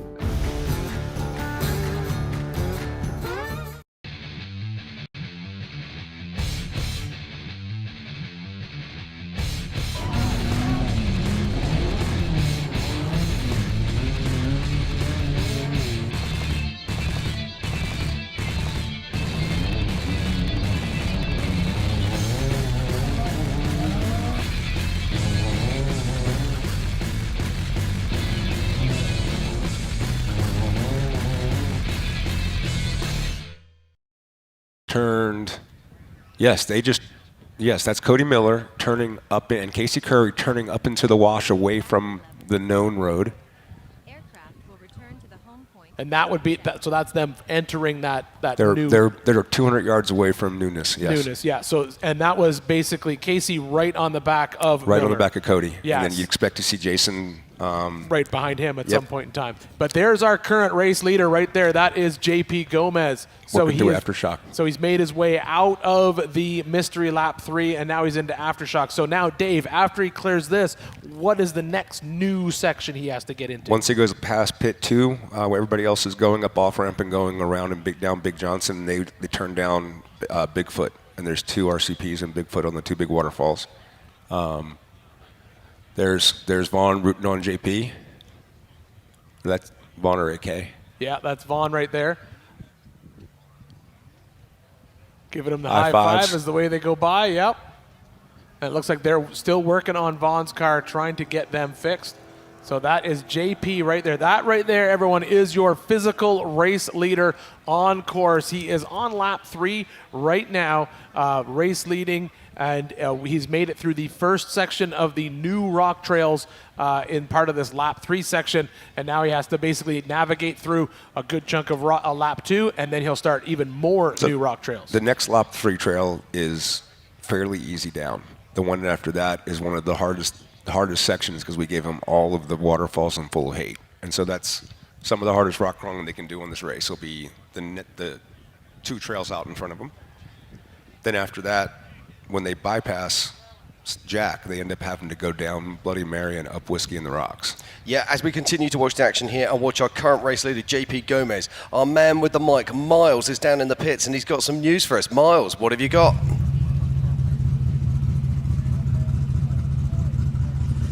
Thank you, Jim. Yeah, we're down here with Tom Ways, the man, the myth, the legend. 3-2-1 in this King machine. Everything's looking good. One more lap to go, Tom. What are you feeling right now? You doing all right, buddy? I can't hear you. You can't hear nothing. He's in the zone. But it sounds like they had some, his fan on his radiator wasn't working, so it kind of came unclipped, so they're going to tape it up and get him back in action. But the tires look like they're in pretty good shape. Looks like they have a fresh front tire on it at some point. And they fueled up at lap number 2, so they're not too worried about that. Still waiting to see where Shannon Campbell is, but they're trying to, if you can't fix a race car with zip ties or duct tape, you aren't trying hard enough. And it looks like he's getting ready to take off as we speak. And Tom Ways is out for his 3rd and final lap of this race for the 2025 Optima Batteries King of the Hammers, presented by Ford Performance. And I see somebody else is coming. Can't quite tell who it is because they're throwing a lot of roost. I don't see the Campbell crew getting ready. So this, I believe, is a lap down of some sort. But yeah, man, it's fun to watch you guys keeping everything going. That's Jeff Wagner pulling into the pits all the way down there, so I can't quite make it there. But yeah, it's man, this 3rd lap is going to be wild, and it's going to be very interesting to see how it goes between JP Gomez and Jason Shearer. It's going to be down to the absolute wire. And Josh Byler's still in the mix, and Kyle Chaney. Man, mo man. Let's see how it shakes out. Thank you very much, Miles. Always good to hear from you down in the pits. If you are just joining us, this is the 2025 Optima Batteries King of the Hammers, powered by Ford Performance, and we are here today for the 4400s, the big dogs, for the Race of Kings. I nearly said it again there, Ian.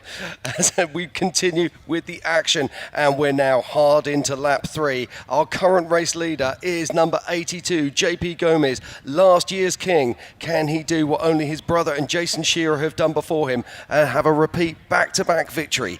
But right behind him is Josh Byler and, of course, Kyle Cheney. And we are looking at the three-time king, Jason Shearer, who's been making his way into one of these new trails, closely followed by Cody Miller and, of course, Casey Curry. And I think, Jim, the most important thing to also talk about here, as Dave mentioned it just briefly before we jump down to Miles, is the term that they're making them hit every waterfall in Full of Hate. That means RCPs. I looked at the map originally when it was released to everybody. The number of rock checkpoints or RCPs that is in Full of Hate. These guys have to hit the hard lines in that trail. Now, this is interesting because this is Kyle Cheney and he's following Dust. So I'm going to surmise that he has just been overtaken by Josh Byler. I think you're absolutely right, Jim. I think there's a good chance that they were down in the rocks down there, and I think maybe Josh was able to get up around them in this sandy section, but it looks like we're trying to get a glimpse through the front of the car if we can see those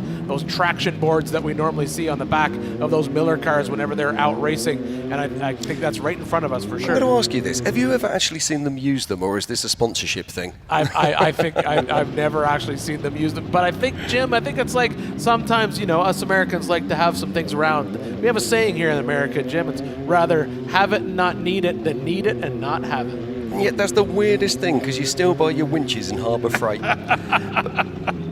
But anyway, as we go backwards here, we go to Kyle Cheney on track. There's people in Europe right now high-fiving, I can assure you. As we go back, we start watching Kyle Cheney making his way down through Mystery Lap 3. I am loving this. The races, they said, we want harder. Dave said, okay, I'll give you harder. Check out Lap 3 in 2025. And that's what they're doing right now. Casey Shearer is in the booth with us now. Casey, what's Jason thinking? I mean, he has got a bucket of adjusted time on his side right now, and he's mixing it right up with the leaders. Yeah, anything can happen out there, so I'm sure he's, the old saying is just keep going, and hopefully it'll pan out for him in the end. A lot of competition out there still, a lot of race course, a lot of rocks to go over. Yeah, now we were talking about this. Now, this is the new car. Now, if I'm not mistaken, he has not won Hammers here in that new car. That's correct. His last car was the 18 winner, I believe, that he ended up selling to Monkey with a Knife Racing. Yeah, that was a beautiful car, and still out here racing with us today. But this new car is an absolute work of art as we watch Kyle Cheney making his way through. And it's worthwhile, let's talk about these cars one more time again, Ian, because these are innovation in themselves. This is exactly right. I think we kind of hit on it a little bit earlier when we were talking with Dave, is what is the right car to win or to come out here at King of the Hammers? Is it a UTV or is it a 4400 car? And I think at this point in time, based on just looking at these UTVs, I think these are far from UTVs. These are basically full-blown race cars. We just happen to call them UTVs because they have that similar Can-Am drivetrain inside them. But just like every other Hammers car, they're very, very heavily modified. In this case, full custom chassis, full custom suspension, all set up, all to run that 37-inch tall tire. That's what's more surprising to me, is how well this car works with only a 37-inch tall tire, because a lot of the 4400 cars at this point have moved up to that 42-inch tall tires. That's a huge difference. Yeah, well, some of them moved up. I mean, I believe that Lauren Healy's actually moved back onto a 40-inch because they could only get the 42 in a 20-inch rim. They were having issues with the rim being damaged because they had a less sidewall, so they've moved back to that 40-inch package. But as we watch now, this is Kyle Cheney. Now let's just quickly now I've got some news. Car 82, that's JP Gomez. He is currently in the pits at remote pit. So let's hope that RPT's out there and she might have some news for us shortly. Yeah, we definitely have to ping up remote pit Tiff and find out what's going on. Okay, I can tell you now that JP Gomez has a right front flat. Exploded on a rock a moment ago. He's changing at the remote pit. So our current race leader has a flat tyre and is in the pits. So if you're going to get a flat tyre, do it near the pits. Yeah, well, or the question is, did he get a flat tire and then make it to the pits to fix it? Well, we saw him going past Vaughan Gittin Jr., and he certainly had all four wheels on his wagon as he went past there with high fives. But this is what we're talking about. Happens every time. One momentary lapse of concentration, And speaking of the devil, changes. right? So here we go right here. So we are on car with Kyle Cheney. That's Josh Blyler right in front of him. That is, and this is the section. I believe we're going to come up on Vaughn here. That is Vaughn right there, still working on his vehicle, trying to get that steering rack issue fixed. This is where we saw JP go by a minute ago when everyone was giving him high fives. So this is Spooners and Outer Limits. So they'll be coming around through this section and they'll be dropping up into our remote pit. But this is, and here we are right now, high shot. This is Josh Blyler right here. So the question will be, does Josh stop in remote pit or is he able to just continue going? Well, JP Gomez has got a bit of a buffer at the moment. So it's going to be interesting. I don't think that Josh Blyler can actually catch JP. I think JP will be out of the pits and clear one more time. Now, let's just talk about adjusted time here. So JP Gomez started in 10th position this morning and Josh Blyler started in 18th. So it's still too early to start really worrying about these things, but you are going to be looking at around about 4 minutes of adjusted time. Yeah, but when it comes to adjusted time, we're only really talking about one person who's got all the adjusted time, and that is none other. When you say all of it, you mean a big bucket of it. He's got a whole pile of adjusted time, and that is your brother, Casey. That is Jason. So what is he? Is he happy about that? Oh, yeah. Yeah, I mean, I don't think he loves starting in the back. You know, he was out here, I think he was on pole position or on the front row for the last 9 years, so it's a definite change. I'm going to say this. It's going to ruin Power Hour if everyone starts getting a rear start. Do you know what I mean? Mm-hmm. But I can tell you now that JP Gomez is back on track. He has left the remote pits, and he is heading down the trails and making himself towards the next of the 3-lap mystery trails. Yeah, that GBR crew changes parts fast, so he was in and out of that pit. Yeah, Dave was saying, as we asked Dave what the next trail is, so if you're on your tracker and you're looking at it and you're looking at that remote pit, there's that turn off after remote pit when they head out. It's not the blue line at the before, that's an exit right there, but if you look at your tracker right now, you see JP, he's driving up this section, heading up into Big Johnson, but they're going down this trail, so he doesn't expect any issues there, but it's not until we get over to this next section, which is full of hate, which is not an easy trail, and the fact they put so many RCPs in there, that's where we're going to see everyone catch up, I think. Now, the interesting thing, an RCP, so it's a rock checkpoint. Now, people are automatically assuming that they put them in the bottom of the trail and you've got 50 feet either side of it. Oh, no. That would be far too easy. So what they're doing is they're looking at the hardest part of the trail, then they move the rock checkpoint up the canyon side, okay? So you have to go through that heavy rock. So there's no chance of taking the easy line. You have got to push your way up through the hardest part of the trail.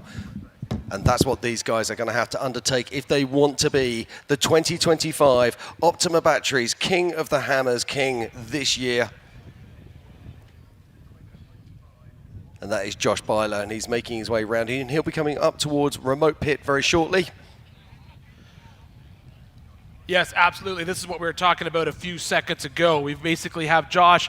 He's made it through that section of Spooners and Outer Limits, and now he's going to basically shuck his way through this desert section, and then he'll be up into remote pit, where then he'll pull out.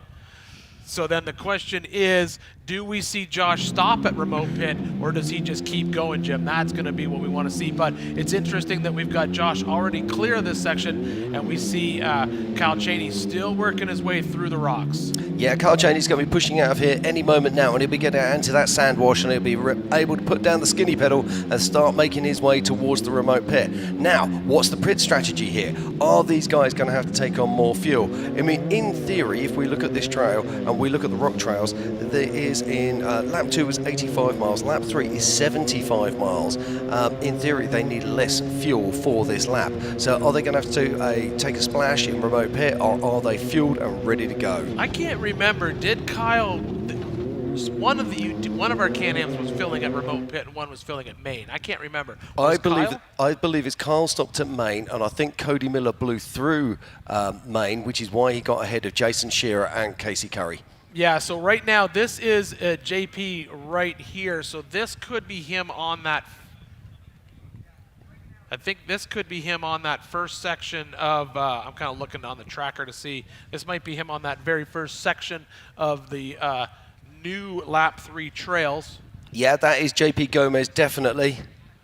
Yeah, he has to just basically make it's almost like, it's not necessarily a shortcut, but if you're looking at the tracker and you'll see lap 2 is in white, lap 3 is in blue. So they're going to be doing some of this rock section in lap 2, and then they're going to be these little blue lines, they're going to be added in, and that's what they have to do. But the big one, as Dave had said, the one that we're all going to be waiting for is when they get down into this one trail that's going to happen at the bottom of this sort of like loop that comes around this section.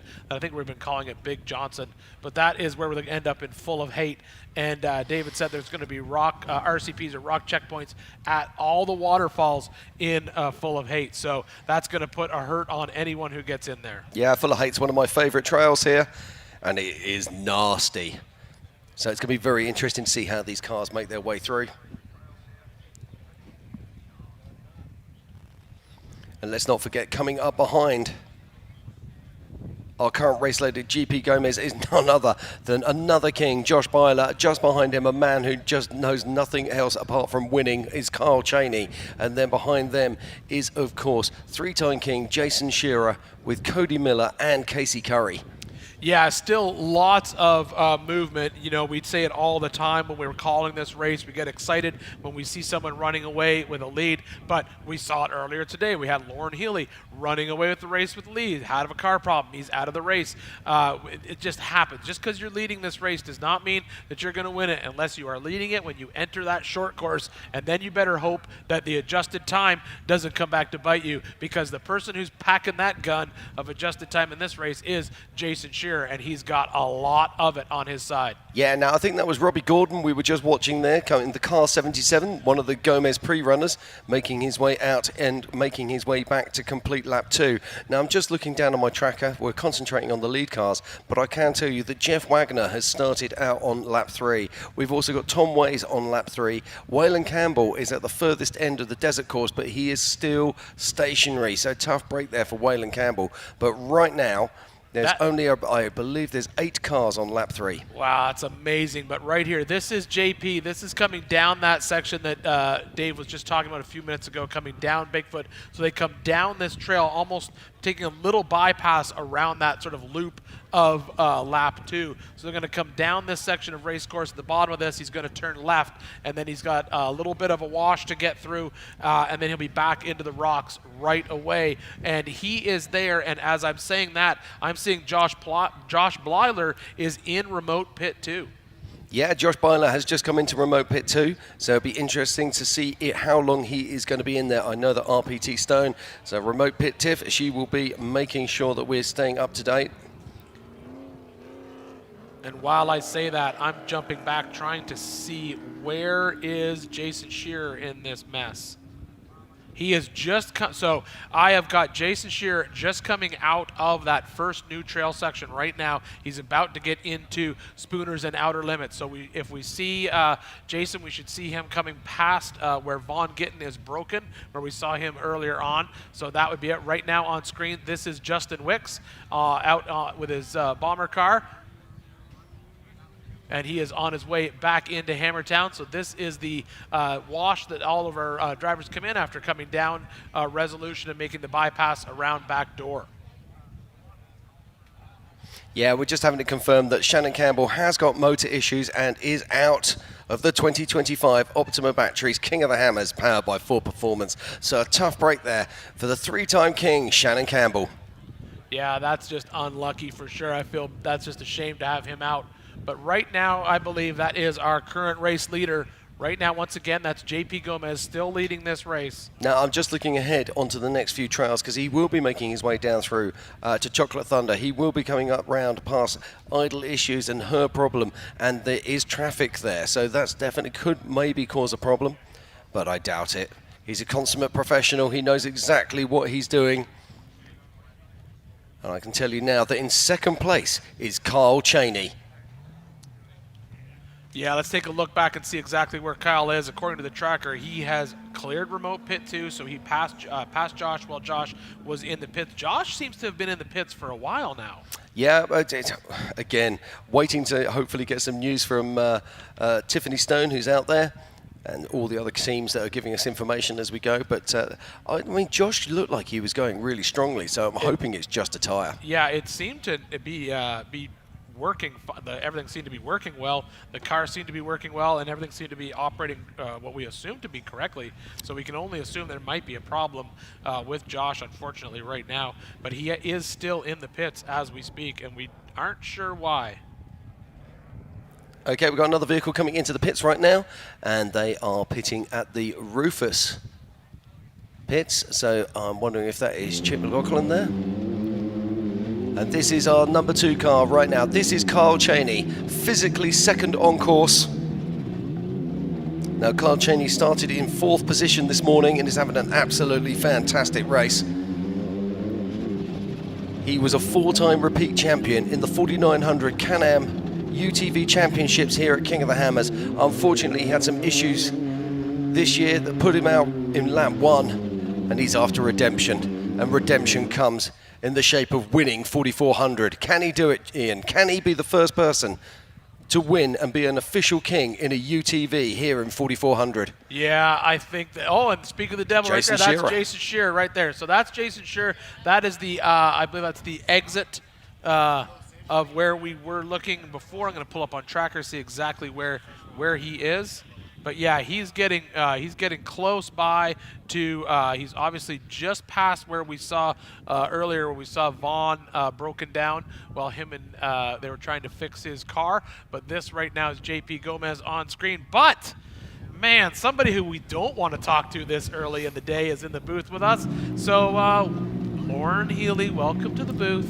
Yeah, I always like to come up and chat with you guys and let you know how our day went. Not when it's this early. Should we just talk about lap 1 and lap 2? Yeah, we could. You're the lap if the 2 race would winner. have ended at like 1.995, we'd have won it. But we had to go out for lap 3. So come on, talk us about it. I mean, we saw you get the whole shot off Paul Wharf this morning, leaving the line, and then you just absolutely checked out in the desert. I mean, it looked like the car was working well. We could see your hands in the car. You have one hand on the wheel, one hand on the shifter. It looked like you were cruising down the highway. Yeah, I mean, that's my conservative pace. So that was the 80% pace. Don't go burn the car down in the desert. As soon as we got out here, I felt a little bit of a clicker pop in my front locker.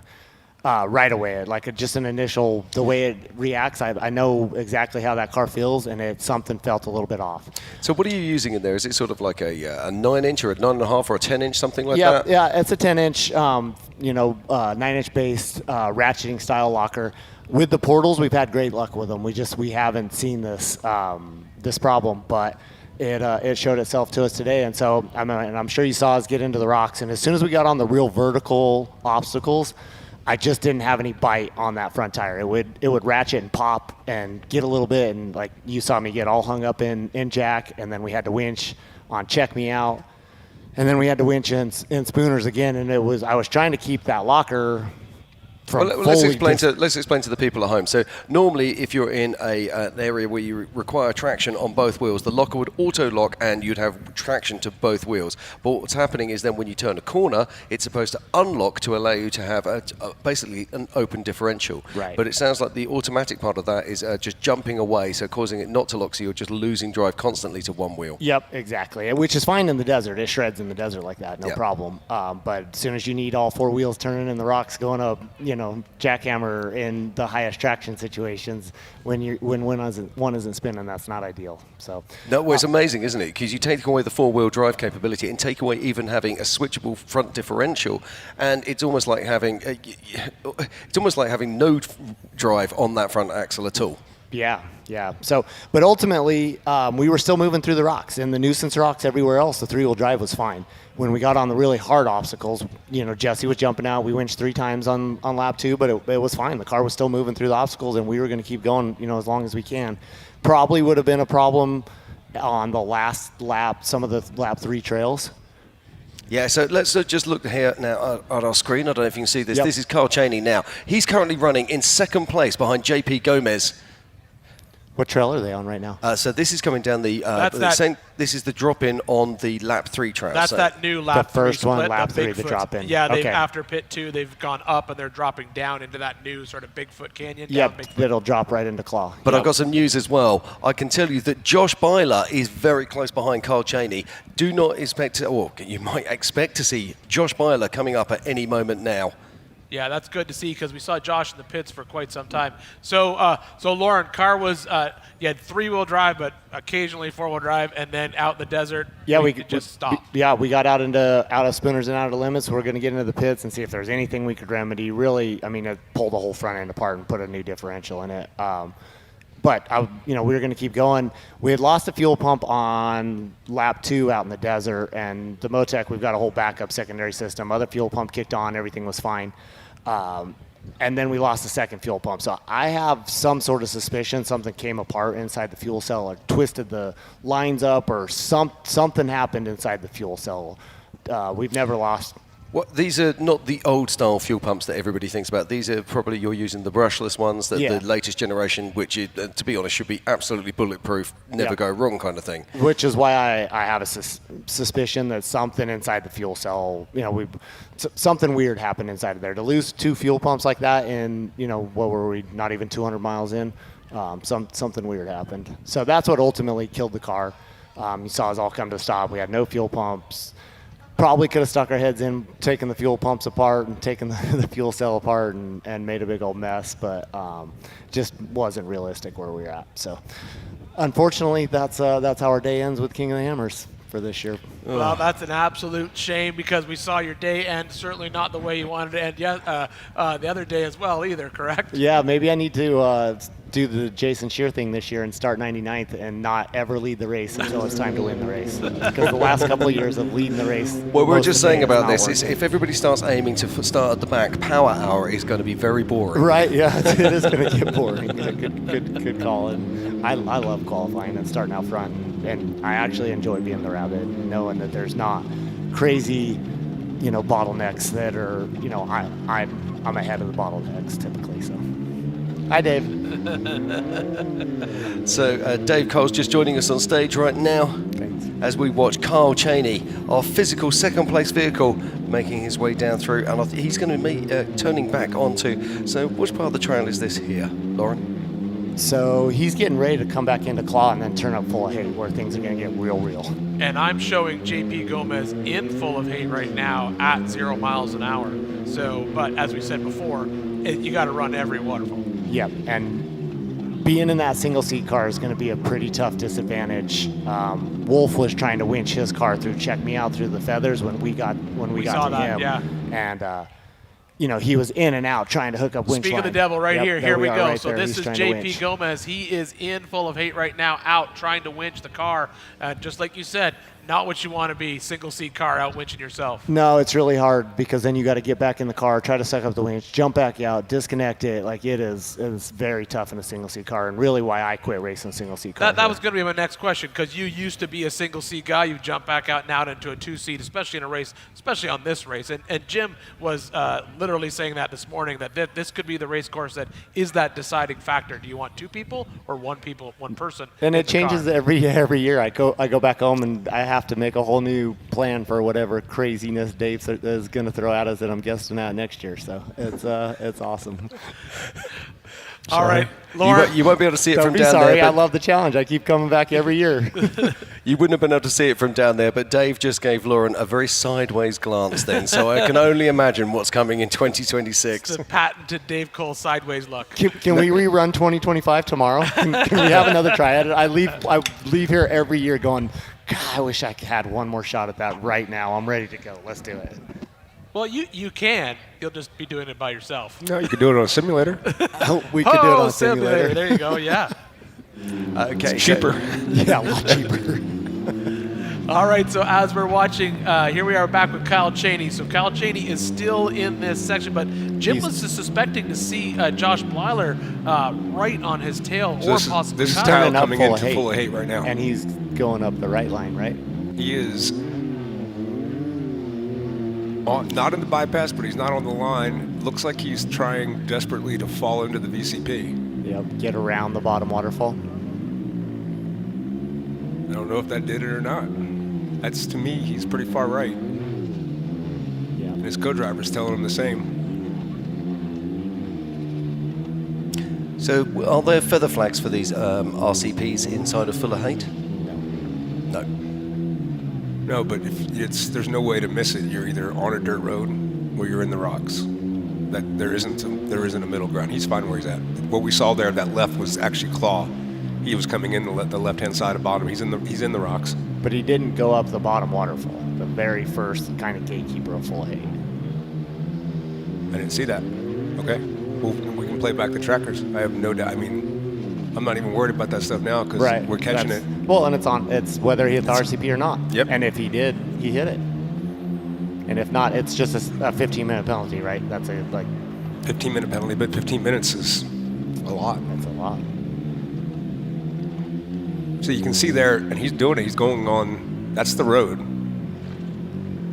And his co-driver's clearly telling him to go back to the Go back and get in the rocks. You're missing the RCP. Yeah, they're doing good. So there we go. We see in action exactly what this whole RCP plan was to create. It's to keep them off the dirt roads and get them back into the rocks. We watched it play out right there live on TV. We saw them on the dirt road where they shouldn't be in the rocks, and they got right back in the rocks. Yeah, but a sideways now action. You see it. Now you see why independent isn't awesome in the rocks sometimes, because the rear doesn't hold you up, does it? Yeah, it's not pushing you up on that side. When you did a full car independent. Oh, look at this. Sorry to interrupt, Dave, but right now we got Josh making a pass right here. So Josh is staying in the rocks. Yep, and yep. So here we have Josh in the rocks where we want him, in these, clicking off these RCPs right now. The next one is right up there in those neck boulders. Yeah, now was Carl just pulling out the way there to let Josh go through? Either way, he didn't bypass anything. He went and got the first VCP. He's in getting the second. This is called the pinch. And both cars should be okay here. Yeah, Rusty's right through. Kyle will go right through this because he's narrow and small. Is that Rusty, not Josh? That's Josh, sorry. That's Josh, sorry. Yeah. So Josh made the pass in Full Haight. I can't imagine there's any place that Kyle could get back in front of Josh on this trail unless Josh breaks. So that's a big pass. And JP is still in the rocks at top of this trail. So this is a single seat JP going slow in the rocks trying to get up. And I think I see JP walking around underneath the car, Dave. I'm waiting for this image to clean up. Unless that was a course worker, I can't wait for it to unpixelate for me. But yeah, JP has not moved for a while. We saw him out pulling some winch line. But that's 1, 2, and 3 on screen right here in this trail section. That's good. Okay, as we continue with the action here, if you're just joining us, this is the 2025 Optima Batteries King of the Hammers powered by Ford Performance, and you are watching right now the Race of Kings. This is the 4400s, and right there in front of us is one-time king Josh Byler, and that is Carl Cheney, and we are in car with him right now. It's so cool with that forward-facing image out of Kyle's car. That's just so rad. We spent a lot of time watching that forward-facing image out of your car. Did you see my fuel pumps quit and my my car just die and we saw quit when moving? you both looked very sad. Yeah. Yeah. So, all right. Gomez so I'm has hearing cleared the top obstacle. Yeah. So JP's cleared that top obstacle that we saw him winching at earlier. So he is moving again and on his way out of this trail. Good job, JP. Now, Josh is one of the best rock wheelers out there, and he's putting that Miller to work. Look at this. Picking a line. Oh, it freezes. Oh, my word, he's making it work. And we'll jump back inside with Kyle Cheney as he's battling up through this rock trail in that Can-Am. You can really see the difference of how the two machines work in this trail. There's probably not a trail on this course that further separates a solid axle on 40s from a UTV on 37s, right? Yeah. Everything about this is hard for a UTV. It's the independent rear doesn't get you good bite in the rear to push you up. Right. And the car's not long enough to reach over top of some of these ledges, and the rocks are bigger than most of the rocks are bigger than the tires. Kyle's doing great on it. He is. He is absolutely fighting. It's just we've been talking earlier about how there's your car, like there's independent front, there's solid axle front, and the different things. And in the desert, they're faster. In the rocks, solid axle's faster. Yep. up. Well, let's talk about that a little bit, because the solid axle has one advantage. People say, oh, the advantage being this, that, or the other. But the solid axle has a massively increased steering lock compared to an IFS car. IFS is usually around about that sort of 30, 33 degrees, where a solid axle can be anything up to 50 degrees of steering lock. That is wonderful driving right there. That was amazing to see him back up, take another stab at that, and get up that climb. That is so hard to do. Sorry, James, I'm not. No. It's absolutely fine, mate. I'm glued to this. No, where he just did right. That was an area that I expected winching to happen, and he just drove that clean, really clean. Yeah, I was anticipating. I had full plans to winch in full height. This one's difficult. This one's so the line here is up and then fall off to the right, but if you don't get far enough up, you can fall back down. It can roll back down. It looks like they're going to make the call right doing here the winch to get right a there. co-driver out and they made it up as far as they can get. They're going to winch from here. But Josh Blyler's already cleared this section. He is gone. The question is, where is the next driver on course? We should see Jason Shearer at some point in time. Yeah, I'm showing Jason Shearer stopped in remote pit right now. Obviously, So then it would be Cody Miller and Casey Curry, but I'm showing them. I'm showing Casey Curry stopped somewhere where he shouldn't be stopped, and I am showing Cody Miller as moving. So I'm guessing that the next car we're going to see is Cody Miller. Yeah, that's Cody right there coming down. Yeah, there we go. Neutral. That's Cody. So my tracker is a little bit lacking because my tracker doesn't even show him into Bigfoot yet. So the question is, can we see Casey anywhere around him? And I don't. I've never driven Bigfoot. Is it just?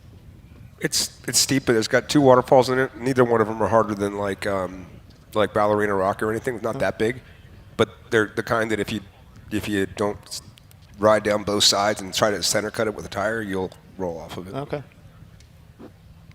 Not difficult, but I also didn't want to send you down the same trail as everybody going down Big Johnson. Right. Now, well, let's make this relative, because Dave, you wheel out here all the time. So what your idea of not difficult and everybody sitting at home's idea of not difficult are two very different things. I think full of hate is difficult. We're talking. I'm openly. It's difficult. And Bigfoot would be difficult going up. Going up would be. Yeah. But they're going down. It's and gravity wins. Nobody's had super big trouble going down it. They've all got through it. It looked like big rocks, but good drivers are getting through it. Yep. It's challenging. It makes you think about it. Well, and like you said, nobody got to pre-run it, so that was their first time. The good drivers are going to be able to read it, drive it, get through it. The more interesting thing to watch, Lauren, was actually not necessarily that. It was the section of the course that we were watching everyone go through earlier that no one had driven through, and we had in-car with Kyle, and it was just fun to watch them because there was no burned-in line. There was no obvious section, and you could see them they were using the whole canyon looking for the way through, because that's just what you do in that case. You're just kind of dancing around. Right, so the next spot that JP and Josh are going to get into, that's the make or breaker, in my opinion. Well, there's nobody behind Casey Curry. Yeah, I'm just looking at that right now. I'm still showing Casey Curry stopped for some reason, and he's stopped where he's well outside of remote pit, and he's just sitting on the side of the trail. So yeah, but he's 2 trails and 40 miles ahead of the guy behind him, Justin Wicks. Yeah, absolutely. Justin Wicks is just now getting to the military base. Sorry about that. No problem. There's our, once again, we're back on screen with our current race leader. That is JP Gomez. He's dropping into Chocolate Thunder. Here you come, all the fans on the front straightaway. Here comes your leader. You'll have coverage in Bloody Mary? We'll be able to see. Yes, we have cameras. We have cameras and drones in Bloody Mary. Man, I was looking forward to that. It's going to be wild. All right, you can see over the top of that ridge, all the spectators there lined up, waiting to see our racers get into this section of trail. And right now, that is on screen. JP Gomez, your current race leader here at the 2025 Optima King of the Hammers, powered by Ford Performance. Yeah, JP Gomez making his way down the descent, and he'll be heading into Chocolate Thunder. And then it'll be idle issues and her problem. And then into Lazenut Alley as he makes his way down. Just check this out as you see all of the spectators here. How many rows of vehicles do you reckon are up there, Dave? Well, when you're in front of Lazenut Alley, they're about 20 rows deep on the first level, and there's a second level that's got a row of people across the ridge that are looking down over the top. It's pretty rad. So here we go. This is the waterfall at Chocolate Thunder. Makes it down there with no problems whatsoever. Heading into that loose sand. How did Jack go for the rest of the cars? Like, did it? Barely broke in there, and then Paul broke in next to him. So not well. And then it. And then they got, once they started getting the flow next to it, that cleared out. But the two like, top 10 people that went in there and didn't come out were Bailey and Paul. Wow. All right, so right here, this is JP Gomez. He's made the turn up, idle issues. I got my butt kicked in there too. That's where Wolf caught me and got around me. Did you see Brad almost roll in the stock race? I didn't. He, from about right there, it's like he caught neutral and rolled back. Well, he started rolling, grabbed reverse, and it just basically bounced back, 50 feet downhill on two wheels. And rode it out and settled it down. Good job, Brad. So here we go. This is our race leader. This is JP Gomez at the 2025 Optima Batteries King of the Hammers, powered by Ford Performance. Idle issues over to her problems. Come down, and it'll be right down in front of the oh, look at this. Look at this. Josh is making the pass on the rocks, the hard rocks. That's an open line. And just made up 20 seconds. Just like that. Right. We have wheel to wheel for the lead right here on the front straightaway. I was looking down at my tracker right when that happened. I was like, wait a minute, I got Josh Blyther really close for some reason, and there he is. This is so. Now let's talk time. Let's talk who's got time on who on this one, Jim. Yeah, no, I can tell you that. That's a very easy one. So JP Gomez started in 10th position, and Josh Byler was our third place solid axle car, starting in 18th. So quick math there, 4 minutes. So 4 minutes of time there, and he's just got to sit on his bumper, but we got a long way to go. Stick on his bumper. That's never going to happen. He's going to put a big dent in the back of his rear bumper in a second. And he's going to do that because, the Gomez brothers have that coming a little bit. They've earned that bump. You've been bumped by a Gomez brother, haven't you? I have not. Really? Who gets close to the back of Lauren? So here we Shannon are, Campbell. amazing wheel-to-wheel action right here in Johnson Valley, coming to you live from the 2025 Optima King of the Hammers, powered by Ford Performance. And I think we're going to see he's pulling over. Yeah, he's letting him by. He's letting him by. Pass for the lead right there. Okay, here we go. New leader. Ladies and gentlemen, you're seeing it here. Our new race leader at the 2025 Optima Batteries King of the Hammers, powered by Ford Performance, is Josh Byler. Where's Cheney? He's got to be around behind somewhere. Oh, look at this. Alternate lines. Yeah, JP's taking the high line, and he will make the pass here back. Yeah. So here we go. That was strategic by JP. He let him by, then didn't show him the line. Now he's going to drop it in front of him. He's dropping it in front of him. Whoa. Oh, look at that. Oh, he's high-centered. Oh, he's going to be all right, though. He was able to grab reverse and get it up. Oh, my goodness. Look at this. Door-to-door action. Tons of racing going on, but this is battle for the lead of the 2025 King of the Hammers. Here we go. This is why we love hammers. This is why we love 4400. Just check this out. Josh Byler going head-to-head with last year's winner, JP Gomez, and in your shot right now. After nearly 5.5 hours of racing, two kings are battling for the top place. Super cool of JP to move over and let him make Yeah, exactly. That. I mean, that's professional racing. That's what we love to see, isn't it? I mean, he's been caught. He knows he's done on adjusted time. Yep. He's already, let's be honest, he's probably in comms with his team as well. So these very professional racing. And if you're watching out there, don't jackrabbit. Be a JP Gomez. I'm gonna give you a counterpoint to that. I really think JP tried to bait. Oh, do you? I think he tried to get I think he was moving over to let Josh. He was baiting him. That line was faster, and Josh's line's a line that everybody rolled off of. If you can get in Josh's head right there, Josh powered out down, right? Yeah. It wasn't that far from rolling over right in front of him. I'm going with JP was being a pro. Yeah. Now, Lauren, that's a very good question because we saw you earlier. You gave Paul Wolf a pull back off an obstacle. Yep. Now, when you did that, did you know that he possibly had a non-functioning winch, and that's why he needed your help? His whole car was dead. Okay. He was being a professional as well. We pulled up to the back of him. He's like, "Get me out of this obstacle so you can get going." He could have sat there and just plugged it. And plugged up the race for me. me, no, Paul was very, same thing, professional. Let's keep the race moving. Yeah. Get your winch on me, get me out of this, and then you guys can go around. Yeah, because we knew that his winch wasn't functioning, but his Whole whole car car was wasn't. gone. Whole car Okay, was yeah. dead. Yep. So there we go. All right, so that was it. We just saw a physical change of lead in the race. But, Jim, I want to know, where's Kyle Cheney? Yeah, now let's have a look back in our trackers and check that out.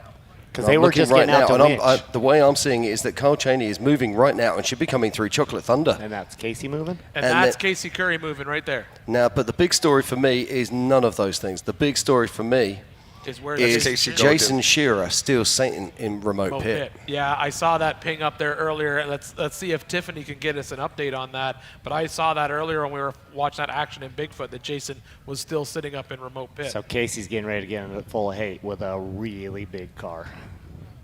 That is a big car. It's a big girl. I don't see him making that pinch rock turn. I don't think that car can do that. We're going to see here in about a few minutes. We are about to find out for sure, yes. But we just saw tons. All honesty, this is the best part about that is that happened right in front of rows and rows and rows of spectators up there in that section of desert. That makes it even better for everyone that saw it live. They are awesome spectators. So that's where I broke the 4600 yesterday, and we changed an axle shaft there with the spectators all hooting and hollering and signing autographs and giving us waters, and it was phenomenal interacting with them, and they're like just having a blast. That is awesome to hear. Dave, is giving waters from the spectators outside assistance, or that's just safety is fine? I feel safe. I would say it's safety. I Well, mean, especially. They were offering other stuff, and I'm like, I'll take your waters, but that's... If you could take 10 gallons of water. And put it in your radiator, I was putting it in my body. Yeah, then you should do that. I was sweating quite hard, changing an axle shaft. How much fun was that changing an axle shaft up there in the dirt? It's not fun. No, it's not. I was gonna say that's not a quick and easy No, job. Is it? CV grease from elbow to eyebrows. I was gonna say. Oh, what do we got? That is Raul, is it? Yep. Yep. So that's Raul Gomez right there, and now we're back with Casey Curry. Did we find Cheney? Yeah, Cheney's, he should be right now in idle issues. Okay. So I believe we should be seeing him any moment now. There's Josh and JP going through Tumbleweed. So there's another spectator over there. What they're getting at, they're going to be heading over now up to Winner's Choice. Then you take the bypass past Jack. Okay, I'm getting some news. I'm getting some news that Shearer possibly has radiator issues. They had a radiator pre-running too. He told me about it at the Ford media shoot. Break out the quick steel, get jamming it in there. Maybe they jam too much. Maybe. Can we watch Casey Curry go up full of hate? We're going to watch Casey Curry go up full of hate. We're going to watch Kyle Cheney come across Laser Nut. We're going to get both those shots. Nice. And I Kyle just got Cheney should be- confirmation that we also have some footage coming. We'll have cameras ready when the leaders get to Whiskey and Rocks and Bloody Mary. Nice. Yeah, we should be seeing right now, Kyle Cheney should already be in idle issues, but that is our current race leader. That is Josh Byler. Oh, look at the pace. It's like he's on lap 1 pace here. I think he's trying to put some space between himself and JP Gomez, who was right behind him. Well, he needs to be careful there. Then there is Kyle Cheney. We've been waiting to see this. So there's Kyle Cheney. So a little bit of gap between Kyle and our first, second cars, but we still have a pile of racing to do as we jump back out to our current race leader right here. This is Josh Byler.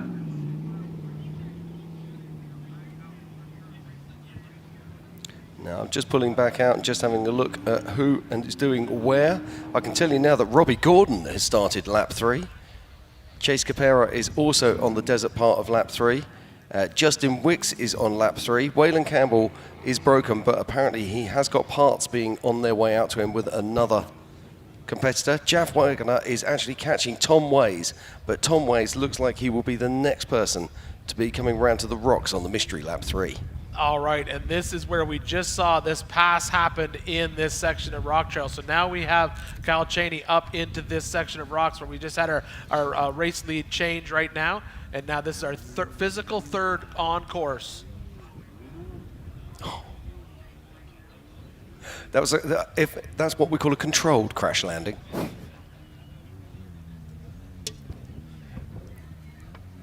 But Kyle Cheney in this unique UTV, specially built for 4400 class, 37-inch tires. Did you see the high line across there? The high line? The high line. The one, high? High. I took JP's line. I didn't know that. Look at another one above it. From where JP was at, when you get to where you turn down, turn left. Yeah. And stay on top of it, and you'll drop out to the upper VCP and never come down. Really? However, the exposure is pretty big. The Yeah. exposures get big to get up there, and you get like inside of like a little false ridge, and then you're like in a slot car track. But you got to get there. That would have been nice. Now you know. Because that uphill was tough. It was loose. Yeah, you go up the uphill at the beginning, and then just come across to that VCP. Yep. All right, so right here we're watching Kyle Cheney make his way through. This is where we just saw our leaders come through, but there is a good gap between first, second, and third. First and second are literally right on top of each other further into our course. You know where my boy Vaughn's at? He was in Aftershock with AK Watley. Yes. So they combined parts out of both those cars and got Vaughn running. So I was curious if Vaughn is moving again. That was what we had heard, that's what they were trying to do. We can jump in here and take a quick look. 25 has left the chat in Aftershock, so that means he's moved on. Yeah, I don't see him in there anymore. That's fine. So this is Kyle Cheney making his way through the rocks here at Lazenat Alley. I got him moving down in lap 2, headed out. He's getting close-ish to Chocolate Thunder. Okay. Okay, Dave, so this is our current race leader. This is Josh Byler. Where will this be? He's going up Winner's Choice. We're coming into Winner's Choice, and then he'll be dropping down Wrecking Ball and going across Bender Alley. I've got to get a... From where he was at Tumbleweed, he goes up Winner's Choice, has come down Wrecking Ball for about 100 yards, and then turns left on Bender Alley. That looked like Winner's Choice to me still.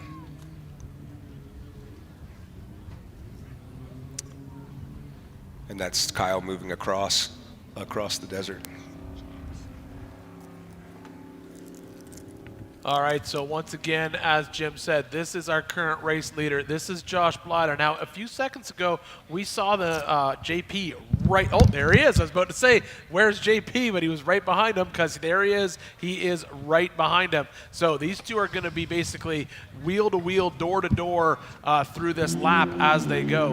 And this will be a great, but we're jumping back in here with Kyle again as he makes his way through these rocks in that UTV. This is Cody Miller. Oh, sorry. Yes, thank you. That's Cody Miller. Oh, yes. And our lead has changed again. So it looks like JP made a pass on Josh. That's Bender Alley. You can see Krusty's plaque right there on the big rock entering Bender Alley. So they're both going up Bender Alley. This is going to be fairly comfortable for both of these guys. You guys have raced through Bender Alley, Jack North 100 times. Yeah, we drove the stock truck. That was the stock bypass yesterday. They're on the stock bypass from yesterday to avoid the jackhammer stuff. So this is not terribly difficult. They're regrouping, getting ready. One spot in Jack North is tough. That's true. Yeah, as soon as you turn left and come up out of it. Mm-hmm. So where did JP make the pass? Because it looked like Josh was really checking out. So I do wonder if he got high-centered somewhere. He made the pass right at the bottom of Bender Alley, right when we saw Josh, and then I was wondering where JP was. He popped into screen and then just jumped right around him. That was Casey Curry's spotter out of the car winching on Full of Hate. We just saw for a second. Here's Kyle.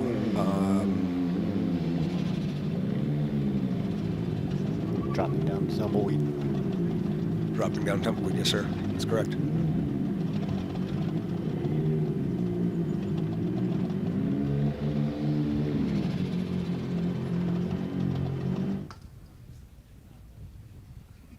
Going up Bender Alley. So the Bender Alley actually goes to the left right there. That's upper Bender Alley. There's no tracks there because there's only about nobody that's ever driven it. I've heard myth that Easy Rick did it in like 1987 or something, but really, that's the only person that I've ever claimed tell that they drove it. Kevin Carroll, none of those guys. Wow. That I'm aware of. I mean, should put out a challenge to all the like McKinley and all Dickey and all those guys. Tell them come do it. They probably do it in their sleep. Did you see the X-Rocks competition? I followed a little bit of it. It was fun. Brett, so Brett won again. That kid can drive. Yep. Yeah. Man, it's impressive. Fearless. Yeah. And incredibly confident. That's Cody Miller making the last climb up out of, and there's Cole Johnson there. Looks like he's still trying to recover his vehicle. Congratulations to Cole's dad last night. Brandon became our first military class finisher in the history of our race. Very cool.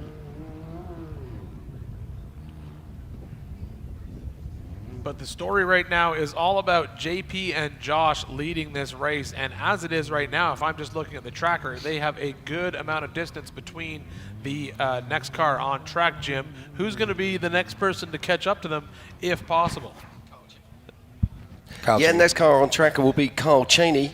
And I'm just looking right now, and I can see that Cody Miller is showing at 0 mile an hour near Lazenut Alley. So we'll keep you fresh on that. Cody Miller was just showing at 17 miles an hour on the video. And he was just so it's okay. on one of these other screens. He was making a backup of that 0. The thing that's going to come into play, so now they are coming across through the upper mailbox area sledge jack. In the next 3 minutes, the leaders are going to be dropping into Bloody Mary, into Upper Bloody Mary, and then driving down into the to the pivot point where it goes back up. I think they call it Whiskey and Rocks, and neither of those trails have much traffic, and we've never raced there before. I would think that both JP and Josh can drive up Whiskey and the Rocks. I think it's drivable, but it's on the edge of drivable. Yeah. Have you been up there before? I've hiked through it. In the last 3 days? Maybe. I was about to ask, why, Lauren? Then Lauren, why don't you give me your synopsis of Whiskey in the Rocks? It's gnarly. I did ask Ben Napier. I said, hey, I know there's no pre-running, but if I was at the top of that area and walked around up there, there's my boy Vaughn. I was going to say, there's some good news for you, Lauren. Vaughn is moving again. There he is down in that section that we were just watching. And Ben said, yeah, the rock crawlers always get to walk their course. I don't see a problem with you walking around up there. So how much? And just how like many that, we did have a you new walk? conspiracy theory and a whole new. Right, I got the special treatment. That's how the internet works. Right. So Yeah. how much of that lap 3 did you walk? That's it. Just that. That was one? the only thing that I didn't know. That I didn't know. Yeah. And I did see quite a few other drivers out on random hikes in the middle of the desert as well. So. Well, it's important to get your steps in before the race, I mean, you right? need your wanna cardio. I mean, Jason does CrossFit. Right. It should be allowed to exercise, so yeah. All right, but there you go, Lauren. It's good to see Vaughn back running again. Battling troubles with that car all day long. Brakes, now then steering rack, but it looks like they got it working again, and now they're back on course. Yeah. It's amazing, isn't it? You've been pre-running that car now for a few weeks, ironing out the bugs, sorting everything out, and then all of a sudden, come race day, boom, 2 problems. Yeah, my guess is that the brake valve got closed and he mashed on the brakes with the brake valve and bent the master cylinder rods, and so that was the brake problem they had to fix. That's a VCP right there. The steering. I know that. I think he hit something. Did he hit really it? hard. Hit something that just basically shock loaded the rack type of thing. So all right. So Dave, just talk us through that. You were just saying that you think he might have missed a VCP or an RCP? I just know there's one right there. I don't know how close. I mean, okay. He looked like he was within 49 feet, possibly. I don't know. I'm just saying that. That's why we have race ops and Ben and computers and backups on top of backups that they'll go through when these guys get back into Hammertown. Yeah, and it's worth noting if you're watching on the Yellow Brick tracking, even though the trackers only ping between 1 and 2 minutes on our live tracking, what they're doing is capturing an entire packet of data as they're traveling down the trail. And so when they come back, they download that data so they can see literally millimeter perfect through the trails where these cars have been exactly. They're coming down Bloody Mary right there, aren't we? No, that's Second Canyon Sledge. Yeah, there's if the tracker's They're being getting real true, close. That's Second Canyon Sledge. Yeah, that's the sand hill. They got to come up there. And then they're dropping in Bloody Mary. Yep. That camera drone perspective is probably halfway between them and the trailhead. And if they turned around, you'd see the downhill of Bloody Mary. If we can do that, production, if we can get a the leaders will come right up that hill. That's them coming to you. Then they're going to go straight past this camera and drop down Bloody Mary, and it's really big rocks and big sand dunes. And so what you're watching on screen right here is your current race leader, and that's JP stopped. That's JP stopped and letting Josh go by. He wants Josh to lead him through it. He wants Josh to lead him through it. I was thinking the exact same thing. That's exactly And what there I they was go. thinking. And it's There an they- incredibly smart way to do it. It's not. JP might have just lost the race, and I'm talking out my butt.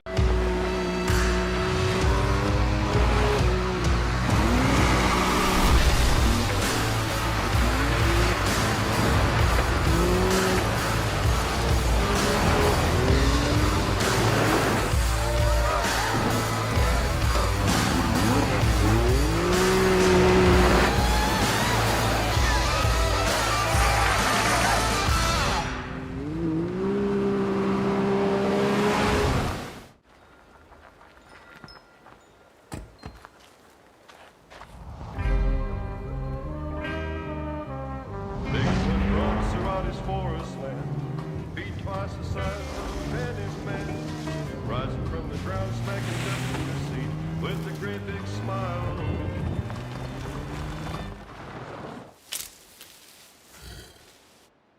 Slowly makes his retreat. Everyone wants to know how to join the King of the Hammers YouTube channel to access all the premium content. Here's how it's done. Log into YouTube, go to KOHultimate.com and join. That's how you get all the good stuff. Enjoy unlimited race coverage, live production multi-view, and additional live camera feeds.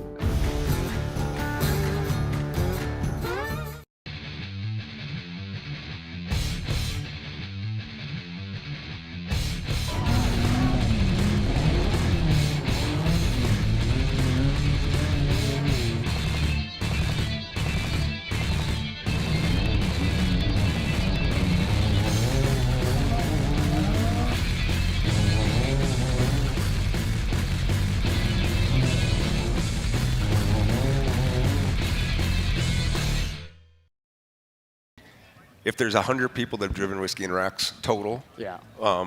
This part of the valley doesn't get much traffic. So right now, what you're watching on your screen, that is Josh Blyler, current race leader. We saw him make a pass on JP Gomez. We can only surmise why. It could be just to get past him. Maybe he wanted to follow him. But there's definitely a gap between the two of them in this canyon as Josh pushes away, leading this race right now, coming through this section of our new section of trail.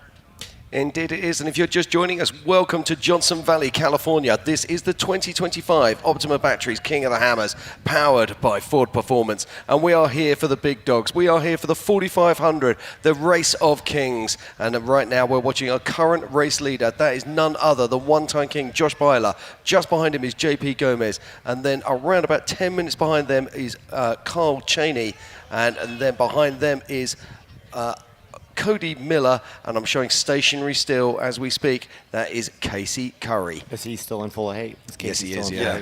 I dig the fact that there was no tire tracks there. Oh, that's a big bind up on that left front. There we go, punched free. All right. Josh is putting that Miller frame to work here as he puts it through here. Look at them fight the angle of that sandhill, just pulling that car down. You could see it before, just trying to use all the power to keep it up out of the rocks on that sand. So that canyon up to on the right-hand corner of the screen is where he's going to.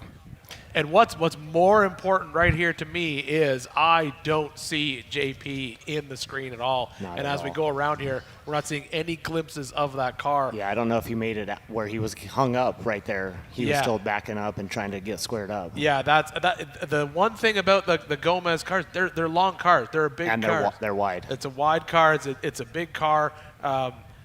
That wheelbase has shown itself to be a benefit in some spots in this race, but he could be in a spot where it's might be a detriment to him. Now, Josh will be gotta go watching the left. GPS here. He's trying to work out exactly where it Yeah, changes. so the line's down there in the bottom of the canyon.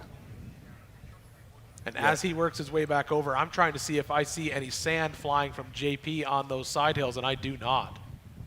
So I planned on having a co-driver out here to hike this trail, kind of giving me direction. Yeah, I mean, that's a good point. You could do that, could you, Lauren? You may actually run it faster if you kick the co-driver out, get in front of me, get some eyes on my tires, and get me moving through this section. Yeah, because these rocks are going to get real big in here.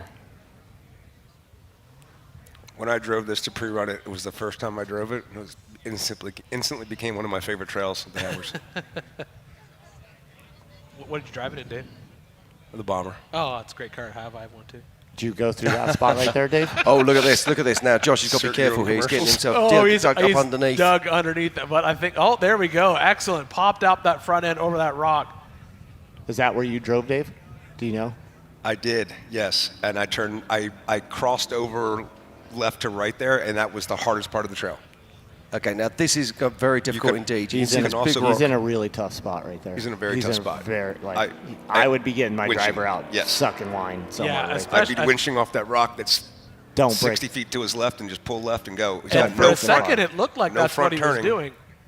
Don't break the car. For a second, I thought maybe he was. We're seeing the co-driver looks like he's dropping his belts. Yeah, so the co-driver's getting out right now. So the only way I was able to clear that is he's turned like 90 right in the trail. The front left was on that slab rock on the left, and it kind of walked up it. To the left. Oh, you went straight up it. Drove the crack, but that's a trail bomber. Trail bomber, not a race car. Nope. All right, as we pan back to see if we can see JP. But this trail is doing exactly what we said it was going to do. It's not just about knowing where the trail is. It's not just about knowing where the race course is. You're running a trail that no one's run before or you haven't raced before. So a lot of this is just when do you get into the car, how do you pick your line, all that kind of stuff. That's why my plan was to have Jesse out and be telling me don't come up here, go over there or something, because he couldn't see what was up around that corner, and now he's in a spot that's really, really tough. Yeah, and although he could have stayed a little left of that boulder and went up and around it to the left, and that. And in your head, I think you're thinking, oh, that's going to be so much slower to get my co-driver out to walk it. But the reality is it would be smoother, which would be faster in the long run because you'd have another set of eyes out on your car. That was our plan. We didn't get there. I'm sorry, Lord. Next year. I say that a lot. Next year. You've got to say this year twice, though. And there's only a few people that have done that. Right. But probably more important, and now this could just be a tracker ping. I'm seeing Josh at the turn, but I'm seeing JP Gomez pinged at 0 miles an hour. So he could still be where we saw him at the beginning of that rock trail. Yes, and Kyle Cheney is in.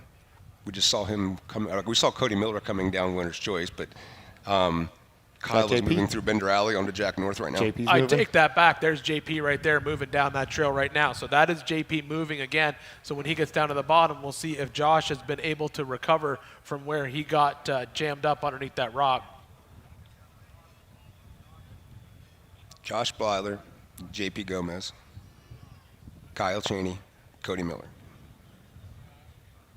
Casey Curry is 7 trails behind that. Still in full hate. He's cleared full. Casey's cleared full of hate, and he's been going the wrong way on race course.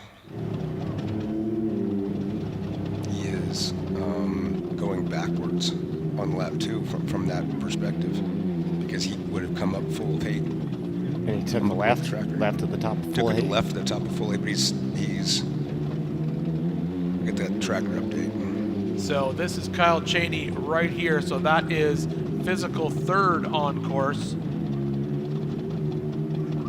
And right now our leaders are in this section of one of the new sections of lap 3. We have Josh Blyler, who we were watching. This is Raul Gomez. This is where we just saw Josh come through fighting that sand that was pulling him down. And you can see JP dropping down in the same section. And as we come back here, we'll be able to see, has Josh been able to clear where he was stuck?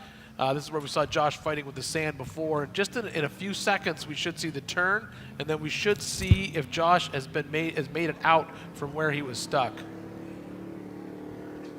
I saw the same thing you did, Lauren. I saw that right front not pulling. I'm hoping that was just a... He has not made it. It's in the same spot, back down into that rock. There he is, yep. And there's JP in that sand section right there, but he's made He did the exact same thing that Josh had stopped, try to back up a little bit, but now I think he's doing the same thing that Josh did, ended up just having to commit to that forward line. So Casey Curry got himself righted. He's coming down Blanco Tortuga now. He's in 5th place. 6th place is all the way back just on the Emerson Ridge Trail. It's Tom Ways.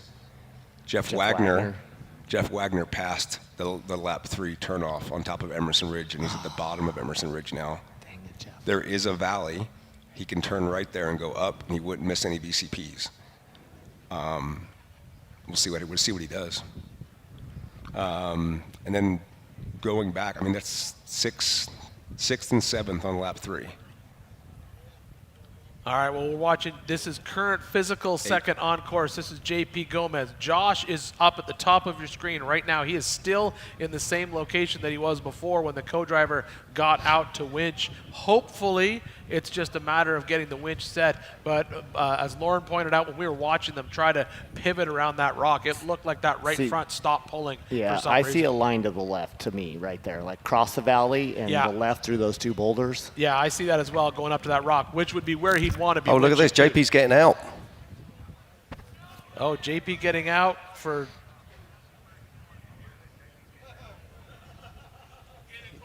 Beer break. Preemptively Yeah, getting... so what's he getting off? Yeah, it looks like he's mooking. Yeah, he's he have a flat front right? Yeah, jack. If that's the only tire that would be flat, would be that right front. Maybe that's what stopped him in that section we saw.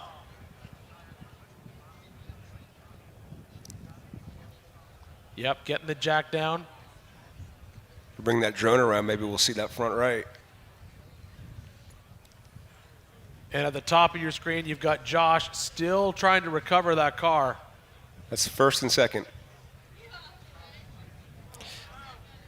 It's full of drama here as we continue to watch the 2025 Optima Batteries King of the Hammers powered by Ford Performance.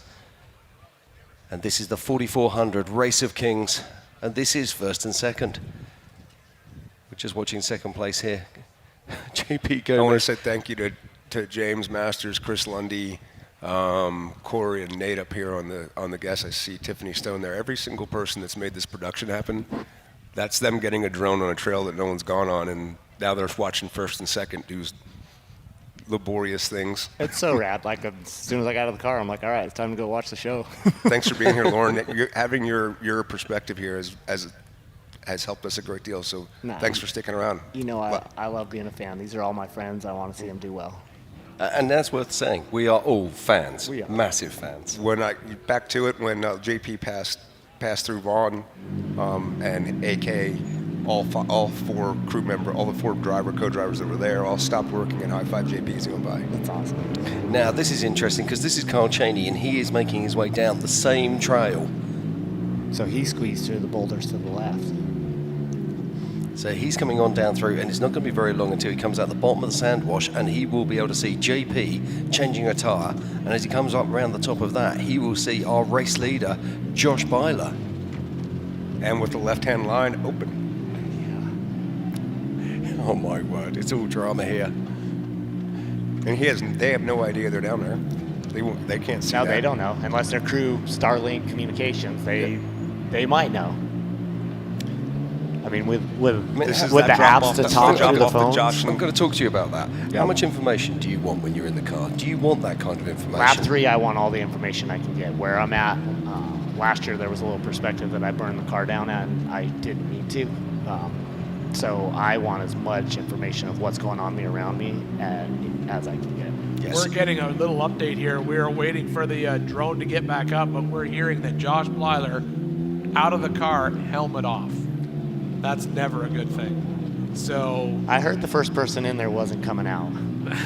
I think that was out of Mr. Cole's mouth. Well, you know, it makes a good point. We both said that, Lauren. We were watching him. We saw him get pivot sideways, and he was bouncing that car, and he was under that boulder, undercut a lot. And you said, don't break the car. And we both saw the same thing. That right front tire was not pulling.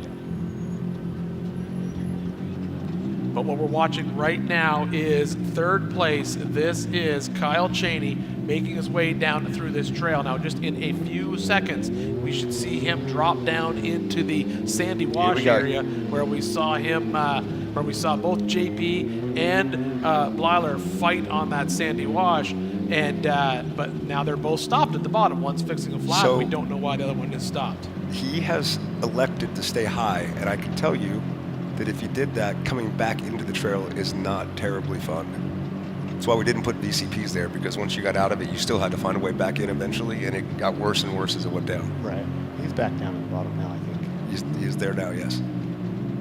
All right, so now he's down in, and that's the sandy section right in front of us, where we saw both first and second basically fighting, just gravity pulling them down into the bottom of that canyon. So in a second, he's going to see JP probably still changing a tire, and we're assuming Josh, unfortunately, might be assuming broken on that one section of race course. Hopefully they can get a winch line and get moving forward, but it looked like a pretty bad shock load to me when he was trying to get out of there. Now, when you're in this kind of situation and you don't know where to navigate to, it's very tempting to follow those tire tracks. Also, that brand new loose sand is absolutely no fun to be in either. It just sucks all the power out of the car. You forget, when all the other trails, the sand's been packed down over decades of wheeling, but when you get in that loose sand, pulls all the horsepower out of the car. Right. And they've still got a lot of rocks to do, even when they get out of this trail. That's the same spot those guys were trying to back up into. Now, I'm wondering if they're backing up. They want to shoot high around the sand. That's what Cheney wants to do. Okay, I've got some news as well. I can see that Casey Curry is off course right now. It looks like he's trying to make his way back to town. So I think Casey Curry has exited this race. So That's your tough fifth break there That's for your Casey. fifth on the road, by the way. Fifth on the road, just checked out. I was first on the road and checked out. Without plans of it. So right now, our top 4 cars, because I can tell you that Cody Miller is also in the same trail. And behind Cody, there's nobody for a while. Behind Cody, there is nobody. No. The next nearest car is the 321 of Tom Ways, who's all the way back down towards Here Fisher. we go. Now, Sorry, Emerson. This is where we are. So top of your screen, first place, Josh Blyler. Middle of your screen to the right, that's JP Gomez. And this is the only car that's physically moving on course right now. That is Mr. Kyle Cheney. Now, the question will be, Dave, is there a line around Josh? There is a line around Josh, but Josh's co-driver was just walking down the hill. So I would assume they're not recovering right now, and they're going to have to find a line around Josh, which is going to be committing to basically cutting over in front of JP now, coming around those 2 big rocks, and coming up from the other side. He's basically got to go 90 left, go across the trail, come around that big slab rock. And he sees it. Oh, I see. So you're talking about far left up around that cameraman up on there and back down in that way. That's what I was looking at. Yes, sir. Which is exactly what he looks like. He has seen it, and that's where he's going to be headed. So right now, this is the driving on site. This is the winning. This is your current. This is the pass for the lead, I should say, right now. So this is Kyle Cheney in this rock section. Josh Blyler, we're assuming broken up at the top. This is the line that'll get him around it. JP Gomez was down at the bottom, still changing that tire. So this is the pass for the lead of the 2025 King of the Hammers Race of Kings right now. Thumbs up from Josh. That's Josh Blyler. That's Josh. That's Josh. Yeah, I thought I saw JP down, but the race suit fooled me. Yeah, very, very similar race suits. So there we go. Our new leader in the 2025 Optima Batteries King of the Hammers, powered by 4 Performance Race of Kings, is Kyle Cheney. Smart driver. Car 191. Look at the view out that front, though. That's not a fun view to see. Just a whole pile of sharp rocks sticking out the front of the car. Now, Dave, at the beginning of this week, you turned around and said the first cars that go into lap 3 will not win King of the Hammers. Well, he didn't lie. No. Right here, there it is. Current race leader on screen, Kyle Cheney in that custom-built Can-Am UTV as he makes his way up. And we talked about this all week, these fresh race courses, these areas that you didn't get to drive before. There's just no obvious lines in that canyon. And look at this now. Carl has got to pick his route as he makes his way up through this. This is Whiskey and Rocks, is that correct, Dave? That's Whiskey and the Rocks, yes. Yeah. I think.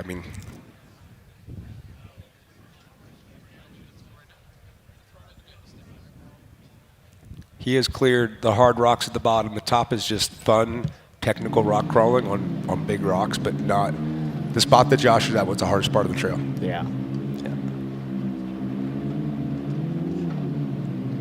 So as we continue watching here, this is Kyle Cheney, our race leader in lap 3. And I guess we're around about halfway through lap 3 about now.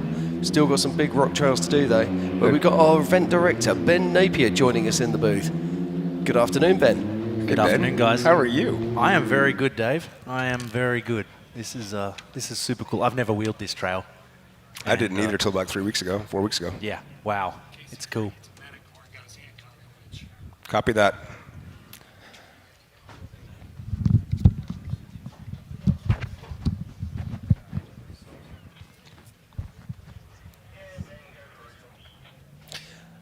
Okay, we're doing we just got an update from Scott Steinberger. Casey Curry's co-driver has injured his hand winching, and that's why they're leaving the race course, and they were calling for get us EMS ready for to take care of Warren when he gets back here.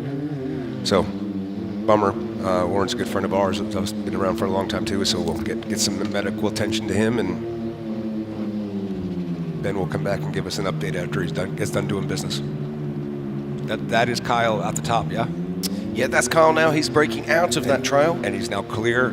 He is clear on Fissure Mountain. He's going to come across he's going to be going, he has no more hard climbs except for Spooners. He's got one more hard downhill, King's Veto. And he has the trail the other lap 3 trail I'm giving you, which is new like the one over, it's just not hard to drive, just navigation. So the hardest rocks have been cleared right now for 191. Okay, I'm just looking here on the tracker. I can see Jeff Wagner is at the end of the first blue lap trail, and I think he's missed it. I don't think he's actually been able to get back round.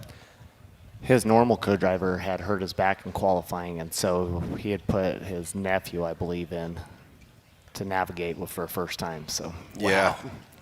It's a tough course to navigate. 3 laps, all interlapping with each other.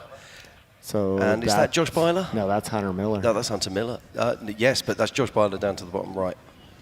But Hunter's got the line too. He has indeed. So did this JP the moment? get moving, or do we have Can-Am's 1 and 2? I've got I'm still showing as JP stationary. So guys, I actually think that's Cody Miller. Cody, not It is Hunter. Cody Miller, yes. Sorry, my bad, sorry. It's a yellow Can-Am with a Miller boy in it. Yeah, Hunter Miller unfortunately had to retire earlier on. Had some issues with a cooler and the exhaust. The fan was being melted by the exhaust. And they did get up and running again, but I don't know where he is right now. I'll check that out. Who had adjusted time on Kyle Cheney and JP? Is JP moving? What's that? Is JP back moving, or is he? He will be. I mean, he's changing the tire. Yeah. And he saw the line now. Yep, he saw the line now. Yeah, I can see Hunter Miller is actually currently showing on lap 2, but he's showing stationary, so I think Hunter Miller has retired. Is that onboard Cody right there? Yep. So he'll be making the turn and heading up towards.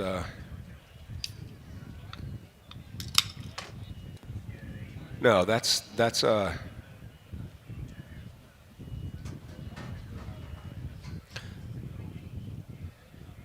to be Cody, isn't it? Yeah, I'm pretty sure that's Cody at the top of Whiskey in the Rocks. So that means Cody's made the pass too. Yep. Yeah. I'm still showing. Yep. Cody has passed. So Can-Am's 1-2.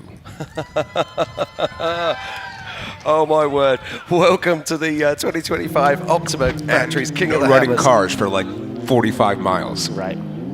Third place is running, and third place at this point is Tom Ways running.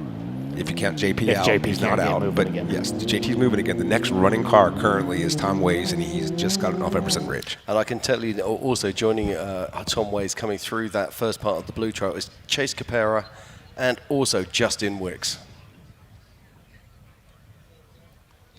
But this is the race course that they asked for. This is the race course that they hoped Robbie for. Gordon is currently sitting 6th on the road.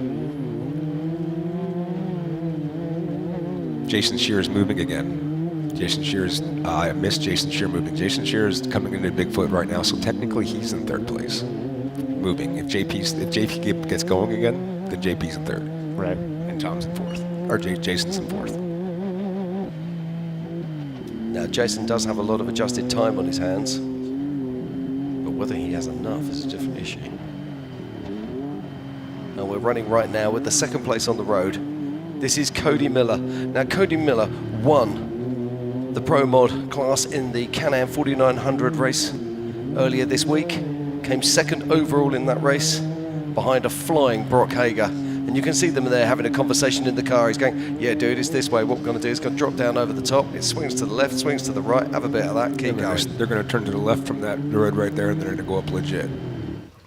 Right there. So is that JP? JP is moving, and he is taking the line. He's made the line already. He's already cleared them, yeah? That's between the boulders up and around Josh. So he'll be passing Josh to his right-hand side any moment. And that is our physical third-place vehicle on track right now. Last year's king. Getting the thumbs up there from Josh Byler. And Josh doesn't look to be in a hurry to do anything. My guess is that he's probably done the front differential.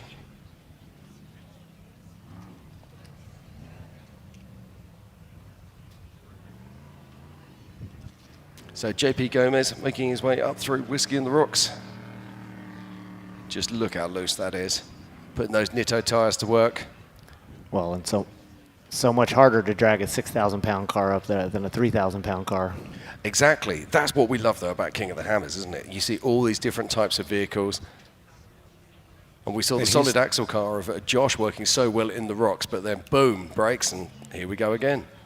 So JP is opting to try to go around the rocks. That's the same line the Can-Ams did. Exact same line. No, I'm just saying a big heavy car in the rocks might be better here. You have traction, you're not trying to go on the dirt. I'm not. Agreed. Nobody's driving around anything. That's hard to do. You're staying in the canyon. Yeah. And JP's about to turn down in it. Yep.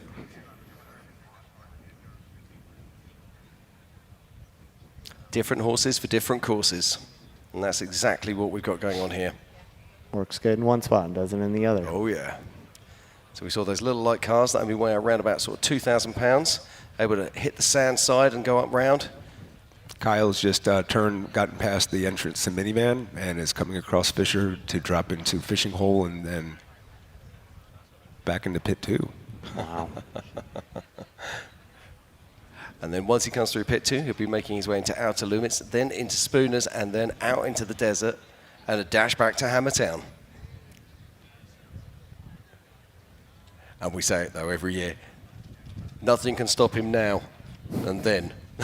2 miles from the finish line. Oh, yeah. Transmission checks out.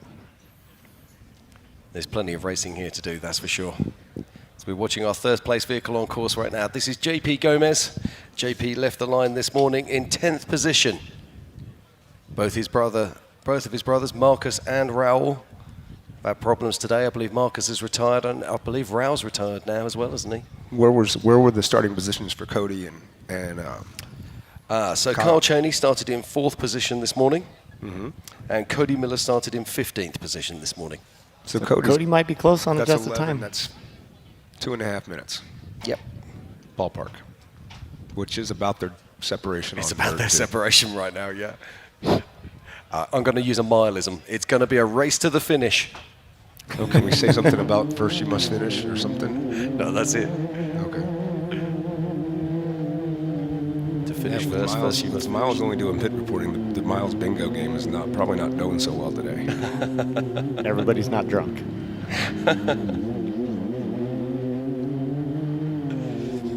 And I've got to put a big shout out to everybody who's having watch parties around the world to watch this, whether you're in Australia, New Zealand, in Asia, Russia, wherever it might be, in Europe, and of course the UK. All staying up until late into the night to watch the best race in the world. This is my call out to Rob Graham. Doc Graham finished yesterday. I'm not sure where he finished, but then he came by last night looking like chewed gum and said they're going to the Airbnb today, sit by the pool, and watch the 4400 race. And I said, I'll call you out, man. And there you go, Doc. You're called out. Good.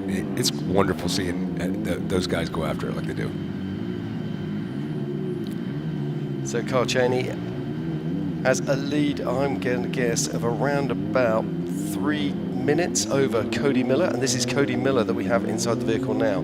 He has just left the bottom of Fishing Hole. He's coming up to the top and going to go cross over directly over the top of Fissure Mountain in a second, and then drop down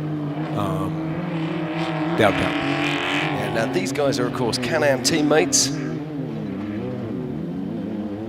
And if you're just checking in right now, you are with the 2025 Optima Batteries King of the Hammers powered by Ford Performance. And this is the 4400 Race of Kings. And right now, the big news is our current race leader is Kyle Cheney. And follow. Go further. Explore the trails less traveled. And reach your destination quicker with King's new Mercedes Sprinter 2.5 OEM Performance Series kit. These 100% bolt-on kits feature front ride height adjustment, superior ride quality, and external finned reservoirs with wide-range compression adjusters to further refine your ride quality. See why we're the choice of experienced overlanders and order your Sprinter kit today.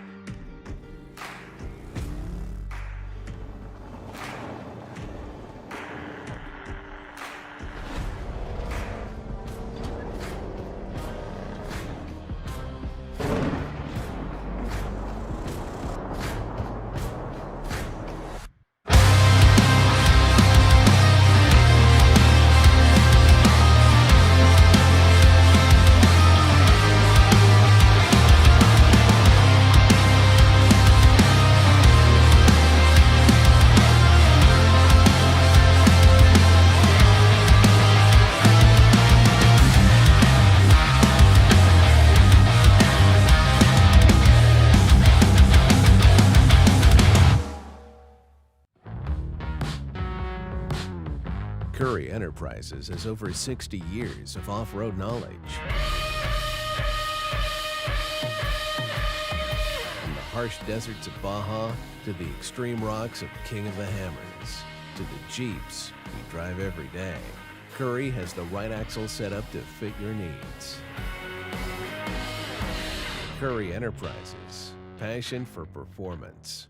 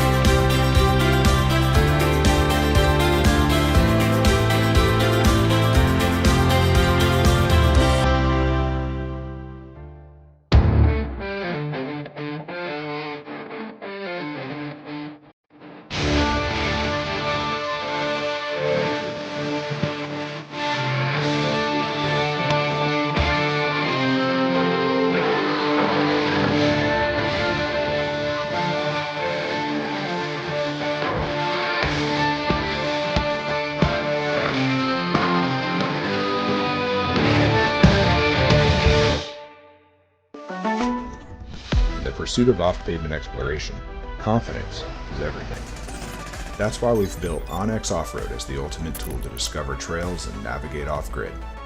Everything from guided trail maps to comprehensive offline accessibility and custom trip building.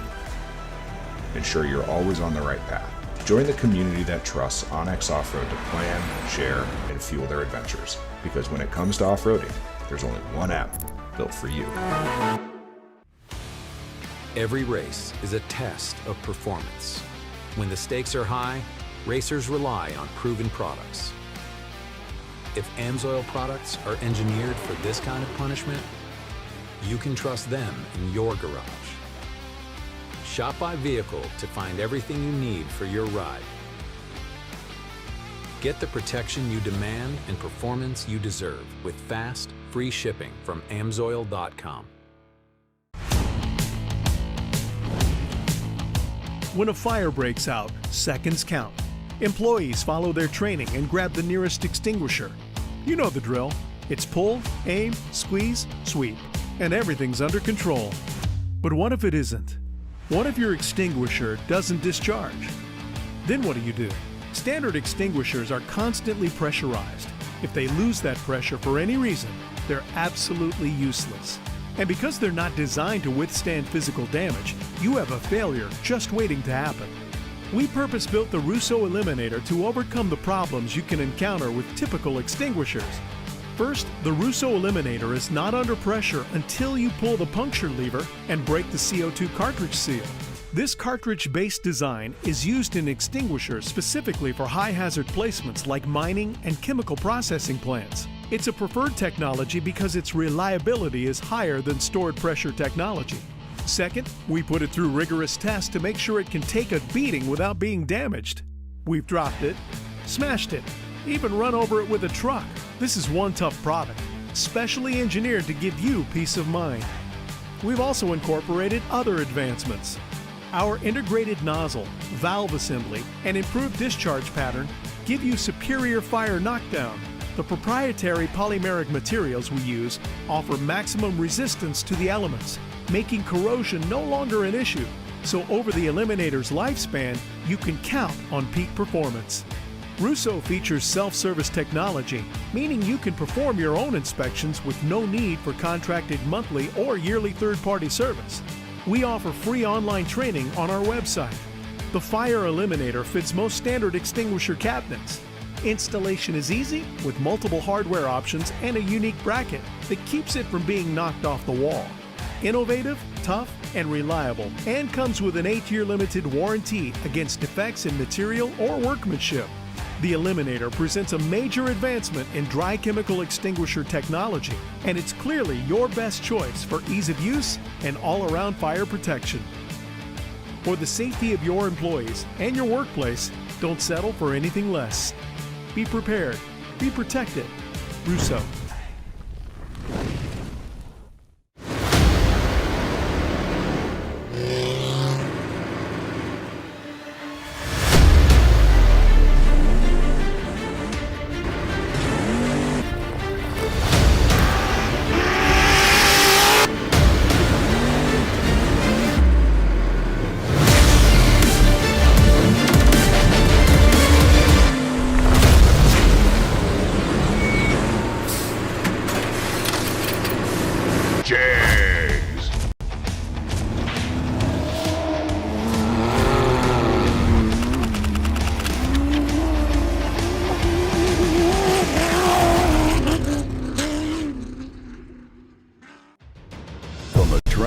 To the trail, from your everyday cars and trucks to championship-winning vehicles, Eibach has you covered. Race, lift, lower, high-performance suspension for all. Eibach, the #1 choice of champions. Proudly made in the USA, engineered to win.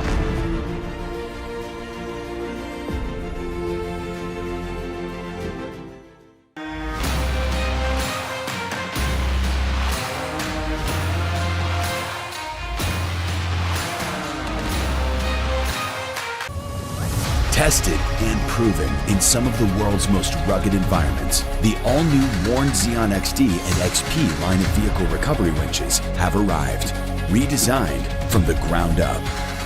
Warn Xeon XD and XP represent the ultimate in performance and durability on the market today. You'll have the confidence to go farther, and most of all, go prepared. Well, it's interesting you say that because Dave did point that out when we were watching it. He was watching their in-car, and he was saying that he didn't think they were close enough to some of those RCPs. But as we know, we don't know that till they're back. We'll check that when they get back into town. Absolutely. But I'm that's sure part the of the USAC crew will be analysing the early feed right now as well. Yeah, this is part of the game, though, isn't it? This is part of it, the navigation, making sure you're in the right places in these trails. And I think we're going to see that evolving as it comes on. But if you're enjoying this and you're loving King of the Hammers and you're thinking that this is the best racing you've ever seen, well, check out our premium feed because it is even better. $25, and you can see all the extra views, you can see the extra cameras and the extra screens, and no adverts. Actually, Jim, man, I can even top that. If you're watching this at home and you're like, man, I could drive a race car, I could do all that. Well, good news is now, thanks to Yukon Gear and Axle, you can apply to be the ultimate rookie. So you can actually just apply online. As long as you've never raced King of the Hammers before, you apply, and they will prep a car for you out here, bring you out, teach you how to race the race, and then you can come out here next year and compete in the race in a stock class car. Wow, that's incredible. Yeah, it's fully spot. You can fully Robbie Gordon this. Fly in, race, fly home. No, I'm liking the sound of that. Now, Jim, you are not allowed because you've raced it before. I'm sorry. And running out of gas and not finishing does not exclude you from that. So you can't apply. What if I wear a wig and glasses? You can win as Guy Incognito. But right now on the tracker, I'm seeing JP Gomez getting a lot closer to Cody Miller and Kyle Cheney. But on screen, I'm not seeing that play out at all. Yeah, no, I'm also watching Jason Shearer at the moment. He's making his way around on the track, but he doesn't seem to be quite on the pace that he was before. Now, interestingly, I can see that Jeff Wagner is ahead of Tom Ways, but I think he's going to have heavy RCP penalties there because I do believe he missed that new trail. But I think the bigger story here is look at the difference in pace between Kyle Cheney and what we just saw with Cody Miller. Cody Miller was not driving what we would consider to be fast at all through that section. He was almost coasting. So hopefully he doesn't have a problem. But right now you are on car with your current race leader right now. So that is Cody Miller, or sorry, that is Kyle Cheney. I apologize, I put my little hover thing over the wrong one. That is Kyle Cheney. And this is a perfect example of how sometimes our tracker doesn't update as fast as we want it to, because according to the tracker, Kyle Cheney's doing 0 miles an hour, and that is not 0 miles an hour. Exactly that. He's heading across the desert towards King's Veto now, so he's about to drop into the trail, I think, just here. Yeah, it's actually amazing. Let's not forget that these cars left the line at 8 a.m. this morning, and it's now coming on up to 3 p.m. That's astonishing. Now, Jim, you mentioned before that Jeff Wagner might have missed a bunch of RCPs. Yes, it looks like he might have accidentally, when he got to Emerson Ridge, failed to turn right and gone straight up the ridge line. So that will be very sad for him, because the rules and USAC will obviously deal with this and look at it. When the whole trail is missed, it's not an RCP penalty. So that it would be a DQ. The rules usually say it's a DNF at the point of diversion from the racecourse. Now, you can correct your error by going back to where you went wrong and getting back on track, but you can't go back on racecourse. So you cannot go backwards on racecourse to correct an error. And we saw that this morning with Eric Miller making that wrong turn, having to drive that rock trail, then sling all the way back around and come into remote pit backwards. Absolutely. And we saw that also happen with Zach. I'm sorry, I forget his name, but he did the same thing. Zach Savage. Zach Savage ended up on lap 3 essentially when he did outer limits this morning early. Yeah, yes. did outer limits, had to do the same thing. But right now, here we go. We are in King's Veto. This is the trail that you were talking about earlier, Ben. So race leader currently in King's Veto right now in that Can-Am UTV, and we are right behind him. We are waiting to see the next two vehicles, which would be Cody Miller and JP Gomez. Yeah, and they've been racing for nearly 7 hours now. Just imagine that, all day long inside that vehicle. So straight down ahead of him is that turn that pretty much denied about 3 different people about, I think it was about 3 years ago. We saw Cameron Steele and Wayne sitting there, and we saw Bailey Cole have issues, and there was almost a car park of leaders of the race right in King's Veto. Yeah, that's right. I remember that Cameron Steele parked at the top and they actually winched the car to the side to let people get past.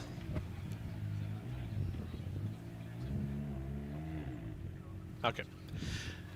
All right, so yeah, as Ben was saying, here we are watching all these vehicles get into King's Veto. They're going down this trail, not up it, so a little bit easier. All right, so here we are on car with our current race leader right now.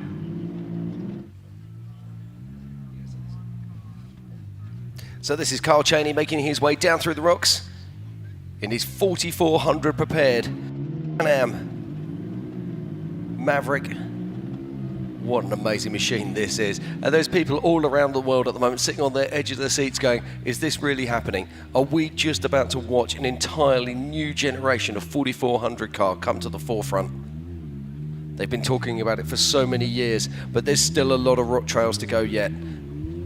As we watch Kyle Cheney coming down through King's Veto.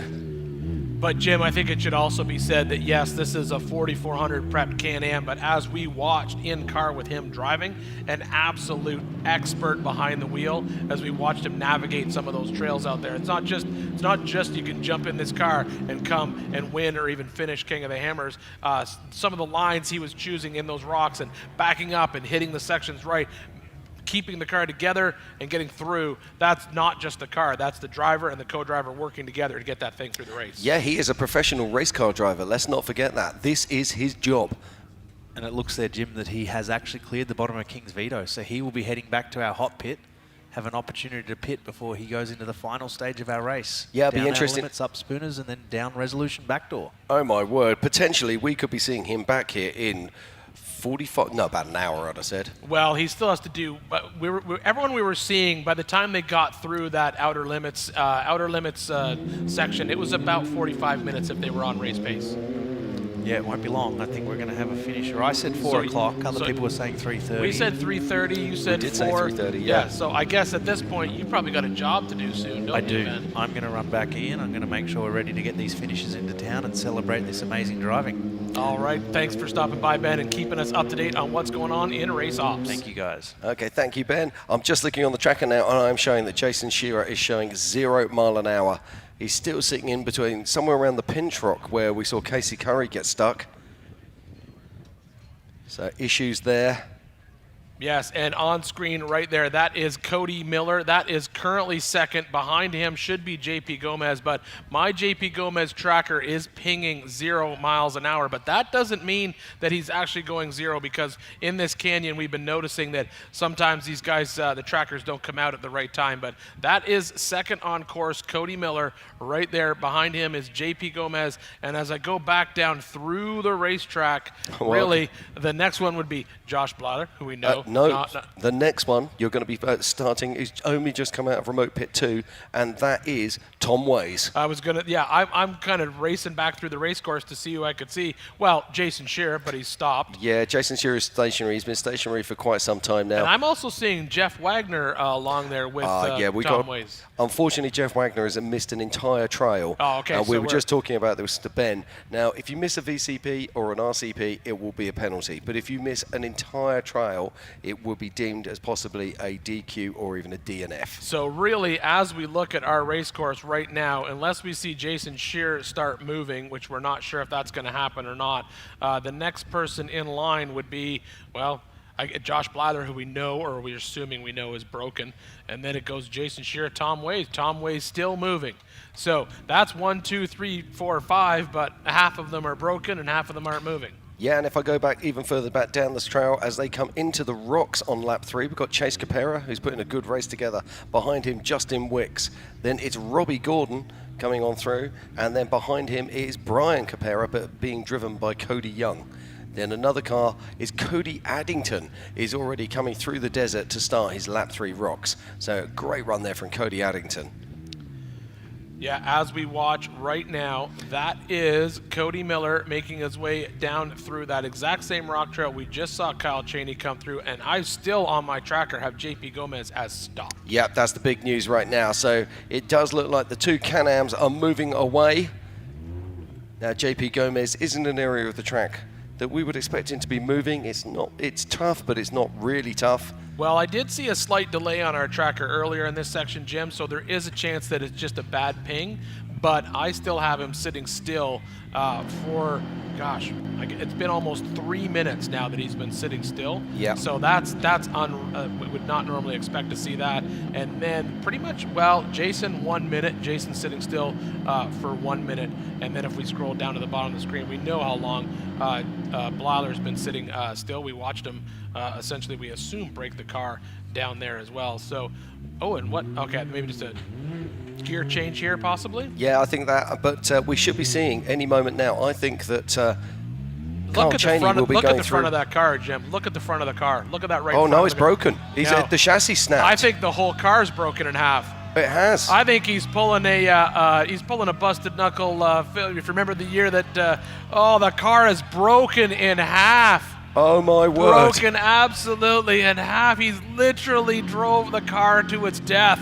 He has literally driven the wheels off it. Well, no, it still has wheels on it. Look at the steering wheel. The steering wheel. They're just like, they can't believe it. No. They can't believe it. Oh my gosh. Oh my word. Drama. So, all right. So that is physical second on course. Now, literally broken in half in King's Veto. There's currently a man who welded that chassis sitting at home trying to find his passport and getting out of the country. Silent. He's put his phone on silent at that point. But oh my goodness. But there you go. So I'm going to call it. I think they're out of the race. I'll do an unofficial. That's a risky one. That's a risky one, Ian. I don't know if you really want to state your reputation on that one. I will say that car is not. You know what they need to do? Where's Robbie's helicopter? That's how that's. Well, maybe they could pull the speed UTV and clip the VCPs at 100 feet. Have you seen those big cable ties you can get? Yeah, I don't know if that's going to work. All right, but there's JP. JP stopped on course as well. We saw him. He's right behind. He's Cody Miller, and this is where we saw. But I'm looking for it. Do you see him out of the car, Jim? I'm trying to see. I can't see him at the moment, but I have got some more news. I can tell you that Carl Cheney has already gone past the remote pit, and Carl Cheney is now going through and halfway down outer limits. That puts him 45 minutes from town based on what we've seen before. 35 to 45 minutes from town. Yeah, I reckon probably about 45 minutes. But right here, this is the story right now. JP Gomez not moving on course. We have JP Gomez not moving. We have Cody Miller with a car literally broken in half at the bottom of King's Veto. We have Josh Blather behind that, broken. We have Jason Shearer not moving. Behind him, we have none other than Tom Ways. Now, I'm going to call this. I'm going to say right now, because I don't know if JP is going to get himself up and running again, I'm going to call it that Tom Ways is currently our second place car on track. Maybe not physically, but because he is actually the only car that's still running and moving. Yeah, well, that's what I was saying. If we go back through the tracker at this point, Jim, the only car on lap 3 that's making forward progression, aside from our race leader, is Tom Ways. Now, there is an issue here. I've got a feeling that Jason Shearer is stuck at the pinch rock.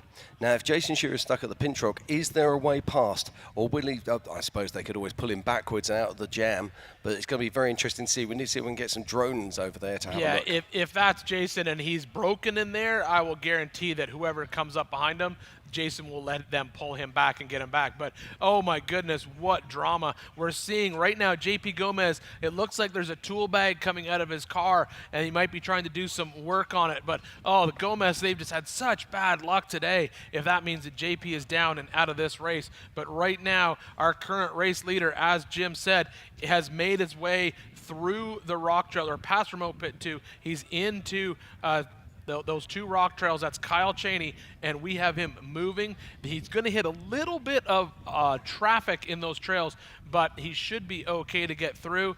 But what's going on here? Let's see what we can see, Jim. Yeah, he's going to come across a bit of lap traffic, but hey, that's nothing that's going to slow down Carl Cheney.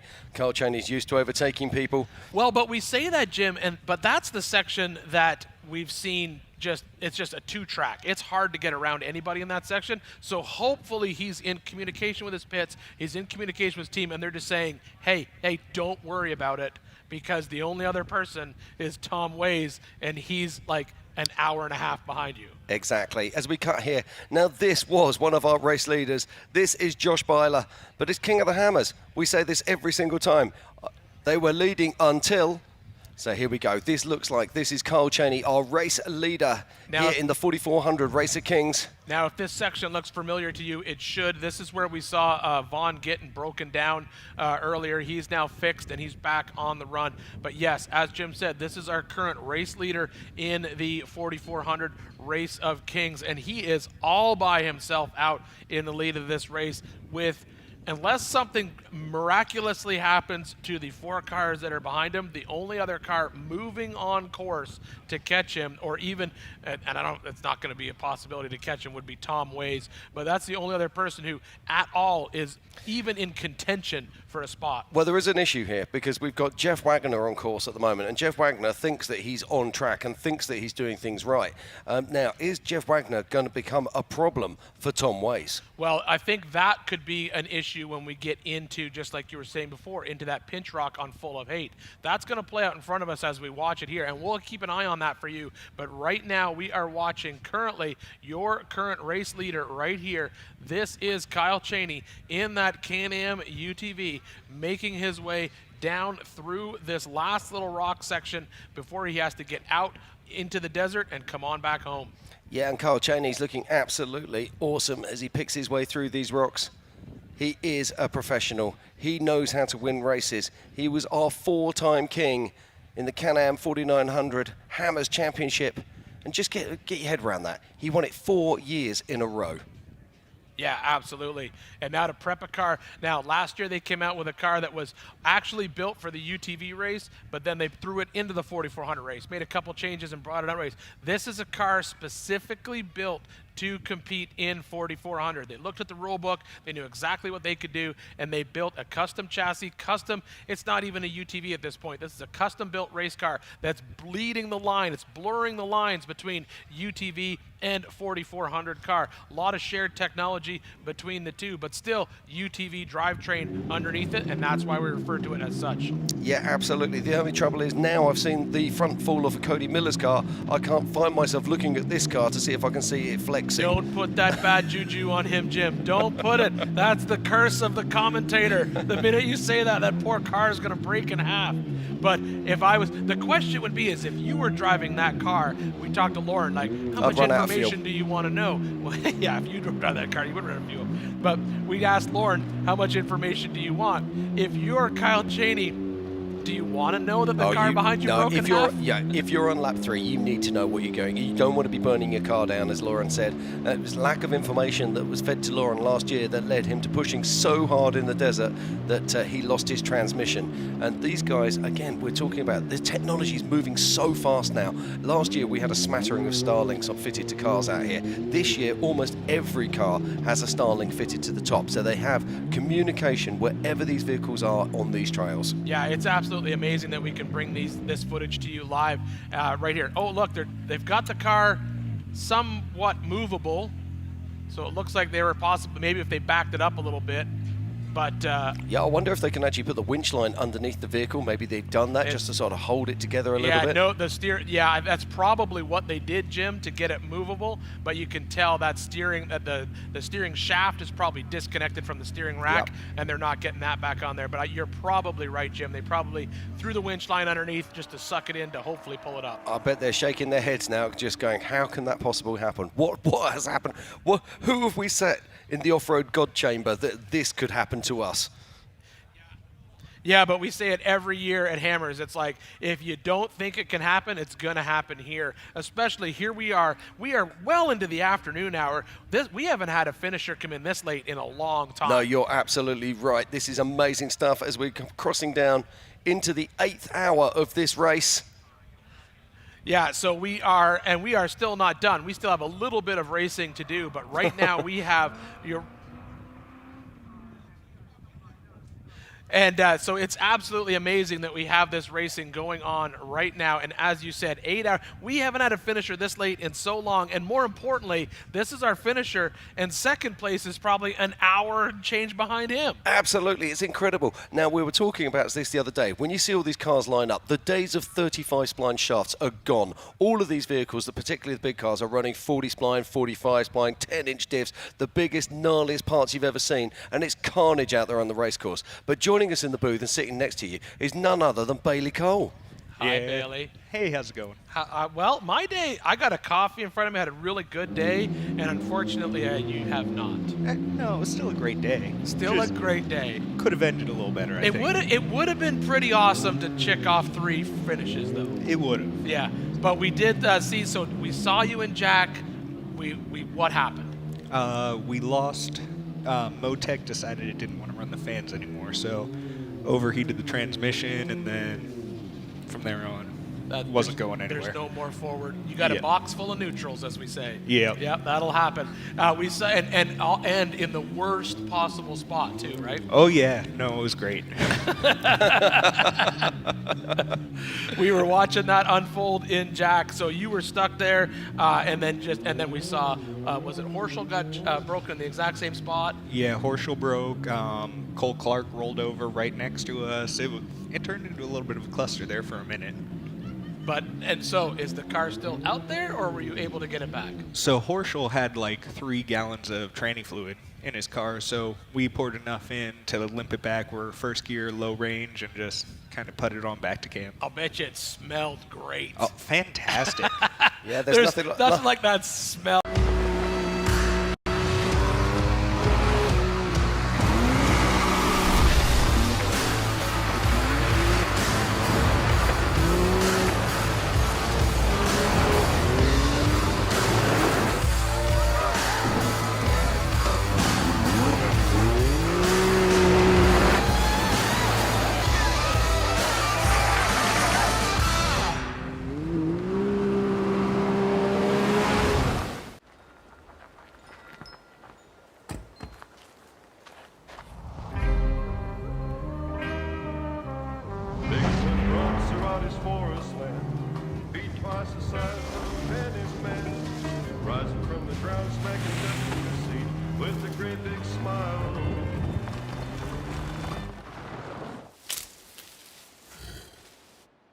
Slowly makes his retreat.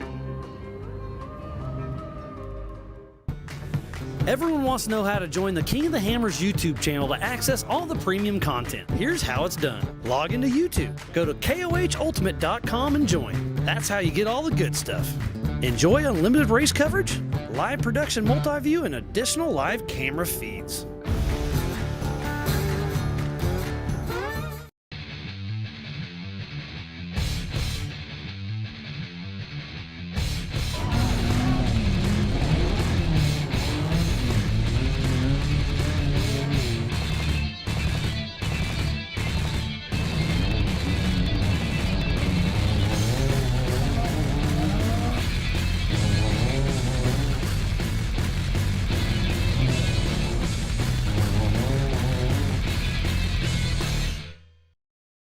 We were back and forth with a couple factory Polaris teams in the Can-Am race. And then me and Brad battled yesterday, and me and Eric were door-to-door for all of lap 2 today. So it was 3 full fun days of racing. Just, some days don't always shake out the way you want, but still good days. That's right. Well, I think we're getting ready to we're getting real close to having a leader come back into town. I see Ben step in here, so he's going to have a race ops update. So, Bailey, I'm going to thank you for stopping by. I appreciate it. Thanks for the update. Always great having you here in the booth. Sorry your day did not end the way you wanted it to. All good. See you guys soon. All right, Thank you, Bailey. Now, joining us in the booth once more is our race ops or events director, Ben Napier. Ben, welcome back. Thanks, Jim. I thought I'd better jump down because I did just get given some fresh information from the USAC team in race control. They've been working with the Yellow Brick guys and looking at those reported issues that we had in Fuller Haight. And with the data we have at the moment, there was a RCP issue for one of those two cars. It's Cody Miller, so it's probably not that relevant anymore. Well, because I've called it, he's out of the race. It's going to be a struggle to get that car there. It's going to be hard to weld that car together, yes. We do have data on Kyle Cheney in Full of Hate, and they have reviewed it, and we do have him pinging in each of our RCPs on the way up Full of Hate. So he's clean. So we don't need the granular data to get that. We've ascertained that he's hit all of those. He must have been just on the edge of the line, and that's in. If you're in, you're in. An inch is an inch, as they say, so it doesn't matter. Fantastic news, Yeah. and Kyle Cheney is making his way down Spooners right now. And Dave, how far from the exit of Spooners is he? Well, you can see the top. You can see it up there. He's on his inboard. He's 250 yards from The last uphill rocks of the race course. He is almost there, isn't he? Yeah, so that'll be awesome to have him out. But yeah, we were watching it live on screen, and we could see on that in-car, and Dave, knowing the race course so well, he was questioning whether or not, and we could see the co-driver pointing, and we'd see him dip back into the trail. And I think his co-driver saved his race there. Absolutely, yeah. because he was obviously watching where the RCPs were. We saw him come a little bit wide. He was still within 50 feet of the rock trail, so no issues there. But then he's curved back in and gotten the RCP and driven it and achieved what we need to measure on. Then he did exactly what this third lap was designed to do. This third lap was designed to turn this into a navigator/driver's race, and they were able to work together and make sure they got those RCPs like they were supposed to. Well, this lap 3 is turning into a king's graveyard. We've got Cody Miller, who was a king in Pro Mod, broken. We've got JP Gomez, last year's king, broken. We've got Josh Byler, I believe it was 2020, king, broken. We've got Jason Shearer showing at 0, another king, broken. And now the only car that can challenge right now into that is going to be Tom Ways. He's going to be in the Pintrocks in Full of Hate. Tom Ways is the guy that cut Full of Hate. Yes, he absolutely. is the original person that drove Full of Hate. It is Tom Ways' trail. It is. Yeah, but I think the issue there we were talking about, Dave, is not only does he have Jason Shearer in front of him that hasn't been moving in a while. We're assuming he's in a pinch rock. We're trying to get a drone out there to find out. But we have, unfortunately, a lap 2 competitor made a wrong turn, dropped into Full of Hate. Yeah, Jeremy Hammer's in there. And also there's another competitor that is potentially not a competitive competitor, and that's Jeff Wagner, who we think has missed a trail. Yeah, so there's definitely some action unfolding in Full of Hate, considering that up until just a few minutes ago, the only other moving vehicle on lap 3 was Tom Ways. Exactly, although I can tell you now that Chase Capera is pushing on well, and he's doing a great job, and he will be dropping into Full of Hate very soon. I think it's incredible how tough lap 2 was, and how few people have actually progressed onto lap 3 and into the rocks, and how honest we've kept them with that. And then they go into lap 3 and it's just another whole world, getting up Full of Hate, hitting all those RCPs. But right now, ladies, let's just check this out, because this is Kyle Cheney, and he is looking to exit Spooners, and when he does so, he will be coming back down into the desert, and then it'll be a 20-minute dash through the desert back towards Hammertown. Then he will have Resolution and Backdoor, and then that famous short course and the checkered flag. Can he do it, Ian?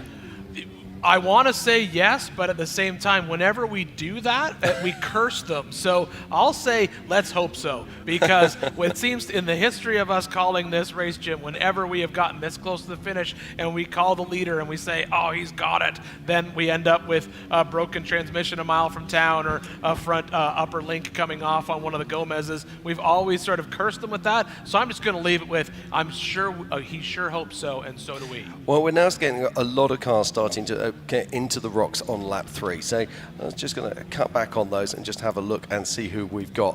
While you look into that, Jim, I'm going to duck back up the hill. We're not far away from having some finishes, so I'm going to get back to work, and I'll leave you guys to it. Fantastic. Thank you very much to Ben Napier, our event director. Thank you very much, Ben. Thanks for keeping us up to date, because that was one thing that we were speculating here in the booth about those RCP issues, but it's awesome to hear that our current race leader was able to ping all of those in Full of Hate, which is awesome to see. Right, let's just have a quick look. Coming into Aftershock very soon will be Robbie Gordon. Then coming down the lap 3 trail is Brian Capera, driven by Cody Young. Then we've got Justin Wicks. Then we've got Pip Justice. Then we've got Joe Gatlin. Then we've got Chad Owens. And coming into the desert right now is Rusty Byler. A little bit further back, if I just move my tracker on, we've also got Christopher Branson still moving. We've got Jonathan Dawes. We've got Philip McGilton, which is great news because he was stationary for a long time. We've also got Ryan Blount.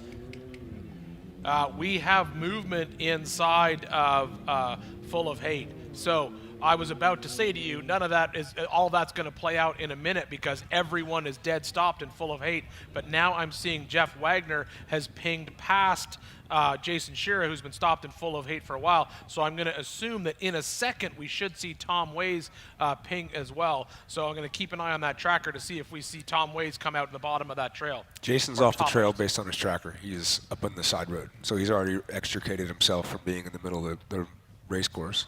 But Jeremy's looks like he might be in it. So are we surmising from that Gomez, JP Gomez is moving again. Oh, look at that. JP Gomez back moving. That is awesome to hear as well. That is our physical second place car on course right now. There that we go. Is. So JP Gomez, last year's king, is back up and running again. Fantastic news for JP and the Gomez out team. of spooners. And this is Kyle Cheney, and he now heading back towards town. He's dropping out the bottom of spooners and into the desert. It was about this time last year when the front end collapsed, yeah? Yes, it was in the desert. He lost that shock the exact same miles, the exact same race course. And have you seen Cody Miller? The I front. did see Cody Miller's. The front end broke off that car. Yes. Yeah, so I think, as we said before, just It's a because prime you're leading opportunity to stretch the chassis, though. You could add like 6 inches to it and have it a little bit longer Can-Am. So as we said before, this is your current race leader, but this race is never decided until you actually get that car all the way back into Hammertown. But the big news right now is the fact that JP Gomez has got his car, and there he is right there on screen. That's JP Gomez up and moving. That is physical second on course. We were worried because we saw tools coming out. We saw him crawling all over the car. So whatever his issue is, I'm glad to see he's got it fixed and he's moving again, because that is your current second place car as we cut right away to your current race leader. Now we've got to think about what could it have been that he could actually fix out there in the field. So my thoughts run to, was it a fuel pump? Do these people carry fuel pumps? Not usually, because they usually have 2 fitted to the car, and that's considered their redundancy. So I'm thinking maybe steering pump or something along those lines. Steering pump or alternator. Yeah, that's what I'm thinking. It could be a steering pump, could be an alternator. We'll know more when they get back. When he gets back to town, we can ask him. But a lot of these guys, you know, the more and more you talk to them, they're carrying fewer and fewer parts to shed weight off the car as well. Because, you know, the question becomes how many spare parts you carry, because every spare part just adds weight and weight and weight. It does indeed, but this race is going to change that idea, I do believe, because this race is not the sprint race that Hammers races have been in the last few years. So this race, I think, is going to change the whole thing. You're going to see more people like the Millers, more like the Bylers, carrying a vast quantity of parts and extra tools on these cars. I can give you one more of that. What if you did lap 1 and lap 2 with no spare parts, dropped into pits before you went into lap 3, Stop talking and now, then Ian. loaded up? Stop talking now.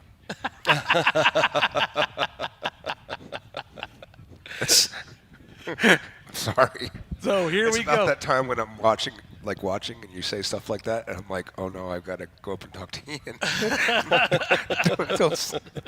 All right, so right now we have our current second place. This is JP Gomez making his way through the trail. This is second place as he tries to move down through this rock section, and really that's the only other car that, well, we have Tom. I haven't checked on Tom Ways in a second. Yeah, I'm just Jim, trying what to do we look for got? 3. I'm just coming back to you. 3, 2, 1. Yeah, Tom Ways is still showing as stationary in Full of Hate. Yeah, we see Jeff Wagner out, but we are quite certain that there's going to be an issue with Jeff Wagner. But yeah, so third place would be on course a few minutes ago, still moving, was Tom Ways, but we're seeing him not moving at all. He's in Full of Hate. There's Been in there. 5 places that not moving is normal. Yeah, and as we said before, it could be a tracker issue. Some of these spots where these guys get in here and the tracker doesn't ping, we don't pick them up, and then the next time the tracker pings, they're stopped trying to climb over an obstacle as well. Okay, if you're just joining us, we are in Johnson Valley, California. We are here right now for the Optima Batteries King of the Hammers, powered by Ford Performance. This is the 4400 Race of Kings. And JP just went the wrong way on race course. He just went the... Oh, he heard you, Dave. Yep. So now he's gotten back on the burn. He just finished his last new lap 3 trail. He's going to go up the road here about a half-mile, turn left, come down No Name Canyon, and then over to King's Veto. And by the way, when we go back to King's Veto, we could probably spell Veto with an E, maybe with 2 E's, depending on how you want to spell it. I got you.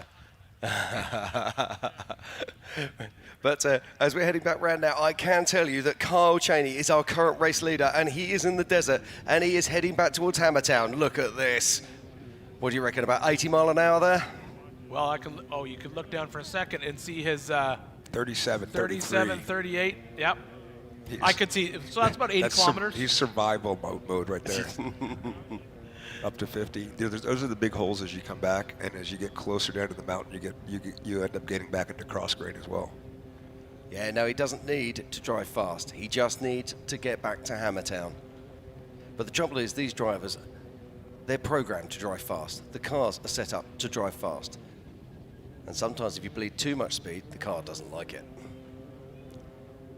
Yeah, he's going to be coming across through the desert. We'll see him up going through Resolution and then making the turn to get out through the bypass by back door and then get back down into town. That is your current race leader right there. I'm going to call it. It's going to be around about sort of 15 to 18 minutes before he gets back here and makes the turn in towards Resolution. And I believe this is JP right here, back on screen, your current second place car. So that is JP Gomez, last year's king. And he's had issues out on track. We've seen him changing tyres. We've seen him working on the vehicle. Alternators, steering pumps. We're not sure what it was, but he's managed to fix it and he's up and running again. Now he's moved across the valley below Claw and going to the top of King's Veto. Now King's Veto is called King's Veto for a reason.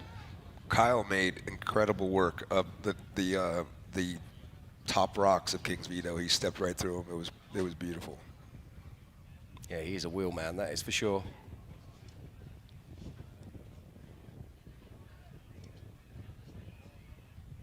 So this is not the pace I'd be expecting from JP, so maybe he's just taking it easy, making his way through. He will know that he's running second on course. So was that the turn into King's Veto there, Dave? It was, yes. The drone was up above Choose Your Own Adventure, looking down to it. And this here is Kyle Cheney, our current race leader, heading back through the desert towards Hammertown. As he makes his way across this lake bed, he'll be taking a hard left, come round the back of the mountains. And there's JP Gomez, current second place right now. He's now into King's Veto. He'll be coming up shortly on a broken car. We saw just over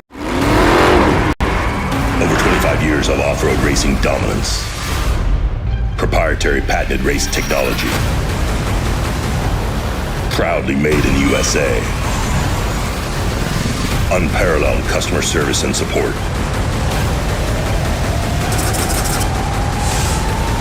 The choice of champions, King Shocks, the leader in off-road shock technology.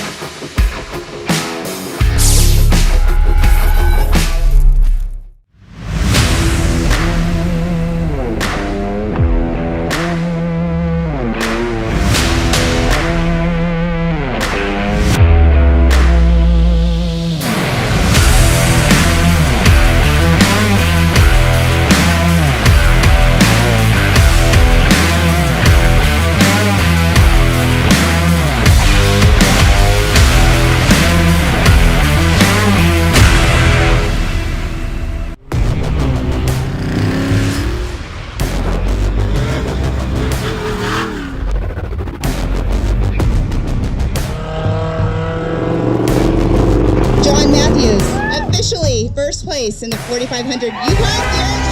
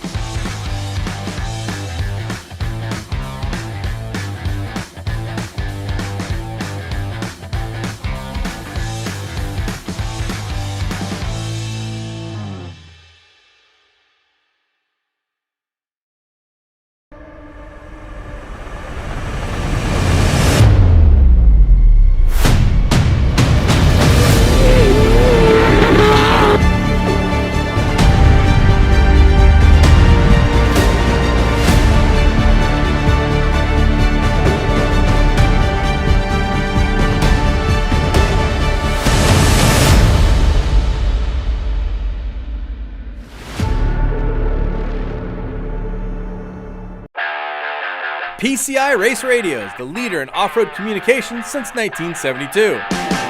Our equipment was developed for racing in Baja, perfected for enjoying the weekend with family and friends.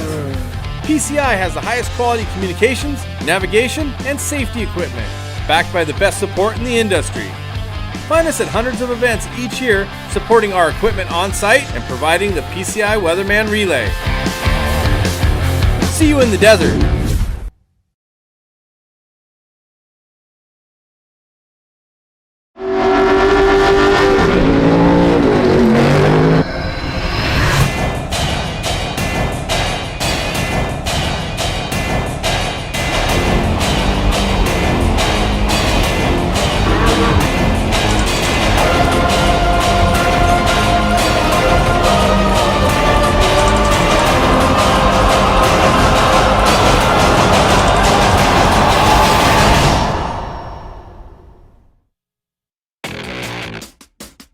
Trails have the most unforgiving terrain on Earth, where wheels are given the ultimate product test. Introducing the official wheels of King of the Hammers, KOH Trail for extreme adventure, and KOH Pro for race-ready performance. Engineered for extreme durability and tested against the biggest by the best. Get yours in Hammertown or at Vision Wheels dealers nationwide. The official wheels of Kings. Make them yours today. I can tell you now, he's in his 8th hour of racing. 8 hours of racing Yeah, we're out at in the 7. desert. We are at the moment for Carl Cheney. We are 7 hours and 35 minutes as Carl Cheney makes his way into town, dropping down through Resolution. Now we are expecting him to take the bypass at the bottom, because why would you take on backdoor when there is that bypass? But this is, that looks like there, That's JP Gomez. That's JP Gomez leaving pits and heading out into back out into the race course. But right now, we want to stay with this right now. This is our current race leader right here. This is Kyle Cheney in this 4400 UTV coming down Resolution. As Jim said, he's got to get to the bottom of this trail, and then he has to make the decision to turn and make the split or head down through the waterfall drop, which we assume there's no reason and no way that he's going to do that waterfall drop. Absolutely. Now, Resolution is considered one of the easier trails, but when you've been racing for 7.5 hours, when you're leading the largest rock race in the world and history is at your fingertips, there is nothing easy about this trail at all. But this is Kyle Cheney. He is the Iceman, and this is the turn. I'm expecting him to go left. Yes, he does. He's coming up over the top of the sound hour, and he will be dropping down into the wash, and he will be able to see Hammertown. He still has just over a mile to go to get back to town, and we've said it before, that does not guarantee you the race. Until we see him on the short course, we're not calling it for him. I'm not calling that No. until I see him crossing the line. Yeah, but so right now. Here he comes. He's down into the wash, down into below back door, and then he's going to basically go through the bottom of the mountain, up through the, and then back into our Ford Did you Performance see that? shortcuts. He had a little fist pump there as he's coming on down through the back door wash. Ladies and gentlemen, this is the 2025 Optima Batteries King of the Hammers, powered by Ford Performance, and we are here for the 4400 Race of Kings. It started at 8 a.m. this morning with Paul Wolfe lining up alongside Lauren Healy. We saw Lauren Healy lead leading for nearly a lap and a half before Paul Wolf took it on. From that moment, we have been swapping the lead all through the day as they made their way through the super difficult mystery lap 3. This is a defining King of the Hammers, Ian. Absolutely. This is the King of the Hammers that the drivers asked for. They asked for a race that was going to keep them in the rocks, force them into the hardest trails out there, not allow them to take the bypasses, not King of the bypasses. This is King of the Hammers. And what you're seeing right now is history as we have our Can-Am UTV onto the Ford Performance Short Course. Here we go. Ladies and gentlemen, get to your feet in Hammertown. The 191 of Kyle Cheney is round turn 19. He's heading towards the Talladega. This is it. This is history in the making right now. Kyle Cheney, as he powers round the corner, the Performance Can-Am driver, bringing in this CT Raceworks Can-Am. And look at him now, just the MBRP launch, and he will be coming round to take the checkered flag in Hammertown. Ladies and gentlemen, it is Kyle Cheney as he comes around, takes the final turner. There is the checkered flag, and there is our unofficial winner at the 2025 Optima Batteries King of the Hammers, powered by Ford Performance. Wow. Now let's throw it down to Miles, who's down in the pits right now. Miles Hasselquist, take it away. Thank you, Jim. We are down here in town with Kyle Cheney and Terry Madden. This CT Raceworks Can-Am, it looks like it's still in great shape. Dave Cole has given him some huge thumbs up. He was so close last year, but I think it's going to stick this year. And I'm telling you, this thing still looks like it's in great shape. We saw some terrible, terrible luck for Cody Miller out there. But this one held together, and he made it happen. They are getting the trackers off, and we will have a quick little check and then send them straight to the crowd because the crowd out front is ready to see Kyle Cheney. What a great, great run. So it looks like everybody's said their little thing to you. Kyle Cheney, you're here. You were so close last year. It's looking good. Yeah, I'm not going to say nothing. I got happy last year. So we'll just see what happens. You know, I'm not going to get my hopes up. I know what happens here. So I'm just going to, we drove our best. I drove as good as I could. My crew worked their ass off, you know, and we're here. So hopefully it'll come out in our favor. Hey, you look good. Great job, my man. Go ahead and send up the Optima Battery main stage. This Can-Am is heading up there. We'll see how it shakes out. Again, we have to check our trackers, dot our I's, and cross our T's, but it's looking good for Kyle Cheney, who may just be making history as we speak. So I'll send it back up to you, Jim. Take it away. Thank you so much, Miles. Wow. Just wow. Ian, what a race. Oh, it's been an absolutely amazing race. We've been out here. This has been edge of the seat all day long. Here we have multiple race leaders changed. We've had multiple issues. This is our first car across the line, and honestly, the only other car that's still moving out there for second place, or I shouldn't say that, the next car that's back moving, which is quite exciting, is Mr. JP Gomez, and he is still quite a ways out from Hammertown. And then if we go back down through the line, there's still a long ways to go before we get to who could possibly be third. So right now, there he is on top of the car. Congratulations, Kyle Cheney and Terry Madden. Yeah, congratulations to these guys. What a race it's been. And they just sat it absolutely perfectly, made their way through these trails, these iconic trails. And this is going to go down in history as one of the toughest hammers of all time. But right now on stage is Pam Hall, and she has our winner, Kyle Cheney. Take it away, Pam. Thank you so much, Jim. Kyle Cheney right here at the finish line. We're not going to go into too much detail right now because you're going to go right up there to the stage and go through your race day with Jim and everybody up there. But Kyle Cheney, congratulations right now, unofficially in this #1 spot. How do you feel? Man, it's awesome. Really, I got to give it up to my crew. I mean, they worked their asses off on this thing. You know.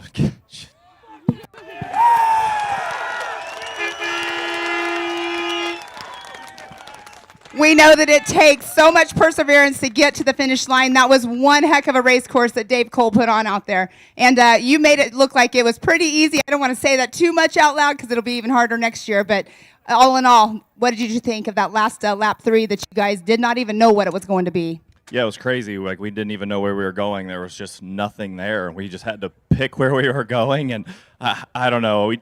There's definitely a lot of luck involved in this, but we picked some good lines. Terry was an awesome navigator. The car stayed together. We just took care of the car all day. Guys were passing us, and I'm like, just let them go. Like, we got to keep this car together. Exactly right there. You just said it. I'm going to let you get some pictures so you can move right up there to the booth. But you guys give it up for Kyle Cheney right now, unofficially in that number 1 spot.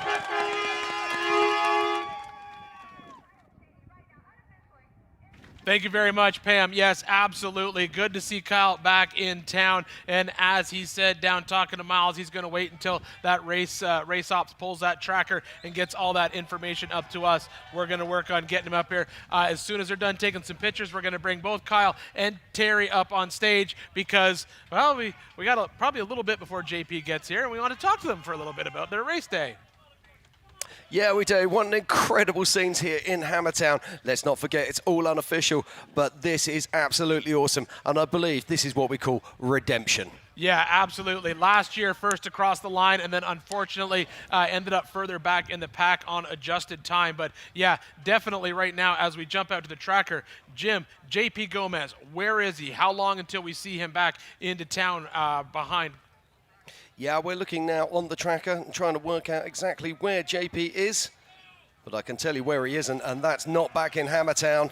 There's still the celebrations continue here. And now JP Gomez, I'm looking right now. He's come through outer limits, and he will be making his way down into Spooners at any moment. Now, there is lap traffic in Spooners, but I don't think that will bother JP. So he obviously stopped in remote pits, re-racked his tyres, and got back on track. And this is one of our lap 2 competitors making their way down through back door. I believe that that might be Mike Slauson that we're just watching there.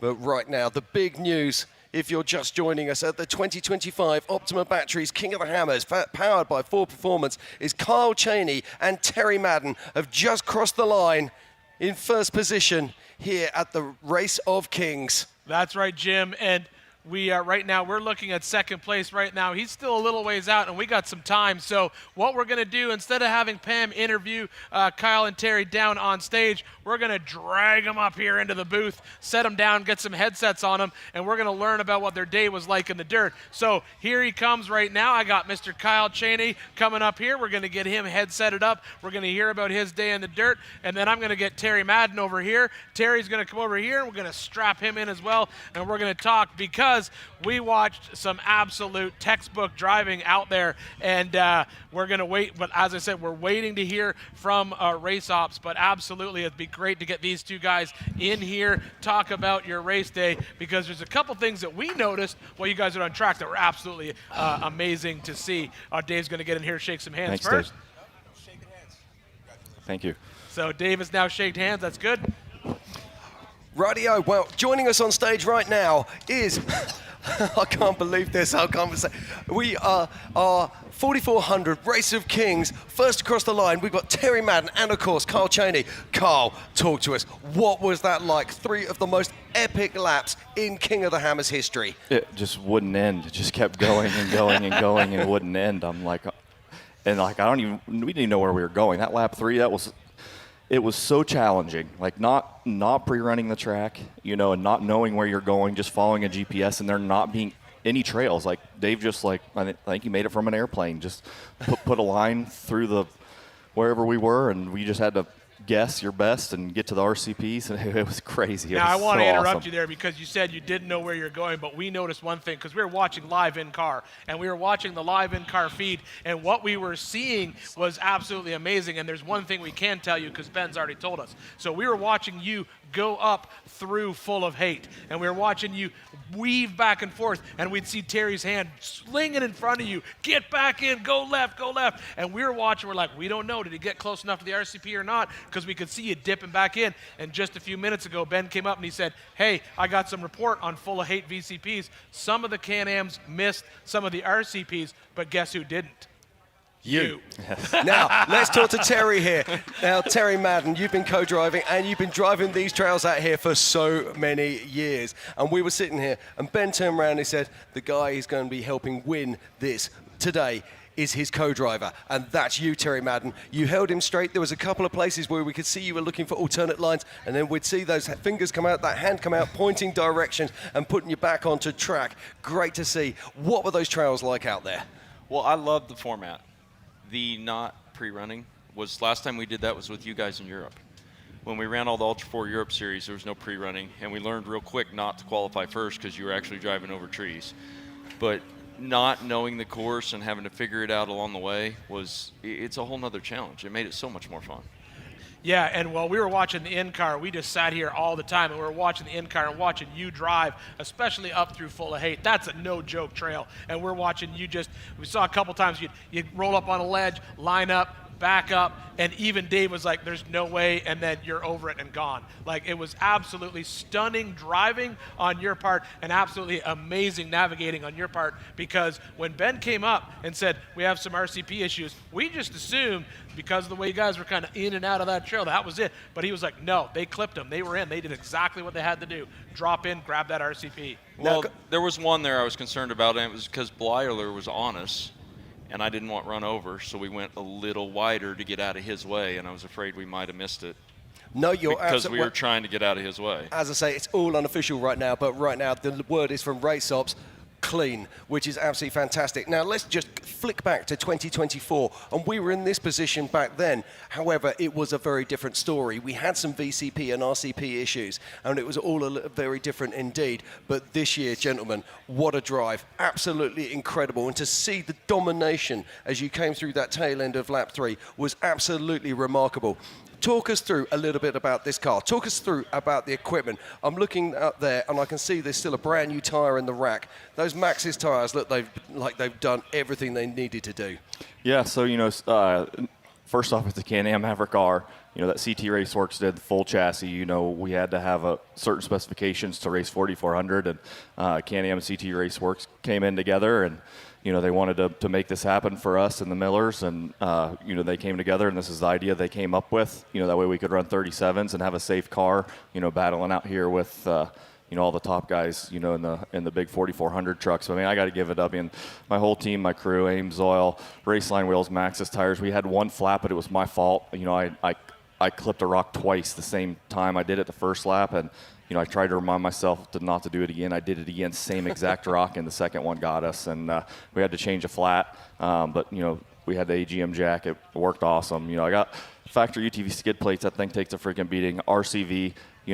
We may have had an issue last race, but we didn't have an issue this race, and this one was way harder. So, I'm glad that we got that issue resolved in the 4900 race. It'd have been nice to, been battling with Brock in the 4900. That definitely really sucks that, I didn't get to, go out there and either get beat by him or at least put on a show. But, I'm just glad to be here today with, me and Terry, my whole crew, and, everybody that got us up here. Now, I want to know, when we talked about, we had Lauren up here earlier, and we were talking about communication with the other teams and what's going on. So I want to know, how much communication were you guys looking for on lap 3? Were you told what was going on with Miller behind you? Did you know that his car literally broke in half? So we didn't know anything about Miller until we were just, we knew we had passed JP and Blyler going up whatever the heck that trail was. And so we knew we were physical first. Whiskey and Rocks. Whiskey on the Rocks. Whiskey on the Rocks. Yeah, Whiskey on the Rocks. So, and, so we knew we had the physical lead, but, I didn't want to push my car any harder. I felt like, we were on the verge anyway, and you know how that last lap is. It's like, you feel stuff that's probably not there, so, but, yep. Then we came through, we came through the remote pit 2 going back down into back door, or going back down into outer limits, and they said Cody was 2 minutes behind me. I'm like, well, it is what it is. I'm not pushing any harder. My car's good, and, I'm not going to break it. And then, I had no idea. Yeah, Poor that guy. happened at the bottom of King's Vito. There was a little bit of wiggle, and then the whole front of the car literally separated from itself. So, Terry, let's talk a little bit about your day. This, as we said before, this race was really going to be especially lap 3, was really going to rely heavy on navigation. Do you feel that basically was served? Do we think we built a good race course to basically treat a driver right and test the navigator as well? I've raced a lot of hammers. This is my 16th year here. And the format this year, the way the RCPs were, the way it worked, it was just truly I don't want to discount any of the past ones, but we've learned so much from all of it. It was just, it was organized. We knew where we needed to be. It seemed fair. There wasn't the gray areas there'd been in the past, and having the RCPs, knowing what we needed to do, knowing where we needed to be. It used to be tough. You'd pull on a trail and you're like, do I take this? Do I not take this? Because everybody else is going to take it, but will you be penalized? Will you not be penalized? And having the definitions that we have just made the course amazing this year. Yeah, that's awesome to hear. Absolutely. And for you as a driver, compared to previous years, what did you think of having that crazy lap? Because we saw you in some of those trails where there was obviously no burned-in line. You're just like driving blind into some of these trails. Yeah, I mean, we didn't know where we were going, but yeah, we were just trying to stay as close to that line as we could, and go towards the RCPs, because you couldn't see them, and there was just mountains and shrubs and brush and no trail, and just hoping that we were going the right way to get to the VCP.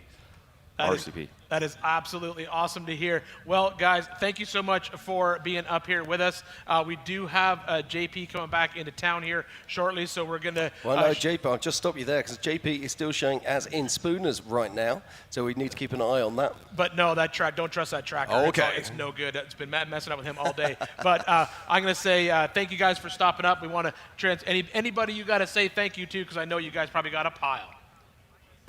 Yeah, I mean, like I said, Can-Am, CT Raceworks for building the car, Ames Oil, RCV axles, PWR cooling, PRP seats, Evo Power Sports, Hess ZRP, Go Lithium, Action Off-Road, Maxxis tires, Raceline wheels, VP Race fuel, factory UTV skid plates, diodynamic lights. I got to give it up to Mike from Fox. He got my suspension dialed, and I got to give it up to Pete from G-Force. He's got these little DSC adjusters, and it even made Mike's stuff better, which I didn't think was possible. But Mike spent a bunch of time out here with me getting this car dialed, and I'm happy we were able to get it done for him. Awesome. Terry, anybody you got to give a shout out to? I mean, just everybody that supports all this year round. It's the family, everybody that takes care of us. I've raced a lot of hammers, and I've wanted 4400 for a long time, and I'm fortunate enough I've had a lot of teams offer, but I've seen as my best chance at winning it for a while. And Kyle's spent a ton of time out here. Can-Am has taken care of us and been out here supporting us. We've spent a lot of time out here, and it's just nice to have the support and get to do this. Awesome. Well, I appreciate you guys both taking time to get up here. We're going to let you get back down on stage, take care of what you got to take down there, and then we'll bring JP back into Hammertown. Thanks a lot, guys. Thank you. Thank you very much, Carl Cheney and Terry Madden, our unofficial winners here at the 2025 Optima Batteries King of the Hammers, powered by Ford Performance.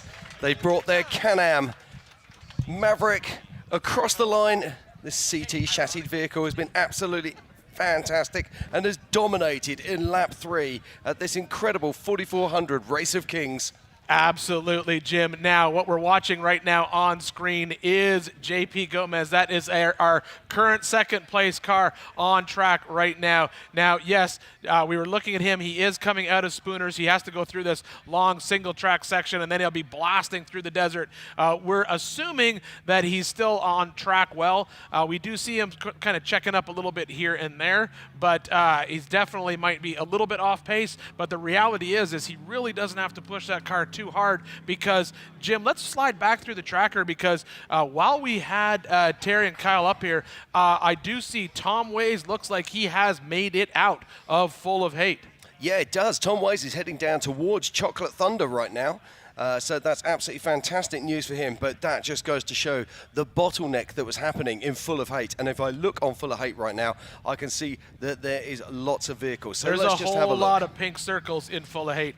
Yeah, let me just zoom in on those. The most notable, of course, is Jason Shearer, who's off the racing line. Then behind him, we're seeing Robbie Gordon. Now, this is interesting as well. Robbie Gordon, it has only just got in there. So let's just see. The fact he's showing 0, I'm not really that worried about right now. Absolutely not. I think Robbie was moving. Behind him, we've got Brian Capera, who is also moving, but he's in a very difficult trail, and also Justin Wicks. So there are 4 vehicles in there, including Chase. Although Chase does look like he's off the racing line. So there's at least 3 vehicles in there that are potentially racing right now. But right now, we are watching our current second place position in the 4400 Race of Kings. That is JP Gomez.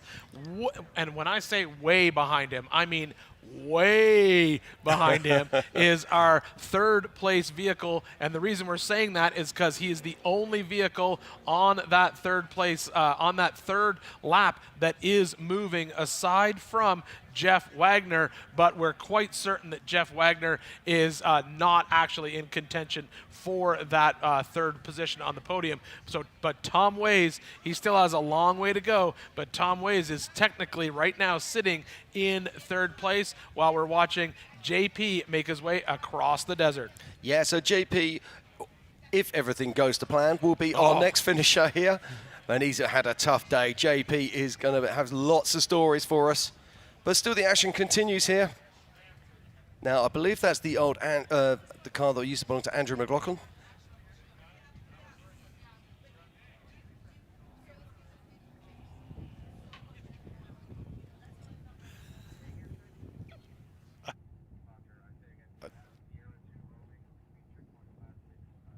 Okay, this is Lauren Healy. Sorry, no, it's not. It's Vaughn Gittins Jr. That's Vaughn Gittins I'm getting Jr. my fun havers confused. Yeah, and Vaughn is making the drop down back door instead of going up around the bypass, which is why, Jim? Why at this point, really? Well, these cars are incredibly capable. They have a very long wheelbase. Backdoor is no effort for these vehicles. So I'm not surprised to see him taking the drop there, if I'm completely honest. Yeah, absolutely. So what we're waiting for right now in Hammertown is we should have JP Gomez coming in fairly soon. And then after that, there's going to be a little bit of a wait as we wait for possibly third place, which should be, if everybody keeps moving the way we're looking at them, should be Tom Ways in the 3-2-1. But there's still lots that can happen, but this lap 3 has now proven to be incredibly hard as our finisher crosses the line at 3:30 in the afternoon. It has been forever since we've had a finisher come in this late on this race. Yeah, absolutely. But like, now, we were talking about this last night, and we were saying, is this going to be the Hammers where we see a return to where we see a less than 20% finishing inside time? And let's not forget, of course, that we don't actually finish until 10 o'clock tonight, plus adjusted time. Yeah, Jim, I think I'll be doing what I normally do, which is basically hang out here until the very, very end, so that'll be around 10:30 that we stop. But we have a very special guest up on stage who's supposed to be in a car right now. Yeah, Tom Ways, we broke a front axle shaft and tore up the winch, so we're out at the top of Full of Hate. Oh, so no. Third place is no longer. Oh, that is absolutely terrible to hear because we see him moving. Yep, we're finally. moving back towards Maine. But he's coming back to pit. Yeah. He's not continuing in the race. Correct. He just decided there's no point trying to keep going. This race just keeps on I giving, tell but you not what. in the right way. Now, we know that it's Tom's greatest ambition to win this race. For sure. And we watched you, and we spoke to Tom during qualifying. He was like, no, I want to qualify mid-table. I'm Right. not interested in that chasing up the front with all the crazy guys. Right. I want to run my own pace. I mean, he built this car, what, about 4 years ago now? No, it's probably been 5 or 6 years ago now. Is it really? Yeah. Good. Time flies when you're having For fun. sure, for sure. And but we saw him coming through there, and it was looking like you guys were on for a podium. We were set on what we considered a safe pace for lap 3, to get to lap 3 to be able to do the rocks without having a whole lot of pressure from behind, but that's just how it goes. That is an absolute shame. I am sorry to hear that. Glad everyone's safe. Yep. And glad you guys are coming back to Hammertown. But now that makes our job harder, Jim, because now we got to figure out who's going to make it through this mess on Full of Hate, because I got a whole bunch of pink cars, and believe it or not, one of the ones that is in there is Mr. Robbie Gordon. It is. I can see Robbie Gordon. He's currently showing at 0 mile an hour alongside Justin Wicks, and of course I can see. Well, let's get an update. He was in Full of Hate. Is Jason? He's out. So Jason's just traffic. No. Yep. So who else is in there that is just traffic at this The point? Wagoneer guy. Wagner? Yeah, Yep. that was it. So so as far as just trail traffic at this point is probably That's it. be Wagner and Jason. So technically we still are assuming Robbie Gordon is moving along, and probably who else we got in here? Jim, Robbie Gordon. We've got a whole Justin heap of cars in there, Wicks. and also somebody else dropping into the back of Full of Hate is Rusty Byler. Yeah, Chase Caprera. Now I'm going to throw this out there as something. Rusty Byler will have just come through pit 2. Would he be capable of maybe picking up spares for his son, Josh? Man, I don't know, but the question is, what did Josh break, right? And that's the question, because, I mean, he broke something in the front end of that car. But that might be what's happening, considering the fact we saw them pull the panels off of that car. But I appreciate you stopping by. Thank you so much for the update. I am sorry that your race ended the way that it is. Tell Tom that we're absolutely gutted that he did not able to put that thing on the podium. For sure. Thank you, everybody.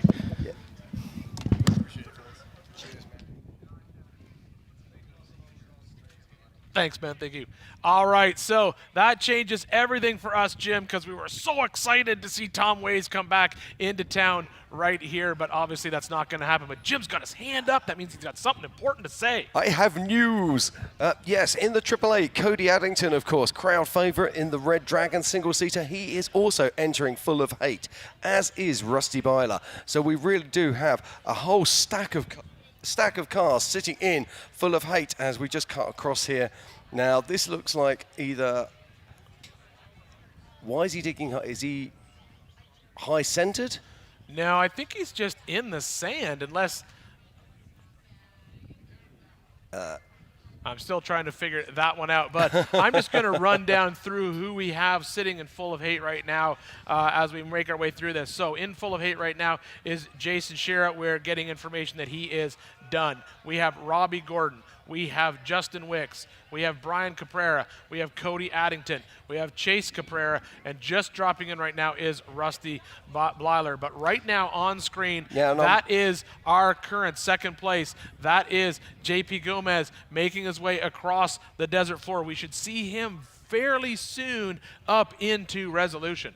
Yeah, he'll be making the turn. In fact, I think looking at where he is there, I think he has already made the turn to come back down the wash, heading up towards the turn that will bring him into Resolution. I'm guessing he's probably around about 5 minutes from there. Yeah, and so right now on screen you are watching current second place in the 4400 Race of Kings. This is JP Gomez making his way through the desert. The next time we'll see him will be on that camera that we have set up in Resolution. He'll go through Resolution, come down the Resolution trail, and then we'll see whether he makes the turn to go up around the bypass or drop down through back door. Now the other question I have, Jim, so we just saw Vaughn Gittin coming back down into town, coming down through back door. If it is 4 o'clock, are you putting it on the trailer or are you going back out? Well, this is an interesting thing because let's be honest, you've only got 6 hours plus adjusted time to do that lap 3, bearing in mind that they've been racing already for nearly 8 hours. And it's a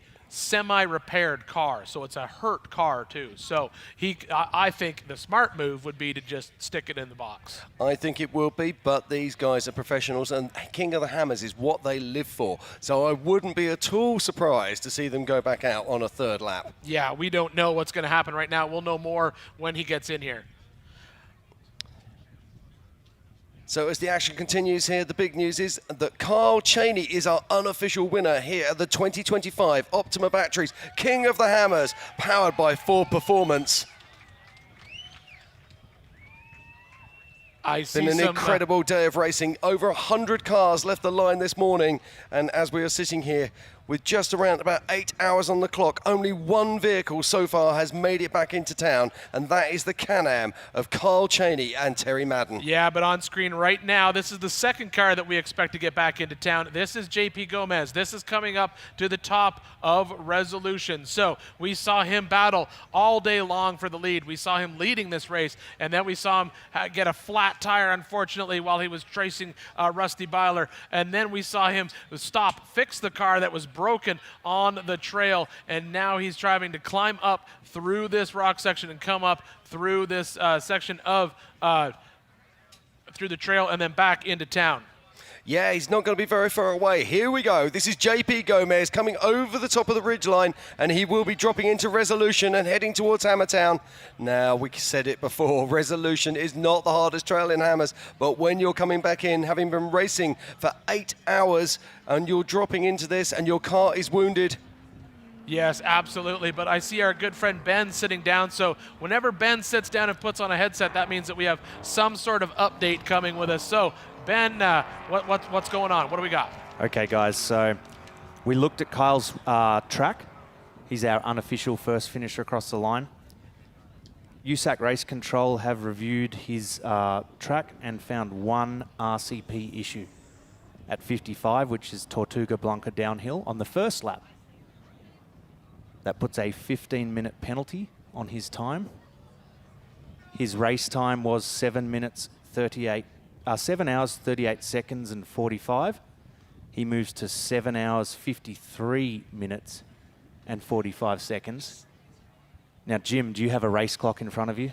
I do have a race clock in front of me right now.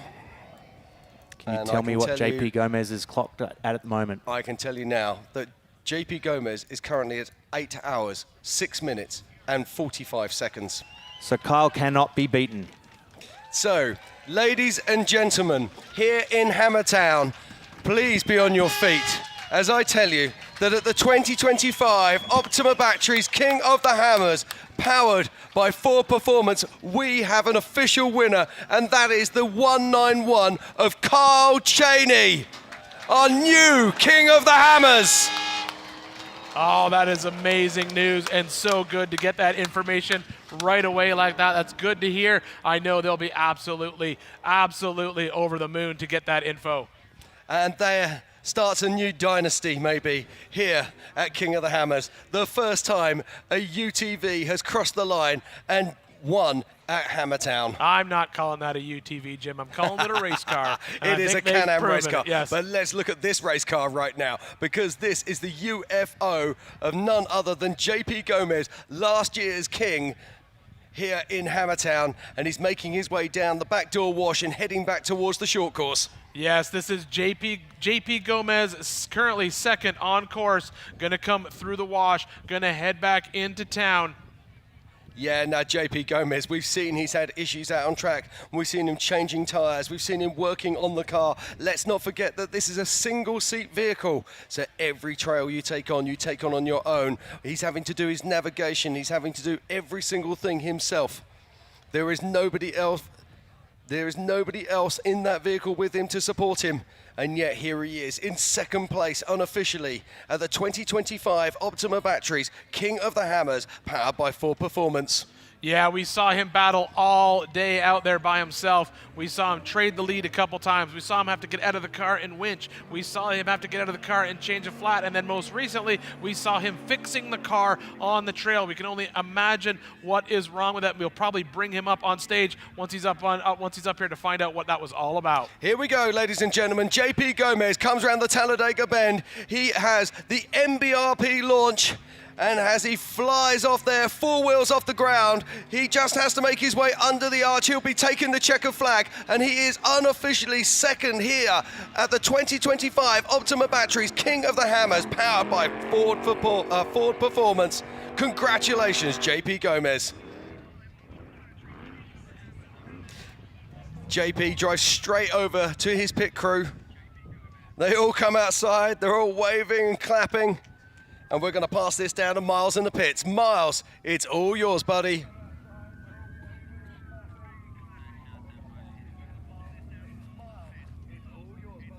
Well, thank you, buddy, but I don't have much yet going on because JP Gomez is over at Gomez Brothers Racing chatting with his team. So we'll have to, hopefully he'll come over here pretty soon. But what a crazy day of events it is. And again, congratulations to Kyle Cheney, your official winner for the 2025 Optima Battery King of the Hammers presented by Ford Performance. It's been back and forth all day long. That third lap was absolutely amazing. It's been so much to follow along all day long, and hopefully we can flag over JP Gomez over here, who was last year's King of the Hammers champion and will be on the podium once again today, it's looking like. But again, man, what a wild week. It's been a wild month, and so much action off and on all day. The lead changes today were absolutely amazing, and it was so much fun to watch. The Hammer King production crew did an amazing job bringing you all this live action. Jim, Ian, Emmy Hall, Tiffany Stone, Pam. It's been so much fun up here bringing you guys all this amazing action here.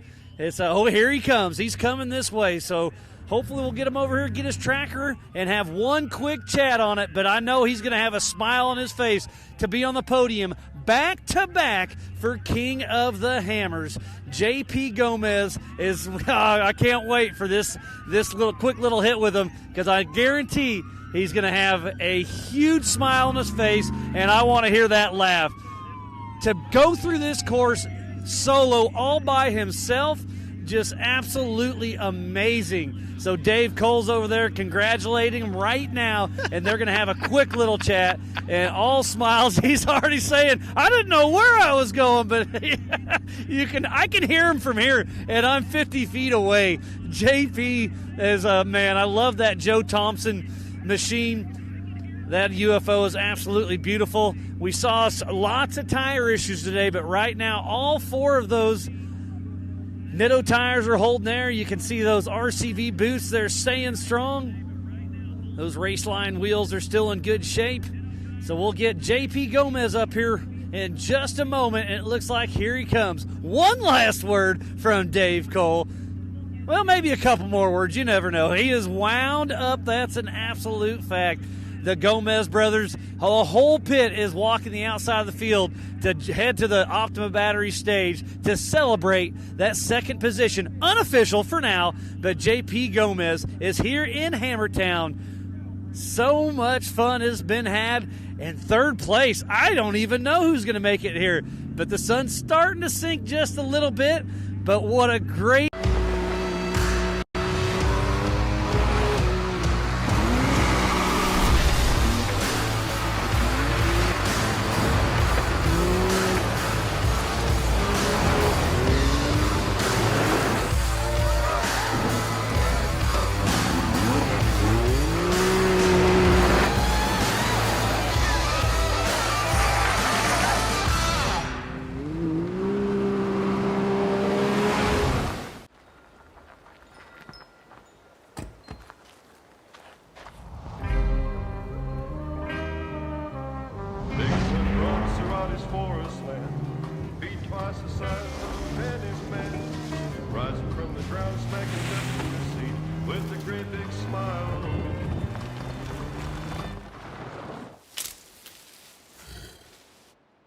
Slowly makes his retreat.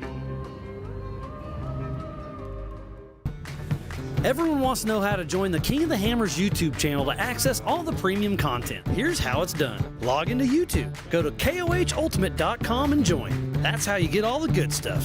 Enjoy unlimited race coverage, live production multi-view, and additional live camera feeds.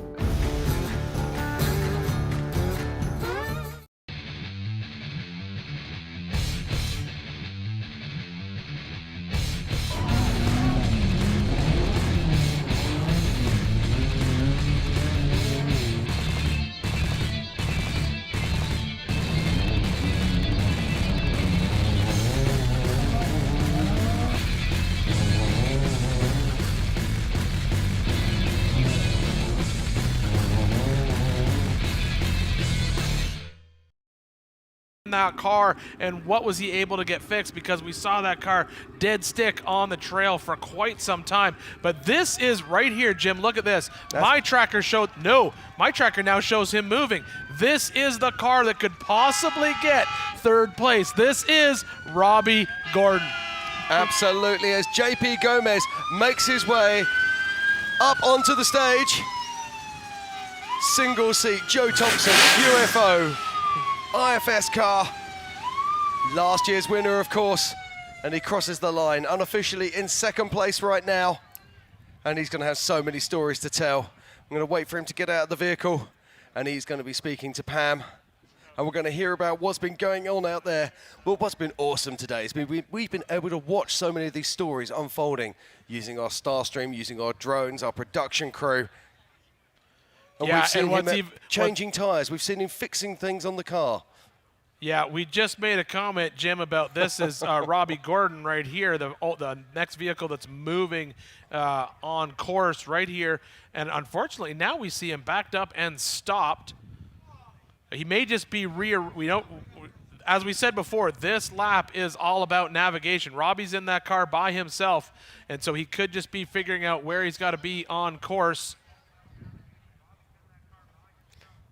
Yeah, so just looking, it does look like he just gone the wrong way, so he'll just be sorting that out. Now, if you're watching the trackers at home, you will see that Jeff Wagner is making his way round, and he's, in the moment, somewhere near Whiskey on the Rocks. Unfortunately, he has missed a trail, so I don't know how that will pan out, but that's okay. We have USAC, and we also have our race control, and they will be keeping us honest on that one. But getting out of his car right now is JP Gomez, and he will be joining Pam Hall. Give it up, ladies and gentlemen, for JP Gomez, our unofficial second place here at the 2025 Optima Batteries King of the Hammers, powered by Ford Performance. Pam, take it away. Thank you, Jim. JP Gomez, sitting here watching you get out of the car. You had a rough day out there, but we're not going to go into detail about it right now because you're going to go talk with Ian and Jim. But JP, we saw you out of the car a couple times, and you're ready to be done. Oh, man, it's part of racing, right? You go fast, you get flats. You go slow, you get passed by Josh Blyler. Me and him went back and forth. I was kind of cruising. First lap, I've never had a clean air on KOH in like my whole life, so that was nice. I was enjoying it, right? Like 85 miles an hour, and TKs were getting hot.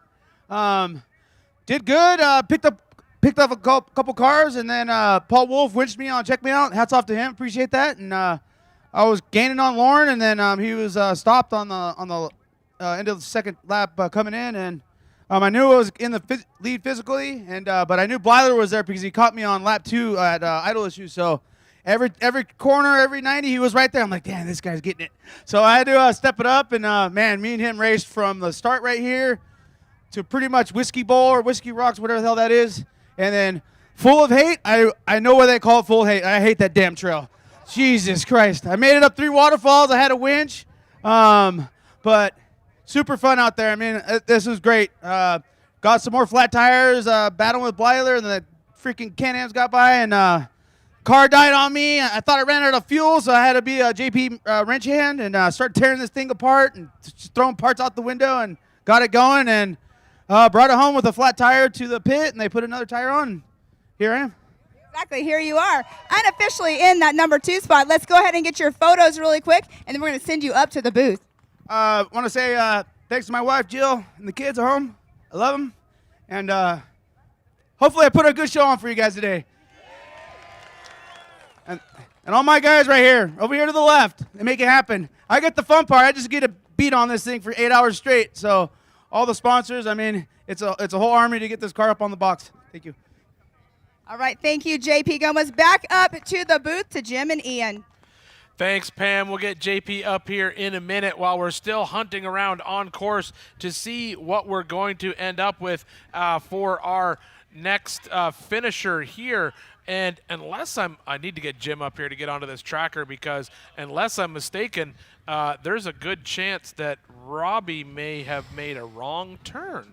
No, don't tell us things like that. Jim, get on that tracker and take a look, because unless I am mistaken, I believe Robbie is supposed to turn right at the end of Full of Hate, and it looks like he may have turned left. No, Here we are.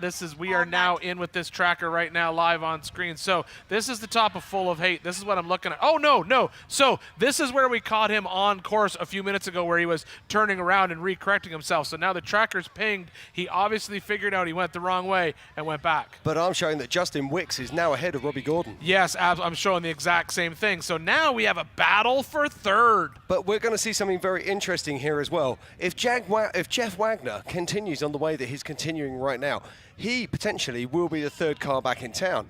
However, we do have that issue where potentially he has missed a trail, so we'll have to keep an eye on that. Now, the one thing that we are going to have to keep an eye on, Jim, and this is not a decision that I get to make or a decision that you get to make, but if that tracker is correct and we saw Robbie Gordon make a wrong turn and then turn around and go the right way, did he go backwards on course? Well, that's very true. Now, but I don't think technically he would have, because he's on lap 3. He would have turned left onto what would have been lap 2, And then, I don't know. These are decisions I'm not going to make. I think that's probably not one that you need to overthink. Yeah, this would be where, as Dave would say when he runs up here and tells me to stop talking. So I'm going to stop talking about that. And what we're going to talk about is the fact that, yes, Jim said Justin Wicks has gotten ahead of Robbie Gordon, but now I'm also seeing movement as well with Brian Caprera. Yeah, but now don't forget, that's being driven by Cody Young, and that is actually the bomber car that Chase won the 4800 with 1,000 years ago. So very interesting there. Now Chase Caprera, we've seen, now he's tough break for Chase. I think he's trying to make his way out of that trail because he's certainly in a different position to where he was previously. So I think Chase might be broken. So that's the 9901? Yeah, that will be the. Or are you looking at 1480? No, yeah. I think you're right. I've been watching Chase Caprera try to get down that dirt road for quite some time. I think he broke at the beginning of it. But yeah. Oh, and now I got a ping that Robbie. So yeah. So now we have Justin Wicks well ahead of Robbie Gordon, and then behind him is Brian Caprera. But you said Brian Caprera is not driving that car, right? No, it's Cody Young driving that car. Now, Cody Young actually won the Everyman Challenge. Yeah, so Cody Young is in that car. In front of him, we believe, is Robbie Gordon, and then in front of him is Justin Wicks. So what went from us having nobody actually moving forward into third place to an actual race for third place? Well, we think this is our third place at the moment. That is Robbie Gordon heading down towards Chocolate Thunder. Now, one thing that I do find notable here is look how the shadows are starting to lengthen. Oh, the it's getting sun dark. is starting to disappear here in Johnson Valley, and these guys and girls are going to need some lighting. Now, if you think these trails are difficult during the daylight, they become a whole world of pain in the evening, that's for sure. Hey, JP, get up here. So as we continue watching this race, the big news today, of course, is that Kyle Cheney is our official King of the Hammers champion here at the 4400 Race of Kings. All right, so we're doing something a little bit different this year. So we're now that we have this beautiful booth up in here, we're gonna get our drivers up in here, and we're gonna talk to them. Also because we've got a lot of time to kill, so we're just waiting for JP to get up in here. But, Jim, yes, I just see the tracker pings Robbie Gordon. Now, that's Robbie Gordon at the bottom of Chocolate Thunder making his way up into Idle Issues. And who I don't see, who I should see shortly here, is Justin Wicks. Yeah, Justin Wicks I'm showing just behind him. So all is good there. So he's making his way down through. And as you said before, Brian Caprera. So 3 cars have broken through full of hate and are making their way down. And now Joe Gatlin is joining the battle in full of hate. And just behind him is Christopher Branton. All right, so, Jim, this is full of hate. And you can see there, that's Jason Shearer pulled up on the side. And it looks like there's another vehicle there. Jim, I'm getting an update here that Cody Miller is trying to fix his car on trail and continue racing. Well, do you know something? I was going to talk about this. When I first raced here in 2013, I carried a welder with me. So one of those ones that you run off of batteries. I think what they call, I have no idea what it's called now. And we actually had a part brake on the vehicle, and we were able to take the batteries off the car, use those to weld the car back together so we could continue our race. So I was wondering if somebody might have a trial welder. Here he is right here. I don't think that that's the case, but it looks like they've been able to get the front end, at least it looks like a car again. It looks like one piece. Obviously, the big... Yeah, it looks like they've got... You know what? The hardest working person on a job site is the ratchet strap. And there it is right there. So the ratchet strap right there is holding the front end of that car together. I would argue it's my box of cable ties, but there we are. Yeah. Similar things. Now, trust me, I do a lot of work with welders, and I'll tell you right now, welders love their ratchet straps. And so right now what we've watched is him use a winch line and a ratchet strap to basically pull the front of that car in. We're assuming they were able to get the steering hook backed up, and they're going to try to continue. Now, the reason that they are going to do that is because they only only really have a few rock trails left from where they are. They basically have to come out of that trail. They can get up to remote pit. If there's anything else they need, they will be able to get a little bit of work there. And then they just have to get over into the last few sections of rock trails, which is not a difficult spot. So it is smart for them to keep going. And here we're watching them right now. Let's see what happens here. They've got it ratchet and ratchet strapped and winch strapped, and it appears to be moving forward. Now, I always thought that cut and shuts were illegal, but there we are. Look at this, Cody Miller. This now, is literally a car that was broken in half just a few minutes ago. They've ratchet strapped it together, but it's it's not happy though. It's not happy. But right there we go. That is who we. Oh, we're back to them. Oh, it's a little loose. It's got some looseness to the front. But is this what we call a fully articulating front end? This could be. The question would be, how realistically, if they can get it out of here, they can get it up to remote pit. If they get it up to remote pit, then they might be able to do possibly a semi-permanent repair. But realistically, I would look at myself and say, how long did it take us to get it to remote pit, and how much longer do we have to go? But really, they have a good lead on Robbie Gordon right now. Yeah, and also, let's look at it. They have outer limits.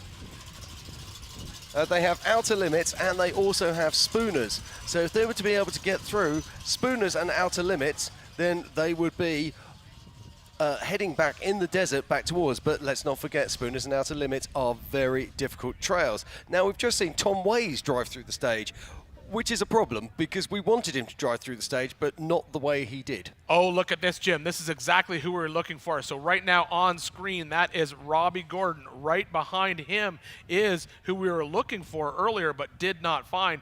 That is Justin Wicks. So Justin Wicks has now made the move up onto Robbie Gordon. This is out in that section of Lasertown Alley where we saw so much action between JP and Josh earlier today. So this right here is your race for third place.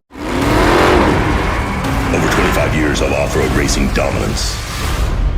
Proprietary patented race technology. Proudly made in the USA. Unparalleled customer service and support. The choice of champions. King Shocks. The leader in off-road shock technology.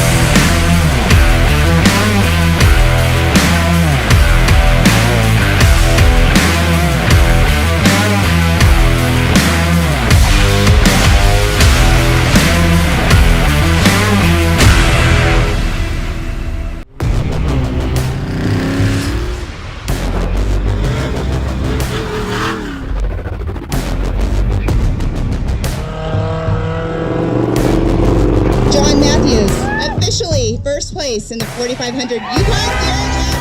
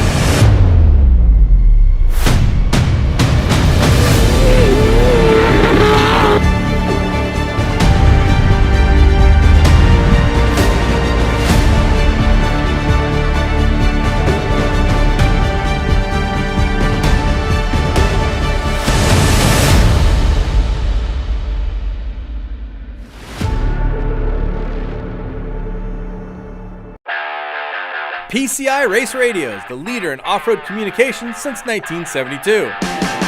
Our equipment was developed for racing in Baja, perfected for enjoying the weekend with family and friends.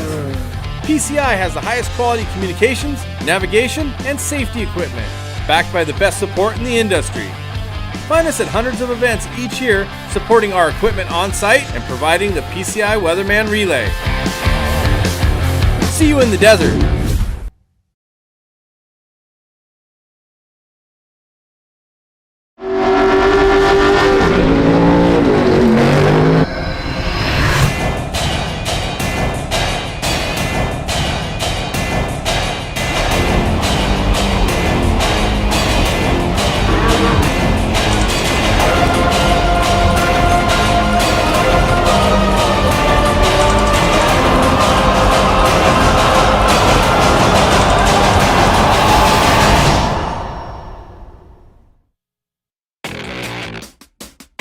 Trails have the most unforgiving terrain on Earth, where wheels are given the ultimate product test.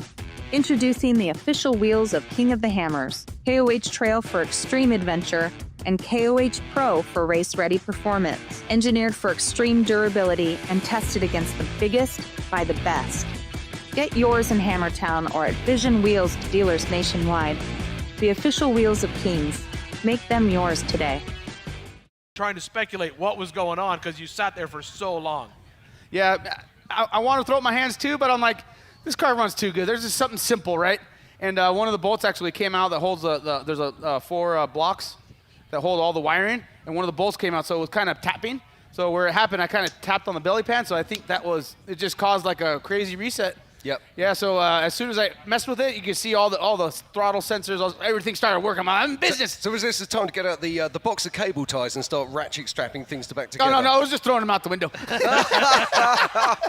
then I was throwing my straps out. I'm like, damn, if I get stuck again, I probably need the straps. So I threw it back in the damn car. So, I mean, that was fun. I mean, Josh, that guy is a sending son of a gun. Hats off to him. I wanted him to win. He passed me. We were going battling, and I got a flat, and he got all... We were just sending it through some unknown trails. That was freaking awesome. Do you know what? That was some of the best racing we've seen today. Was you and Josh going head to head, going through there. I mean, Josh was putting some hard love on that car. I mean, oh yeah. He was definitely 2 years 11 in one day for sure.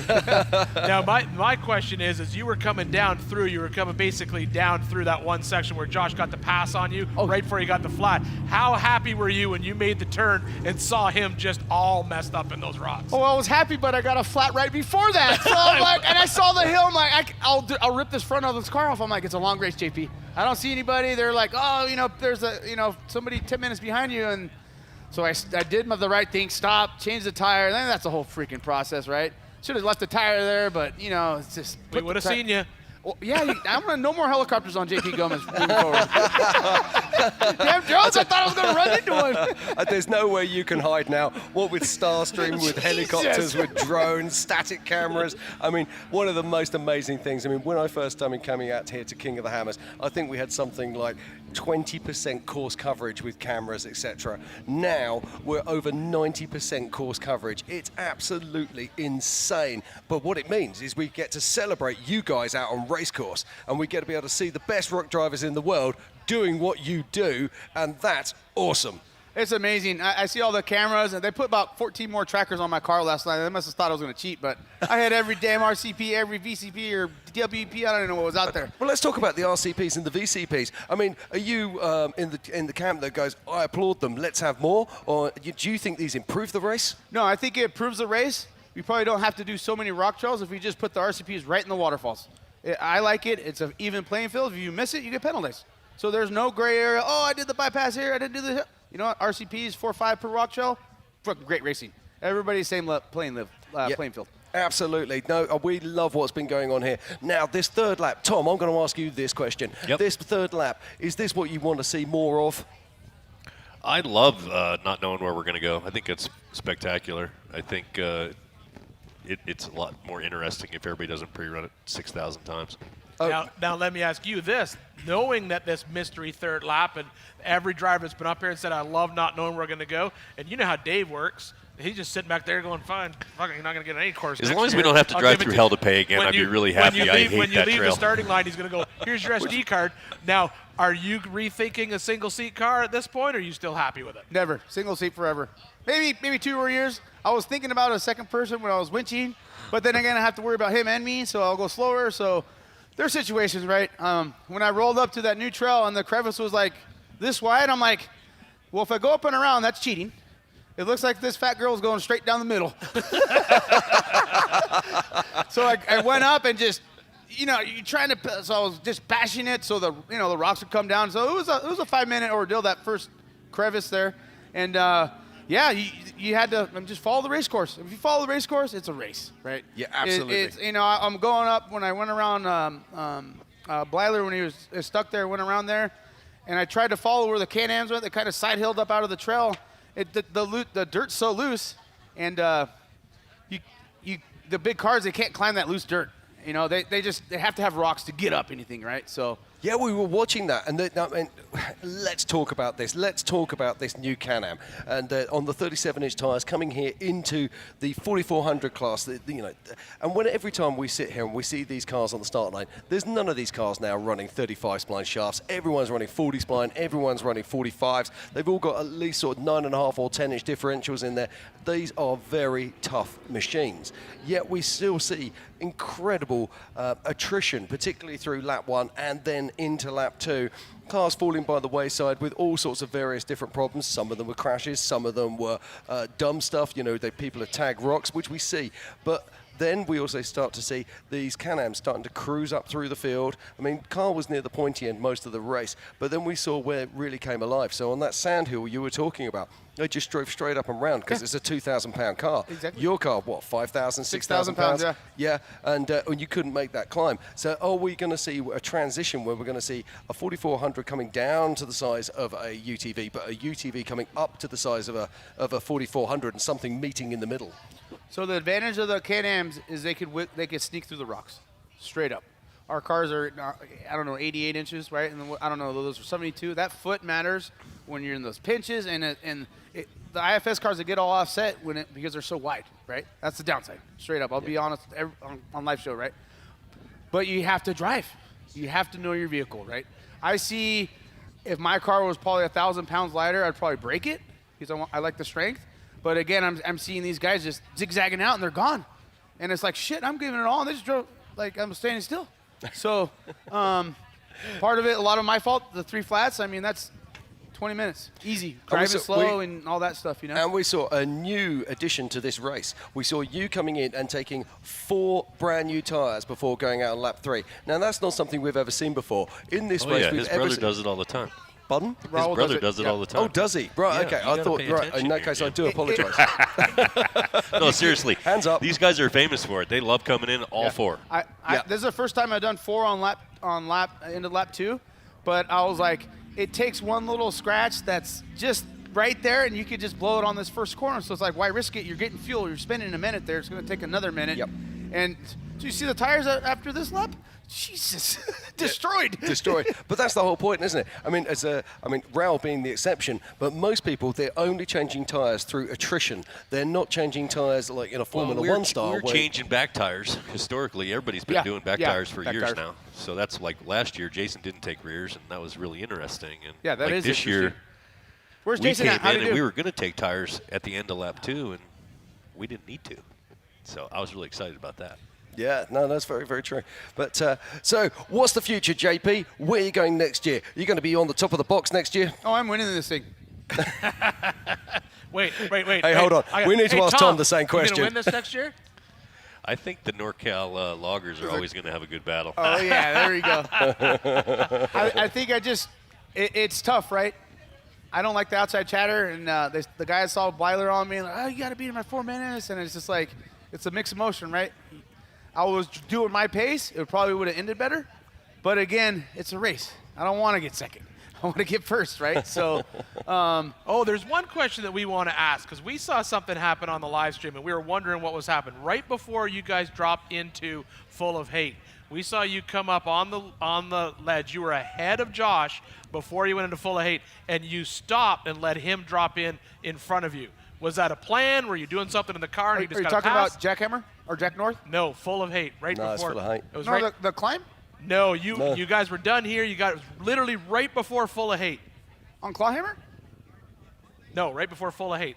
That's Claw. That's Clawhammer. Oh yeah, sorry, yes, on Claw. Yeah, you came up to the top. He got around you and went in first. I was shifting gears and my belts were still loose. Oh, see, because I didn't want to keep going. Right, I was like, I got to strap in tight. I did have 4 here we kids were and a wife. speculating that was strategy. Oh no, get him in there, you don't get want him breaking. Well, actually, I wanted to follow him to watch his lines, but goddamn, he was hauling Too ass. fast. Yeah, that's what we said.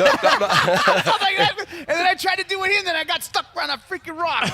Oh my God. We're all sitting here going, this is absolute sportsmanship at its finest here. JP's pulling over to let Josh go by. He did at Jack. I tried 2 times, and he hit the siren. I did move out of the way. We saw that. I did a little sneak move. I'm going my original line. Yeah.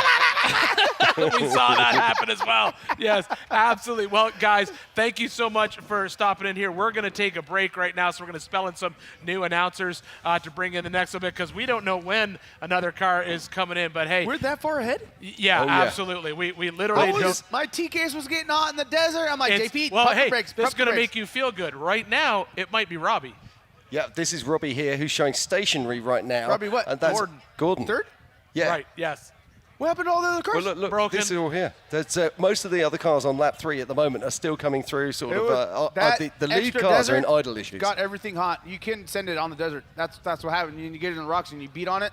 Shit, axles are hot, diffs are hot. That thing was bleeding at me so much I want to just put tape over it.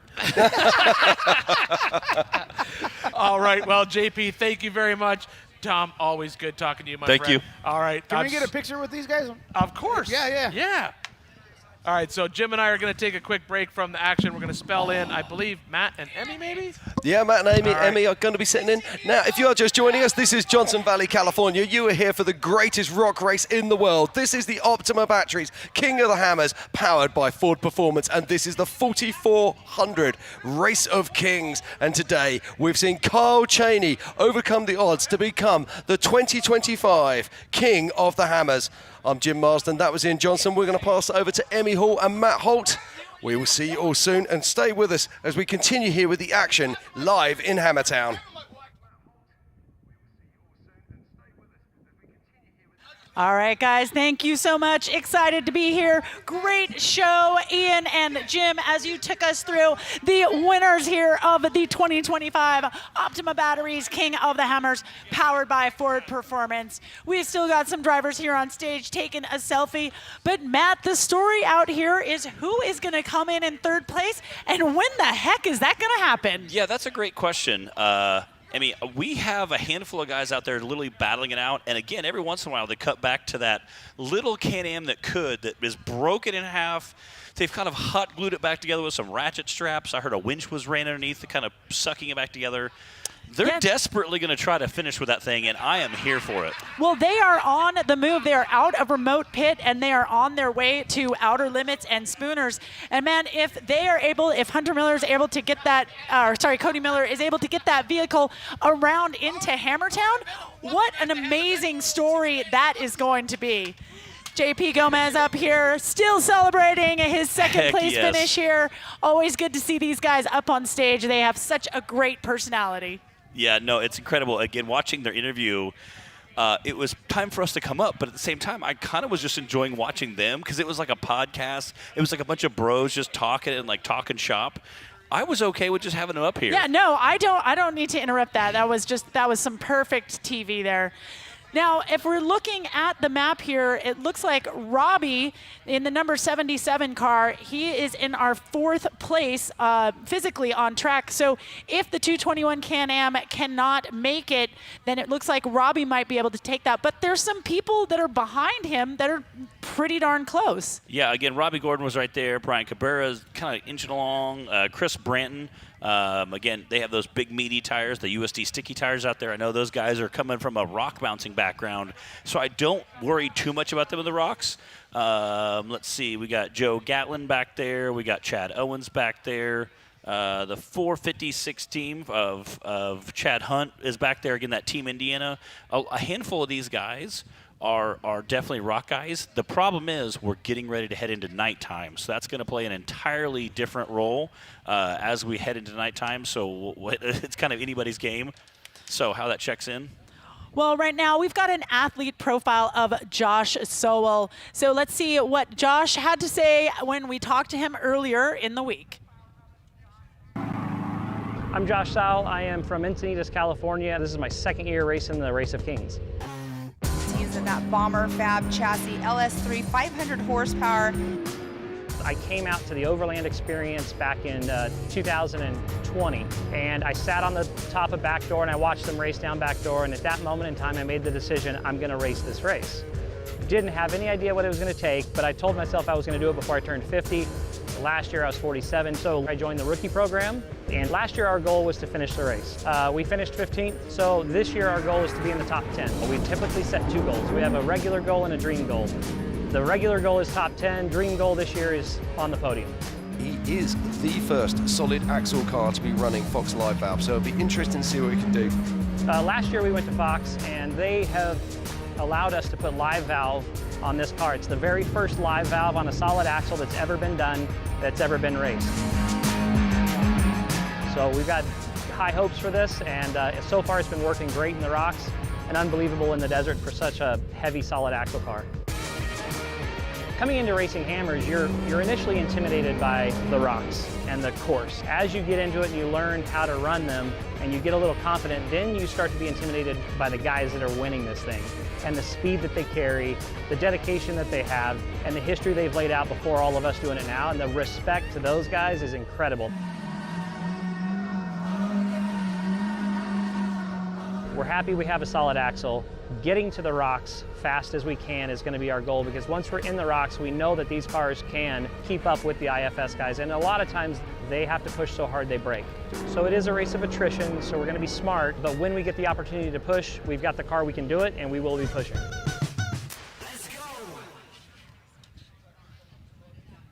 Welcome back, everyone, to the 2025 Optima Batteries King of the Hammers, powered by Ford Performance. I'm Emmy Hall, and with me is Matt Holt. We just saw a lovely piece with Josh in the 1504 car, but while we were doing that, our fabulous Fish, he got onto our little private group chat and says that Cody's car runs for 1 minute at a time, and then he's got to restart it.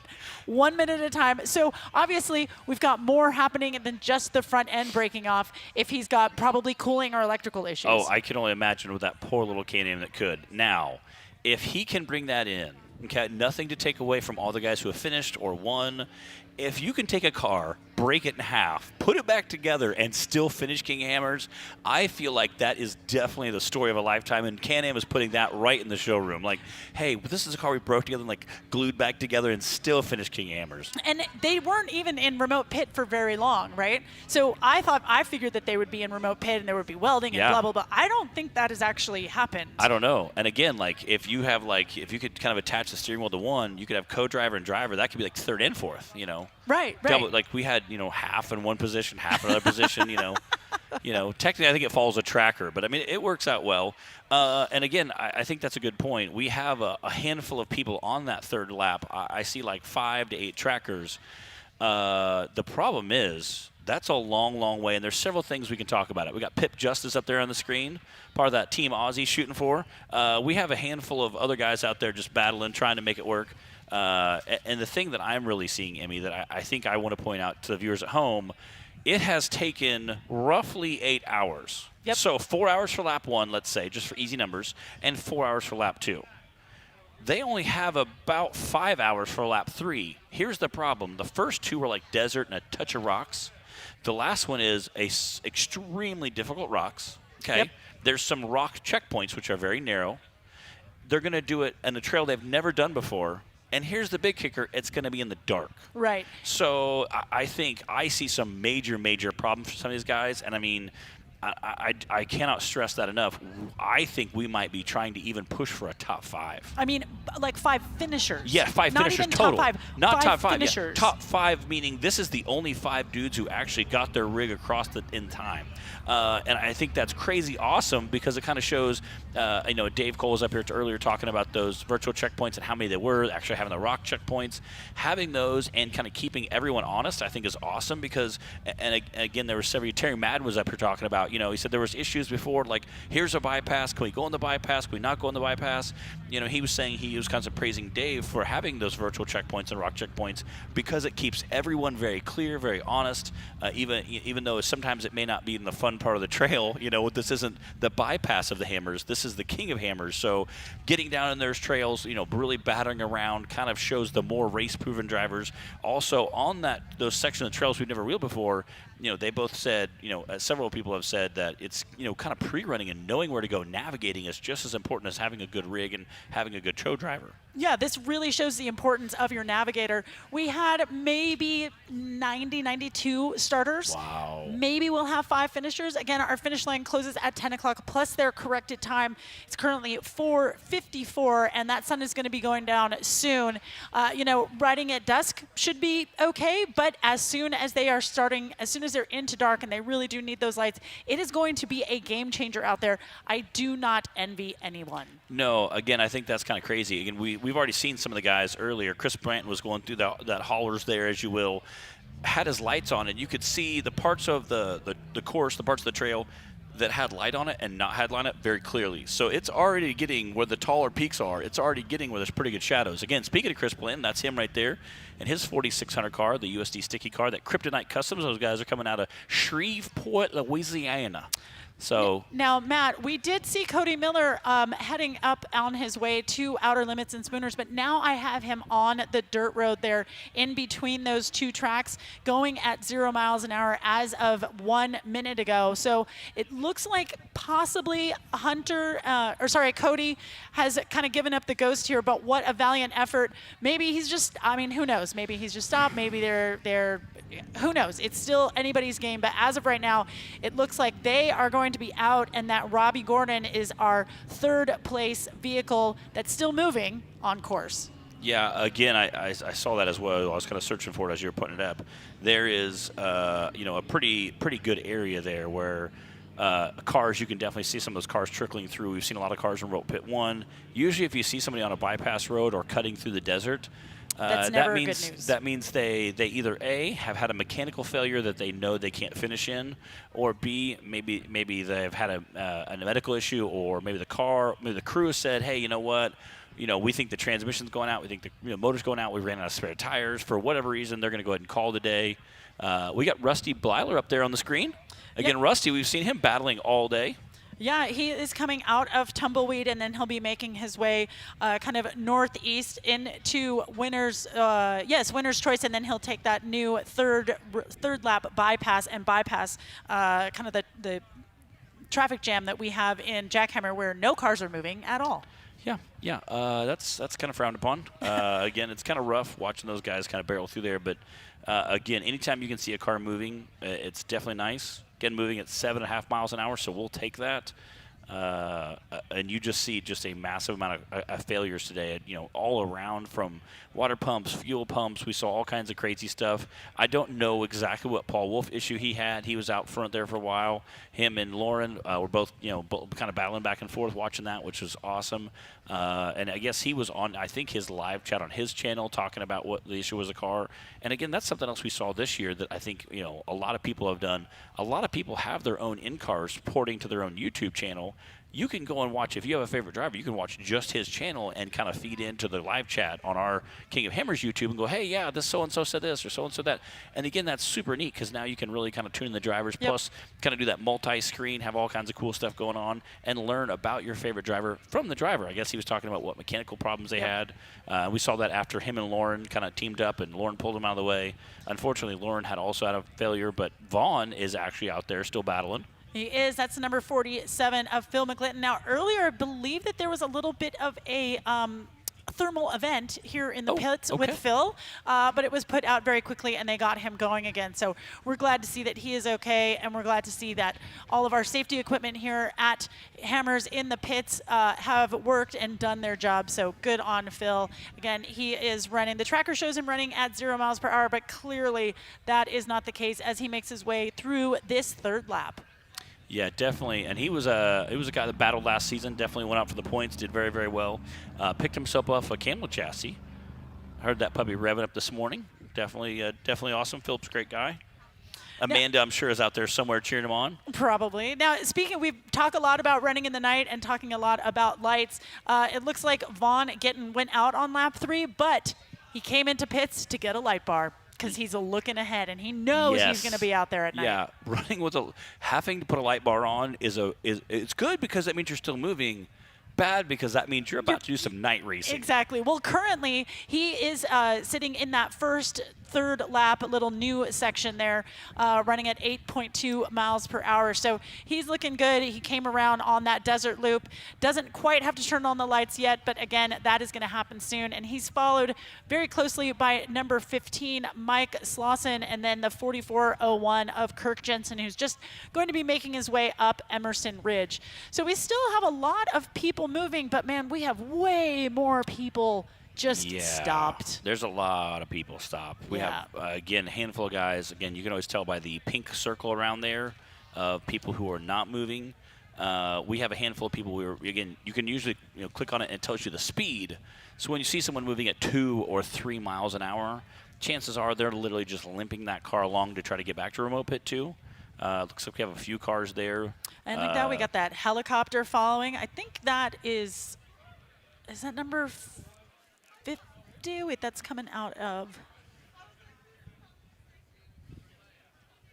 I'm not sure who that is. But they got a helicopter, so they must be important, right? We got the 4434 of Kevin Yoder. Looks like he's taking the road back. And the 221 of Cody Miller also going ahead and just taking that bypass back. Just, again, trying to get back to camp. And then we have other guys in the course just battling out in the rocks again. You can see how gnarly that rock section is. Yep. So you can only imagine what that's going to look like at night in complete darkness.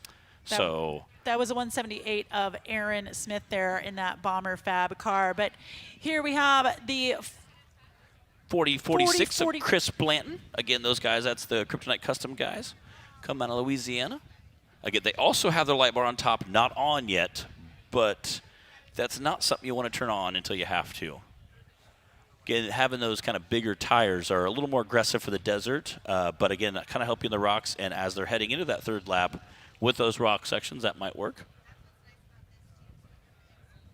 Again, you can see them following those arrows through that trail there. Again, Dave talked a lot about some of these trails had never been cut before.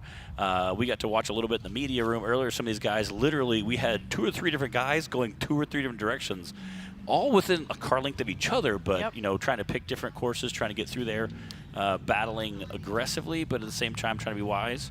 Jonathan Dawes there in the 44-17, and there we have going up Emerson Ridge. What a really fantastic shot as they climb up to the top of that hill and keep going here at the Race of Kings in 2025. What a fantastic day of racing. We've had Kyle Chaney come in with an official first place in that Can-Am UTV. And then, of course, JP Gomez coming in second place. But third place, it's still anybody's game. Yeah, again, like I said, we have a handful of guys out there still trying to battle. I'm going to say 5 probably. We have 5 guys in that same kind of area, all trying to battle, moving at roughly different speeds again. We have a couple of them kind of close together. There's the Cody Addington, Brian Cabrera, and Justin Wicks all moving at 8, 9, 5, 10 mile an hour. Again, looks like they're probably trying to head to that arc trail, trying to push for a finish. That is going to be a long, long drive back. But, you know, once they can kind of hit back to that first trail, definitely going to be able to get back there, get some momentum in there. A lot of desert. Other than the backdoor bypass, I think most of the guys are going to just take the bypass at this point, especially because they'll be finishing in the dark. You're going to try to push that for that bypass. And it takes a little longer, but at this point, you're just trying to get a finish. And being able to finish this year with this many... With this much attrition, I mean, over 90 finishers, and, like, look where we're at. It's just, it's crazy. But we're literally pushing for a podium right now. We have 2 finishers. We're literally pushing for a third just to get a podium at this point. Right, and we started at 8 o'clock, and it's now 5. Yeah. That's Good 9, that's Good 9 call. hours of racing Yeah. out here. I don't remember how soon they finished last year, but I do feel like when they came in last year, when the first places came in last year, I'm like, is it even lunchtime? Yeah, no, it was. Last year it was wicked fast. And again, it's kind of crazy just to see, you know, how fast some of these guys are pushing it, getting out there. And this year, I think with that, you know, not being able to pre-run that third course, getting it availed like the day before, having as many VCPs as they had this year, that's going to be kind of crazy.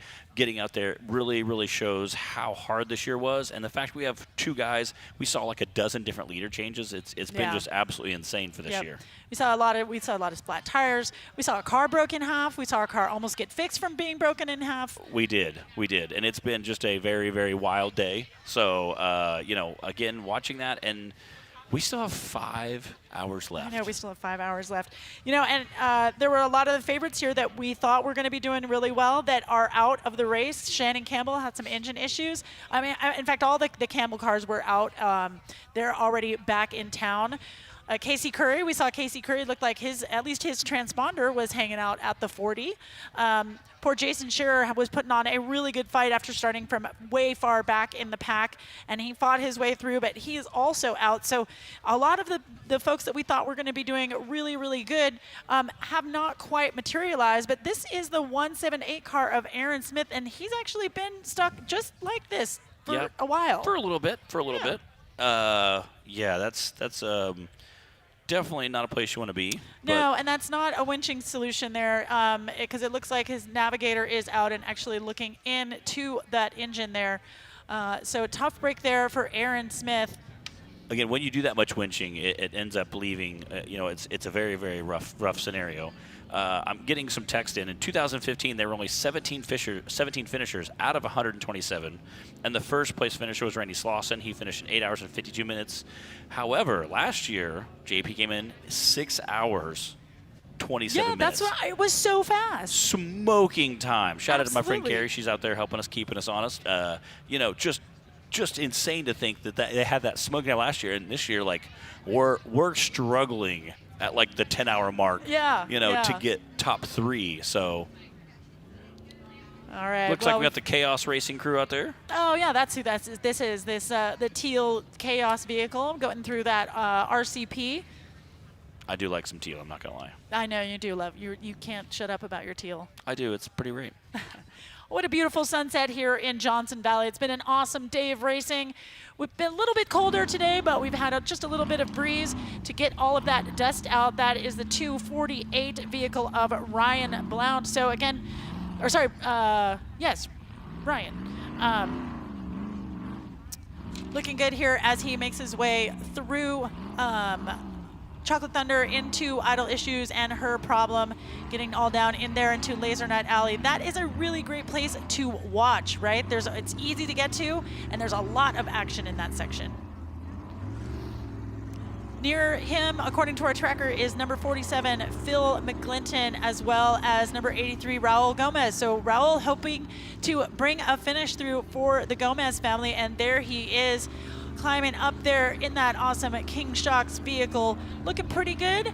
Not where he wanted to be, but still, it's always a good time. It's always a good party when the Gomezes are around. Yeah, they're pretty wild guys. I know. I want to really go hang out in their pits. They just seem like great people. They are. I've got to hang out in the pits again. Yesterday I was telling you how I saw a hairstylist get flown in to give haircuts in their pits last year, which was pretty much amazing. I love that so much. So it was always interesting. Again, you never know what's going to be going on in the Gomez Brothers pits.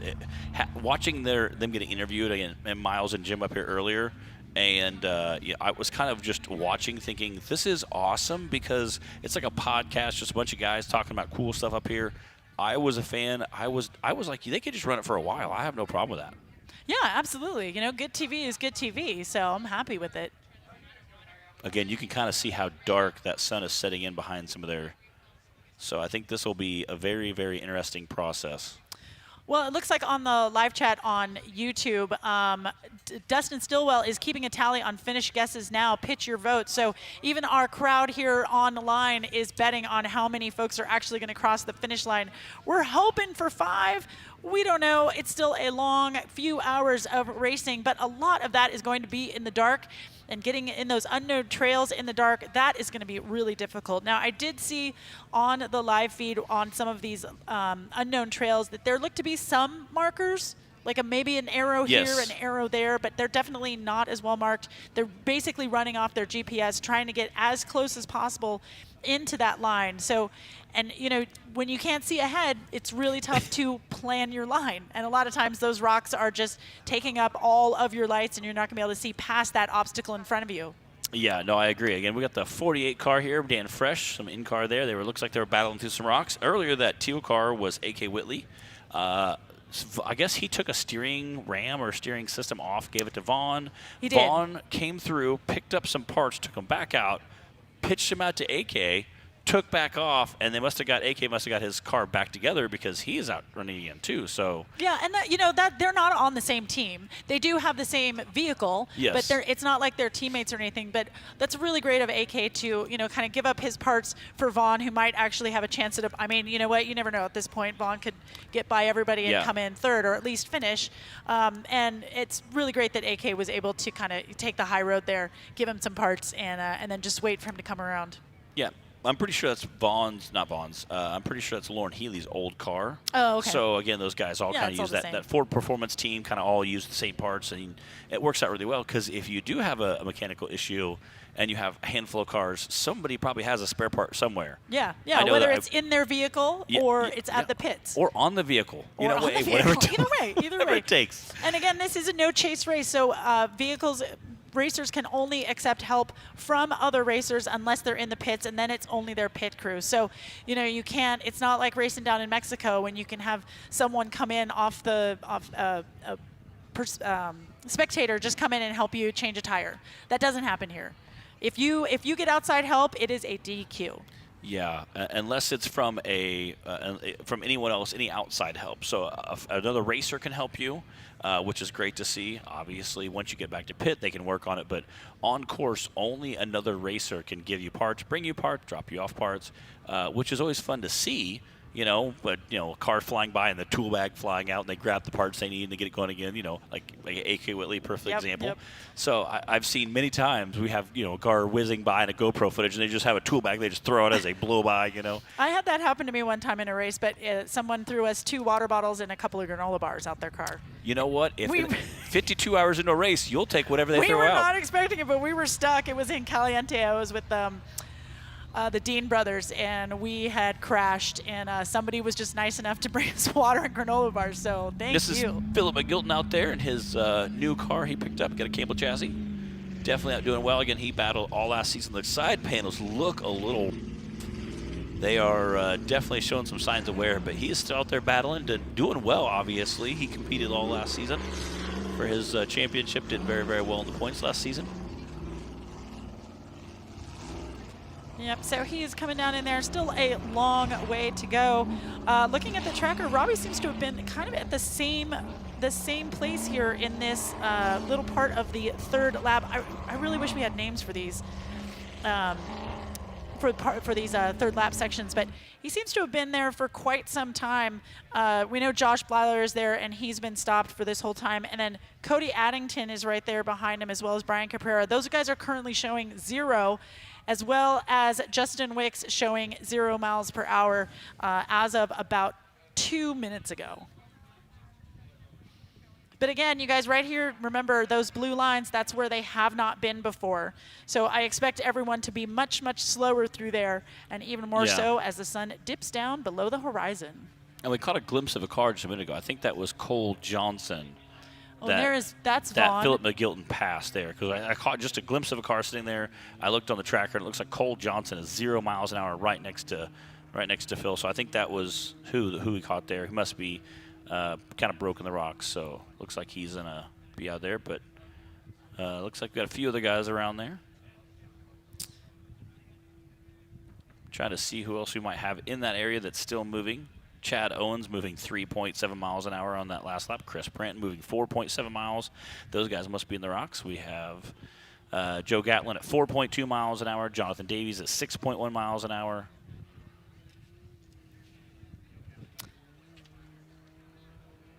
Let's see, where is AK? I'm curious. Ryan Blount. Oh, yeah. You can see the car literally tracking sideways. Oh, my gosh. So he's going to come in. Cody Miller coming in, taking that checkered flag. He did, of course, bypass some trails there, but it's awesome to see him back in Hammertown, safe and sound. We definitely would like to get him up here so we can hear his story, because I want to have that interview, because that's going to be awesome. I want to hear everything. And look at him going nuts in the car. So excited they were able to bring this thing being home. able to limp a car back that was broken in half.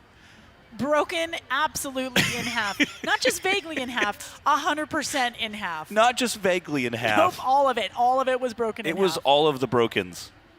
Again, look at they're absolutely going nuts, high-fiving each other, super stoked.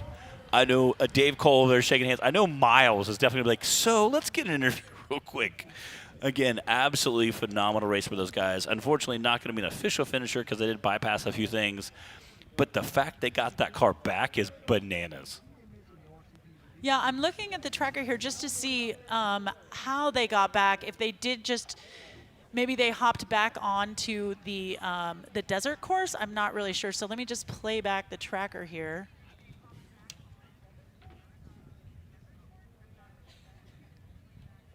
Okay, there he is on my tracker.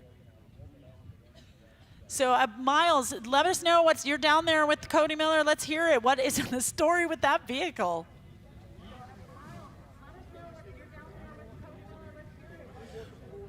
We are down here with Cody Miller. This car is insane. This thing is completely broke in half, but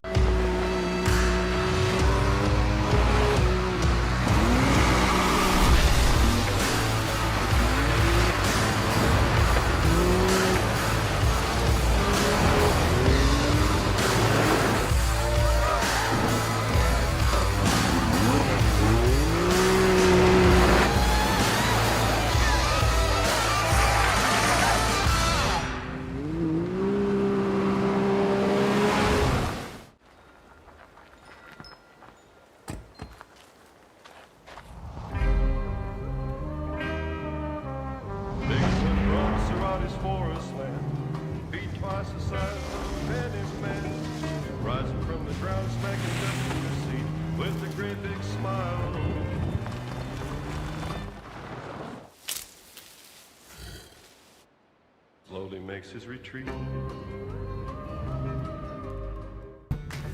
everyone wants to know how to join the King of the Hammers YouTube channel to access all the premium content. Here's how it's done. Log into YouTube, go to KOHUltimate.com and join. That's how you get all the good stuff.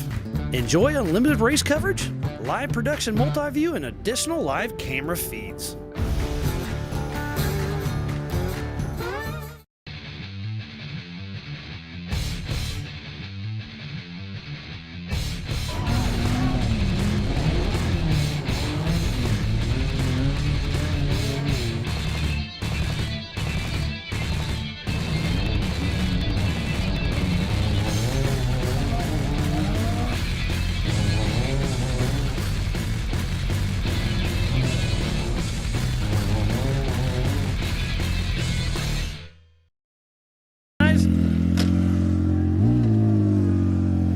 But yeah, so much fun. So Matt, Emmy, I'm going to send it back to you. Before I do, the sun is dropping out here, so I'm going to quit doing my interviews out here at the start line. So I've had a lot of fun on stage during qualifying out here in the hot pits. Man, the 2025 Optima Batteries King of the Hammers presented by Ford Performance has been one for the record books for sure. So I'm Miles Hasquist. I'm signing off, and I will see you soon at the next race for Ultra 4 USA. Wow, that is incredible. Again, thank you, Miles, for all you do in front of the camera and also the thousands of hours you spend behind the camera, making sure you learn everybody and everything there is to know. Yeah. Again, that guy is like an encyclopedia set. And for Miles Ultra is 4. out here when Hammertown is getting built. Yeah. And he's out here helping to build it. He knows every inch of here. He's out racing with Dave or wheeling with Dave in the rocks. And all of the fans here are gathering up to see Cody Miller come through. Hopefully we can get that vehicle up onto the stage. But right now, that looks like that is that Vaughn? That is Vaughn Gittin Jr. Funny That enough. is Vaughn, co-driver out. Co-driver and co-driver out. Are they Changing a the front tire? right Okay, they're tire, changing yeah. that front tire. So funny story. Vaughn Gittin at 4:03 was in a Facebook group chatting away, saying, "Hey, just started lap 3. We got 6 hours to go. We're gonna see if we can't knock this out." So Vaughn was chatting on Facebook during the race. Yes, which I Man, love. Starlink is just crazy. It is. All right, well, now we are going to get the story from these two gentlemen who had an absolutely crazy yet awesome day in the desert. You guys would not believe the things that we were saying up here and what was happening out there in town. You guys, what the heck?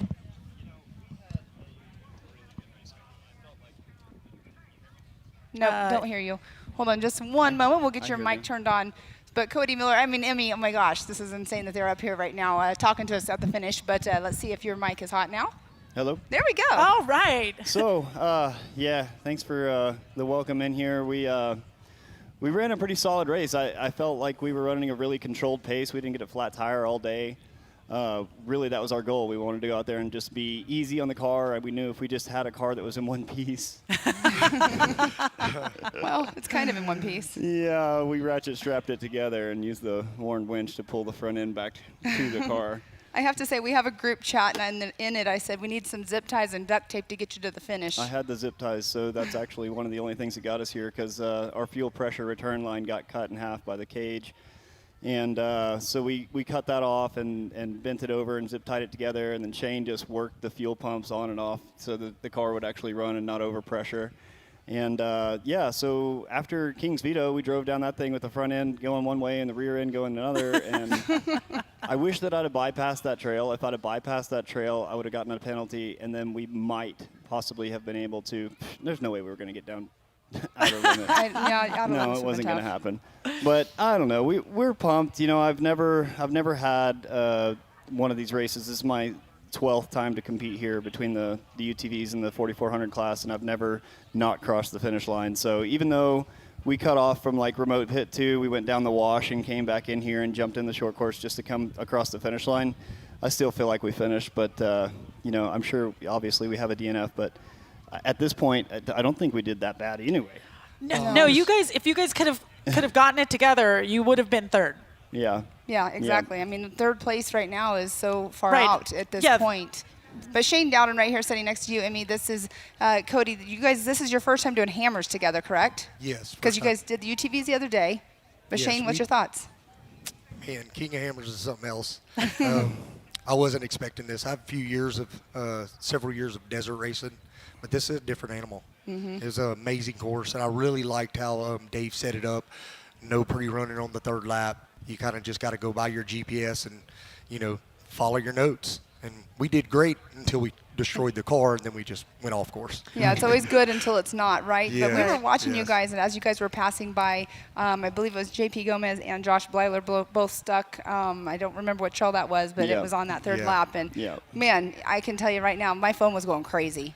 Oh, yeah. We had a couple of oh crap moments on that trail right there where those dudes were at. We almost rolled the car over. But, you know, it was still in one piece at that point. I could feel some shuddering going on in my pedals down there, so I knew something was busted loose, but I was hoping it was just like the the brake master cylinder coming loose or something, but no, it was the whole. It was the whole front end. So- Now, Shane, it really came down to you and your navigational expertise as you went into that third lap. I mean, how were you looking at that and choosing your lines? Were you trying to look ahead, or was it just like spur of the moment, like that looks good, that looks good, that looks good? Well, me and Cody have a little system going on. Oh no! No. They look each other I in the just follow the notes, and I kind of tell him far ahead, kind of where he needs to go. Other than that, man, I just tell him where to go and he goes. I mean, it's not that hard, really. Well, yes, but for the third lap, you guys had never seen it before. So No. what kind of notes do you have? I didn't have any. I had the course notes they gave us. Oh, that's Just- it. Okay. That's it. That's all we had. And We that's just went- where it comes down for you, Yeah. the driver, trusting you Yeah. to get you to the right spots at the right Exactly. time. We didn't, just like everybody else, we didn't see any of the third lap. We didn't know what was going on. We had to just stay in tune with our GPS and stay in tune communicating with each other and make sure we went where we were supposed to go. And unfortunately, it just didn't end like we wanted to. But you guys have certainly won the hearts and minds of everybody here in Hammertown, because watching you all trying to MacGyver fix that thing, actually getting it running again. There was a moment right after it happened when you were out there like pushing the wheel. Actually, no, I'm sorry. The best shot was when it just happened and the car is sitting there and we have the in-car of you guys and the steering wheel is just turning around like this. Yeah. I was like, I don't know how this is happening, but this is the best thing I've ever seen on TV. Yeah, what was going on with that? How was that happening? You know, as the front end left the rear of the vehicle, it pulled the steering shaft off of the rack, and Okay. it pulled the drive shaft loose, and it pulled everything else loose. So, you know, what we did was we took the winch and went underneath the car to pull the front end down, and then after we were doing that, it was pulling the top away from the car, so we had to use a spare tire strap to hold the top of the car back, and then the winch going underneath all the way to the rear of the car to suck the nose back into it. And once we did that, we were able to actually get the steering linkage back hooked up, and you know, it's Can-Am, it never quits, so we just fired it right up, and yeah, we got a little, you know, a little MacGyver action. I felt like I was on the scene of Mad Max, and I didn't have a choice. It was like life or death, or get this thing back together, so we just did it. But that really is the theme here of you guys, is never quit, right? Can-Am never quits, and neither do you guys, because you are back here. Sure, it might not be the finish that you want, but you still got that car to be able to make its way back to camp, and that says a lot, both for your ingenuity, your guts, your grit, and your determination, and as well as the Can-Am. There's not a lot of vehicles that can be broken in half, fixed on the trail, and still make it back to camp. Right. Oh, thank Under you its very own much. power. I mean, under its Yeah. own power, that was amazing. I have to Yeah. ask you really quick. I forgot to ask you the other night when you were on the podium for the 4900 race. What happened to your wrist? Oh, nothing. It's just that all those giant rocks out there like to grab my tires and pull them one way so that it'll jerk the wheel really hard, and so it's easier to not get injured if I take my Okay. wrist up first. I was wondering. I wasn't sure if you had something going on or not. And No, I mean, I actually feel pretty good now. The first couple of days I was here pre-running without it, I almost hurt myself, but, you know, we overcame. Gotcha. I understand.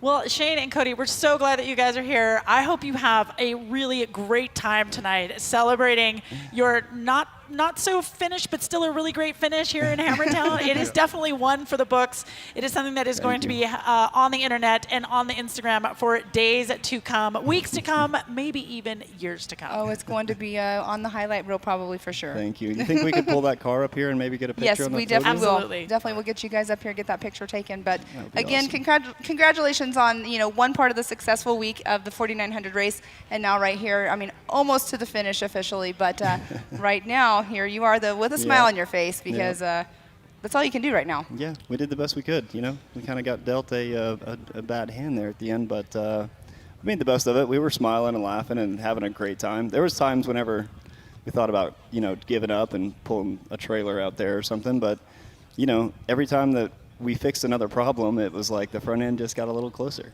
Yeah. So And that's why you never, ever, ever, ever, ever, ever, ever give up. that's correct. All right. Well, Shane and Cody in the number 221 at Can-Am, thank you so much for joining us here. Please bring that car up here. Let's get some photos of that 221 vehicle that is broken in half and yet managed to come all the way back to Hammertown.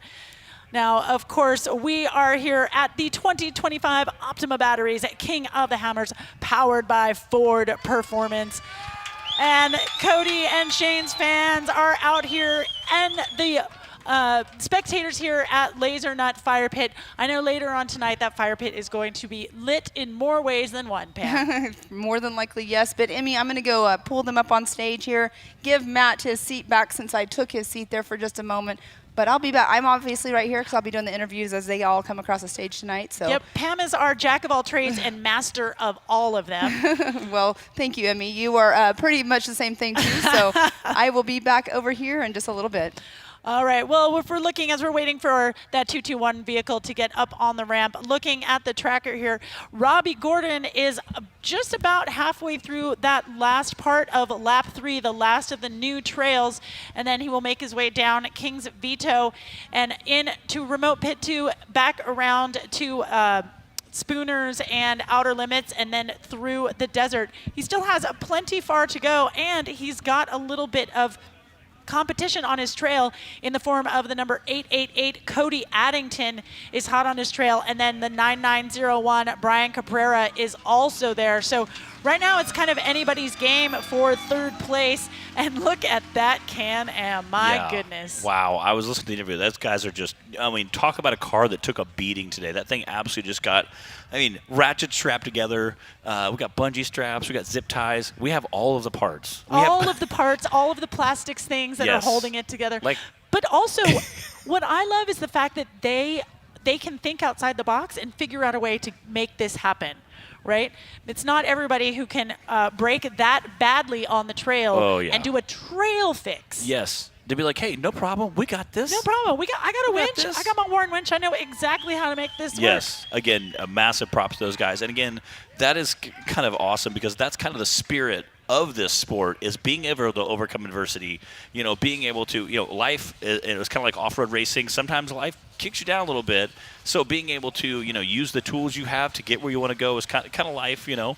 So definitely shout out to those guys. Just incredible day for them. They definitely deserve some great pizza and a cold beverage. Yeah, they deserve the best tacos on the lake bed, the Buffador tacos, some Dang Brothers pizza, maybe an adult beverage or two, and probably a nice warm bed. Yeah. Nice hot shower hot to shower wash and a all warm the bed, dust baby. out of your eyes. All right, that is the 7 Dennis Sternhall, the 726 vehicle. Thank you so much. Again, it is getting dark here. It is 5:29, so that sun has set. We're only going to have a few more moments of any kind of daylight. And then, unfortunately, at that point, we're probably going to lose our on-course cameras.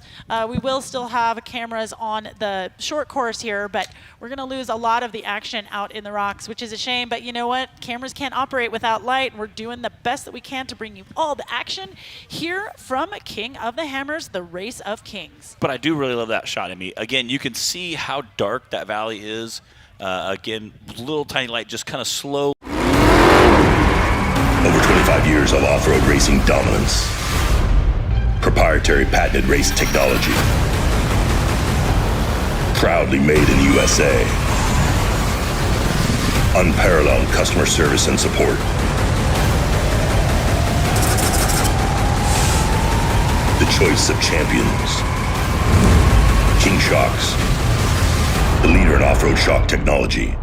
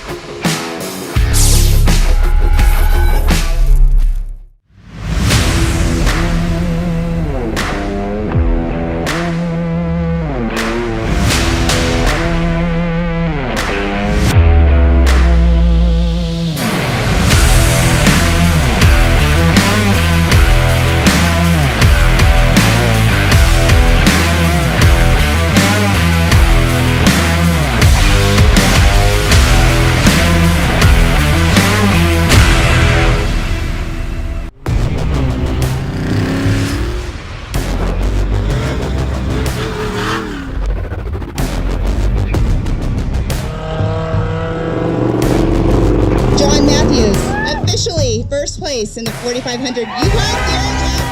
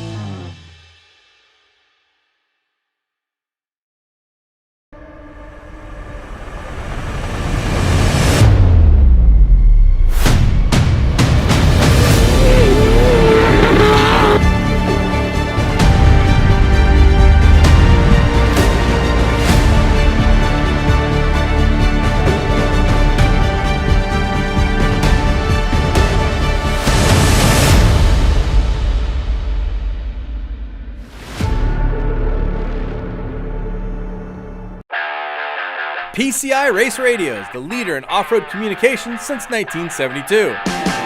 Our equipment was developed for racing in Baja, perfected for enjoying the weekend with family and friends.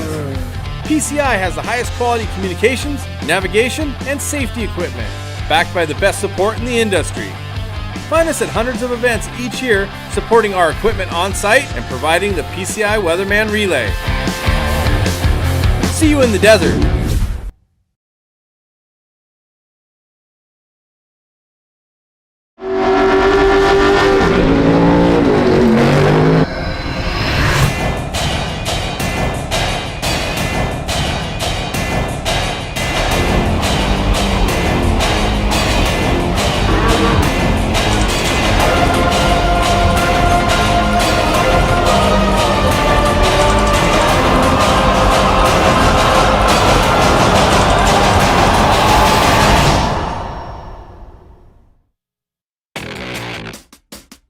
Trails have the most unforgiving terrain on Earth, where wheels are given the ultimate product test.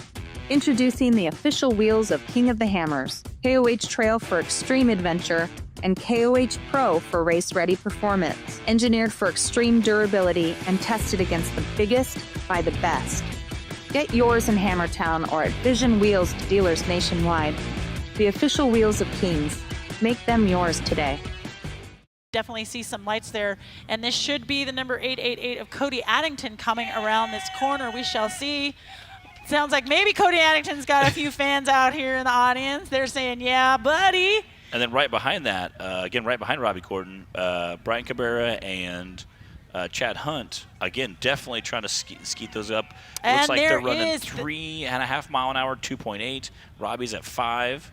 And that Cody's at 15. So Cody's clearly made it out of there, kind of making some fresh dust. Yep, and Cody is dropping into King's Veto here. So my tracker is just a little bit behind, but it's great to see him doing well. All he needs to do now is just get down at King's Veto. Then he just needs to get through the rock trails that he has already done. So he's actually getting off of these trails before it gets to be full dark, and I'm sure he is very happy about that. Yeah, he definitely wants to be out there. And again, obviously very well lit up. We appreciate all of our lighting people out there definitely doing a great job. Cameramen making sure we get these awesome shots while they're also in the dark. So we appreciate all those guys out there, you know, fighting off bugs and lizards and who knows what else in the rocks, curling up to keep warm on a windy night. But these guys definitely are having an awesome shot. And you can see how dark it is.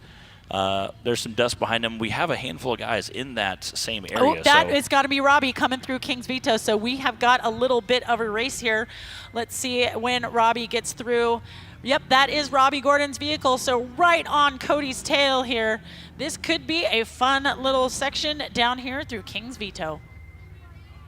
Because Robbie is not going to give out this podium easily, and neither is Cody. Again, Robbie, a long-time desert racer. That guy is definitely a shark when he smells the blood, and he can see lights in front of him. So you know he's going to definitely... he doesn't want to see lights in front He is going to pour the speed on. I don't think he has his lights on, though. No, he doesn't. Well, oh, there we go. Look at that. just turned on those lights. Now, Max Gordon was driving earlier. I think Max did desert sections, and then Robbie got in at the remote pit. And Robbie's been making his way here through these trails. Looking really good. Again, we're just trying to get a third place finisher in here. We've been racing since 8 a.m. It's now 5:37, and there are still so many vehicles out on course. Yeah, I was doing Paul Wolf's pit this morning when he pulled in for his first pit, just take some more fuel. Had a bit of a communication issue. He pulls out, me and Ben are chatting, talking about some of the guys. I look over and Robbie Gordon's next to me. I was like, I think you're in a race car. So Max must have been out there doing that first lap or first couple laps. Now Robbie's actually in the car. Again, Robbie, not a guy that's very accustomed to rocks, no stranger to rocks, but no, he's made his bones doing desert racing. We've even seen him do NASCAR racing, so no stranger to racing, but rocks are probably not, I would say, of his forte, probably not his strong suit, but he's doing very well in them right now. So trying to make his way through there, and this is an extremely hard rock section, so I think this will definitely be a credit. If you can finish this course, this will definitely be a bucket list for you. So yeah, for sure. Again, just seeing how long it took our first two competitors, we're still waiting on a third place finisher right now, and we're starting to move in the darker area of the night. Yeah, but as these guys make their way through the final new section of lap 3, I think we're going to see more than 5 finishers. Those would be 3rd, 4th, 5th, 6th, 7th. I think we're going to get at least 8 to 10. I think we're going to get 8 to 10 finishers. Do you think we're going to have a top 10?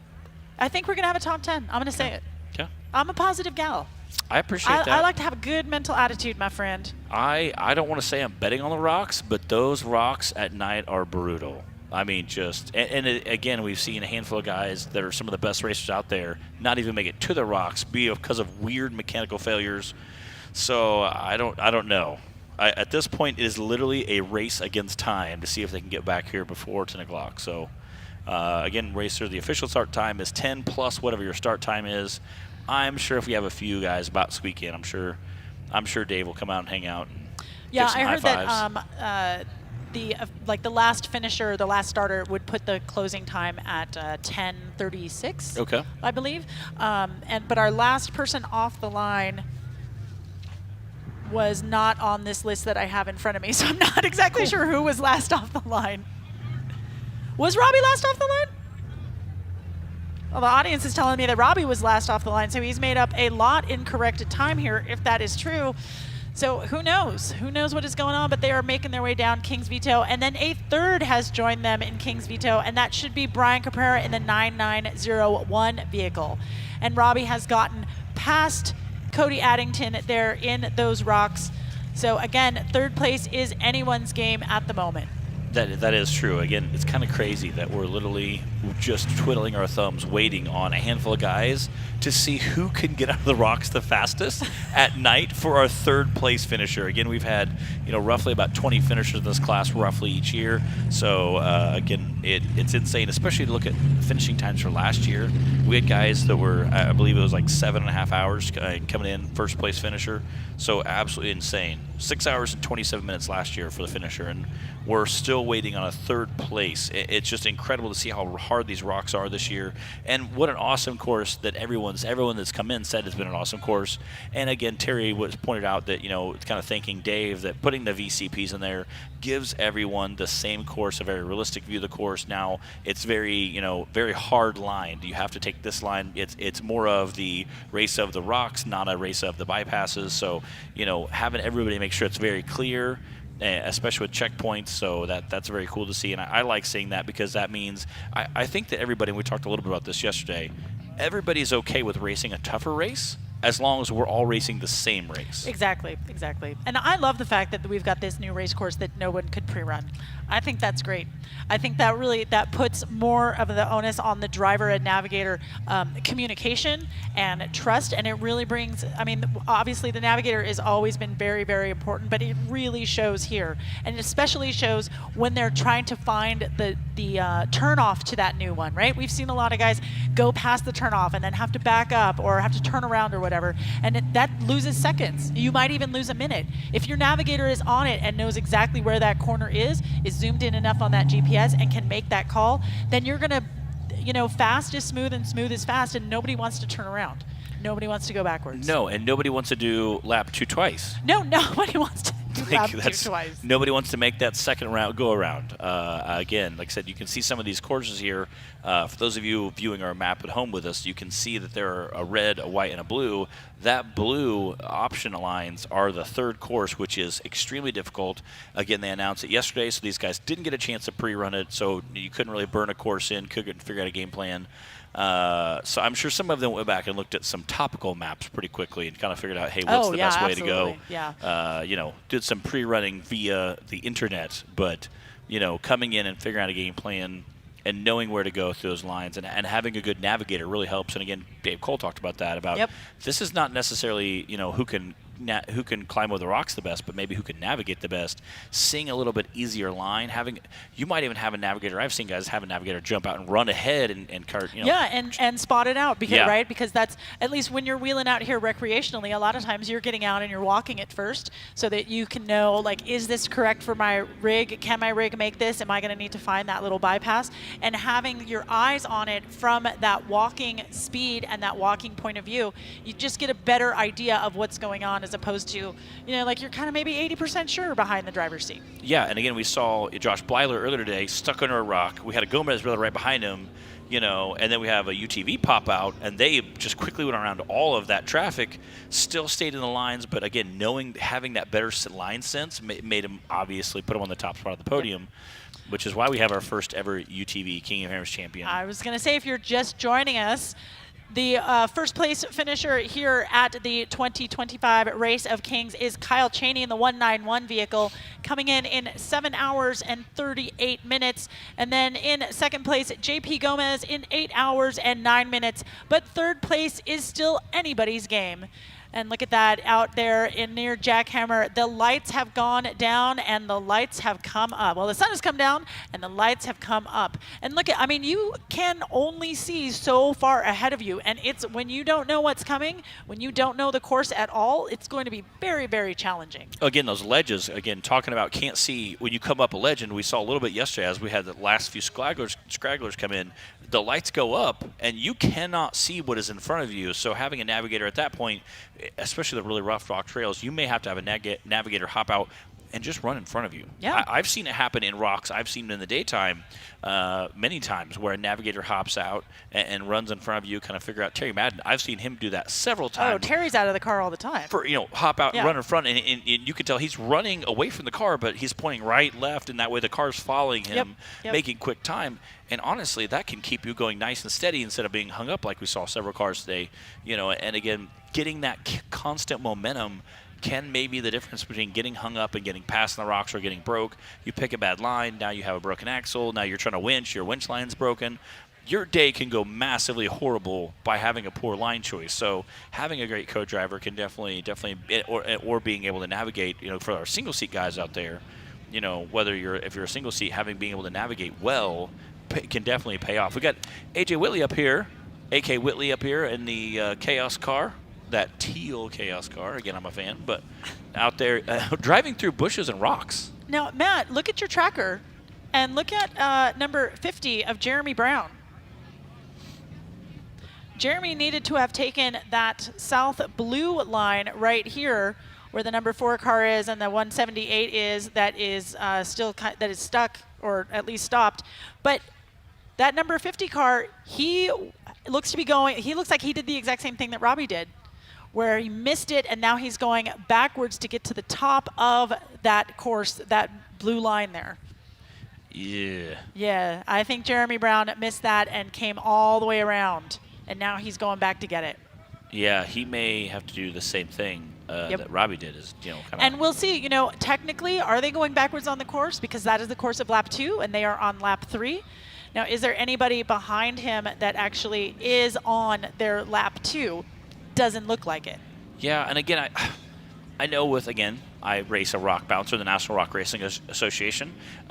We have a thing where if you we have these large flags. If you knock a flag over, say more than a 45-degree angle, meaning if you just touch it, nudge it, you're fine. But if you flat run it over, it's a 30-second penalty. Mm-hmm.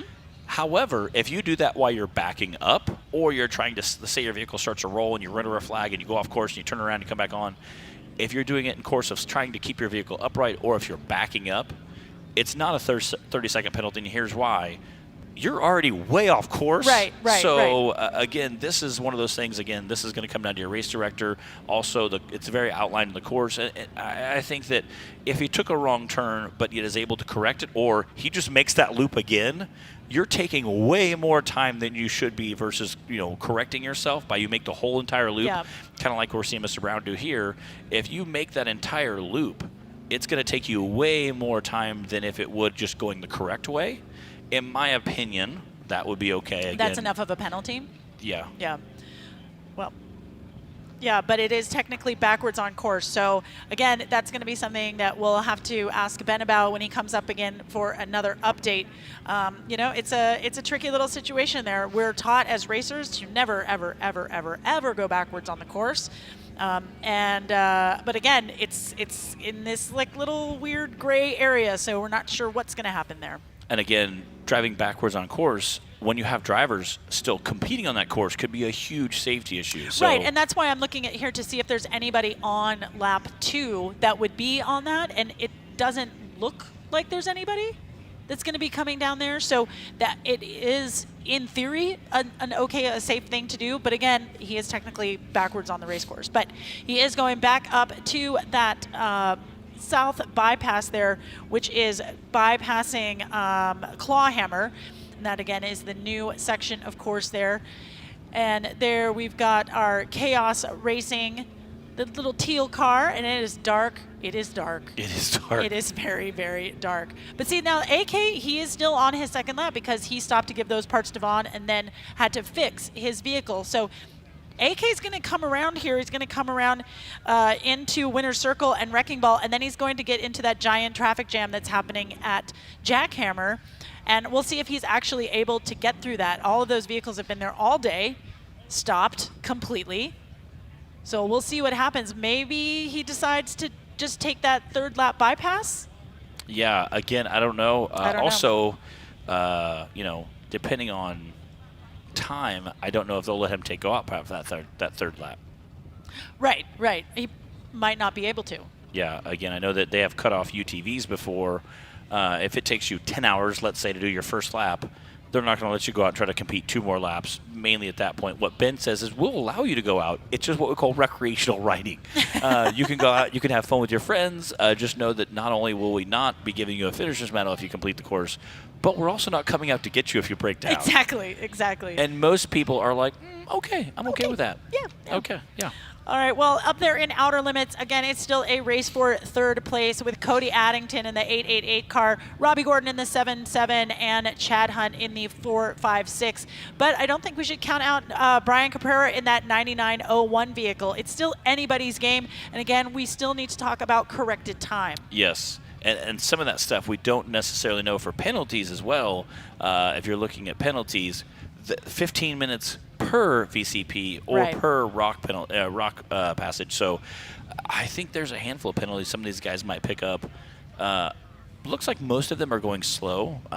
They're trying to be very accurate, because the worst thing you want to do is get back here, think you finished, then go, oh, sorry, you missed this trail or you missed this way. And so unfortunately we have to penalize you.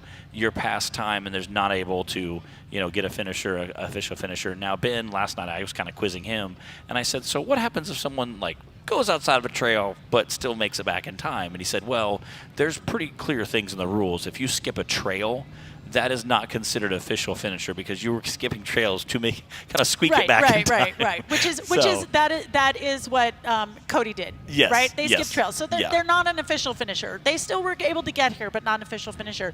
But I'm actually looking at our timing, and Robbie in the 77 car started at 8:24, and Cody Addington in the 888 started at 8:10. So Robbie's actually got, 15 minutes? 14 minutes on Cody? Yeah. So Cody's got to put some speed on if he wants to actually, he can't just pass Robbie. He's got to beat him by 15 minutes. A lot. He's got to kind of smoke his doors off. Yeah. So. Yeah. And listen, once they get through in here in the desert, it's going to be real hard to smoke Robbie Gordon in the desert. Yeah, Robbie Gordon, even with one candle to light his car with in the desert, I would still put him against the big guns. Oh, no, he'll drive blindfolded if he wants to. Yeah, no, I think that, Robbie Gordon with a candle in front of his car Right, is just. right. I think he could run down about anybody. Like trophy truck or no trophy truck, that man can drive in the desert. Like exactly. That dude can. Oh, he can take your lunch pretty quickly. Yeah, and he'll know exactly how far he's gone and when that turn is going to come up, even in the pitch black. Yeah. Because he is really that good. So. And again, with obviously the GPS is in the car and a good communication with the crew, they can also tell him. Yeah. Hey, he knows. Hey, you have a 14-minute window. Don't break anything. Just take your time. Now, will Robbie listen?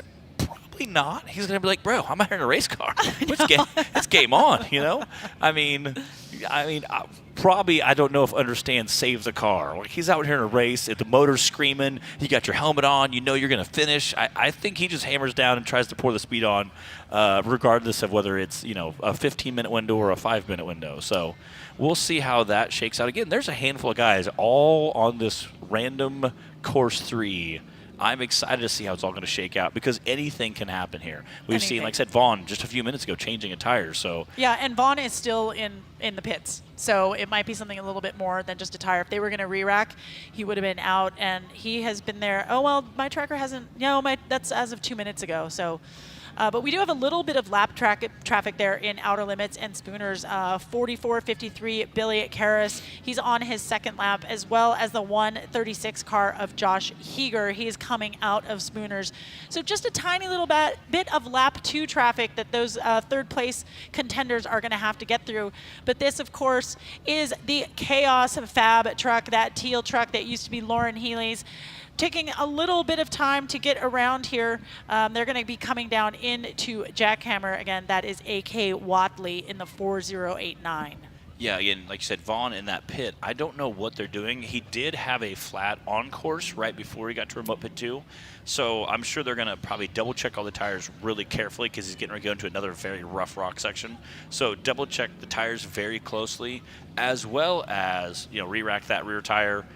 I'm not sure what else that should have been done by now. So I'm not 100% sure what else is going. I think there's something else going on there. He's been there way, way, way too long. As you said, he is in the pits, and that may be just not just physically, but also metaphorically right now. Oh, my goodness. Did you really just say that? I did. Chris Blanton right there, running 27 miles around an hour. We got a handful of the guys right there on that like I said, that morphed out course 3. This could literally be anybody's game at this point. I can't believe we're so excited for third place. Normally we're just like, oh, competition is first place. Yeah, whatever. Now we're like, ooh, third. Who's it going to be? And this is what's so crazy to me right now. We have all these guys like kind of spread out over this course 3 lap, like this weird morphodite course 3, okay, that Dave's brainiac child came up with. We have a handful of guys scattered out. And literally any one of them could be our third place finisher because you never know when a guy's going to have a fuel pump, like we saw Lauren Healy go out, or a steering rack. We saw Vaughn getting a weird things can happen here. A bolt can break, you get a flat tire. And some of these rock courses, you need the car to perform 100% in the daytime. So at nighttime when you have lights and you're trying to go through and you have rocks, we saw, Josh Blyler, perfect example. He had a clear course, was leading the entire thing, got hung up, ended up breaking an axle. Looks like he did some winching. Right behind him was a Gomez brother. So I think that there's several things that were going on right there, and that was during the daytime with a perfect car. So if it's nighttime, you got a flat, anything can happen. So it's like we're rolling dice for third place at this point. Yeah, we are. I mean, it's coming up on 6 o'clock. It is now full dark here in Hammertown. We've got our stage lights on. We have the scepter here waiting to be awarded later on. So there's still plenty of action to happen here at the 2025 Optima Batteries King of the Hammers, powered by Ford Performance. I see we got a cozy little fire happening there at the Laser Nut Fire Pit. We've got fans and pit crew here waiting for their vehicles to come through. Y'all, it might be a while. Looks like Cody Addington is going to be coming down through Spooners in a minute and then hitting that desert to come across. But again, we also have that corrected time issue there between Cody and Robbie Gordon. So that we're not going to know until they actually cross the line. No predictions there. Yeah, again, I was trying to check in there. There's Cody Addington, Chad Hunt, and Brian Cabrera. All three are kind of real close to each other. Yeah, my tracker just updated. They're all like right on top of each other as they pass Billy Karras, who is still on his second lap.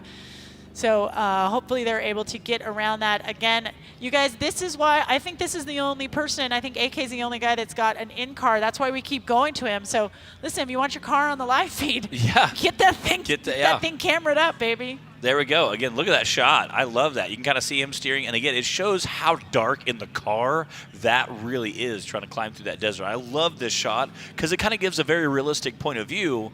Again, you can see it looks like there's some cars up there. Jeremy Brown, car 50. Yep, now he's the one that kind of went backwards on the course so that he could get back to that third lap line that he missed earlier. So Jeremy lost a little bit of time there, but good to see that he is still aiming for that finish.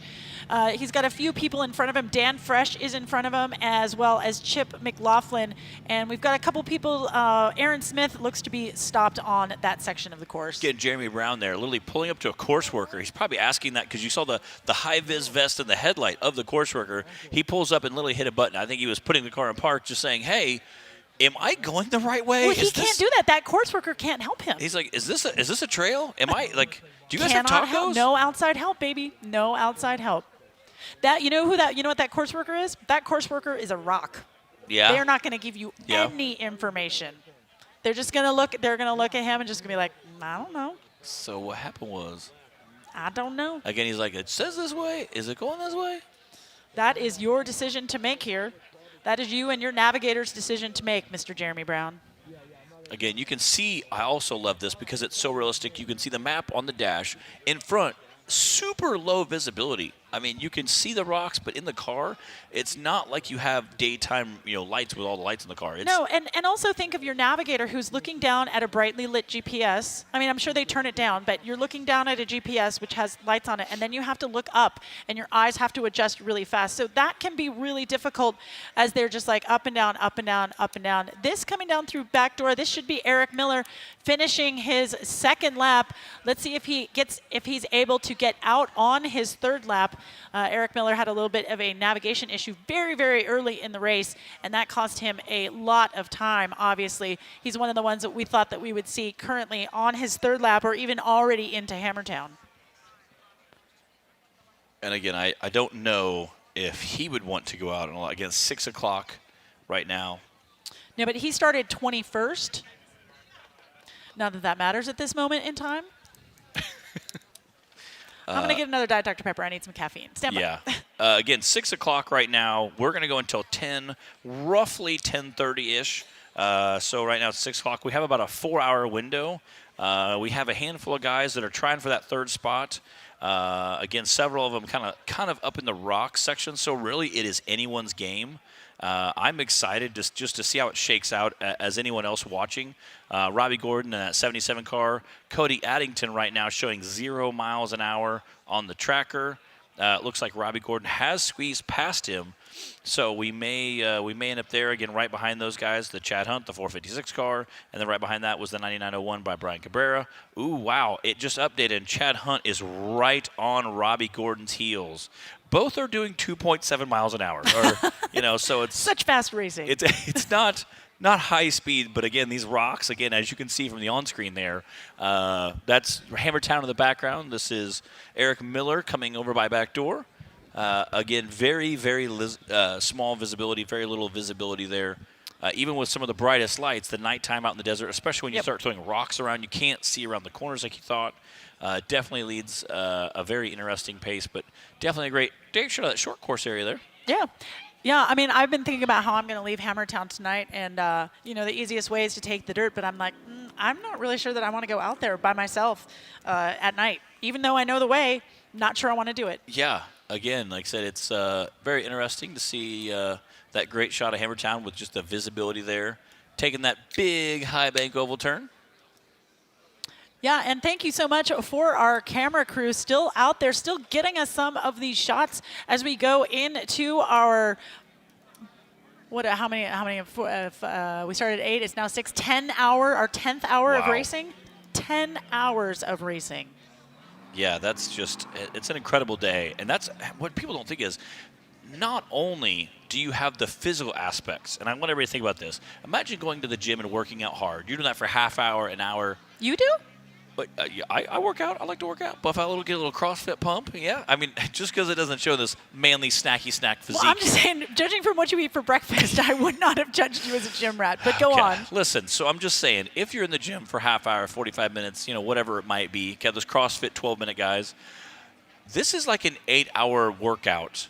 Not to mention, it's also a mental workout because you're not watching just the road. You're also watching gauges. You're watching fuel. You have to, is there a tire flat? Do we have a shock that's coming apart? We have 100 things you're trying to manage in the car as well as trying to figure out. Yes, I see your hand Jeremy up. Brown is now going north on the course when he should be going south. He is on the second lap line. He should be on that blue line going, cutting off Clawhammer. He is going north. So I feel like he's just driving. Maybe he's lost his GPS because he does not know where he is.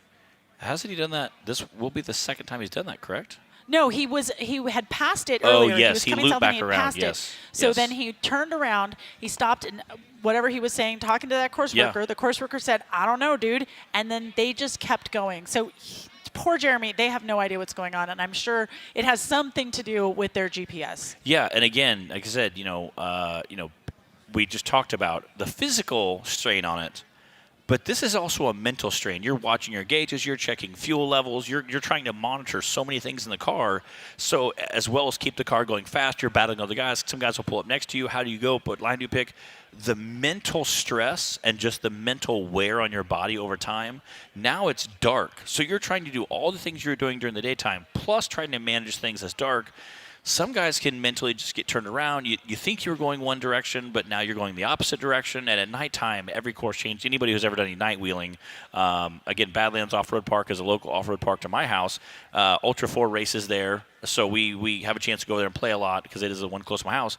Wheeling nighttime is different. completely different than daytime. Well, it looks like Jeremy now has turned around again. Okay. And he's coming back to that lap 3 line. So come on, Jeremy. All you got to do is turn right, baby. All you have to do is turn right. Yeah. Again, he was probably on following the GPS, and it took him on course 2, thinking, again, depending on how fast he was going, maybe took a couple bumps, thought he was going the right direction. Yep. Trying to reroute to course 3. That's A.K. Watley there in Jackhammer. Now, there were only 2 other vehicles there, Marcos Gomez, as well as there was one other in there that I saw. So not as much of a traffic jam, so he should be able to pick his line and get through here. But again, he's only on lap 2, so just trying to get around on this lap. Does not need to take any of the new course on lap 3, so that's good for him.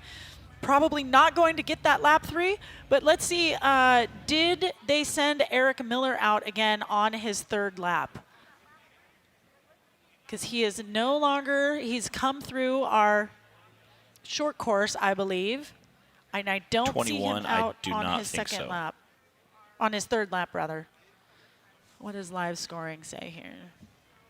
I believe he is in Hammertown.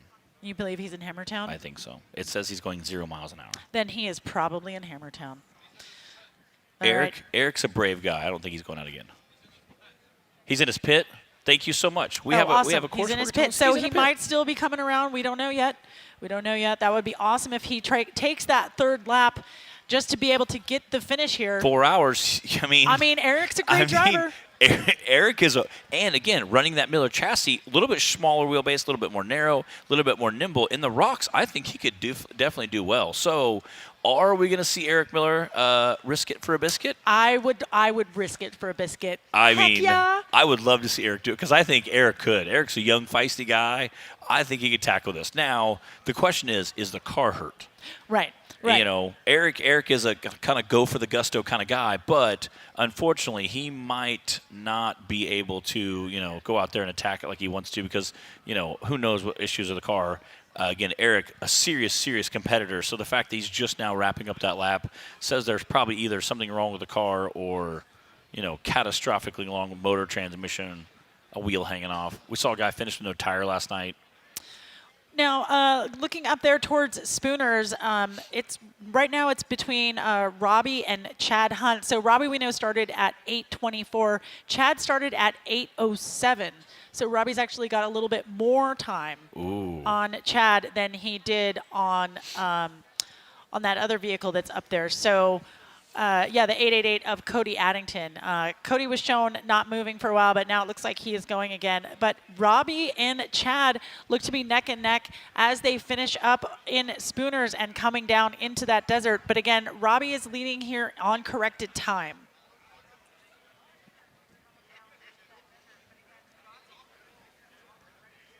There is a shot of Old Glory there in our Ford Performance short course. We'll see if Eric Miller comes around to start his third lap, or if they call it a day and stay here in Hammertown, have a few adult beverages, and tell some stories around the fire. Yeah, I think that's going to be anybody's game for this last third lap. We have a handful of guys right there, all in that same mix right there. That 99.01 of Brian Cabrera, 88 of Cody Addington, Chad Hunt in the 456 car, and Robbie Gordon. They're all about the same pace right now. 6 mile an hour, 8.9 mile an hour, 7.6 mile an hour, and 4.1. They're all on the same trail, and they're all moving about the same speed. Now, here's the thing. They're in rocks. When they hit open desert, who's going to push the hardest?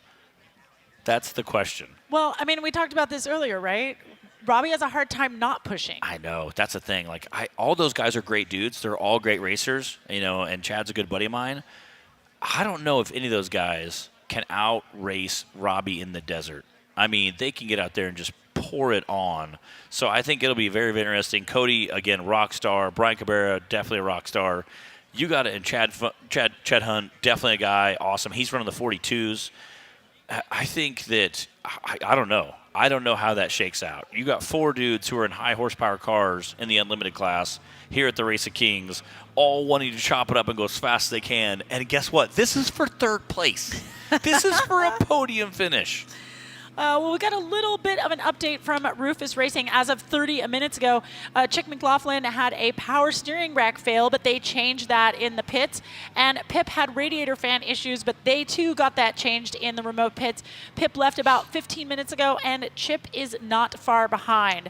So good to see all of those guys still moving as they're on their laps here at King of the Hammers. Again, that could be an all-out war at this point. Like, again, it looks like they're right there. I'll get a special guest up in the booth. What's up, buddy? All right. Joining us here in the booth is Max Gordon. Max, what can you tell us about what's happening out there with your dad? Oh, wait, hang on. We got to get you live. All right, we're getting a thumbs up. Okay. All right, you're good. Oh, yeah, we started dead last here, and right now it's looking like we have the third position, but I told him he needs to keep on pushing, and I told him we barely had him on corrected time, which I gave him a little bit of a lie, but I told him we need to keep pushing.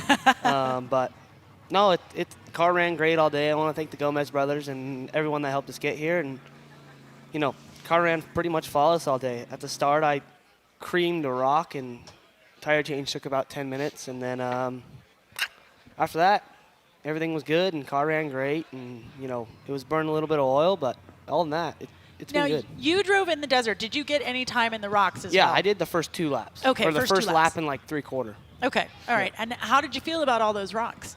Dude, you don't even realize they're there. You just Really? go right through it. Oh, it's insane.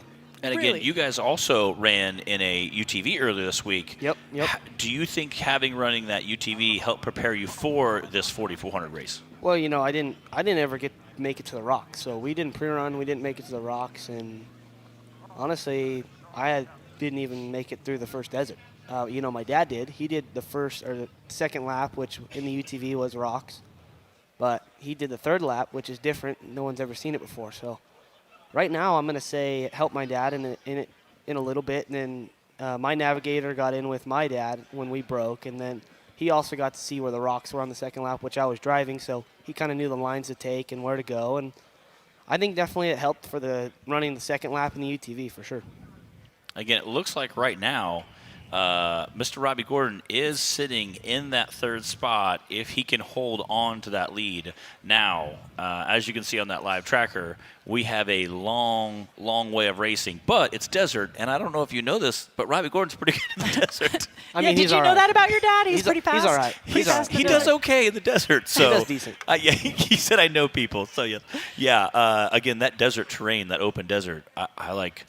if I'm a betting man, that dude can absolutely flat out put it down. Now, keeping the car together is also important because he has 3 or 4 guys right here, right nipping on his heels, and they're trying to take that 3rd place podium spot. Because right now, this is literally battling for the podium. So being out in front definitely has that benefit of being in the desert. Does he seem like a save the car kind of guy, or is he going to just flat out push it?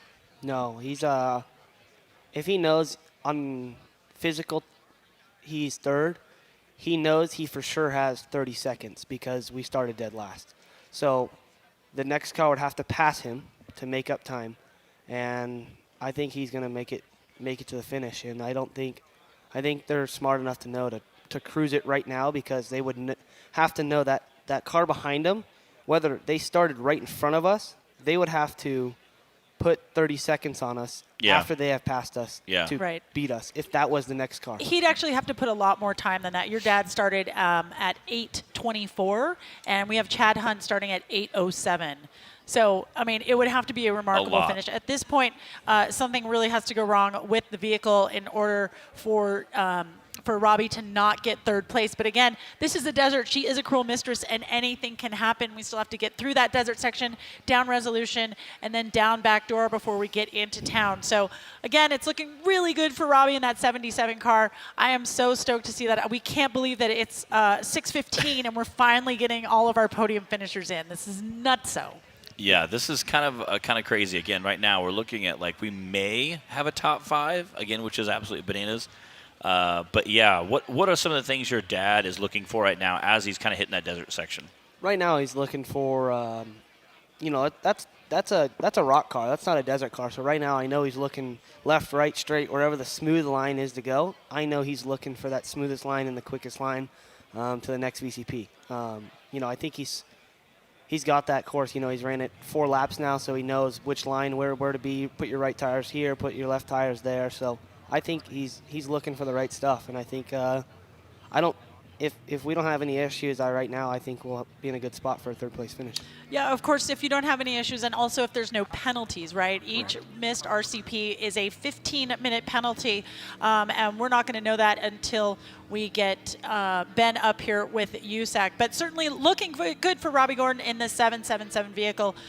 Max, thank you so much for coming by. For sure. It's always glad to see you up here. We're so love following your careers. You just move up the ranks, kicking butt and taking names just like your dad. So, no pressure or anything. But you're doing really good, kid. You're doing really good. Thank you. Yeah, it looks like Robbie Gordon's moving 51 mile an hour through that.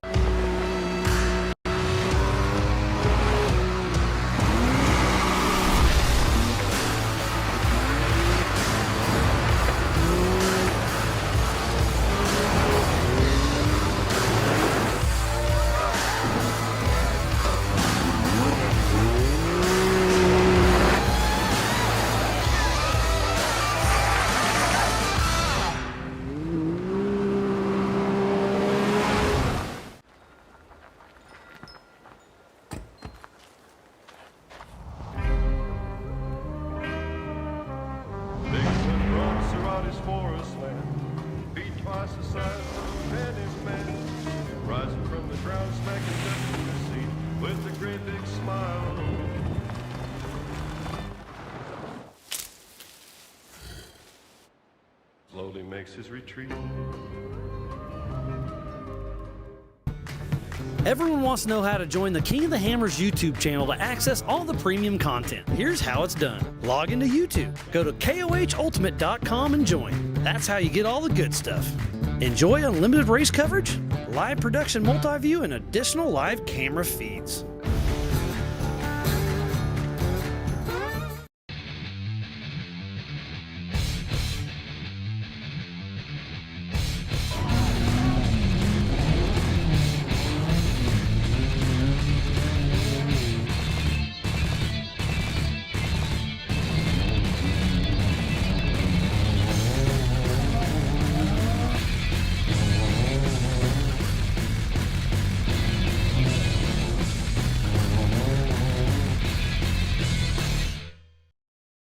So, How did it go? But look at here on the tracker. It looks like we got Vaughn Gittin Jr. is going again, the number 25 vehicle. He was down in the pits for a long time, but he's now up on the north end of the course, going through, bypassing Upper Big Johnson rather, on that lap 3 line. Looking really good. Those lights are blazing. Again, Vaughn here just looking for that finish as he gets through all of these rocks, moving at a steady 6.5 miles per hour. So awesome to see his pit crew getting him back on the course. Vaughn, again, never say die. Grit, determination on display here in the Race of Kings. Again, Max had to bail out there, but again, great. And I liked his point. He said, talking about how his dad, does he take back door? He said, we've been going around each time with someone nipping on his heels. Does he go ahead and take the back door around? But I like that Max said, I know he has at least 30 seconds on him. So the amount of time that would add, at least 30 seconds, the amount of time it was added, I think it might be a wash. Now, with us knowing, hey, the guy behind him has, minutes to spare, I think Robbie's going to go ahead and probably play it safe, go ahead and do what he knows, do what he's comfortable with. Yeah. Go ahead and make that bypass around and go ahead and just solidify it. Again, it looks like he's starting to pull away from Chad. Chad's at 41 mile an hour. Robbie kind of just came out in the desert and just smoked that desert. Yeah, Robbie looks to be like maybe 3 to 4 miles ahead of Chad. But again, like we talked about, you guys, it could be just all about penalties there. We don't know if Robbie got everything. We don't know if Chad got everything. Yeah, right? yeah. Again, like I said, once going in and talking to Mr. Big Ben, having some chat and saying, hey, what happened here? Again, if you miss a VCP, it's a 15-minute penalty per.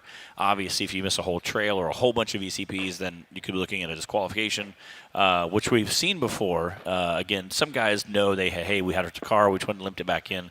Like the two halves of the side-by-side we saw come through earlier. Yeah. Those guys were like, hey, listen, we're just trying to get back. Side-by-side, the two halves of it. Yes, both halves. They were more front-back than side-by-side at that point. Well, good news for Cody Addington. It looks like he is out of Spooners and headed out onto this last part of the desert, as well as poor Billy still on his second lap, but he's getting there. And then the 9901 car of Brian Caprera. He's still in, he's kind of in like that Spooners exit area, and he should be getting out into that desert soon. So that, I believe, is going to be 1, 2, 3, 4, 5, 6. I'm telling you, I think we're going to get 10. I think we're going to get 10 finishers. We're at 6:19 now. I think we're getting 10. So it'll be interesting to see what our overall is. Yep. Next on the tracker is the 792 of Justin Wicks heading up into outer limits, and then the 4046 of Chris Branton. Then we've got to go way far back to before King's veto on that last third lap loop.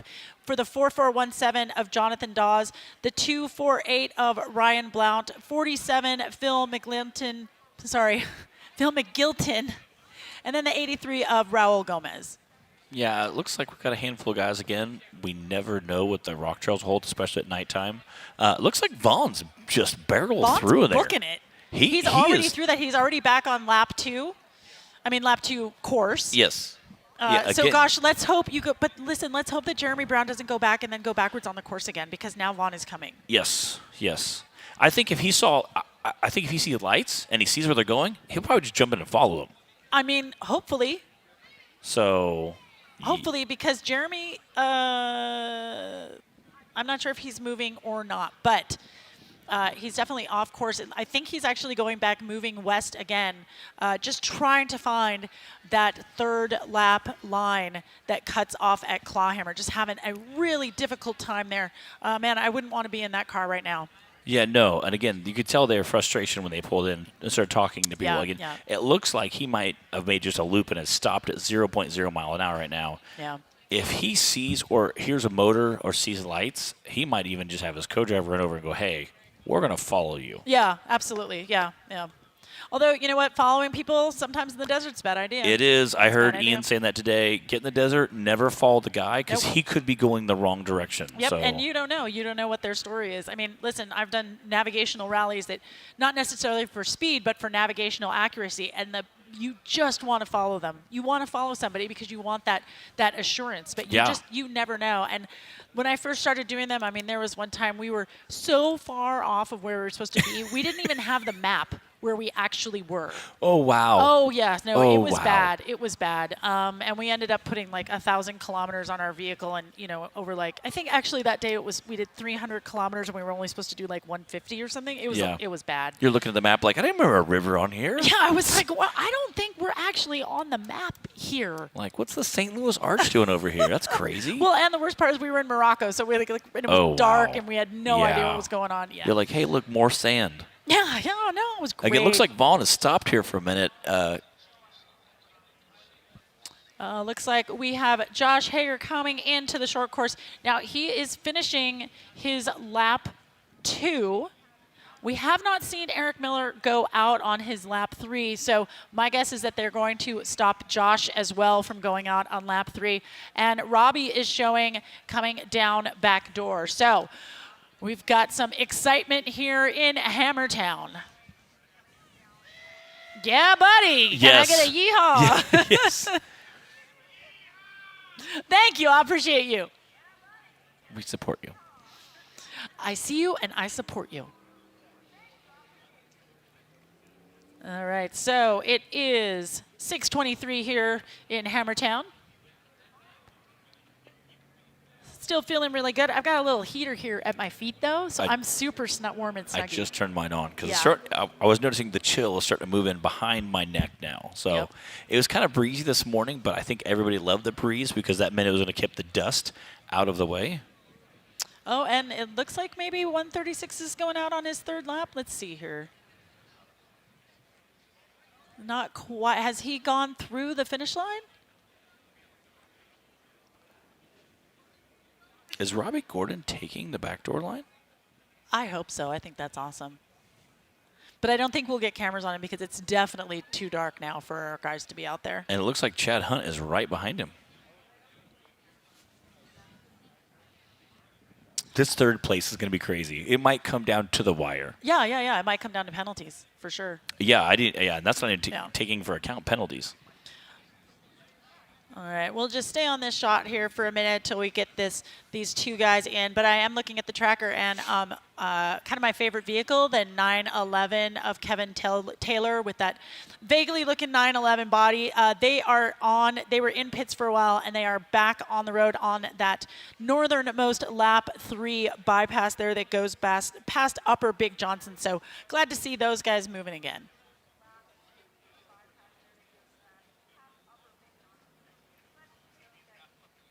All right, Vaughn has made it down to that second bypass there through Clawhammer, and our little lost boy Jeremy Brown. It looks like he's stopped there just east of the course. So Jeremy might just be calling it a day. We will see when we get him into town. But again, the story here is Robbie Gordon and Chad Hunt battling it out for 3rd place on the tracker. They just got neck and neck. Of course, we are not going to know until we actually see them on our live feed here coming into the Ford Performance Short Course, and it's going to be a close one indeed. Robbie is good on corrected time, but we won't know until we assess penalties.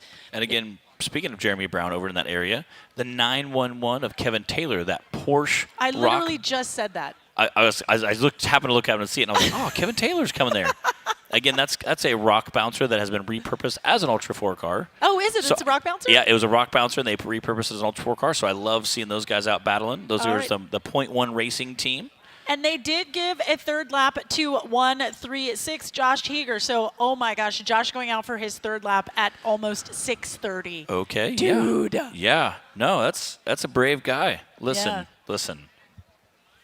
All right, so we see some headlights here on Talladega as they're coming in. I'm not sure which one is going to be crossing the line first here. It is a battle of 3rd place.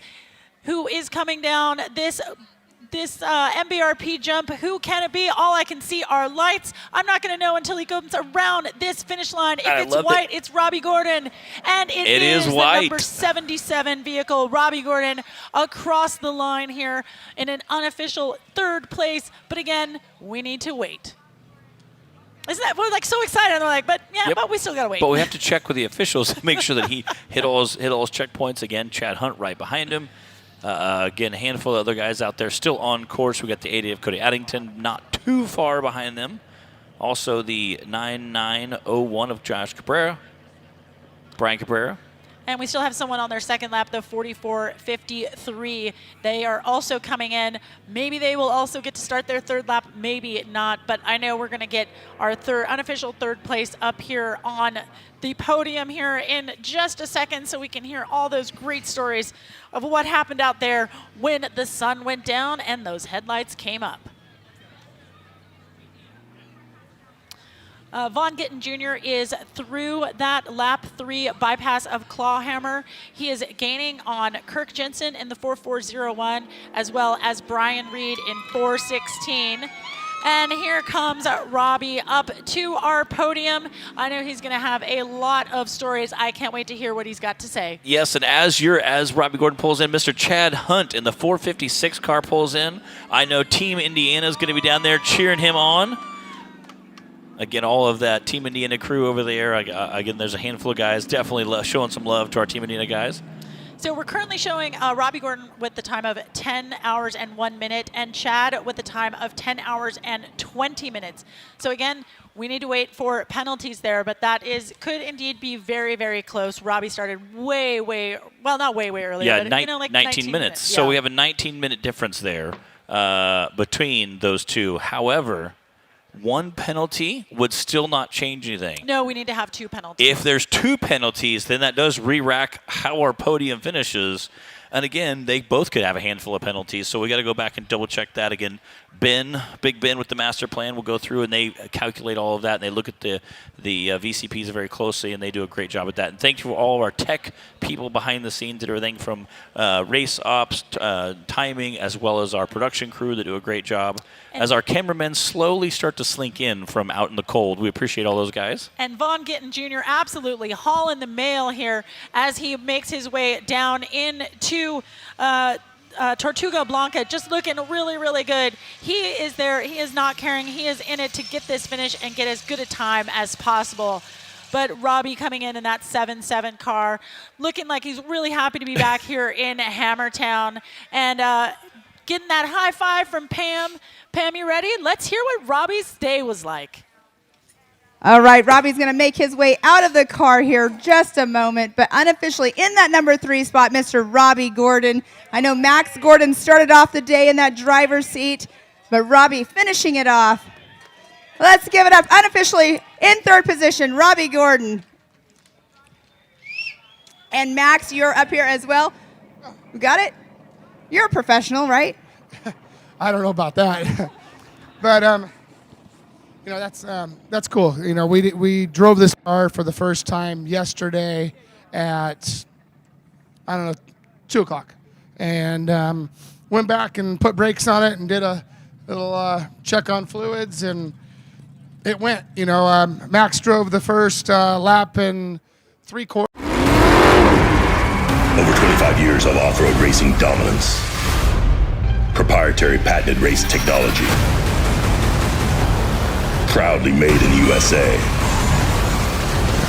Unparalleled customer service and support.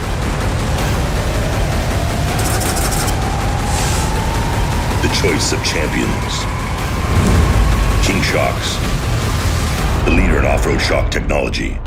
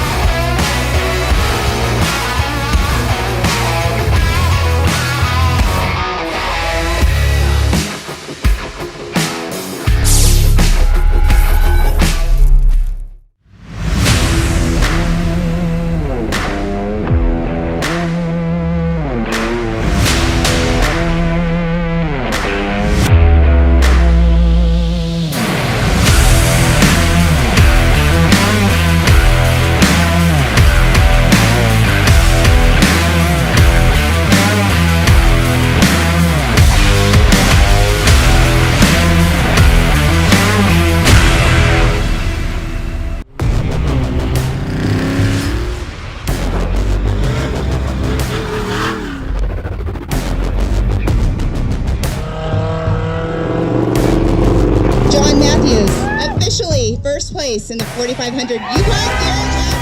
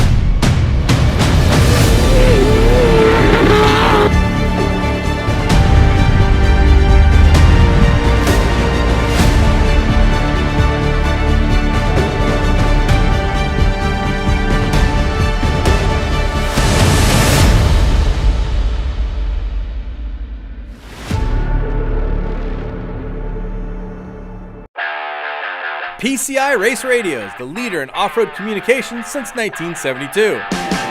Our equipment was developed for racing in Baja, perfected for enjoying the weekend with family and friends. PCI has the highest quality communications, navigation, and safety equipment, backed by the best support in the industry. Find us at hundreds of events each year, supporting our equipment on site and providing the PCI Weatherman Relay. See you in the desert.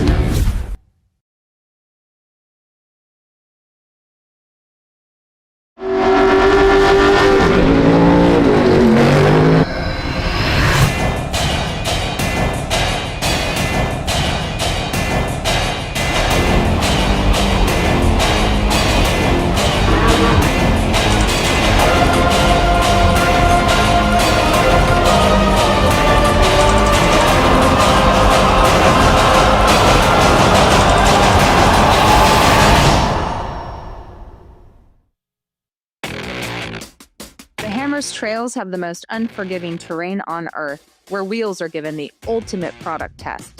Introducing the official wheels of King of the Hammers, KOH Trail for extreme adventure, and KOH Pro for race-ready performance. Engineered for extreme durability and tested against the biggest by the best.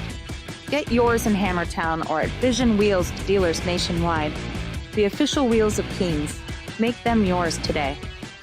Wouldn't even be building cars, so thank you for that. So we'll start with those guys. And the haters, I want to thank you too, because you guys drive us and push us forward and make us work harder. So Lance, I want you to know you got called out here. You should probably worry about your own situations, but you do make me work harder, and you make us dig. You know, we check our feelings in at the door when we go to work every day and dig hard. And the customers that stood up for us and believed in us building cars, I want to thank every one of you guys. Without you guys, we wouldn't be here. So, and last one is Nitto Tires. Incredible. I had no flats. Max had a deserved flat. It broke the wheel. It wasn't a flat. It was a broken wheel. And not that the race line wheels are bad. He just he deserved it. He said he creamed the boulder. So. It picked the front of the car up when I hit it. I'm like, oh, we just definitely ripped the front pivot points off this thing. And I want to thank Joe for building an awesome car, because if those pivot points and arms weren't built like they were, we would definitely have been parked underneath that arch right at the start. But made it about a mile drive, and then, it was good. Well, I want to say congratulations right here, unofficially in that number 3 spot, to all 3 of you up here. It was hard work out there, but congratulations to Robbie Gordon and Max Gordon. Yep. And then all of you guys, all you fans that come out here and support us, Mike Jams, thank you for all your hard work. Dave Cole for having this crazy dream and building King of the Hammers. It's insane, but everybody comes out here and has a great time. And all we ask tonight is, I know everybody's gonna be out partying and having a good time, but just be sensible. All right, just remember we got to see you guys on next year here, and don't get too crazy over there on Chocolate Thunder and showing us how to do this stuff. All right, back to Emmy and Matt. Thanks so much, Pam. Good advice there from Robbie Gordon. We know y'all like to have a good time, but again, we want to make sure that everyone can come back next year. So recreate safely, but still have fun. And it looks like they did let Eric Miller out on his third lap. So we're going to have quite a few people come in here. We do, of course, have Cody as well as Chad out there waiting for their interviews here on the podium. So we're going to get those guys up as soon as we can. We'll let Robbie and Max and those guys take some photos, and then we'll get them here on stage. I definitely want to talk to that navigator to see how he felt about getting that vehicle through those unknown trails in the dark. And again, coming out blasting through for desert guys to come out and just battle this insane rock course, I'm sure was kind of a completely different animal. And again, shout out to the Gomez brothers for clearly having in this awesome car. Robbie got to come out, hopped in it yesterday.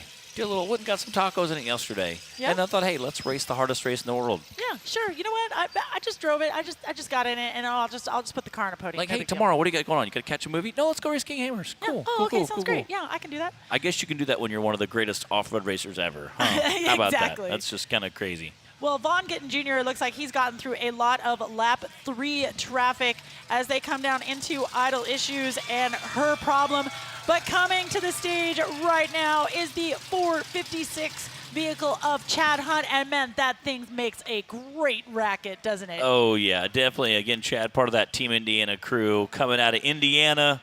We love you guys. Pam Hall is down there with us, going to talk about their insane day. Geffen definitely be able to come in 4th place unofficially. Mr. Chad Hunt.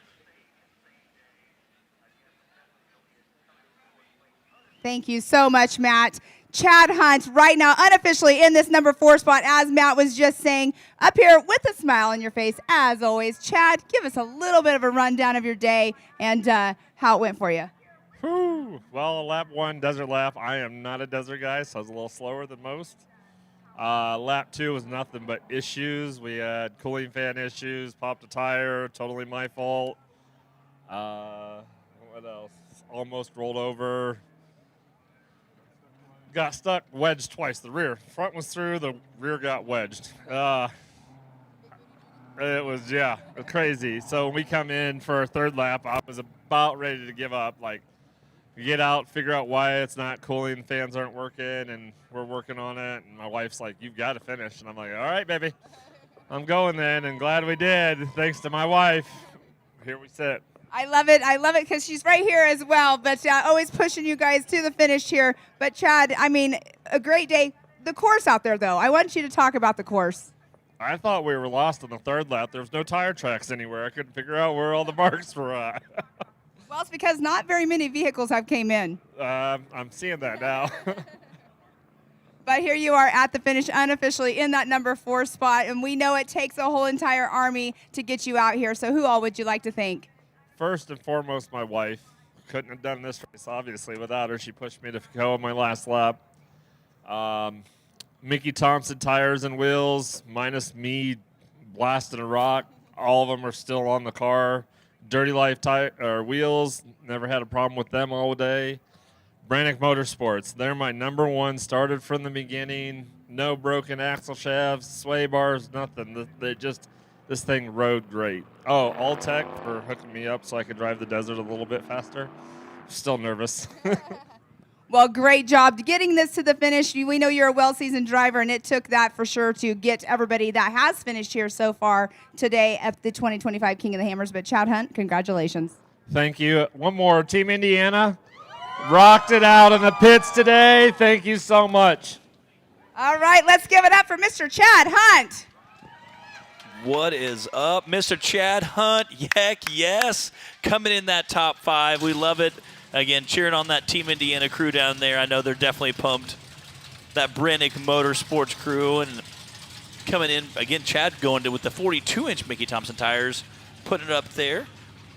Again, that local off-road park of his is Badlands Off-Road Park, and Ultra 4 will be racing there later today. All right. Very excited. They came back there last year. Definitely having an awesome time. So looking excited to see them back there again this year. They have a crazy race schedule we're looking forward to. And here we've got the 888 car of Cody Addington, again, sounding great and looking great as they come across our Optima stage, getting that high five from Pam. Look at that smile. Look at that beard. He is looking great. It's like he didn't even race for 10 hours, and yet he did. Pam, I would like to hear everything that happened to Mr. Addington. All right, thanks, Emmy. I just had a little birdie in my ear here, too. Happy birthday! Thank you. Appreciate it.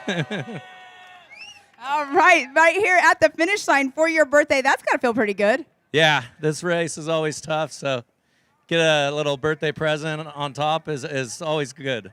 I mean, how else to you celebrate your birthday for 10 hours in the car on one of the toughest race courses that Dave Cole has put on for you guys, right?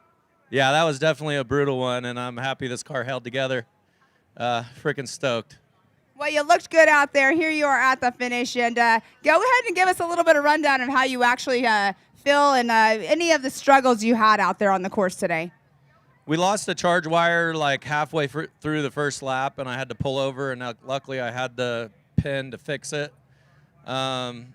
Did that, got one flat. It was well-deserved. I freaking was trying to call in the pit crew, and you lose sight of the road for just a split second, and it just popped. So I got out and changed that. And other than that, we had no problems. We winched a few times. Jackhammer was pretty brutal.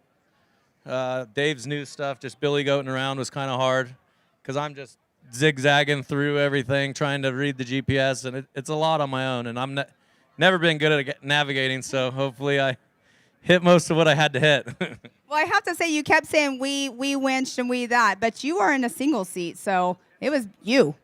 Yeah, but I'm a small team out of Forest Hill, California. Just like my brother, my buddy Jeff, and AJ are pretty much the only people that work on the car. Thanks to you guys. Obviously, my girlfriend, thank you. She puts up with this stuff, and it's a lot. I mean, this is a lot of commitment for a family, and, I'm stoked, as you can tell. Well, and we know that it takes a whole entire army to get you out here, and I know you have a whole bunch more people to thank.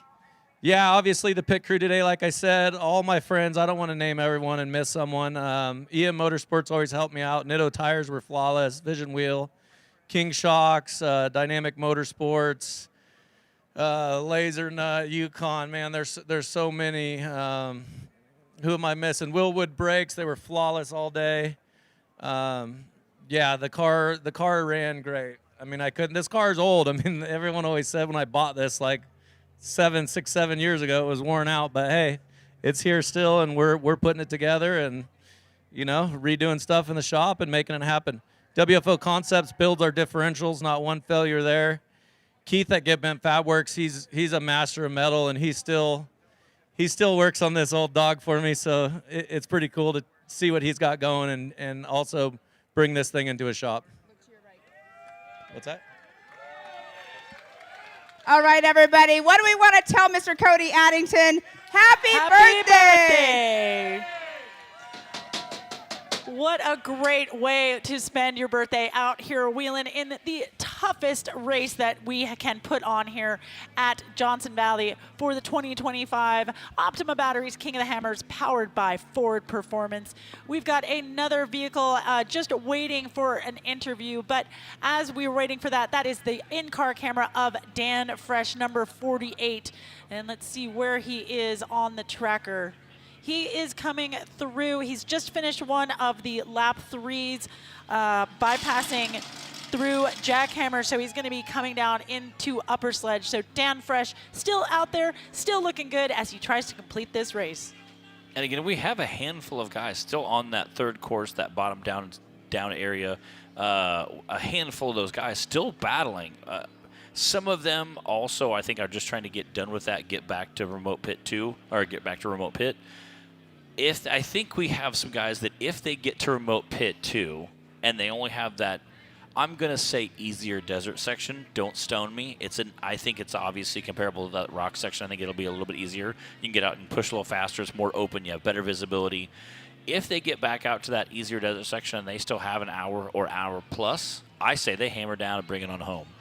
If not, I think they might just call it load up. Again, depending on what kind of shape the car's in.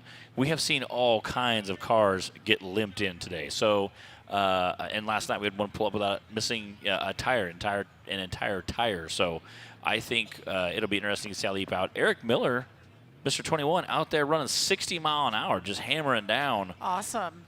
I'm excited to see what he does. I know. I want to feel see like how he gets through this. It's gonna he be is. great. He's a small wheelbase guy, short wheelbase guy, kind of narrow. That dude is a monster in the woods. So I think he'll. Again, we just heard Cody talk about that whole Billy Goat kind of popping through the rocks that Dave set up. I mean, every time I check the tracker, Eric is like another handful of miles ahead. I think he might be able to catch some guys.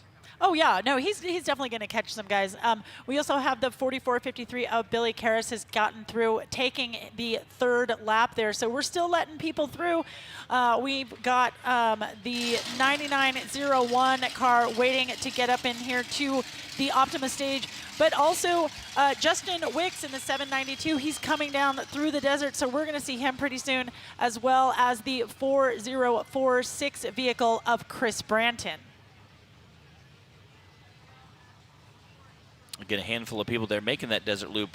Right now we have, like I said, Brian Cabrera coming to the store. That's going to be our sixth finisher.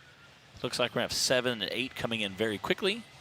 And Jeremy Brown, he is back into remote pit. Jeremy was having a hard time finding the race course there, but it looks like he is amongst friends now, so that is good. But this, of course, is the 9901 vehicle of Brian Cabrera, coming in and 10 hours and 24 minutes, just about a minute and a half or so behind the number 5 unofficial of Cody Addington. Wiping his face there, getting that dust off, needs to be camera ready. And Pam is going to get an interview here really fast. So Pam, what happened out there with Brian? Well, we actually have Mr. Cody Young, who yesterday was our EMC winner overall up here in the 9901. Brian Caprara is the car owner. Cody Young, how are you feeling right now being up here on this stage once again out here at King of the Hammers? It feels amazing to be up here, but I'm beat. 2 days of car wrecks is no fun, but I'm happy to be here. So since you were out there yesterday, obviously you didn't have the mystery lap, right? So give us a rundown of the course from yesterday to today, and then adding in that mystery lap. Well, that mystery lap, my co-dog helped me out a lot. So Guy Miller raced one of Brian's cars and ended up breaking on lap 2. So we picked him up on lap 3, jumped in with us, and he studied that map pretty good when it came out. So he would be the one to ask about all those trails because he's wheeled out here for 15 years. Well, I'll make it around over there to him and ask him here in just a minute. But Cody Young, you said you're spent. You're done. You're ready to be done. So pretty brutal 2 days in a row.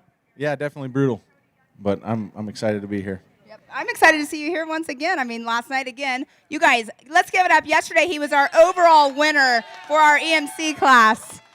And up here tonight, I believe unofficially in the number 6 spot. So that's awesome to hear. So congratulations on that. Really quickly, before I get over and talk to Guy, who all would you like to thank for getting you out here? Definitely my wife again. When I told her I was jumping in a 4400 car this weekend, she wasn't too happy. So Brian Caprara for allowing us to jump in this thing. This is an amazing car. Randy builds some awesome cars. The whole Rock Rage crew. Jimmy prepped this thing, and there's not many cars left standing out right now, and for this thing to come across the stage, Jimmy, you should be proud of yourself, buddy. Awesome. All right, so I'm going to move right on over here to Guy. Let me make it around here. But Emmy, what was his time? 10 hours and what? Emmy Hall, what was his time on the course? His time on the course was 10 hours and 24 minutes and 57 seconds. All right, so 10 hours, over 10 hours. That's a long time to be out on the race course. But Guy, give us a rundown because, like he said, you were the one who was the expert on that lap 3. Oh, lap 3 was brutal. Coming down Bloody Mary was. I was in a wide 91-inch UFO car this morning, and the day didn't go as planned. I don't know if I could have got that big. Down that trail. Big booty. Yeah, big booty. And then hats off to Yokohama and these new tires. These are the same 4 tires he started the day with, not a single flat. And, Cody ran a great race. Just I hate to use the word slow, but just slow and steady, kept the car alive. We never pushed it he never pushed it too hard. And Dave put a great race course together. There was stuff out there. I've been coming out here since 2005, and I saw parts of this place I've never seen before. He sent us into some crazy places that I'm like, I think the GPS is broken. Well, obviously it wasn't, because here you are at the finish line. But we kept hearing, some people were saying there were no tire tracks. I'm like, it's because there's not many cars that have came through. I said the same thing. I said, God, there's no tire tracks. I don't know if anybody's been through here. And I bet you the people checking VCPs and RCPs are going to have a job ahead of them too. But here you guys are at the finish. I mean, it's a bummer you didn't get to finish your day in your vehicle that you were on, but you are up here with Cody Young at the finish line, unofficially in that 6th position. I couldn't be happier for Cody. I've been in his right seat for the last 4 years, and this is just as fun. Awesome. Well, congratulations, you guys. Let's give it up one more time for Cody Young. Thank you so much, Pam. We love getting these stories from everyone here on our race course. Joining us up here on the desk is the one and only Ian. Ian, thanks for stopping by, coming back again. You had a long day here on the desk, and there you're back for more. Yeah, Emmy, it's kind of been sort of like, normally it's just me and Matt, so it's good to have you up here, but it's kind of been a sort of a ritual for me. I always stick around till the very last 4400 car comes in across the line, so I'll be up here seeing what's going on. And based on what we got going on, we still have a lot of people out on lap 3 right now. Yeah, we've got a ton of people in Spooners that are making their way through. And we also, of course, have Eric Miller. He is hauling the mail there on the military base on his desert lap. And we just have another guy that just started his desert loop, 4453, Billy Carras. I don't think we're going to see another second lap completer go through on their third lap. I think it's all about just getting these cars into the finish line now. Yeah, again, Eric Miller took out, 20, 30 minutes ago, and that dude is on an absolute tear right now, just smoking this desert course. Again, he's a guy I think can absolutely handle the rocks. It will definitely be a chore, but definitely can do well. Again, we heard some guys saying, using the term billy goating through these Dave rocks over here. Now, earlier, Vaughn had gotten through a bunch of lap 3 traffic, but then he was stopped for a while, and some folks got past him again. So Vaughn's got a little bit of work to do there at the southern end of the course. But coming in should be number. Sorry about that, Emmy. Hey, Matt, while we're jumping in here, the one that I want to talk about, roll down on your tracker down there, and let's talk a little bit about the fact that we have Vaughn Gittin still out on course. We saw him fix his car earlier today. We saw him basically stuck in the rocks, repaired the steering rack, got back into town, put a light bar on, and now he's headed back out, and he is well into lap 3. That is incredibly impressive to see Vaughn Gittin still out there. Yeah, absolutely just incredible. We'll pull that up real quick for you. I can see you right now. We're watching on the big screen. I'm okay. Looking at you. That's you right there, buddy. So that's Matt's laptops on the tracker right there. So I'm gonna close that OnlyFans link at the top there, buddy. No, I'm joking. All right, so we've got Matt's out there on the screen. He's keeping track of the tracker. So let's go through some of these people that are out there, Matt. So we got Vaughn Gittin. Who else do we have down in that mix right there with him? Looks like we've got 777 Harold Feijman, as well as 416 Brian Reed. Now they're going to be going through and taking that lap 3 bypassing all of Jackhammer, where we still have someone on their second lap, A.K. Watley, who gave Vaughn those steering components and took a little bit of a hit. But plenty of guys still out here. Yeah, where we're looking at down at the very bottom of the screen now, where Dan Fresh is, Chad McLaughlin, Rusty Byler, Mike Slauson, they're down in that section where we saw JP get that flat, and we saw, unfortunately, Blyler basically end his day by wrecking that trail. That is all new race course right down there, but there are still lots of people down there. Those are the next, that's the group that we want to keep an eye on. But if we climb back up and we go up into further up in Spooners and Outer Limits, we have a lot of cars that are on their way back into town. Yeah, we have plenty of people there. That's the 248 of Ryan Blount, the 47 of Phil McGilton, as well as Joe Gatlin, Raul Gomez, Chad Owens, and the 4417 of Jonathan Dawes. We've also got people coming into Hammertown. Looks like number 792, Justin Wicks, is going to be our next across the line. And the 4046 of Chris Bratton is starting to come down Resolution and into back doors. So still vehicles coming around, getting that finish line here at the Hammers. Yeah, again, we talked about that rock section just being super brutal this afternoon. Again, you have on car, I believe that's Vaughn right there, just, again, absolutely blazing through the rocks for a while, pulled back into pit 2. Again, just ripping it right now. Definitely pushing for a finish. We'd love to see that Ford Performance Bronco up here with, again, an official finishing time. Yeah, definitely had a long day out in the rocks. Like I said, we saw him broke on course. They took parts out to him out of AK Watley's or off AK Watley's team to get him rolling again.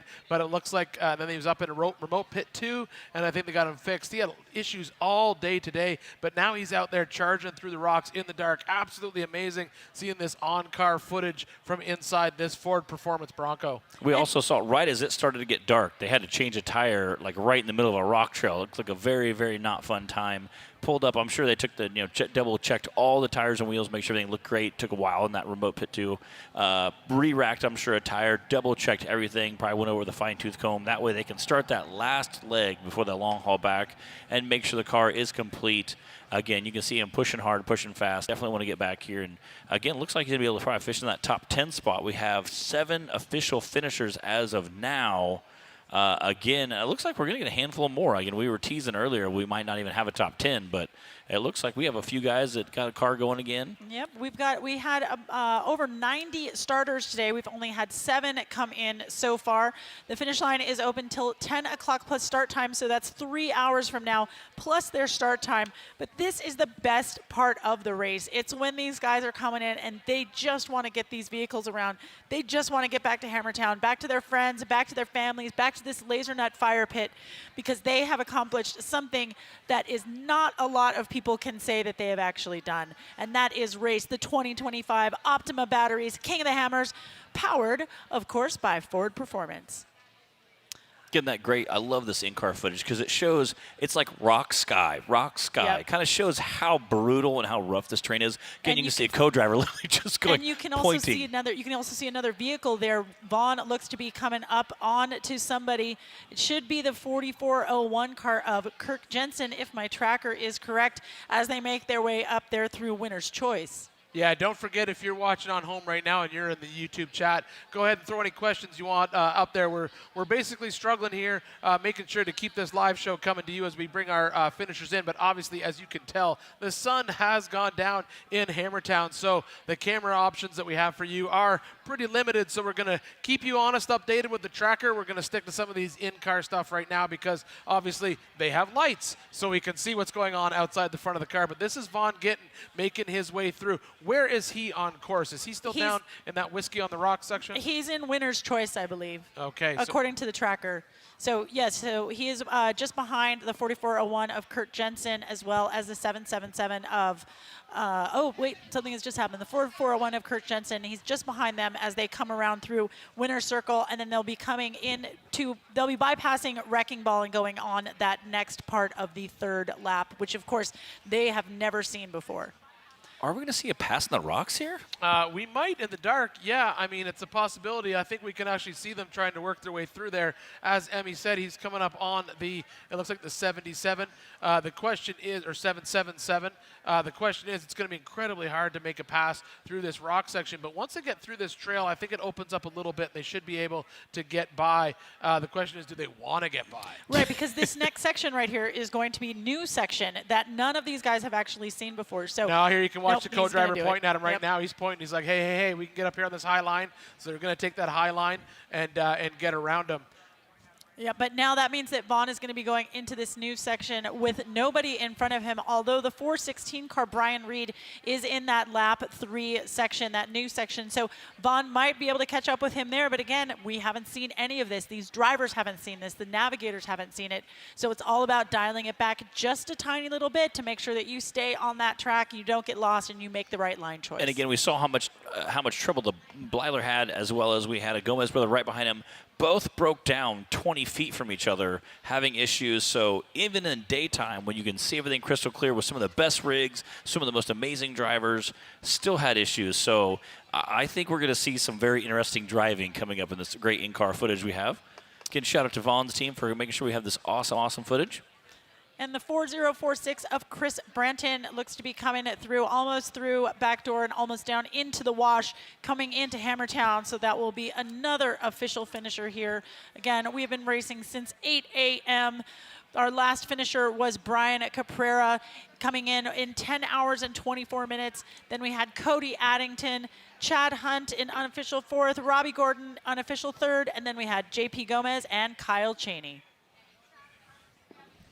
And here we've got a vehicle coming down into our short course here. Again, this should be the 4046 of Chris Branton as he takes the checkered flag. I believe he is just up through Talladega, and he'll be coming down the MBRP jump and across the finish line here at the Race of Kings. Again, Chris coming through those big, meaty tires. Again, not necessarily a desert tire, but I'm sure definitely played well in the rocks today, having that very aggressive rock section, being able to see that for the first time. Definitely probably played out well. I'm very interested to see how that worked out and hear their interview. Again, Chris, great guy. They're coming from a rock bouncing community, so I'm sure that definitely helped out as well, being in those heavy rocks.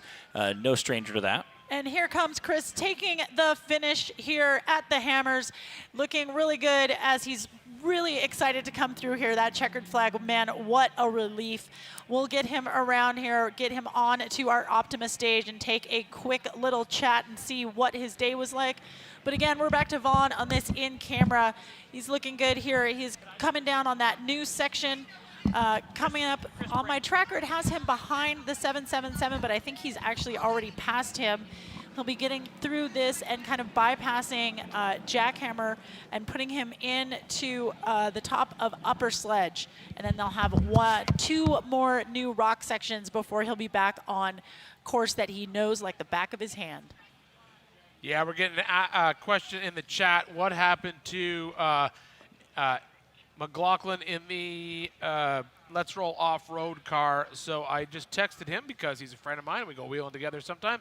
And unfortunately, he had lost the transfer case during the race. So they had to pull off and call it finished. So for those of you asking about the Let's Roll off-road team, that is what took them out of the race. So coming up onto the stage is the 792 of Justin Wicks. He is unofficially our 7th place finisher here with a time of 10 hours, 42 minutes, and 53 seconds. He started around 8:12. He has been racing for so long. I can't believe it. I would just be dying. But those Maxxis tires there looking pretty good. The car sounded great as he came up onto the stage. So let's see what he's got to say with Pam. Thank you, Emmy. Here with Justin Wicks at the finish line. Smile on your face. How do you feel? I feel rough. That was really brutal. Well, I mean, it looks like it was a little bit rough. It seems like the driver's side seems to be the side that has the dents in it. So do you remember when that happened? I'm pretty sure that happened coming down Hell to Pay. What do you think of the mystery lap? Oh, the mystery lap was pretty gnarly. It was something else. Our GPS stopped working on lap 2, and so we were navigating lap 3 off of Onyx on our iPhones, and we got lost a few times. So, yeah, felt like it was never gonna end. Well, I was told that really quick we need to show something you have in your hands, so make sure the camera is right on that. It's Zandy. Miss Angie's right here with us as well, but right now, Justin Wicks, here you are at the finish line, and we know it takes a whole entire army to get you out here. Who all would you like to thank? Well, first off, I'd like to thank my mom and dad. My dad rode with me today, so that was pretty awesome. We got into it a few times, but still had fun. And yeah, my mom, my sisters, Peyton and Ashley, my girlfriend Allie for putting up with all the long nights of me away. And Rufus Racing and Angela, they're awesome to be with. They're awesome to hang out with and race with. They do a lot for us. Bora Off Road, Lenny Stahl does a lot for us. He's if you need any wheel spacers, he's the guy to go to. Maxxis tires, we didn't have to get out and change a flat all day long. I don't know how, but the tires look great still. So it's pretty awesome. These tires are awesome. Yeah, Rosie and Chris. for everything they do. And then Greg with HDSP. He's awesome to have every race we go to. Does so much for us. Yeah,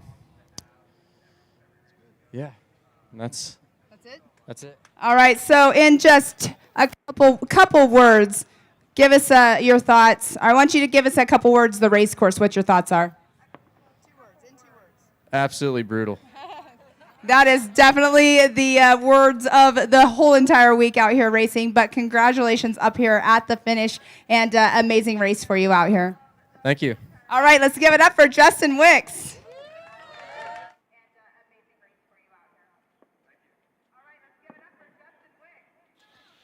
Thanks, Pam.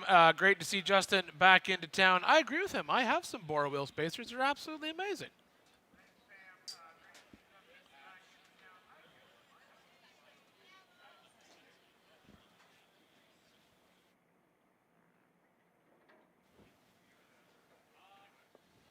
Now you're.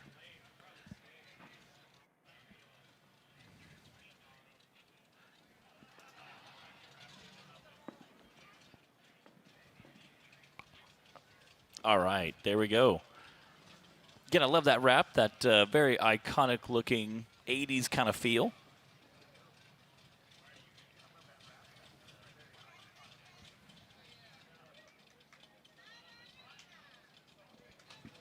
Definitely teams. Awesome to see these guys get a finish, hugging, high-fiving everybody.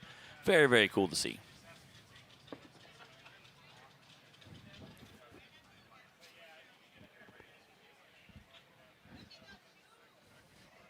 Again, on camera, we still got Vaughn out there. Vaughn getting Jr. out there just battling that.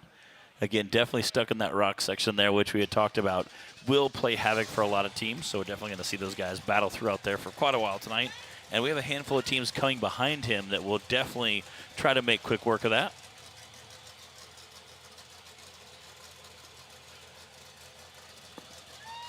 Again, you can see him kind of with hand signals, kind of corner game plan there. Again, shows how brutal those rocks really are. So, trying to see what their plan is.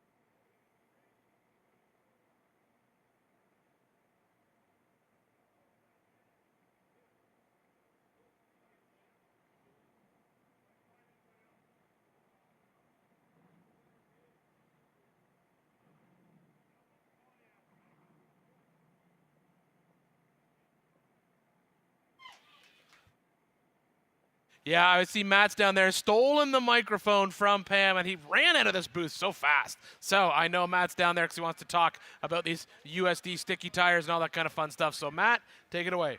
What is up, guys? We are. Can you hear me? There we go. All right. What is up, guys? I know you drove all this way just to get a hug from me. How was that course out there today? I hate to tell you, I'd rather have one from Pam, but that's okay. You know. No. Course is rough, so it's been a long day. We've had a rollover, broke our winch cable. I guess one of the roughest hills there on lap 3, we were able to bounce up it. So it was a good day there, but it's been a rough day. So. Again, we saw you guys several on camera there kind of just bouncing through the rocks. We've heard guys describe it kind of like a billy goat. How is this course different from courses in the past? Oh, well, we've only made it through lap 2 in the past, so, you know. The big difference is lap 3, not knowing it. So, you know, you're trying to go by GPS, and you make a wrong turn. So it's tough when you haven't pre-run the course, and so that's really the toughest aspect, I would say. I think that Dave found every rock pile in this place because we were just like going, oh, there's a pile there, we go there. And I had it in my mind that we hadn't winched all day but to roll us back over. That's the only time we used the winch. And we got to the last trail got the front control arm hung under, pull the winch out, I snapped the rope because it wouldn't move. And I was like, well, there goes that. So I started stacking rocks under the tire until it finally pitched one and it popped out. I was like, oh my gosh. But yeah, we were just going for a finish. We had no idea. There's a lot of broke cars out there today. A lot. There really is a lot of broke cars. And again, having issues last year and having some mechanical failures, you have a new car for this year. How is that going for you? Good. You know, we brought this car last year, had a lot of problems, actually didn't even get to race. So being able to finish this year has been it's a blessing. So again, and how is this car compared to your old car? This is front engine. Suspension is a lot better. Oh, it's a whole different animal. But yeah. Yeah, 2 cars last year and still didn't get to race. So again, that's awesome. Who do you guys want to give a shout out to? Well, obviously, USD Sticky Tires. We appreciate it. They did do a good job today, and other than my dumb driving once or twice, they made every trail. So I want to thank Liquid Molly from the front bumper to the rear. Everything in between is Liquid Molly. Excellent product. Kryptonite Customs. Looking for off-road gear? Kryptonite Customs. SCS Gearbox. Real drive shaft, Maximum transmission, man, that's the best, Maximum. Diddy's Big Block Shop for tuning your shocks. Get it. So I know I'm leaving something out. Oh, Liberty Mountain Fab, Phil McCarty, appreciate him. D-Bomb Tuning, you know, you may look on the side of the car and read more than me. And I know you guys come from a rock bouncing background. How did that play in today versus the desert and the rocks coming into lap 3? Well, we have definitely bounced off every rock out here. So, you know, I don't know. It's everybody's got talented drivers, and it's just picking your lines and rolling with it. Awesome. We're so glad you guys were able to get a finish. Again, awesome race today, being able to get an official finish in the top 10 this year at the 2025 King of Hammers, especially after last year having such a rough time. We're so glad you guys were able to get out here and get some pictures. Oh, great. I'm getting voted off the island here. Thanks, guys. There we go. All right. Pam's going to give out some hugs anyway.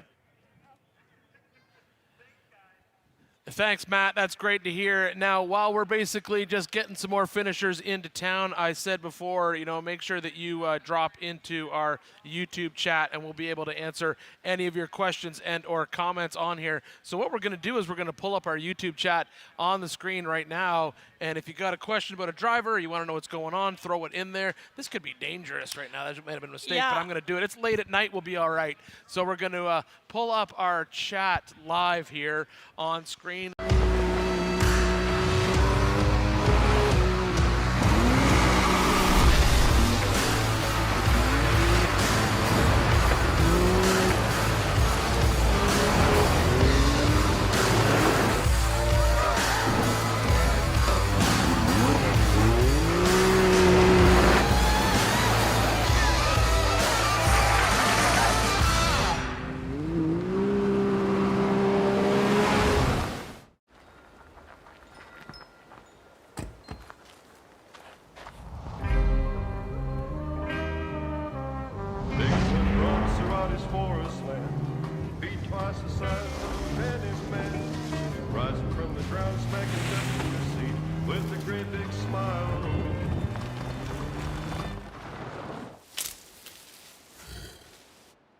Slowly makes his retreat. Everyone wants to know how to join the King of the Hammers YouTube channel to access all the premium content. Here's how it's done. Log into YouTube, go to KOHultimate.com and join. That's how you get all the good stuff. Enjoy unlimited race coverage, live production multi-view, and additional live camera feeds.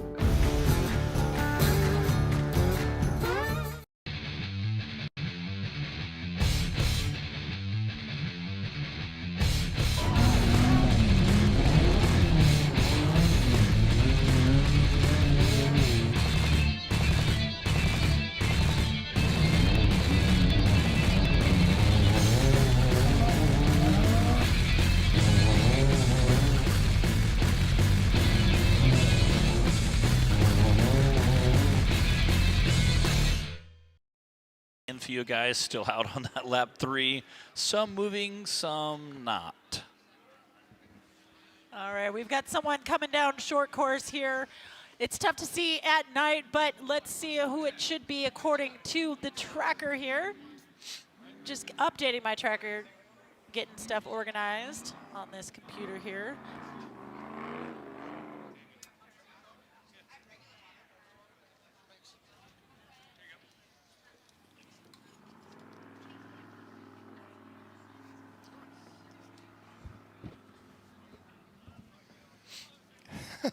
How's it going? You look tired, Robbie. I am tired. All right, up in the booth with us right now is the Mr. Desert Rockstar, Robbie Gordon, up here in the booth with us, doing some rock racing this weekend, though.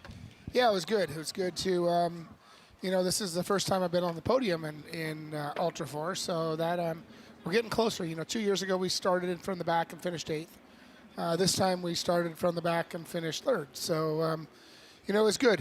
Max drove the first lap and 3/4, and I got in at the midway pit, which is about race mile 55, something like that. Up in remote pit? Remote pit. Remote pit. Did you get in like halfway through that second lap? Halfway through the second lap. So it's a little bit more than that. You got in at mile like 100 and change. Yep, something like that. And then drove it around the rest of it. So, I got to give the credit to Gomez Brothers for awesome cars. I mean, they finished 2nd and 3rd. So, pretty rad that a UTV platform can actually, win the overall in 4400, which is history in the making. I wish it was my brand, but, those guys did a good job. CT Raceworks, they do nice work, and their car is pretty cool. Now that brings us a question that I have for you, Robbie. This is a great. Glad you pointed that out. That what we call a UTV. I'm just calling it a race car at this point because it is. Yes, it's got a UTV drivetrain, but that thing is a legit race car. Do you look at that and think, hey, maybe I should tweak my UTV platform and try to build something that's going to slide into that 4400 class as an alternate, or stick in that UTV race? Well, we did the UTV race, and we're not on 37s, but obviously we can do that. So I think they're opening our eyes for sure, especially now that they got the overall, which is pretty much unheard of. Kyle is a very, very good driver though. And obviously Daniel and everybody over at CT Raceworks, they know how to build a car. But like I said, it's a purpose built race chassis, TIG welded, chrome ollie, billet knuckles that are at the top. It's a Can-Am platform. It is, but it's Can-Am drivetrain. We'll call it a Can-Am let's say drivetrain. platform on steroids. Yes, absolutely. and it's pretty nice. I was just checking out over there. It's a nice car, and obviously Kyle is amazing. He is the man out here in the rocks, and for him to put that thing on the top spot is very, very cool. Now you came in here kind of last minute entry to 4400, right? There's like a last minute thought you're just going to jump in there. Was that the plan all along, or was it just you figured, hey, I'm out here, let's go race 4400? Well, we did this. Started 3 years ago with Gomez Brothers. They had a pre-runner, and basically that's the same thing we're in today was a pre-runner, and today was a survival race. We knew that from the get-go.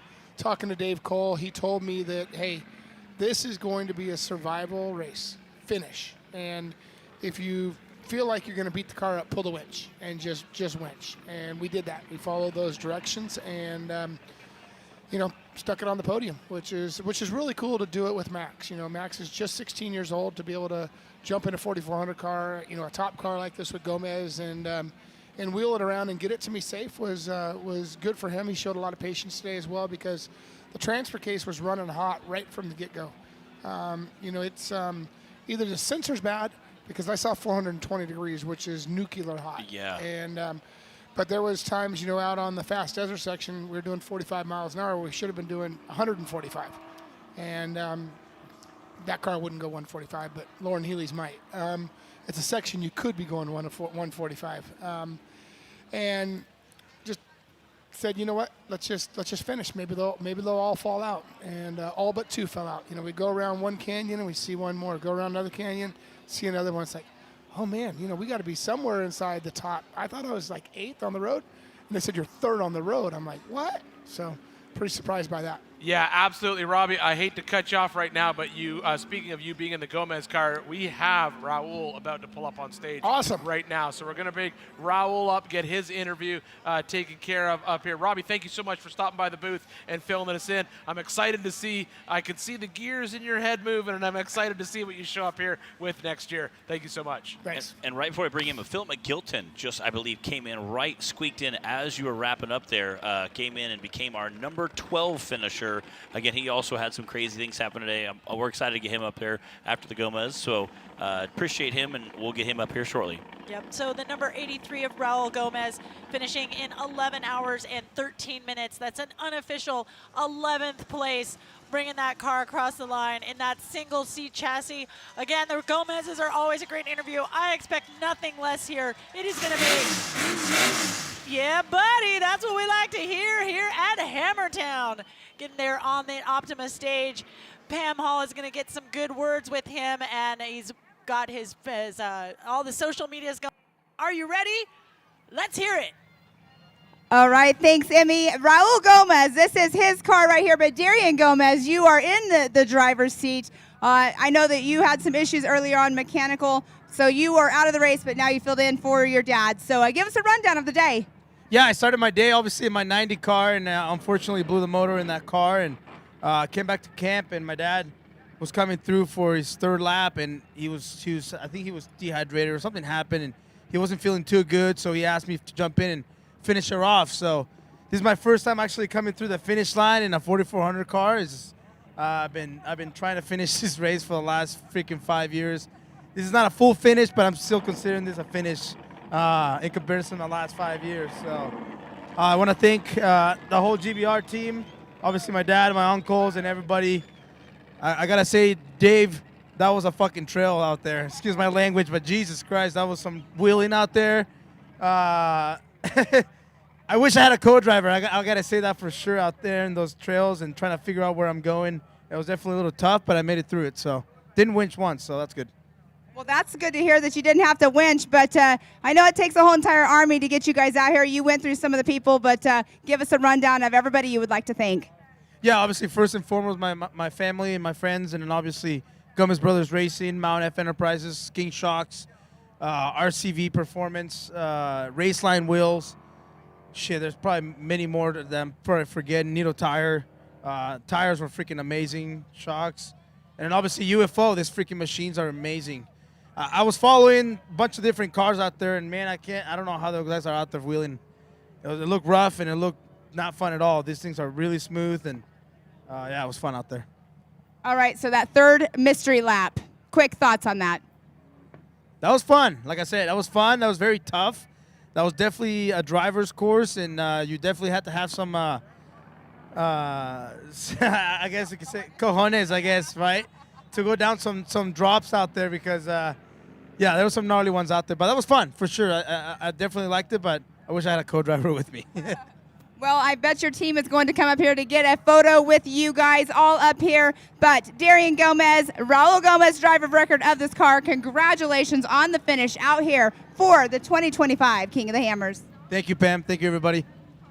All right, let's give it up for Darian Gomez. All right, congratulations to Darian there. And it looks like we've had a few more people cross the line. Phil McGilton has come across the line in 11 hours and 19 minutes. And there's still plenty of racers out there. We've got them stacked up as they're coming into the desert race here. Spaced out just a little bit, coming down into backdoor, into resolution.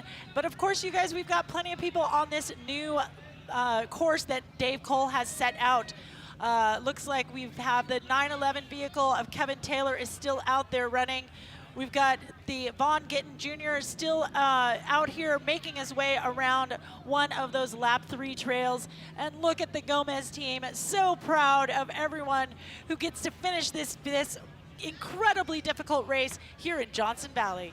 Yeah, I'm looking at the tracker right now, Emmy, and it looks like possibly our next car in the town is going to be Josh Blyler coming in, the number 41 of Josh Blyler. Right behind him, I have Dennis Sterndahl, so Dennis will be coming in after him, and then after that, I'm sort of backing up through the tracker here to see who's possibly next, and it might be Mike Slauson still out on course, which is good to see, and Chip McLaughlin. Yeah, and Eric Miller, someone on the chat wanted to know where Eric Miller is. He's currently in the first new section of lap 3 that cuts off the Emerson Ridge. So that's where he currently is, moving at 23.4 miles per hour. He still has a lot of work ahead of him, but we're so stoked to see Eric out there. Yeah, he still has to come through. He's just started that new rock section that we were looking at before that is the initial part of, or the new part of lap 3, and then he's going to have to come all the way up, all the way past remote pit 2, come down here through this Big Johnson, come down this trail over here. This is where all the action that we saw before, this is into Full of Hate right here. This is where everyone had to run all those waterfalls, and you can see we just got cars stacked up on top of each other in this section. We basically have, I'm seeing Aaron Smith in there. I'm seeing Rich Goodman. I can't see who else is in there because Edwin Abd is in there, and they're all pinging at 0 miles an hour right now. And this is where we saw a lot of traffic earlier today. So if they don't get out of there, Eric's going to have to deal with that as he gets in there.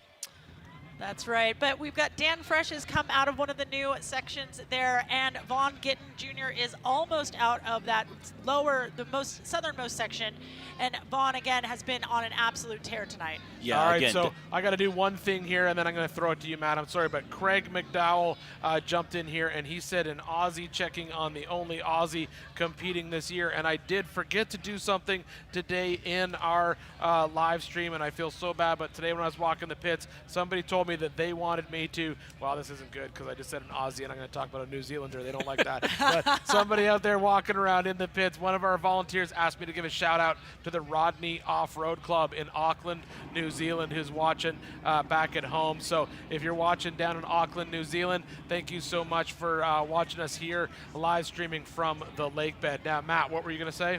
No, I was going to say that there have been a few guys out there just on a tear, and again, cleaning that course takes a while. I was super awesome to see Dan Fresh out there. Also, the 911 car of Kevin Taylor, again, started out as a bouncer, so I don't know if that's going to help him in the rocks or hurt him in the rocks. Again, a handful of those guys out there thrashing through. It looks like we do have Brian Reed still stuck, Harold Finnegan moving, and then Vaughn Gittin is definitely back out of there. Vaughn, I think, is going to definitely try to scream all the way back here. We had a few other ones out there that I think were just kind of working their way through the rocks. Again, trackers are trying to show the guys out there. Yeah, Vaughn's down in that section that we saw earlier where we saw a lot of action between Blyler and Gomez, our two race leaders. So he's down in there on that section that Dave's calling Whiskey on the Rocks. So he still has to come up out through that section. They do have to do King's Veto, but we really didn't see anyone have any issues with that today. They kind of got through all of it pretty clean, and so they were able to pull through there. I believe ahead of him right now on course is, I just got to jump right. Over 25 years of off-road racing dominance. Proprietary patented race technology. Proudly made in the USA. Unparalleled customer service and support.